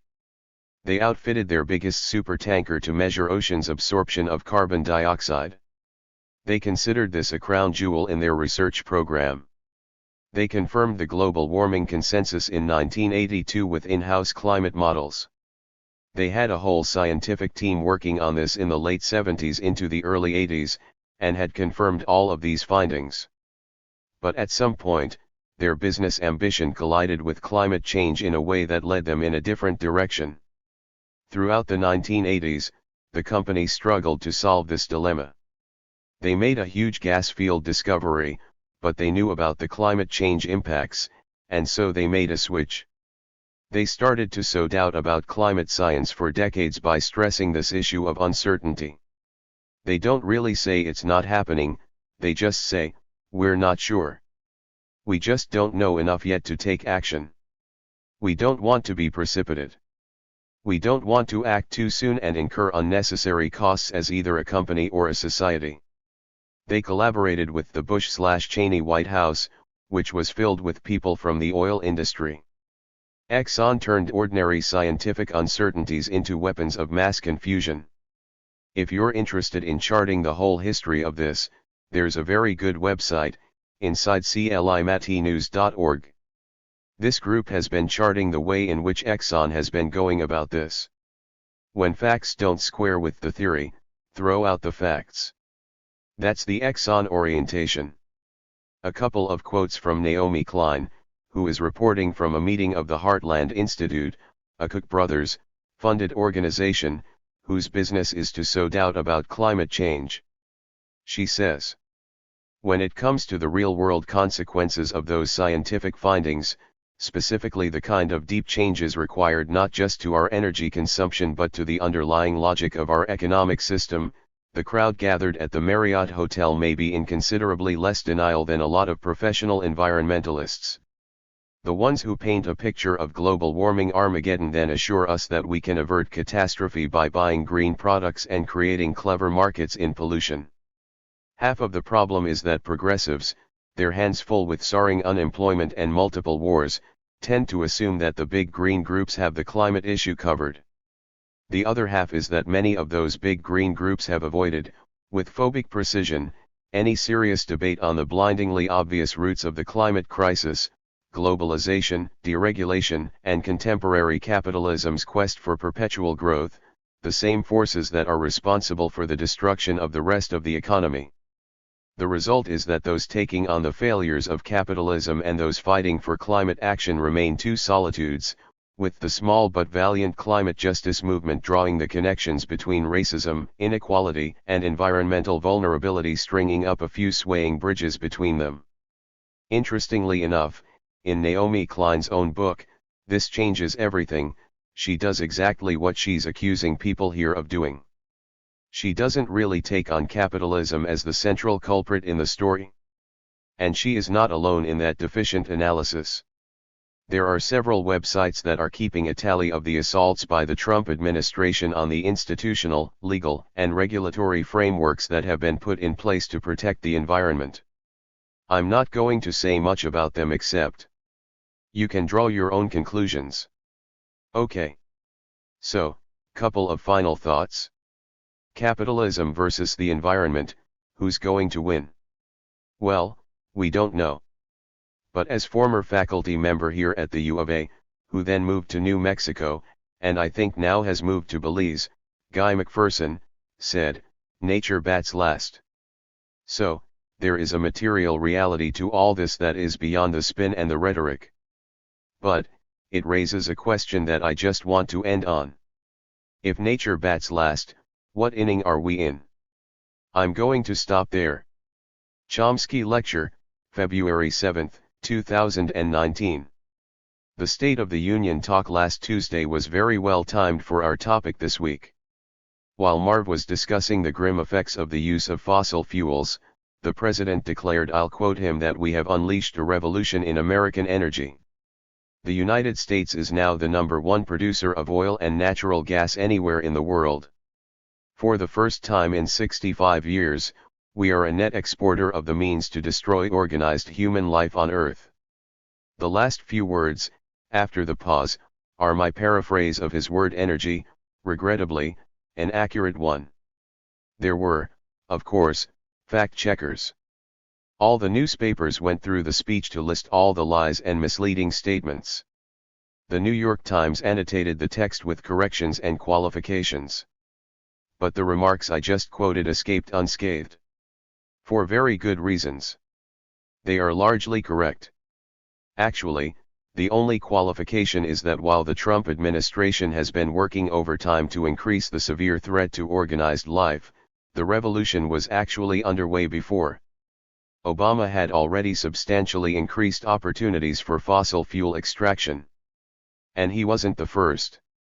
I'd like to start by taking a look at a couple of the articles that appeared in the press these last few days, which illustrate the dilemmas that we're confronting, the cliff that we're approaching as we imitate the proverbial lemmings, but in this case with eyes wide open, knowing exactly what we're doing.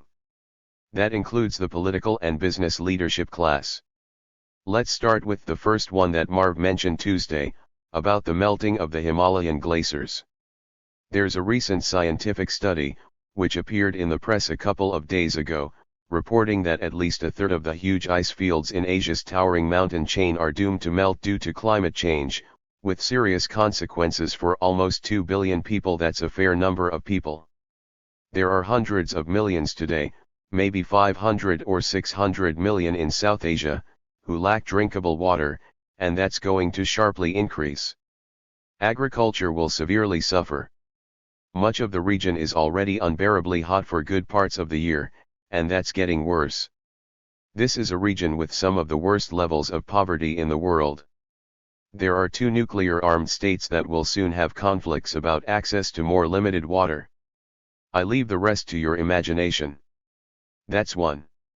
We can add to the miseries of South Asia the anticipated sea level rise. Bangladesh is a very low coastal plain. There will probably be tens or even hundreds of millions of refugees from South Asia alone, many more elsewhere. That's the bare beginning. So anyone who thinks there's a refugee problem now is going to be surprised in a few years, if current tendencies persist. Let's take a second article, a front-page story in today's New York Times. It's a report from NASA on global warming. It reports that the last 5 years are the warmest on record. and of the 19 warmest years on record, 18 have been since 2001.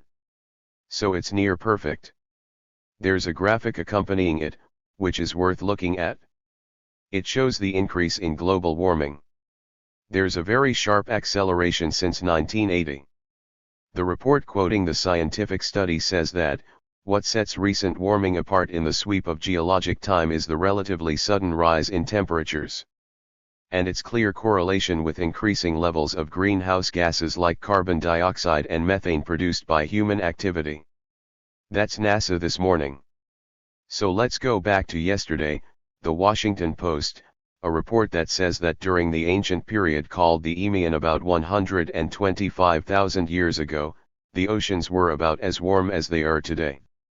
And last month intriguing new research emerged suggesting that northern hemisphere glaciers have already retreated just as far as they did in the Eemian, driven by dramatic warming in the Arctic regions, which is warming faster than other regions. That period was one that's quite close to our current climate, the report continues, but with one major discrepancy: seas at the time were 20 to 30 feet higher. The discrepancy may be overcome, the article indicates, by the melting of the enormous western Antarctica ice sheet, which is now well underway. There are scientific explorations there monitoring it. The article quotes a leading Antarctic researcher who says, "There's one important thing to consider: the Eemian occurred without humans emitting lots of greenhouse gases. Atmospheric carbon dioxide was far lower than it is today. The event was instead driven by changes in the Earth's orbit around the Sun, leading to more sunlight falling on the northern hemisphere. The big difference, this time around, is that humans are heating things up far faster than what is believed to have happened in the geologic past, and that makes a key difference. The current pace of climate change is very fast, and the rate of warming might cause glaciers to behave differently than they did in the past. So actually it might be much worse today than the Eemian when the sea level was 20 to 30 feet higher, quite apart from the warming around the Earth." We can back this up with an article that just appeared in the Science Press authored by James Hansen, one of the leading geophysicists who studies climate change. He and a couple of dozen others published a paper that concluded that we're now about 1 degree centigrade short of the temperature 125,000 years ago. The sea level, they say, was then roughly 25 feet higher than today. And crucially, they find that the sea level rise, I'm now quoting, is better approximated as exponential rather than by a more linear response. So that means instead of sea level continuing to rise as it has been doing, it might be doubling every couple of decades. That's the situation we're now in. The next item is a front-page story a couple of days ago in the New York Times, considered so important that they ran a special online section on it. The headline is, "Monster Texas Field Revives U.S. Oil Fortunes." The monster field is called the Permian. It's between New Mexico and Texas. It's now bursting with production and exploration. And the biggest concern for them is how to create more capacity to get all that oil to market. Its bounty has also empowered the United States diplomatically, allowing it to impose sanctions on Iran and Venezuela without concern that there might be an effect on oil production. So we're in good shape to attack the rest of the world freely. The Permian generates more oil than any of the 14 members of OPEC except for Saudi Arabia and Iraq. Remember, that's just one of our oil fields. Domestic oil production increased by 2 million barrels a day last year for a record of 12 million barrels a day, making the United States once again the world's top producer. As many as 15 oil and gas pipelines serving the Permian are expected to be completed by the middle of 2020, potentially increasing exports from the Gulf of Mexico fourfold to 8 million barrels a day after 2021. ExxonMobil became the most active driller in the basin. It projects that it will increase production fivefold by 2025, others as well. Shell's Permian general manager says, "We're not here through one boom and bust. We are here developing a generational resource." There's one word missing from the report: climate. Also missing is the fact that the world's top producer is also the top per capita polluter. And also missing is a rather crucial fact: if this does go on for a generation as the Shell manager predicts, we're doomed. Not mentioned. The reporter is Clifford Krauss. He's one of the top senior reporters at the New York Times. Highly qualified, highly experienced, very knowledgeable. He knows all about what is missing in the report, what it means. And, of course, so do the editors. That's not unusual. In fact, it's uniform. If you look through the regular and especially the business press, including quite serious journals like the Financial Times, you find exactly the same thing, consistently without a break, as far as I've seen. Many euphoric discussions of the great increase in oil production but no mention of the word climate or any of the consequences. Sometimes there is mention of environmental damage. So, for example, the New York Times had a long front and inside page 1,000-word story a couple of days ago about how Trump was opening up vast new areas for oil drilling in Wyoming, Nevada, other areas around there. Euphoric. The article does mention environmental issues. It says there might be problems for ranchers, they might be running out of water because of the fracking. What about human life on Earth? Not one word. Again, not ignorance, they all know about it. Everything we're talking about and much more, they are well aware of. All of which continues to raise some interesting questions, which I'll come back to. One last example. Ryan Zinke, as you probably know, was forced to resign as Secretary of the Interior because of all kinds of corruption charges, which turns out to be pretty standard. So he left and there's a new guy appointed, David Bernhardt. According to the report, while Mr. Zinke had been the public face of some of the largest rollbacks of public land protections in the nation's history, Mr. Bernhardt was the one who was quietly pulling the levers to carry them out, opening up millions of acres of land and water to oil, gas, and coal companies. He's described by allies and opponents alike as having played a crucial role in advancing what Mr. Trump has described as an energy dominance agenda for the country. One expert on environmental law at the University of Colorado Law School says, Bernhardt has really been running the show, directing the policy shop in a very strong way. Well, Bernhardt is a former lobbyist for the fossil fuel industry. The new appointment for the Environmental Protection Agency, Andrew Wheeler, is a former lobbyist for the coal industry. So both of the two offices that deal with environment are in safe hands. You can sleep easily tonight. Bernhardt's views on global warming don't seem to have been reported, at least I can't find them, although Wheeler's have. During his Senate confirmation hearing, he was asked by a senator what he thought about global warming. He said that it's probably happening, but it's way down on the list of urgent issues. He'd rank it about maybe 8th or 9th, so we can forget about it. I could add another media report that just came out that actually has some good news about what we can do to alleviate the crisis. It was reported by the BBC last week. There was a little ice age in the 17th century, the temperature dropped. Nobody really understood why, it's been a problem for a long time. But the BBC reports a new study. I looked it up.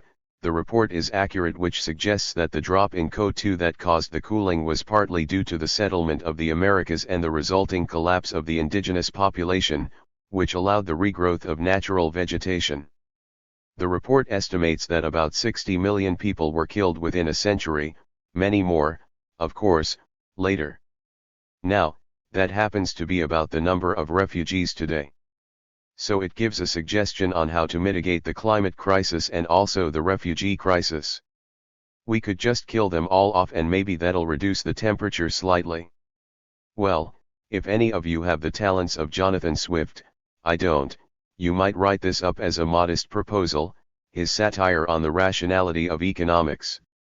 It's not just the US government and the energy corporations that are dedicated to rapidly increasing the production of fossil fuels. The same is true across the corporate sector. So take the biggest bank in the country, JP Morgan Chase.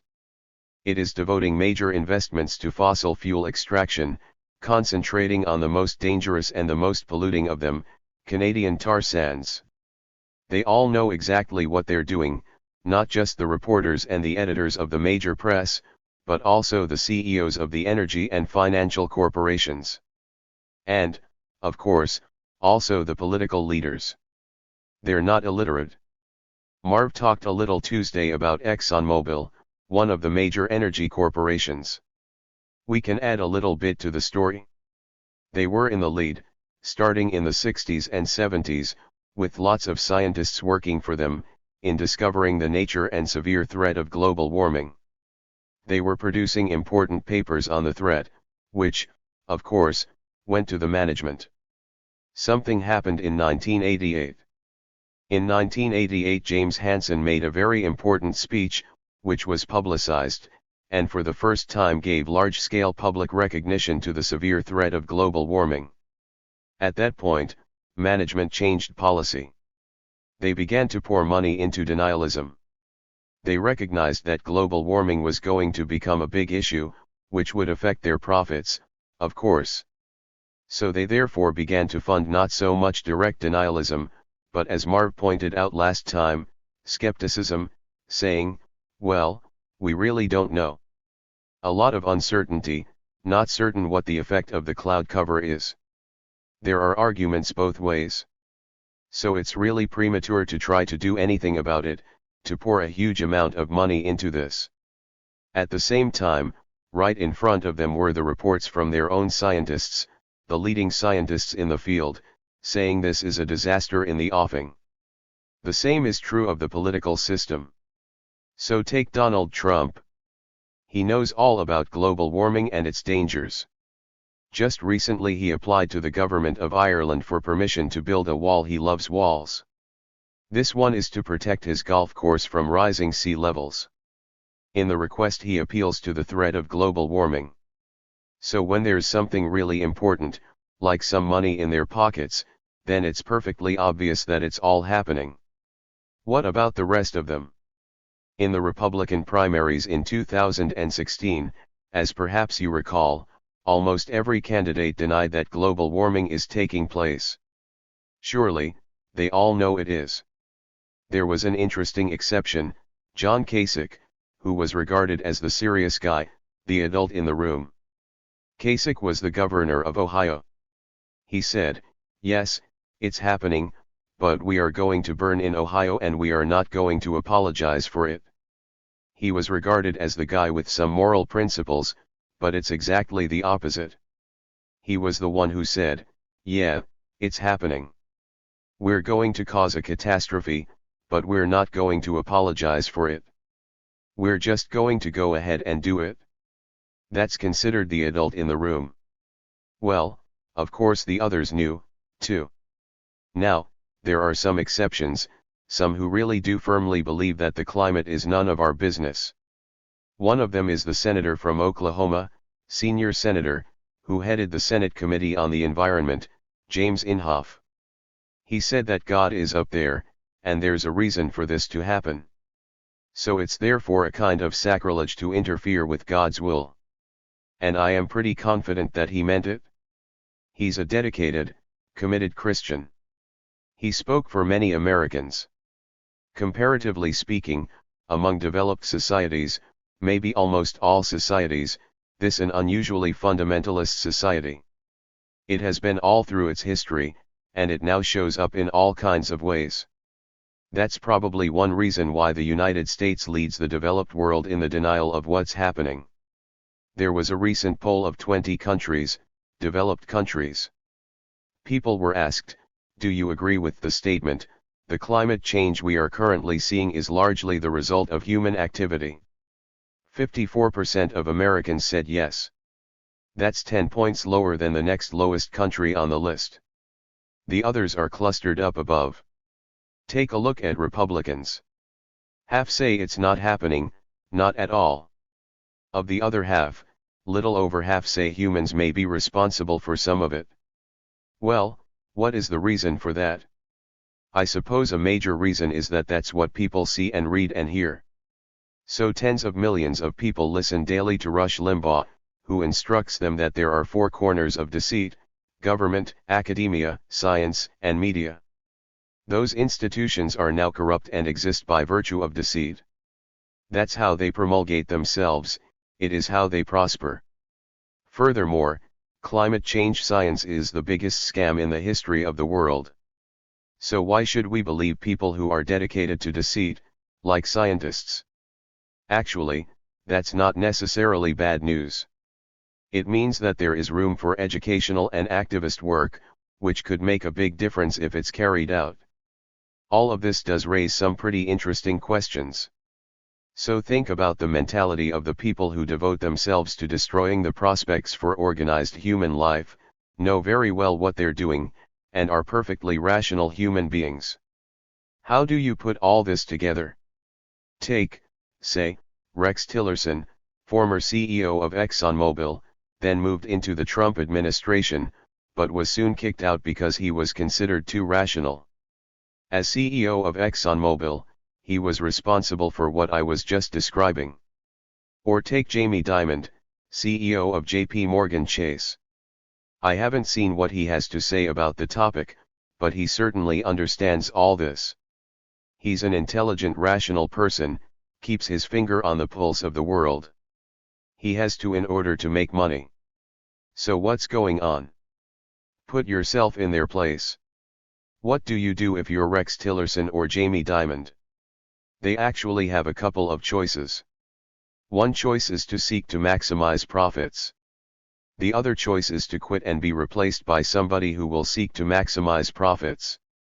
So those are your choices. Does that account for the mentality? I don't think it absolves the individuals from responsibility, but it does indicate that they have little choice. The problem is not just individual, it's institutional. That's what Marv was talking about in our last session. And we see it very clearly in cases like these. Well, what about Clifford Krauss, the reporter, the journalist? It's the same problem. He has what's called professional responsibility. Global warming was not part of the story that he was covering, so if he were to bring it up in his report, that would be introducing an opinion into an objective news story. It would reveal unacceptable bias that would violate the principle of objectivity, which says if you're a professional, you keep to the assigned task. You may know that what you're saying is, we're going to destroy the world, but you don't put that into your column because that would be violating professional responsibility. Actually, there is a concept of objectivity. If you go to journalism schools, you learn about objectivity, which is very much prized. Objectivity means describing accurately and fairly what's going on within the beltway within the corridors of power. If you do anything else, that's bias, and we don't want to be biased. So maybe we know all these things, but we can't say them. That's the situation that these people face, institutional problems. A couple of weeks ago, I brought up a personal anecdote. I hope you don't mind if I use another one. The first one was one that's been haunting me all my life. August 6, 1945. There was another one about the same time, which I also can't get out of my mind. An article by a great essayist, Dwight MacDonald, right at the end of the war, around 1945. He wrote some very eloquent essays in his own journal, a dissident journal called Politics. I was reading it at the time as a teenager. Some of the essays were on responsibility of peoples and responsibility of intellectuals. They include one of my favorite lines. He says, "It's a great thing to be able to see what's right under your nose, which we usually miss, but it's a nice talent to cultivate." These essays are pretty remarkable. I recommend that you look at them, they are online. In the one on responsibility of peoples, MacDonald quotes an interview with a death camp paymaster, a Nazi death camp paymaster, who was apprehended as the camps were liberated. He learns that the Russians who liberated the camp are going to execute him. He bursts into tears, and he asks, "Why should they? What have I done? I didn't kill anyone. I was just fulfilling a position that someone else would have taken if I'd left.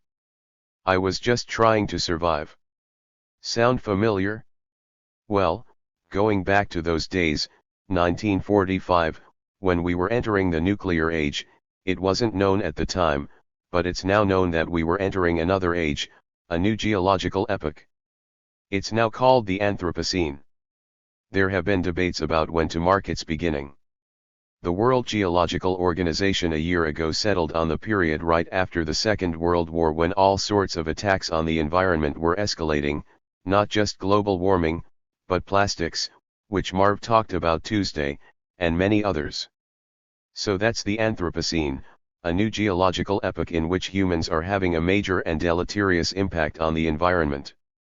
There's a corollary to the Anthropocene, namely the sixth extinction, which we're now in the middle of. Marv also mentioned it in our last session, the very rapid, astonishingly rapid decline of species, crucially insects, which is lethal for the future. Actually, if you look at the nuclear age, it is literally a miracle that we survived. We talked a little about the Cuban Missile Crisis, the most dangerous moment in history, and one of the miracles that saved us from nuclear war, the decision by Vasily Arkhipov not to authorize firing nuclear-tipped missiles. It's not the only time. Take one other one. In the early 1980s, when the Reagan administration came in, they decided to test Russian defenses at a time when the general situation was very tense. The way they did it was by simulating attacks on Russia, air, land, and sea attacks, including nuclear attacks, just to see how the Russians would respond, and what we could learn about their defenses. CIA analysts assumed that they didn't take it too seriously. After all, how could anyone believe that the US might contemplate an attack? But when the Russian archives came out, it turned out, not too surprisingly, that they took it very seriously. In fact, the intelligence reports that are being written now in the United States point out that the war scare was for real. It came very close. This was at the time of Operation Able Archer, if you want to look it up. Shortly before, there was a moment when the Russian air defenses registered an incoming US missile attack. Remember that their systems are primitive, they're not like ours, which use satellites and can tell what's happening anywhere. The Russian system, I think even today, but apparently then, was radar-based, which means you can see as far as the horizon. You don't know what's really happening until it's just about on top of you. So their systems registered an incoming US missile attack. Incidentally, this happens over and over. We have only our own records, dealing with a much more sophisticated system. There have been hundreds of cases where the automated systems registered an incoming missile attack. The information goes to the Joint Chiefs of Staff and then on to the National Security Advisor, who informs the President, who then has to decide whether to push the button, and if so, we're all done. All within minutes. Sometimes it's come very close. During the Carter years, National Security Advisor Brzezinski was reportedly on the phone ready to call Carter about a Russian missile attack when the information came in that the report was a mistake, some coding error or something like that. As we move into the area of artificial intelligence, I leave it to you to think about what that means. It's been blocked every time by human intervention. Anyway, that's what happened in Russia in the very tense period just before Able Archer. The protocol in Russia was for the individual who receives the information to transmit it up to the Politburo and then to the top command, which may decide that their only choice is to send off the missiles. And remember, they have only a few minutes to decide. Well, the guy who received the information from the automated systems, whose name was Stanislav Petrov, decided it probably wasn't real. He looked at the reports and figured that it's unlikely that the US would be sending a relatively small number of missiles. It didn't make sense. So he had decided not to send the information up to the high command. Another reason why we're alive. It's been like this over and over, and it's getting worse. I mentioned earlier that the doomsday clock was just set, on January 24th, at 2 minutes to midnight, the closest it's been to extinction since it was first set in 1947 apart from 1953, when the US and USSR set off thermonuclear weapons, demonstrating that human intelligence had devised the means to destroy life on Earth. The analysts have now again set the clock at 2 minutes to midnight. They call it the new abnormal. That's what we're now living with. and it's getting worse. Well, there are answers to these terrible prospects. That's important to bear in mind. In the case of nuclear weapons, they can be eliminated, a utopian ideal proposed by such noted doves as Henry Kissinger and Reagan's Secretary of State George Shultz. It looks pretty grim, but in every single case, there are answers. In the case of serious overuse of antibiotics, which Marv talked about, there are obvious answers: stop industrial production of meat. That alone would have a huge effect. Overpopulation is a quite serious problem, but there's a very simple answer, and it's known: education of women. Wherever there's been education of women, fertility has declined sharply, rich countries or poor. That, of course, requires family planning. So how are we dealing with it? By cutting out foreign aid for family planning. That's the way to deal with the problem. The argument is that some of the family planning aid might go to abortions. But, in fact, cutting the aid increases the number of abortions, illegal and dangerous abortions. That's what happens when you don't have access to family planning, cutting contraception, and so on. There are going to be more abortions, illegal and dangerous ones. And it continues. If you think about it, if you look at what's under your nose, to quote MacDonald again, all of this is pretty transparent. Well, what about nuclear weapons? On that one, we know the answer: they can be eliminated. They can certainly be reduced. There are arms control agreements, which we could ratify, which would significantly mitigate the problem. There are three main arms control agreements. The first one is the Anti-Ballistic Missile Treaty. The phrase anti-ballistic missile sounds defensive: we're protecting ourselves. But strategic analysts on all sides know perfectly well, and often say, that anti-ballistic missile systems are first-strike weapons. Everyone knows that it's inconceivable that any imaginable anti-ballistic missile system would stop a serious first strike. It's barely conceivable that it might stop a retaliatory strike. Therefore, to have one tells the planners that if we launch a first strike, there's a possibility that we might survive. So it encourages first strikes. It has no other function, except maybe marginally. That's one treaty. The second treaty is the Intermediate Range Nuclear Forces Treaty that was signed by Reagan and Gorbachev in 1987. It is quite important.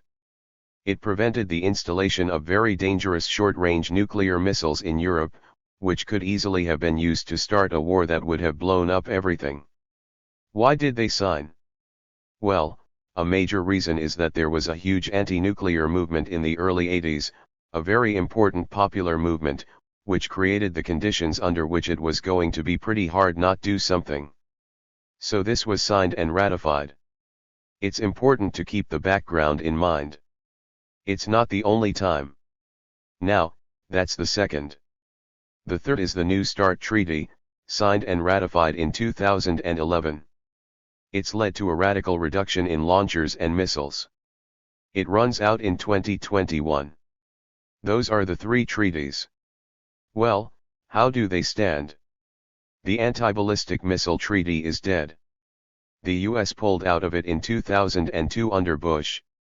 The INF Treaty, the Trump administration has just said it's pulling out of. The third one, Trump has indicated that he wants to cancel. He says that this is one of those Obama treaties. Therefore, by definition, the worst treaty ever signed, along with everything else done by the hated Obama. We've got to get rid of that. So that takes care of the three treaties, in which case, the doors for production of more destructive and threatening nuclear weapons are wide open. B. Well, there are plenty of things we can do.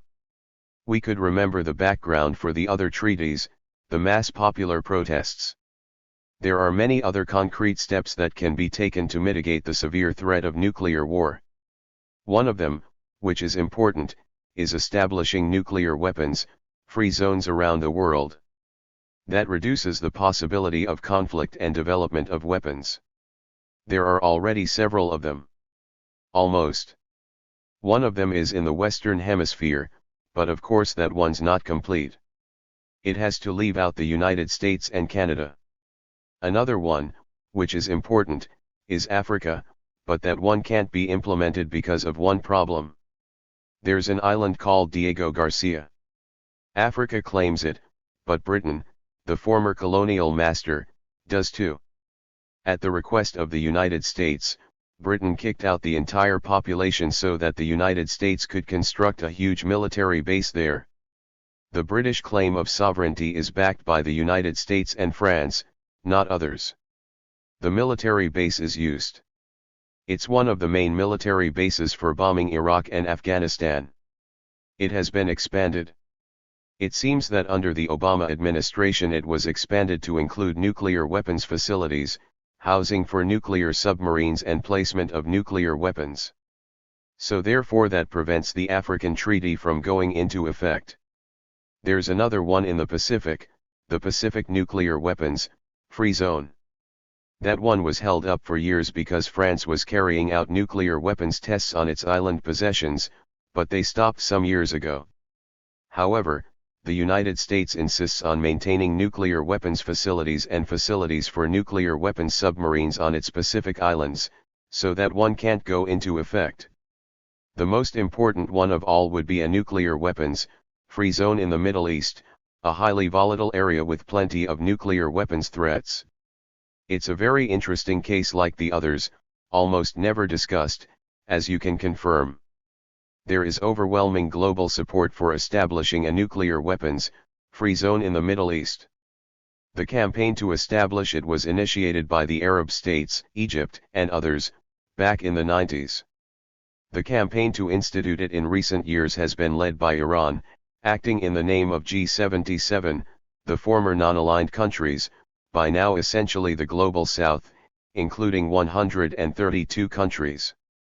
They are strongly calling for establishing a nuclear weapons free zone in the region. And the rest of the world agrees, with one exception, the usual one. The United States blocks it. Every 5 years there's a review meeting of the Non-Proliferation Treaty countries. Every time, the idea is put forth and supported. The United States blocks it, most recently, Obama in 2015. Everyone knows the reason. If a nuclear weapons free zone is established in the Middle East, Israel would have to open up its huge nuclear weapons system to inspection. And the United States would have to concede that it exists. Of course, everybody knows that it exists, but it's necessary for the US and Israel to refuse to acknowledge it. There's a good reason. If they concede that it exists, military aid to Israel has to terminate under US law. So therefore we don't know whether it exists, and the US must block the regional and international efforts to establish a nuclear weapons free zone in the Middle East, which incidentally would eliminate any imaginable threat that Iran might pose, if anyone thinks there is a threat, if supplemented with a serious inspection system. An ample experience, verified by US intelligence and the International Atomic Energy Agency, has shown that Iran has been scrupulously adhering to the inspection agreements of the July 2015 Iran nuclear deal reached by Iran, the US, and the other veto-wielding UN members, and Germany. C. The alleged Iranian nuclear weapons threat has been a major topic for years, all over the front pages and TV, with sober debates about whether we should just bomb them now or whether we should keep that option on the table, in violation of the UN Charter and the US Constitution, as already discussed. Try to find a word on the fact that there's an easy solution to these awesome problems. Follow the lead of Iran, the Arab states, and the rest of the world by establishing a nuclear weapons free zone with a credible inspection regime, quite straightforward, except it's an instructive exercise, which tells us quite a lot about the iron grip of official doctrine in a deeply conformist intellectual culture. One will also have to work hard to find any mention within the mainstream of the fact that the US and UK have a unique responsibility to devote themselves to establishing a nuclear weapons free zone in the Middle East.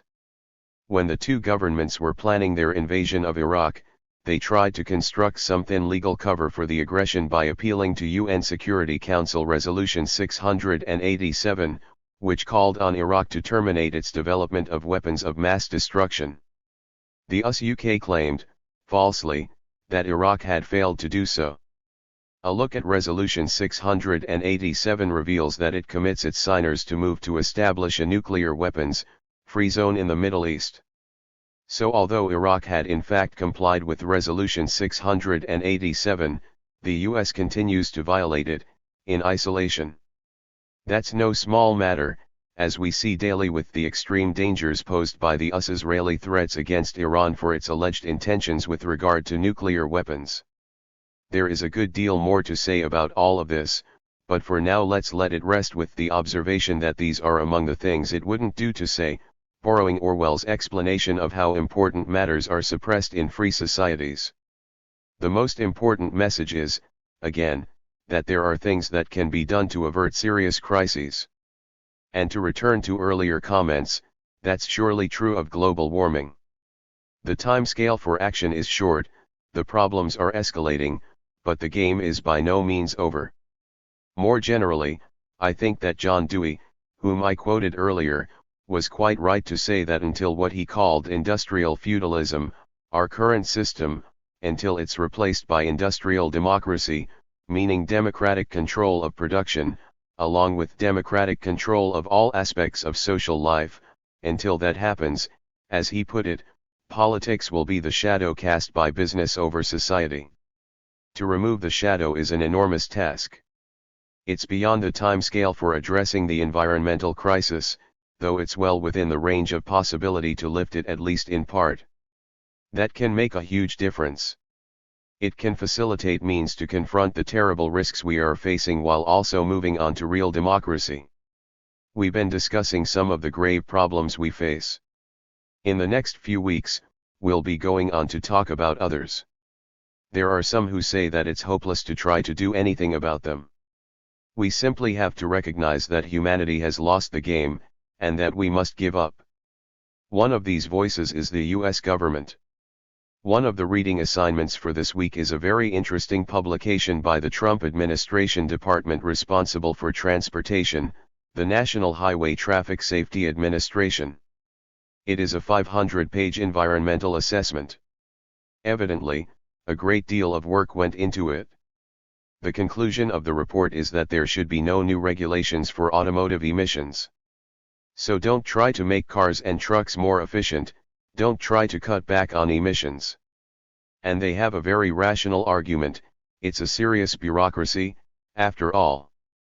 They conclude that by the end of the century the temperature will have risen to 7 degrees Fahrenheit beyond pre-industrial levels, a level that the World Bank called cataclysmic, about twice as high as the scientific world estimates as possible for organized human life to persist in any recognizable form. In short, the game will soon be over anyway. And since automotive emissions don't really contribute that much more to the total catastrophe, why not just enjoy ourselves? The human experiment is all over anyhow. You may recall Nero, who was supposed to have fiddled while Rome burned. The Republican administration is telling us that we should enjoy ourselves while the world burns. These are the instructions of the most powerful government in world history. Of course, there's an assumption that everyone else is as criminally insane as they are and will join them in escalating the threats. This has got to be the most astonishing document that has ever appeared in human history. See if you can think of anything like it. Quite seriously. And take a look at how it's handled. It did receive a report in the Washington Post, probably a few other places, and was then effectively deep-sixed. Who cares? Fortunately, it's not true that everyone is as criminally insane as our leaders are. Things are being done. So for example, in Denmark, about 50% of energy needs are going to be supplied by renewables by 2030, and they're planning to reach zero fossil fuel use by 2050. There are many other cases. And even though the federal government, under Republican rule, is determined to win the laurels as the most criminal organization in world history devoted to the destruction of organized human life, things are happening here in states and local areas. Just recently in the Pacific Northwest, the city of Portland and several other areas have declared a commitment to eliminate all fossil fuels. The most extraordinary example is China. There's an interesting study of this by Dean Baker, a very fine economist, a couple of days ago. He points out that China leads the world in developing sustainable energy. Use of electric cars in China is already at the same level as the entire rest of the world combined and increasing fast. Same with wind power, same as the rest of the world combined, and with solar power even more so. Last year, China added more solar capacity than the entire rest of the world combined. We might think about a place like Tucson where the sun is shining almost all the time. China is a poor country. It has a big economy, but per capita it remains overall a poor country with severe internal problems unknown in the West. The US could surely do better than this. Are we doing it? Well, ask yourself. There are lots of other things that should be done, like weatherization of homes. It's happening all over Europe to the point where the companies have no more business and are trying to break into the American market, but nobody's much interested. It makes life better, cheaper, happier, reduces impact on the climate, but it doesn't fit the doctrine. Even just using just things like LED lights, if you add it up, has quite an impact. There are lots of things that can be done, and there are organizations really working on them. One of them in the United States is a group called the Sunrise Movement. They're mostly young people, like most others. A group called Earth Strike just had their first action on January 15th. Another one is a group called Extinction Rebellion, based in Britain. Thousands of protesters in Britain have shut down the London bridges repeatedly in protest against failure to act on global warming. Now they have, they say, about 200 chapters around the world. There was a big demonstration in Manhattan a couple of days ago, January 28th. They're organizing efforts to have an international week of action in April. Many chapters are springing up around the United States. The Sunrise Movement, to which we will return, has already had quite a significant effect.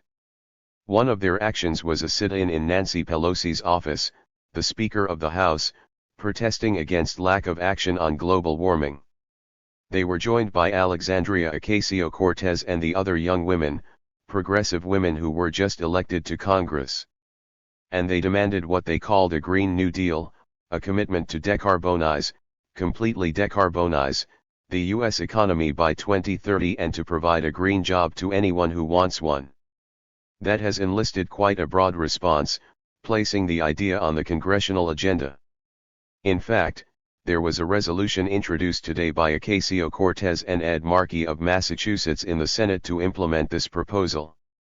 That could become real with public pressure, the kind of public pressure that led to the INF Treaty, for example.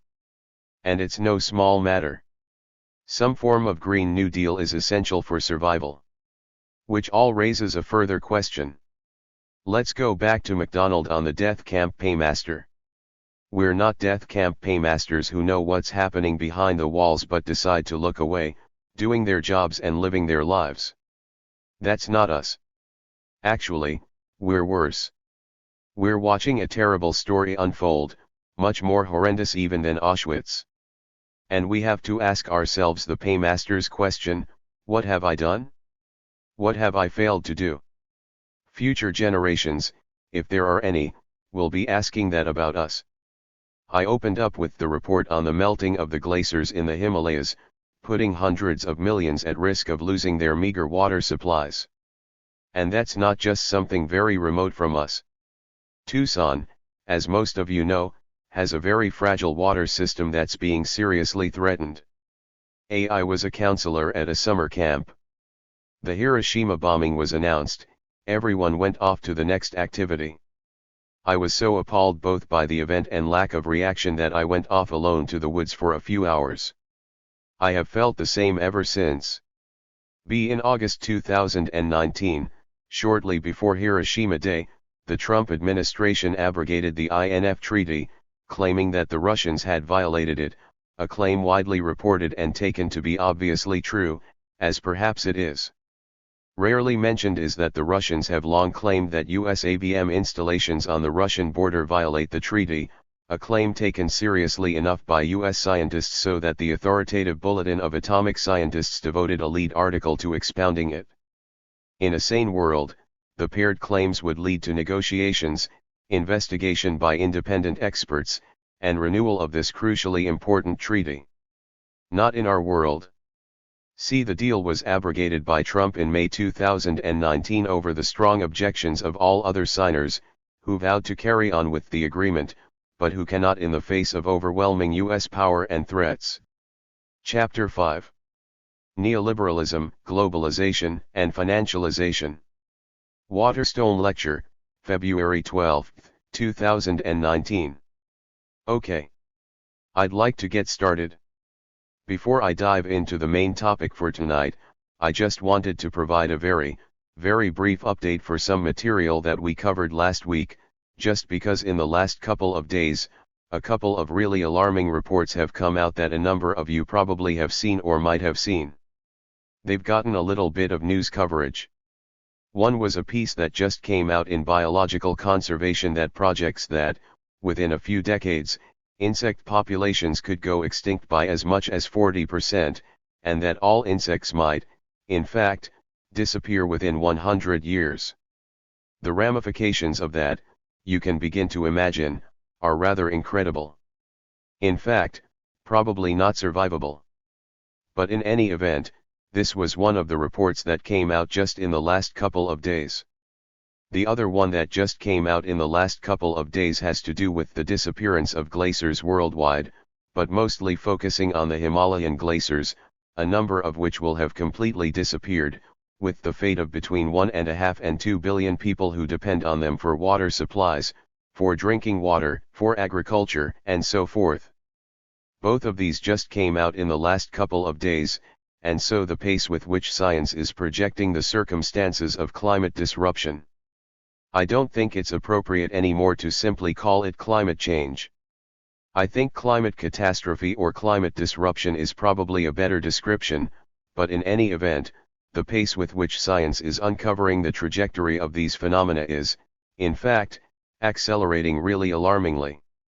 Tonight's topic, or topics really, are these three related phenomena: neoliberalism, globalization, and financialization.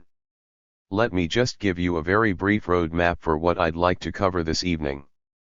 First, I'm going to give you just a very brief definition of neoliberalism, and I'm going to distinguish it from globalization and financialization. Then, I want to talk about the development of these phenomena in two distinct periods. The first period covers 1945, immediately post World War II, to up around 1970 or so. These dates are not precise, of course, but they encapsulate certain kinds of changes in the political economic system. This is a period that's sometimes called regulated capitalism. Sometimes it's called embedded liberalism. Sometimes it's called the golden age of capitalism. Then, the second period from about 1970 to about 2008, which is really the advent period of neoliberalism. And then, following the crash in 2008, I think we've actually moved into a new moment, which a number of analysts, including people like Henry Giroux, have called gangster capitalism. I'll just say a few words about that tonight, but we'll talk about it a little bit more probably on Thursday, and then into next week. And then finally, I want to think about what kinds of effects these changes in the political economy of the globe have produced. What are the major outcomes of moving from the previous period into the neoliberal period? Neoliberalism is itself the set of ideas and practices, and I'll describe what those are in a second, but neoliberalism is really a philosophical understanding of how the world not only works, but how it ought to work. Globalization is the spread of those ideas and practices over space and from place to place, and then accompanying this has been the rise of financialization, which really characterizes the changing and increasingly dominant role of finance capital vis-a-vis other capital sectors. Not only has the nature of finance changed, but the nature of its relationship with other sectors of capital has changed quite dramatically, and this has had really important effects. Let's start with neoliberalism. And you will recognize some of this phraseology having read the piece a few weeks ago by Milton Friedman, one of the major proponents of neoliberalism. At its heart, neoliberalism is a theory of political economic practices that proposes that human well-being can best be advanced by liberating individual, not collective, please note individual entrepreneurial freedoms defined in very particular ways, and skills within an institutional framework characterized by strong private property rights, so-called free markets, and so-called free trade. If I could just have my hands doing air quotes, I'd be doing it continuously, but you can see that in your imagination. The role of the state under neoliberal philosophy is to create and preserve an institutional framework that's appropriate to these kinds of practices. It must guarantee the quality and integrity of money. Also set up those military defense, police, and legal structures and functions required to secure private property rights, and to guarantee, by force if need be, the proper functioning of markets. That's the role of the state. If markets do not exist in areas such as land, water, education, healthcare, social security, or environmental pollution, then they must be created by state action if necessary. You can see these things immediately as either prior public goods or public resources. These are all to be brought under the rubrics of the market through privatization, an essential feature of neoliberalism. Any other actions by the state are deemed then to be illegitimate, but you can tell already that the state has a very significant role to play here, even though proponents of neoliberalism and their rhetoric constantly downplay both the role and the necessity of the state. It should also be quite clear, immediately and despite this rhetoric, that neoliberalism is not really an unencumbered, non-state-mediated enterprise. I'm going to talk mainly about two periods, and then the post-2008 time frame as a separate, but related extension of phenomena that precede it. Let's begin with this chart. The x-axis is years from 1949 to 2015. The y-axis is an index relative to 1970 of the relationship, in this case, between productivity and wages of goods-producing workers. In the period post-World War II up until about 1970 and a little bit later, there's a very close correlation, and what this means clearly is that workers were sharing in the results of this increased productivity. And you see an inflection point in the mid-70s where these lines begin to diverge quite dramatically, so productivity continues to go up, but in fact, wages remain rather stagnant. I'll talk about that more in a little bit, but in any event, this is the dividing point between these two periods. The first period, 1945 to 1970, which, as I said before, is sometimes referred to as regulated capitalism, sometimes embedded liberalism, sometimes referred to as the golden age of capitalism, also sometimes referred to as capitalism with a human face. What's happening in this first period? In the global economy, the Bretton Woods system is established. Shortly before the end of World War II, 700 or so delegates meet in New Hampshire in Bretton Woods, and they define, at that point, a monetary system that is going to presumably govern the economic, and therefore the political, relationships among nation-states following the war. It's a framework for international trade and development. It sets up certain institutions. The International Monetary Fund is set up at this time. The predecessors to the World Bank are set up, the General Agreement on Tariffs and Trade, which was succeeded by the World Trade Organization.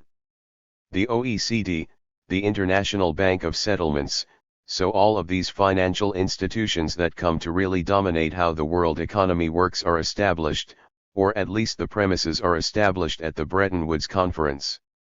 And the central element of this was that countries would, in fact, trade on fixed currency exchange rates. Things would not deviate by more than 1% of a fixed rate, that is, fixed to a currency set to gold, so the amount of currency couldn't, in fact, deviate from the amount of gold by more than 1%. It was gold-backed, and it was also US dollar-backed.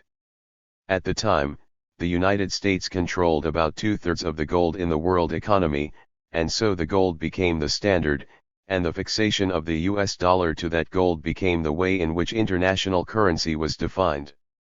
It was a moderately open world economy, although there were some tariffs, some protective tariffs, some obstacles to free capital movement.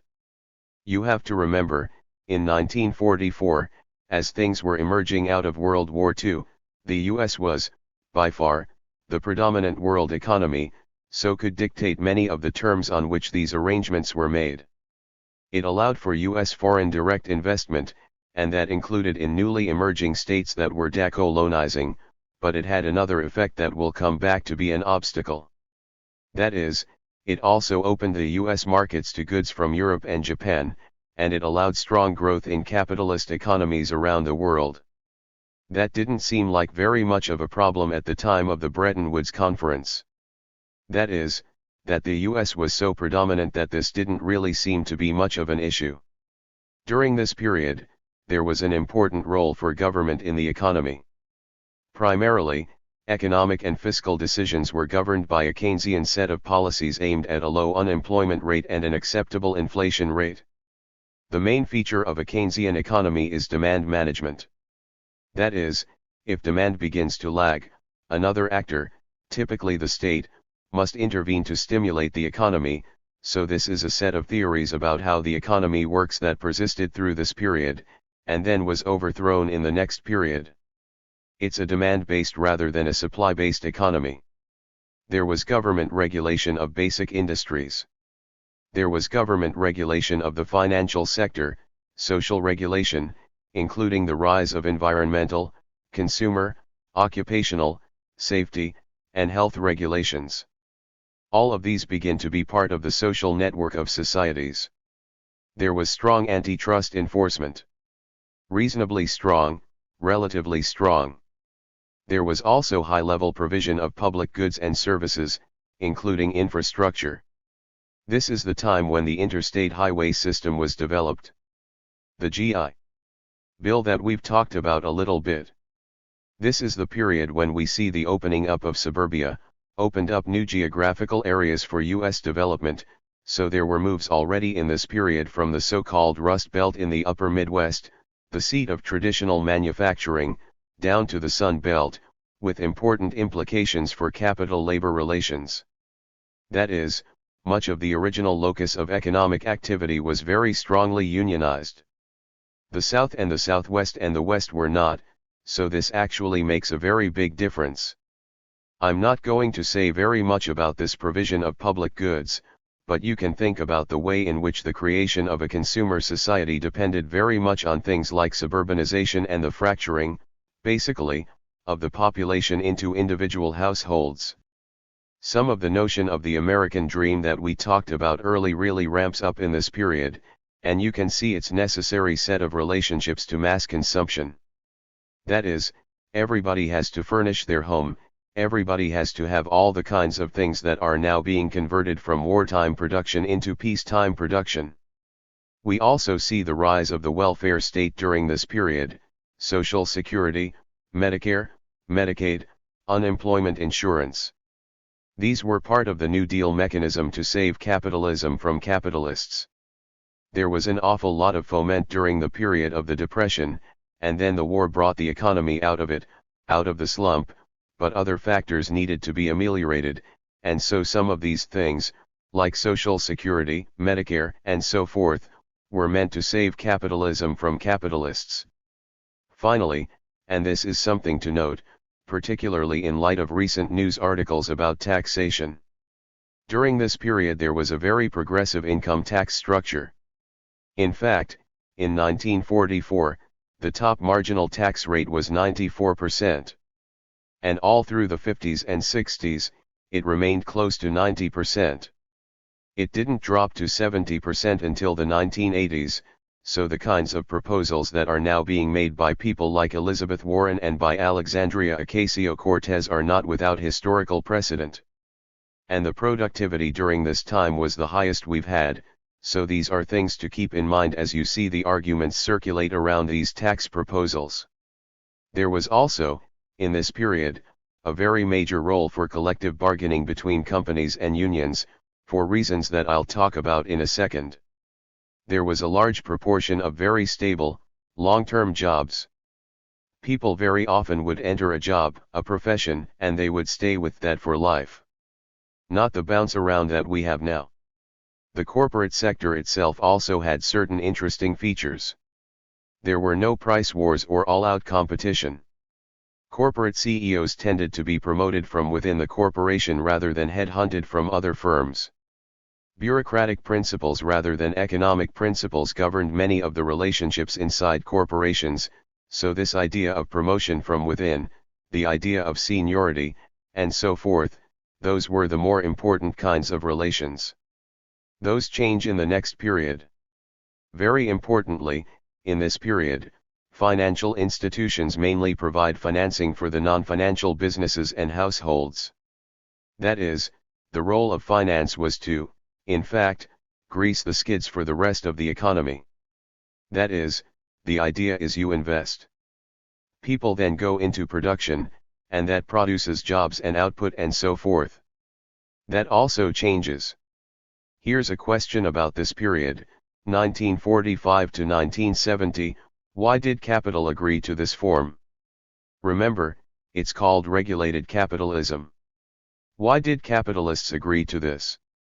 First, in the depths of the Great Depression, a major labor upsurge began in the United States and in many other parts of the world. That is, this antipathy to capitalism that came out of the Great Depression was being felt in very political ways. People were beginning to organize and organizing on the basis of labor solidarity in large measure. Workers in many industries launched campaigns for union recognition, including in auto, steel, tires, electrical, machinery, trucking, and longshoring. There were fierce and often violent battles that resulted with labor gaining strength over time in some sectors, compelling many giant corporations to recognize and bargain with unions, so this was a typical arrangement. When the United States entered World War II, the labor leadership accepted a truce agreeing to a no-strike pledge for the duration of the war, in other words, to help the economy during wartime. During the war, with full employment bolstering laborers' bargaining power and the success of the war effort dependent on labor's cooperation, the unions made several further gains, including dues checkoff, grievance procedures, seniority as the basis for promotion and as protection against layoff, and further expansion of union membership. The emerging dynamic is that labor is increasing in its power over this period. Going into wartime, production had taken the U.S. out of the Great Depression. Many feared that, with the war's end, the Depression might return, and with that, the conditions of the Depression, including all of the social and political agitation. In addition to the economic effects, big business feared that such conditions could lead to a spread of socialism and communism, and these were not fears without a basis. Many socialist and communist parties had gained great power in this period, especially, though not only, outside the US. All through Europe, Asia, socialist and communist parties were, in fact, advancing. Also, much more of the world was governed by communist governments after World War II, a third of the world's population, and this provided at least an alternative imaginary, so concessions were necessary. We've already talked about the difficulty of having this alternative imaginary at play in the world. And I should have put quotes around communist.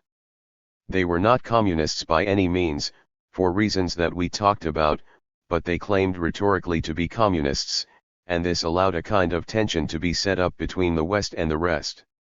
Beginning in the early decades of the 20th century, but especially after the Russian revolutions in 1905 and 1917, there was virulent red baiting and repression of communists, socialists, and many other labor leaders. We've already talked about this a bit. This repression increased tremendously in the post-World War II period with McCarthyism and like phenomena. Labor was weakened by legislation. For example, the passage of the Taft-Hartley Act, which outlawed, among other things, secondary boycotts, which were a very effective mechanism for unions to use. That is, if one union went on strike, other unions could go out on strike in sympathy. Well, Taft-Hartley prohibited that, among other things.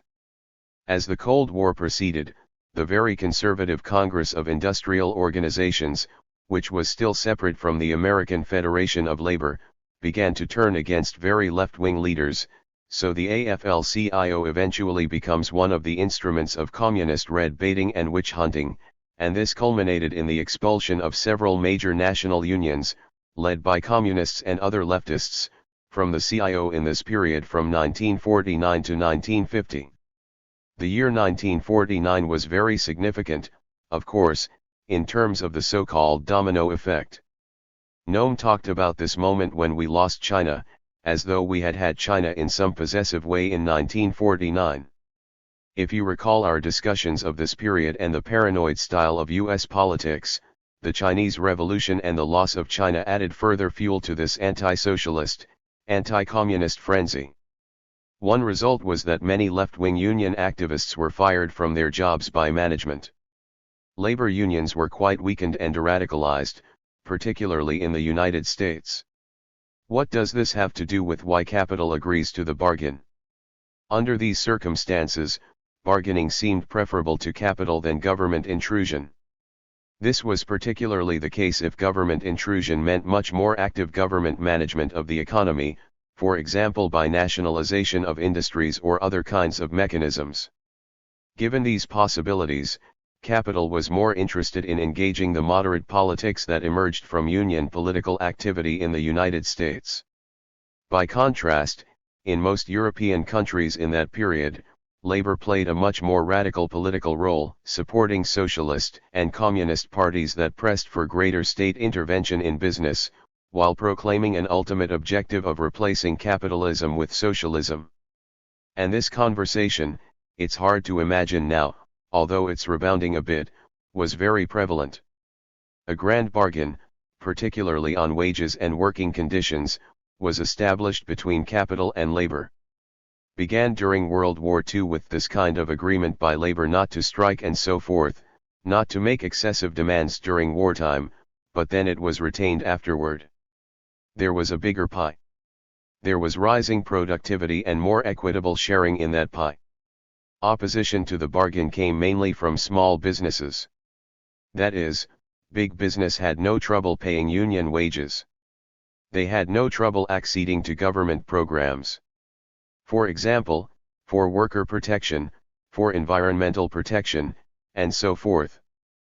But small businesses, which operate on a very small margin, have a much tougher time adhering to these kinds of arrangements.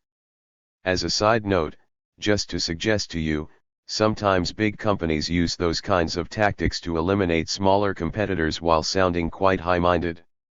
That is, large companies will agitate for more stringent either labor practices or environmental protections and so forth, knowing that they can easily absorb the cost, while smaller businesses cannot and then will go under. That's a side note, just one of the many, many friendly features of capitalism. The result of this bargain, as we've talked about, was this equitable sharing of the rise in productivity. During the 1945 to 1970 period, we see this set of relationships between capital and labor producing a rising set of expectations and a rising set of outcomes. What happens in that moment when things begin to shift? What prompted this change from regulated capitalism to neoliberalism? The short answer was that capital began to experience a falling rate of profit. The much longer answer has to account for why this was so. First of all, there was a set of conflicts internal to the capitalist form itself. There were conflicts between capital and labor, brought about largely through changing conditions in the production process. Spurred by falling profit rates, capitalists tried to implement new working conditions. There were speed-ups, unsafe jobs, unequal distribution of profits, and so there was a lot of labor agitation. There was conflict between capital and citizens over the provision of social welfare programs and over complaints about externalities, pollution, unsafe products. We see some of these things reflected in the Powell Memorandum. When, for example, Lewis Powell goes after Ralph Nader, we can see that that's the beginning of a backlash by capital to the consumer protection movement, and things like auto safety and so forth.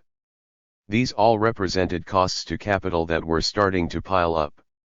There was also more competition with developing countries, as other economies were on the rise over resources and rising oil prices. At the very end of this period, we have the formation of the Organization of Petroleum Exporting Countries, OPEC, and a rise in price. There's also competition between US capitalists and capitalists in other developing countries and in developed countries, especially from Western Europe and Japan. We can see that reflected very significantly in the auto industry of the time. That is, this is the first time when Detroit and the big US automakers really start to face very substantial competition from European automakers, and particularly from Japanese automakers. This, as I indicated earlier, is one of the unanticipated effects of the Bretton Woods arrangement. The opening up of the world economy to US foreign direct investment, but also opening up the US economy to investment here and the interpenetration of US markets. The result of all of these rising costs to capital was a falling rate of profit, very stagnant productivity growth, rising inflation, increasing unemployment, and the breakdown of the Bretton Woods system. The so-called Nixon shock, when Nixon took the US economy off the gold standard, and therefore all the rest of the economies basically went off the gold standard, went to fiat currency. I know none of you probably will recall, even if you were around at the time. If you looked at US currency, it used to say, exchangeable for gold. And then it said, exchangeable upon demand. Now it just says, in God we trust, so that's a fiat currency. You've got to be aware of that. All of this produced international monetary and economic chaos, which was part of this destabilization in this period. So there was a need for a new set of arrangements to allow capital accumulation to continue and to expand. That form is neoliberalism. So, beginning in this period and continuing right up to the present, how did the neoliberal form of capitalism become the common sense? The ideas around neoliberalism actually began to coalesce most recently in the 1940s. Some of the ideas have been around for as long as capitalism. A small and exclusive group of passionate advocates, mostly academic economists, historians, and philosophers, had gathered together around the renowned political philosopher Friedrich von Hayek to create the Mont Pelerin Society, which was named after the Swiss spa where they first met. The Mont Pelerin Society, by the way, is still in existence. They first met in 1947. The notables included Hayek, Ludwig von Mises, the economist Milton Friedman, and even for a time, the noted philosopher Karl Popper. The founding statement of the society reads as follows, and you'll see some familiar words now: the central values of civilization are in danger. Remember, this is immediately post-World War II, so the things that we saw in NSC 68 are prevalent, the Iron Curtain speech by Churchill, so we already begin to see this antagonism between the East and the West, and then it's re-represented in statements of this sort. The central values of civilization are in danger. Over large stretches of the Earth's surface, the essential conditions of human dignity and freedom have already disappeared. In others, they are under constant menace from the development of current tendencies of policy. The position of the individual and the voluntary group are progressively undermined by extensions of arbitrary power. Even that most precious possession of Western man, freedom of thought and expression, is threatened by the spread of creeds, which, claiming the privilege of tolerance when in the position of the minority, seek only to establish a position of power in which they can suppress and obliterate all views but their own. This clearly echoes the language that we see in NSC 68 and so forth, and we will see it come back to haunt us in the Powell Memorandum. The statement continues. The group holds that these developments have been fostered by the growth of a view of history which denies all absolute moral standards, and by the growth of theories which question the desirability of the rule of law.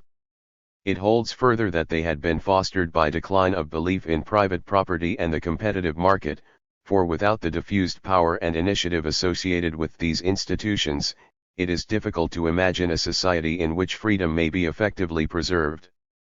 I refer you back to the comments that I made earlier about what these kind of groups mean by freedom. It's a very, very narrow definition of economic freedom.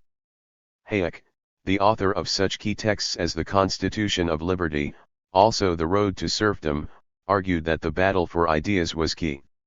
It is crucial to understand that the group at Mont Pelerin was already keenly aware of the way in which common sense must be nurtured and built, and that it would probably take at least a generation for that battle to be won, not only against Marxism, but against socialism, state planning, and Keynesian interventionism, which, remember, was the preceding prevailing common sense. The period, 1945 to 1970, was dominated by a Keynesian view. The neoliberal movement remained on the margins of both policy and academic influence until the troubled years of the 1970s, when people were searching around, capitalists particularly, were searching around for a new strategy for increased accumulation. Neoliberal ideas began to move center stage at that time, particularly in the US and Britain, particularly under the Reagan administration here and the Thatcher administration in Britain. Although in the US, the rudiments of the policies began, actually, under the Carter administration. It was nurtured in various well-financed think tanks, some of them direct offshoots of the Mont Pelerin Society, such as the Institute of Economic Affairs in London, the Heritage Foundation in Washington, and I'll name a few others in a minute. Also, through its growing influence within the academy, particularly at the University of Chicago, where Milton Friedman dominated. I'll say more about him in 1 second. Neoliberal theory gained an academic respectability by the award of the Nobel Prize in Economics to Hayek in 1974, and Friedman in 1976, along with 6 other Mont Pelerin-affiliated economists, so that seemed to give a lot of cachet to the set of notions. But you should be aware, of course, that this particular prize, though it's assumed the aura of Nobel, had nothing to do with the other prizes and is basically under the very tight control of the Swedish banking elite. In fact, Peter Nobel, Alfred Nobel's grandson, said that his grandfather would never have wanted a prize awarded for any activity that put profits over people. Hayek himself thought that there shouldn't be a prize in economics, and when he gave his acceptance speech in 1974, he said as much. Milton Friedman asks in his 1962 preface to Capitalism and Freedom. What then is the role of books such as this? Twofold, in my opinion. Provide subject matter for bull sessions. Second, and more basic, to keep options open until circumstances make change necessary. There is enormous inertia, a tyranny of the status quo in private and especially governmental arrangements. Only a crisis, actual or perceived, produces real change. When that crisis occurs, the actions that are taken depend on the ideas that are lying around. If anybody's read Naomi Klein's book, The Shock Doctrine, she picks up on this idea that it's the ideas that are lying around in a moment of crisis that become predominant. Friedman is saying that these ideas, which neoliberals had been developing since the 1940s, simply awaited a ripe moment to be taken up and become part of the common sense. That, I believe, is our basic function, to develop alternatives to existing policies, to keep them alive and available until the politically impossible becomes the politically inevitable. This is Friedman's notion in 1962. The ideas in our 2 books are still far from being in the intellectual mainstream, but they are now, at least, respectable in the intellectual community, and very likely almost conventional among the broader public. This is right at the outset, basically, of the Reagan administration, when these ideas, in fact, do begin to have enormous political traction. Now let's turn to the Powell Memorandum, which is part of the promulgation of neoliberalism as common sense. It's one of the first attempts to organize the business community to actively produce a new common sense, and it really very intentionally attempts to do this.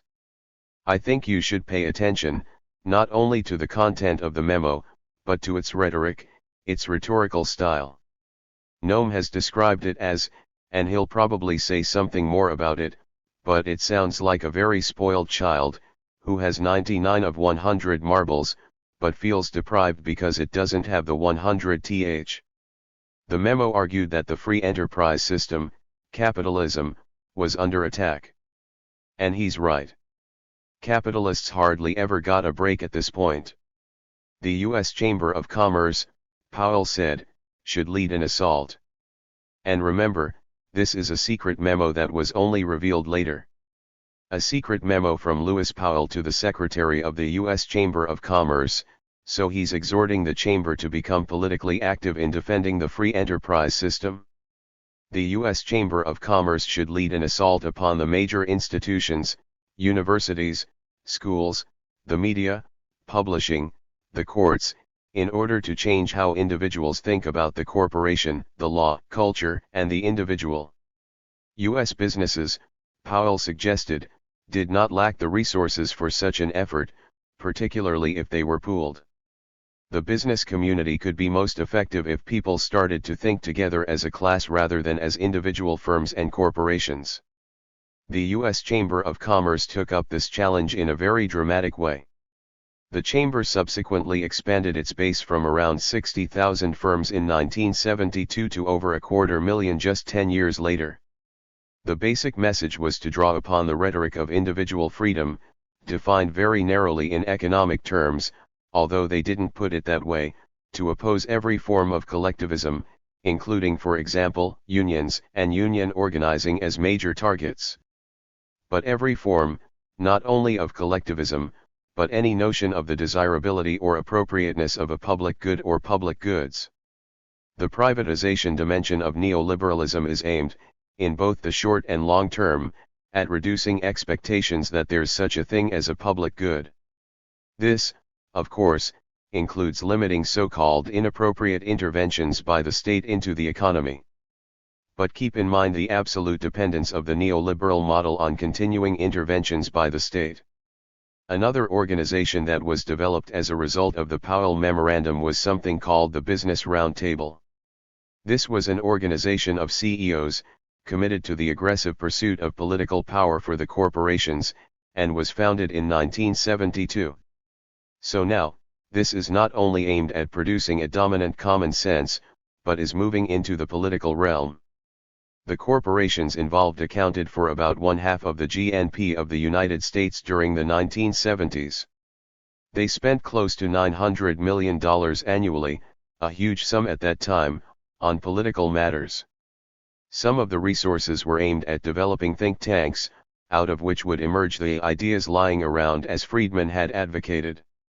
The think tanks would also organize speaker bureaus to spread the ideas around, produce op-ed pieces, and so forth. These included the American Enterprise Institute, which was actually founded in the 40s, the Heritage Foundation, which was founded in 1973 by Adolf Kors, and the Center for the Study of American Business. They were all formed with corporate backing at this time. During the 1970s, business refined its ability to act as a class, just as Powell had suggested. The dominant theme in the political strategy of business became a shared interest in the defeat of bills, such as consumer and environmental protection, labor law reform, and then the enactment of favorable tax, regulatory, and antitrust legislation. They were united and they had a program. There was also a crucial set of Supreme Court decisions beginning in 1976 that are in this long line that went back to a misinterpretation in the late 1870s that gave corporations personhood. I just want to highlight a few that are relevant to what we're thinking about now. This line of decisions first established the right of a corporation to make unlimited money contributions to political parties and political action committees, which were basically unknown at the time, but grew enormously. There were 89 of them in 1974. There were nearly 1,500 in 1982. This was protected under the First Amendment, guaranteeing the rights of individuals, in this instance, corporations, to freedom of speech. One of the key opinions was written by Lewis Powell, whose name you might remember from 3 minutes ago, who at this point has become a Nixon-appointed justice on the Supreme Court. The ruling, in the case of First National Bank of Boston v. Bellotti, gave this right to corporations.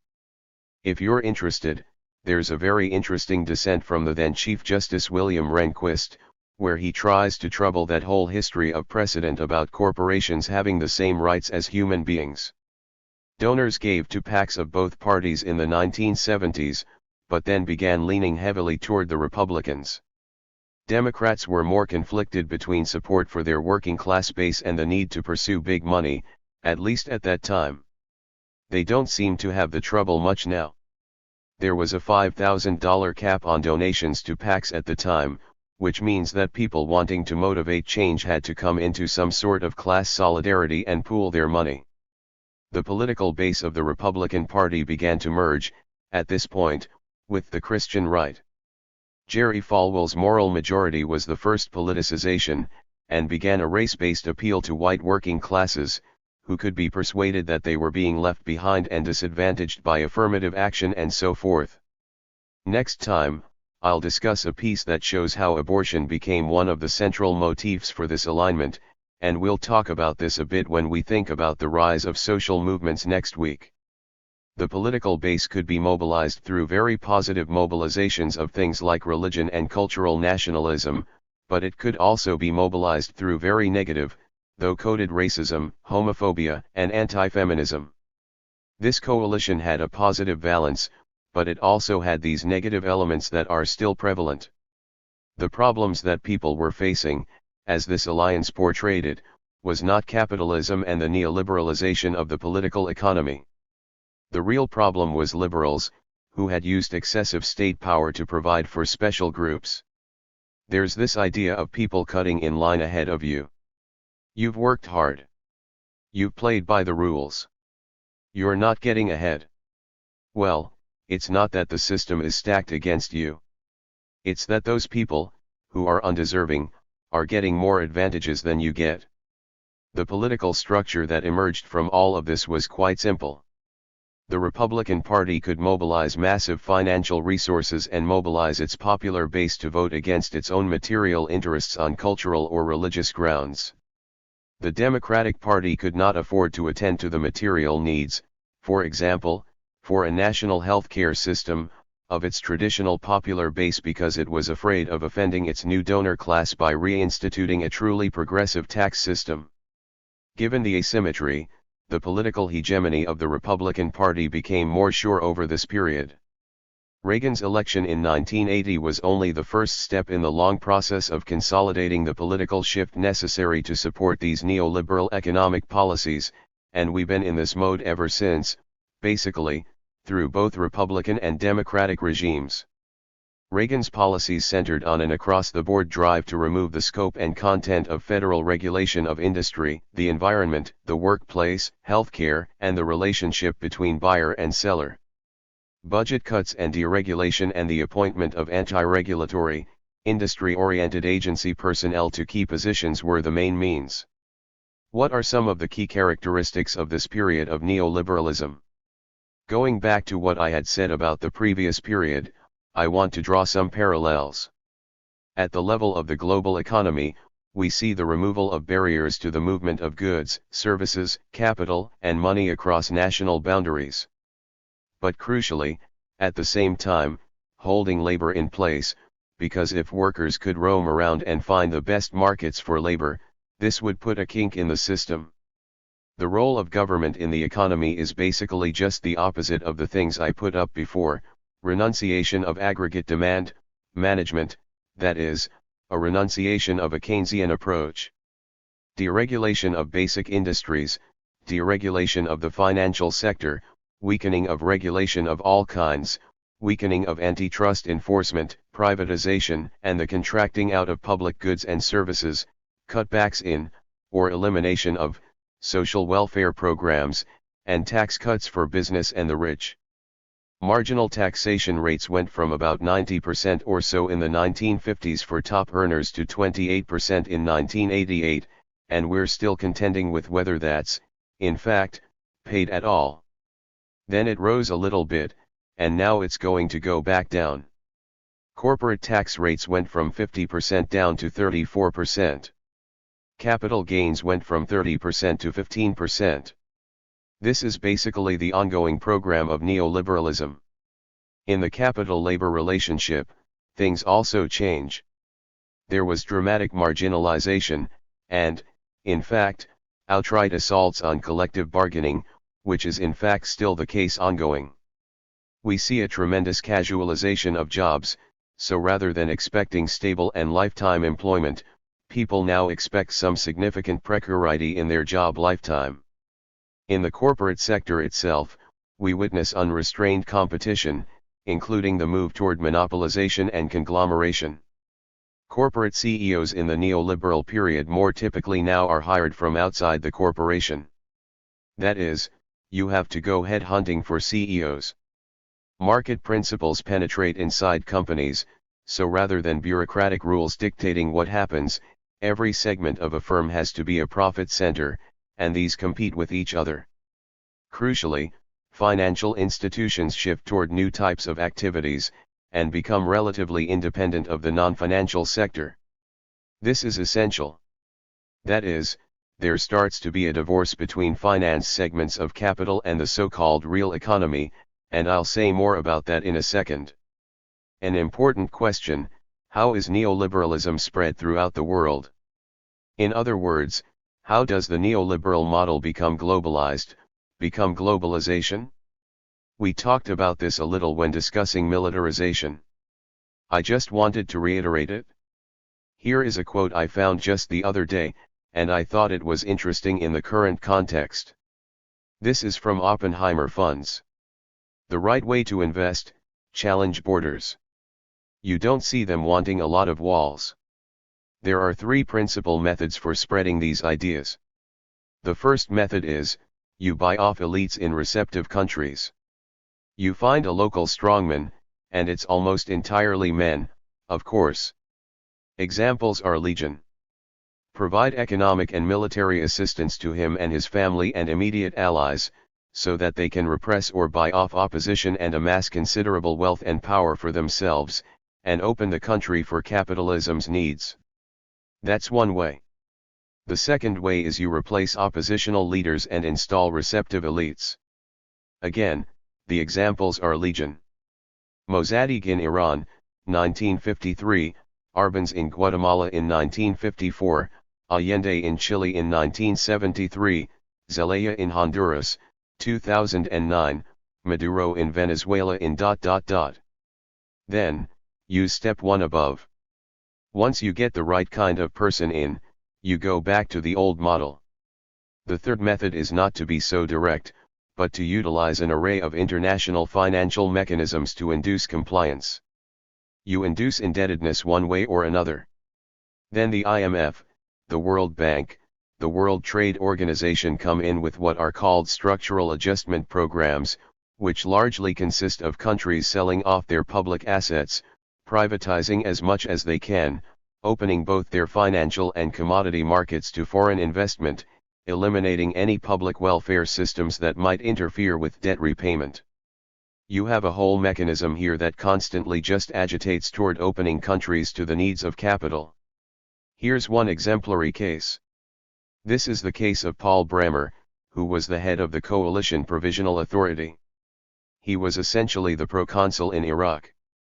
On September 19, 2003, Bremer promulgated 4 orders that included the full privatization of public enterprises, full ownership rights by foreign firms of Iraqi businesses, full repatriation of foreign profits, the opening of Iraq's banks to foreign control, national treatment for foreign companies, and the elimination of nearly all trade barriers.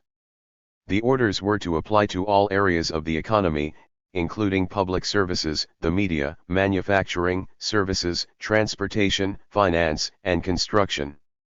Only oil was exempt. The labor market, on the other hand, was to be strictly regulated. Strikes were effectively forbidden in key sectors and the right to unionize restricted. What the U.S. evidently sought to impose by main force on Iraq was a state apparatus whose fundamental mission was to facilitate conditions for profitable capital accumulation on the part of both domestic and foreign capital. The freedoms it embodies reflect the interests of private property owners, businesses, multinational corporations, and financial capital. An apt illustration of the spreading of democracy and freedom. What did neoliberalism promise? It promised that all of the gains accruing at the top would eventually be shared by everyone. A rising tide raises all boats. Wealth would trickle down, eventually. That was the promise. But what did it actually produce? I'm going to go through several dimensions of the effects. I'll start with the US and then I'll talk a bit about the global scene. Again, think about the chart above, where we see this disparity starting in 1970, and this turning point has had enormous effects. One is wealth and income inequality. Where did all the income and wealth gains of that productivity go if they didn't go to wages of working people? These gains went to the wealthy for the most part. The bottom 20% barely got anything at all. The next 20% did a little better, but at the top, people actually did substantially better. They almost doubled their wealth and income in the period we're examining. Another way to look at it, in terms of total household wealth growth between 1983 and 2010 according to various wealth groups, the top 5% of households received 74.2%. Still another way to think about it, this is more contemporary. The 400 richest Americans now own more than the bottom 150 million. In 1980, the bottom 60% had, at a high point, almost 6% of the wealth. That went down almost to near zero in 2008 to 2009, and then bounced back a little to 2%. The 400 richest people, owning about 3.2% of the wealth, now have more than the bottom 150 million. The tax cuts recently enacted are just going to make things worse. They're not doing what they were supposed to be doing. Corporations were supposed to repatriate all of their offshore taxes. That really hasn't happened. Tax returns that are about to come out are going to be a disappointment to a whole lot of people. There's some speculation that the Trump administration actually worked with the IRS and the Department of Treasury to deliberately withhold less from each paycheck for people, so that it would look like the tax cut made an immediate bump. That's going to be a very short-lived kind of political gain, because most people will not remember the few pennies that they got in each paycheck, but they will notice the missing tax refund in April or May, if the IRS is open.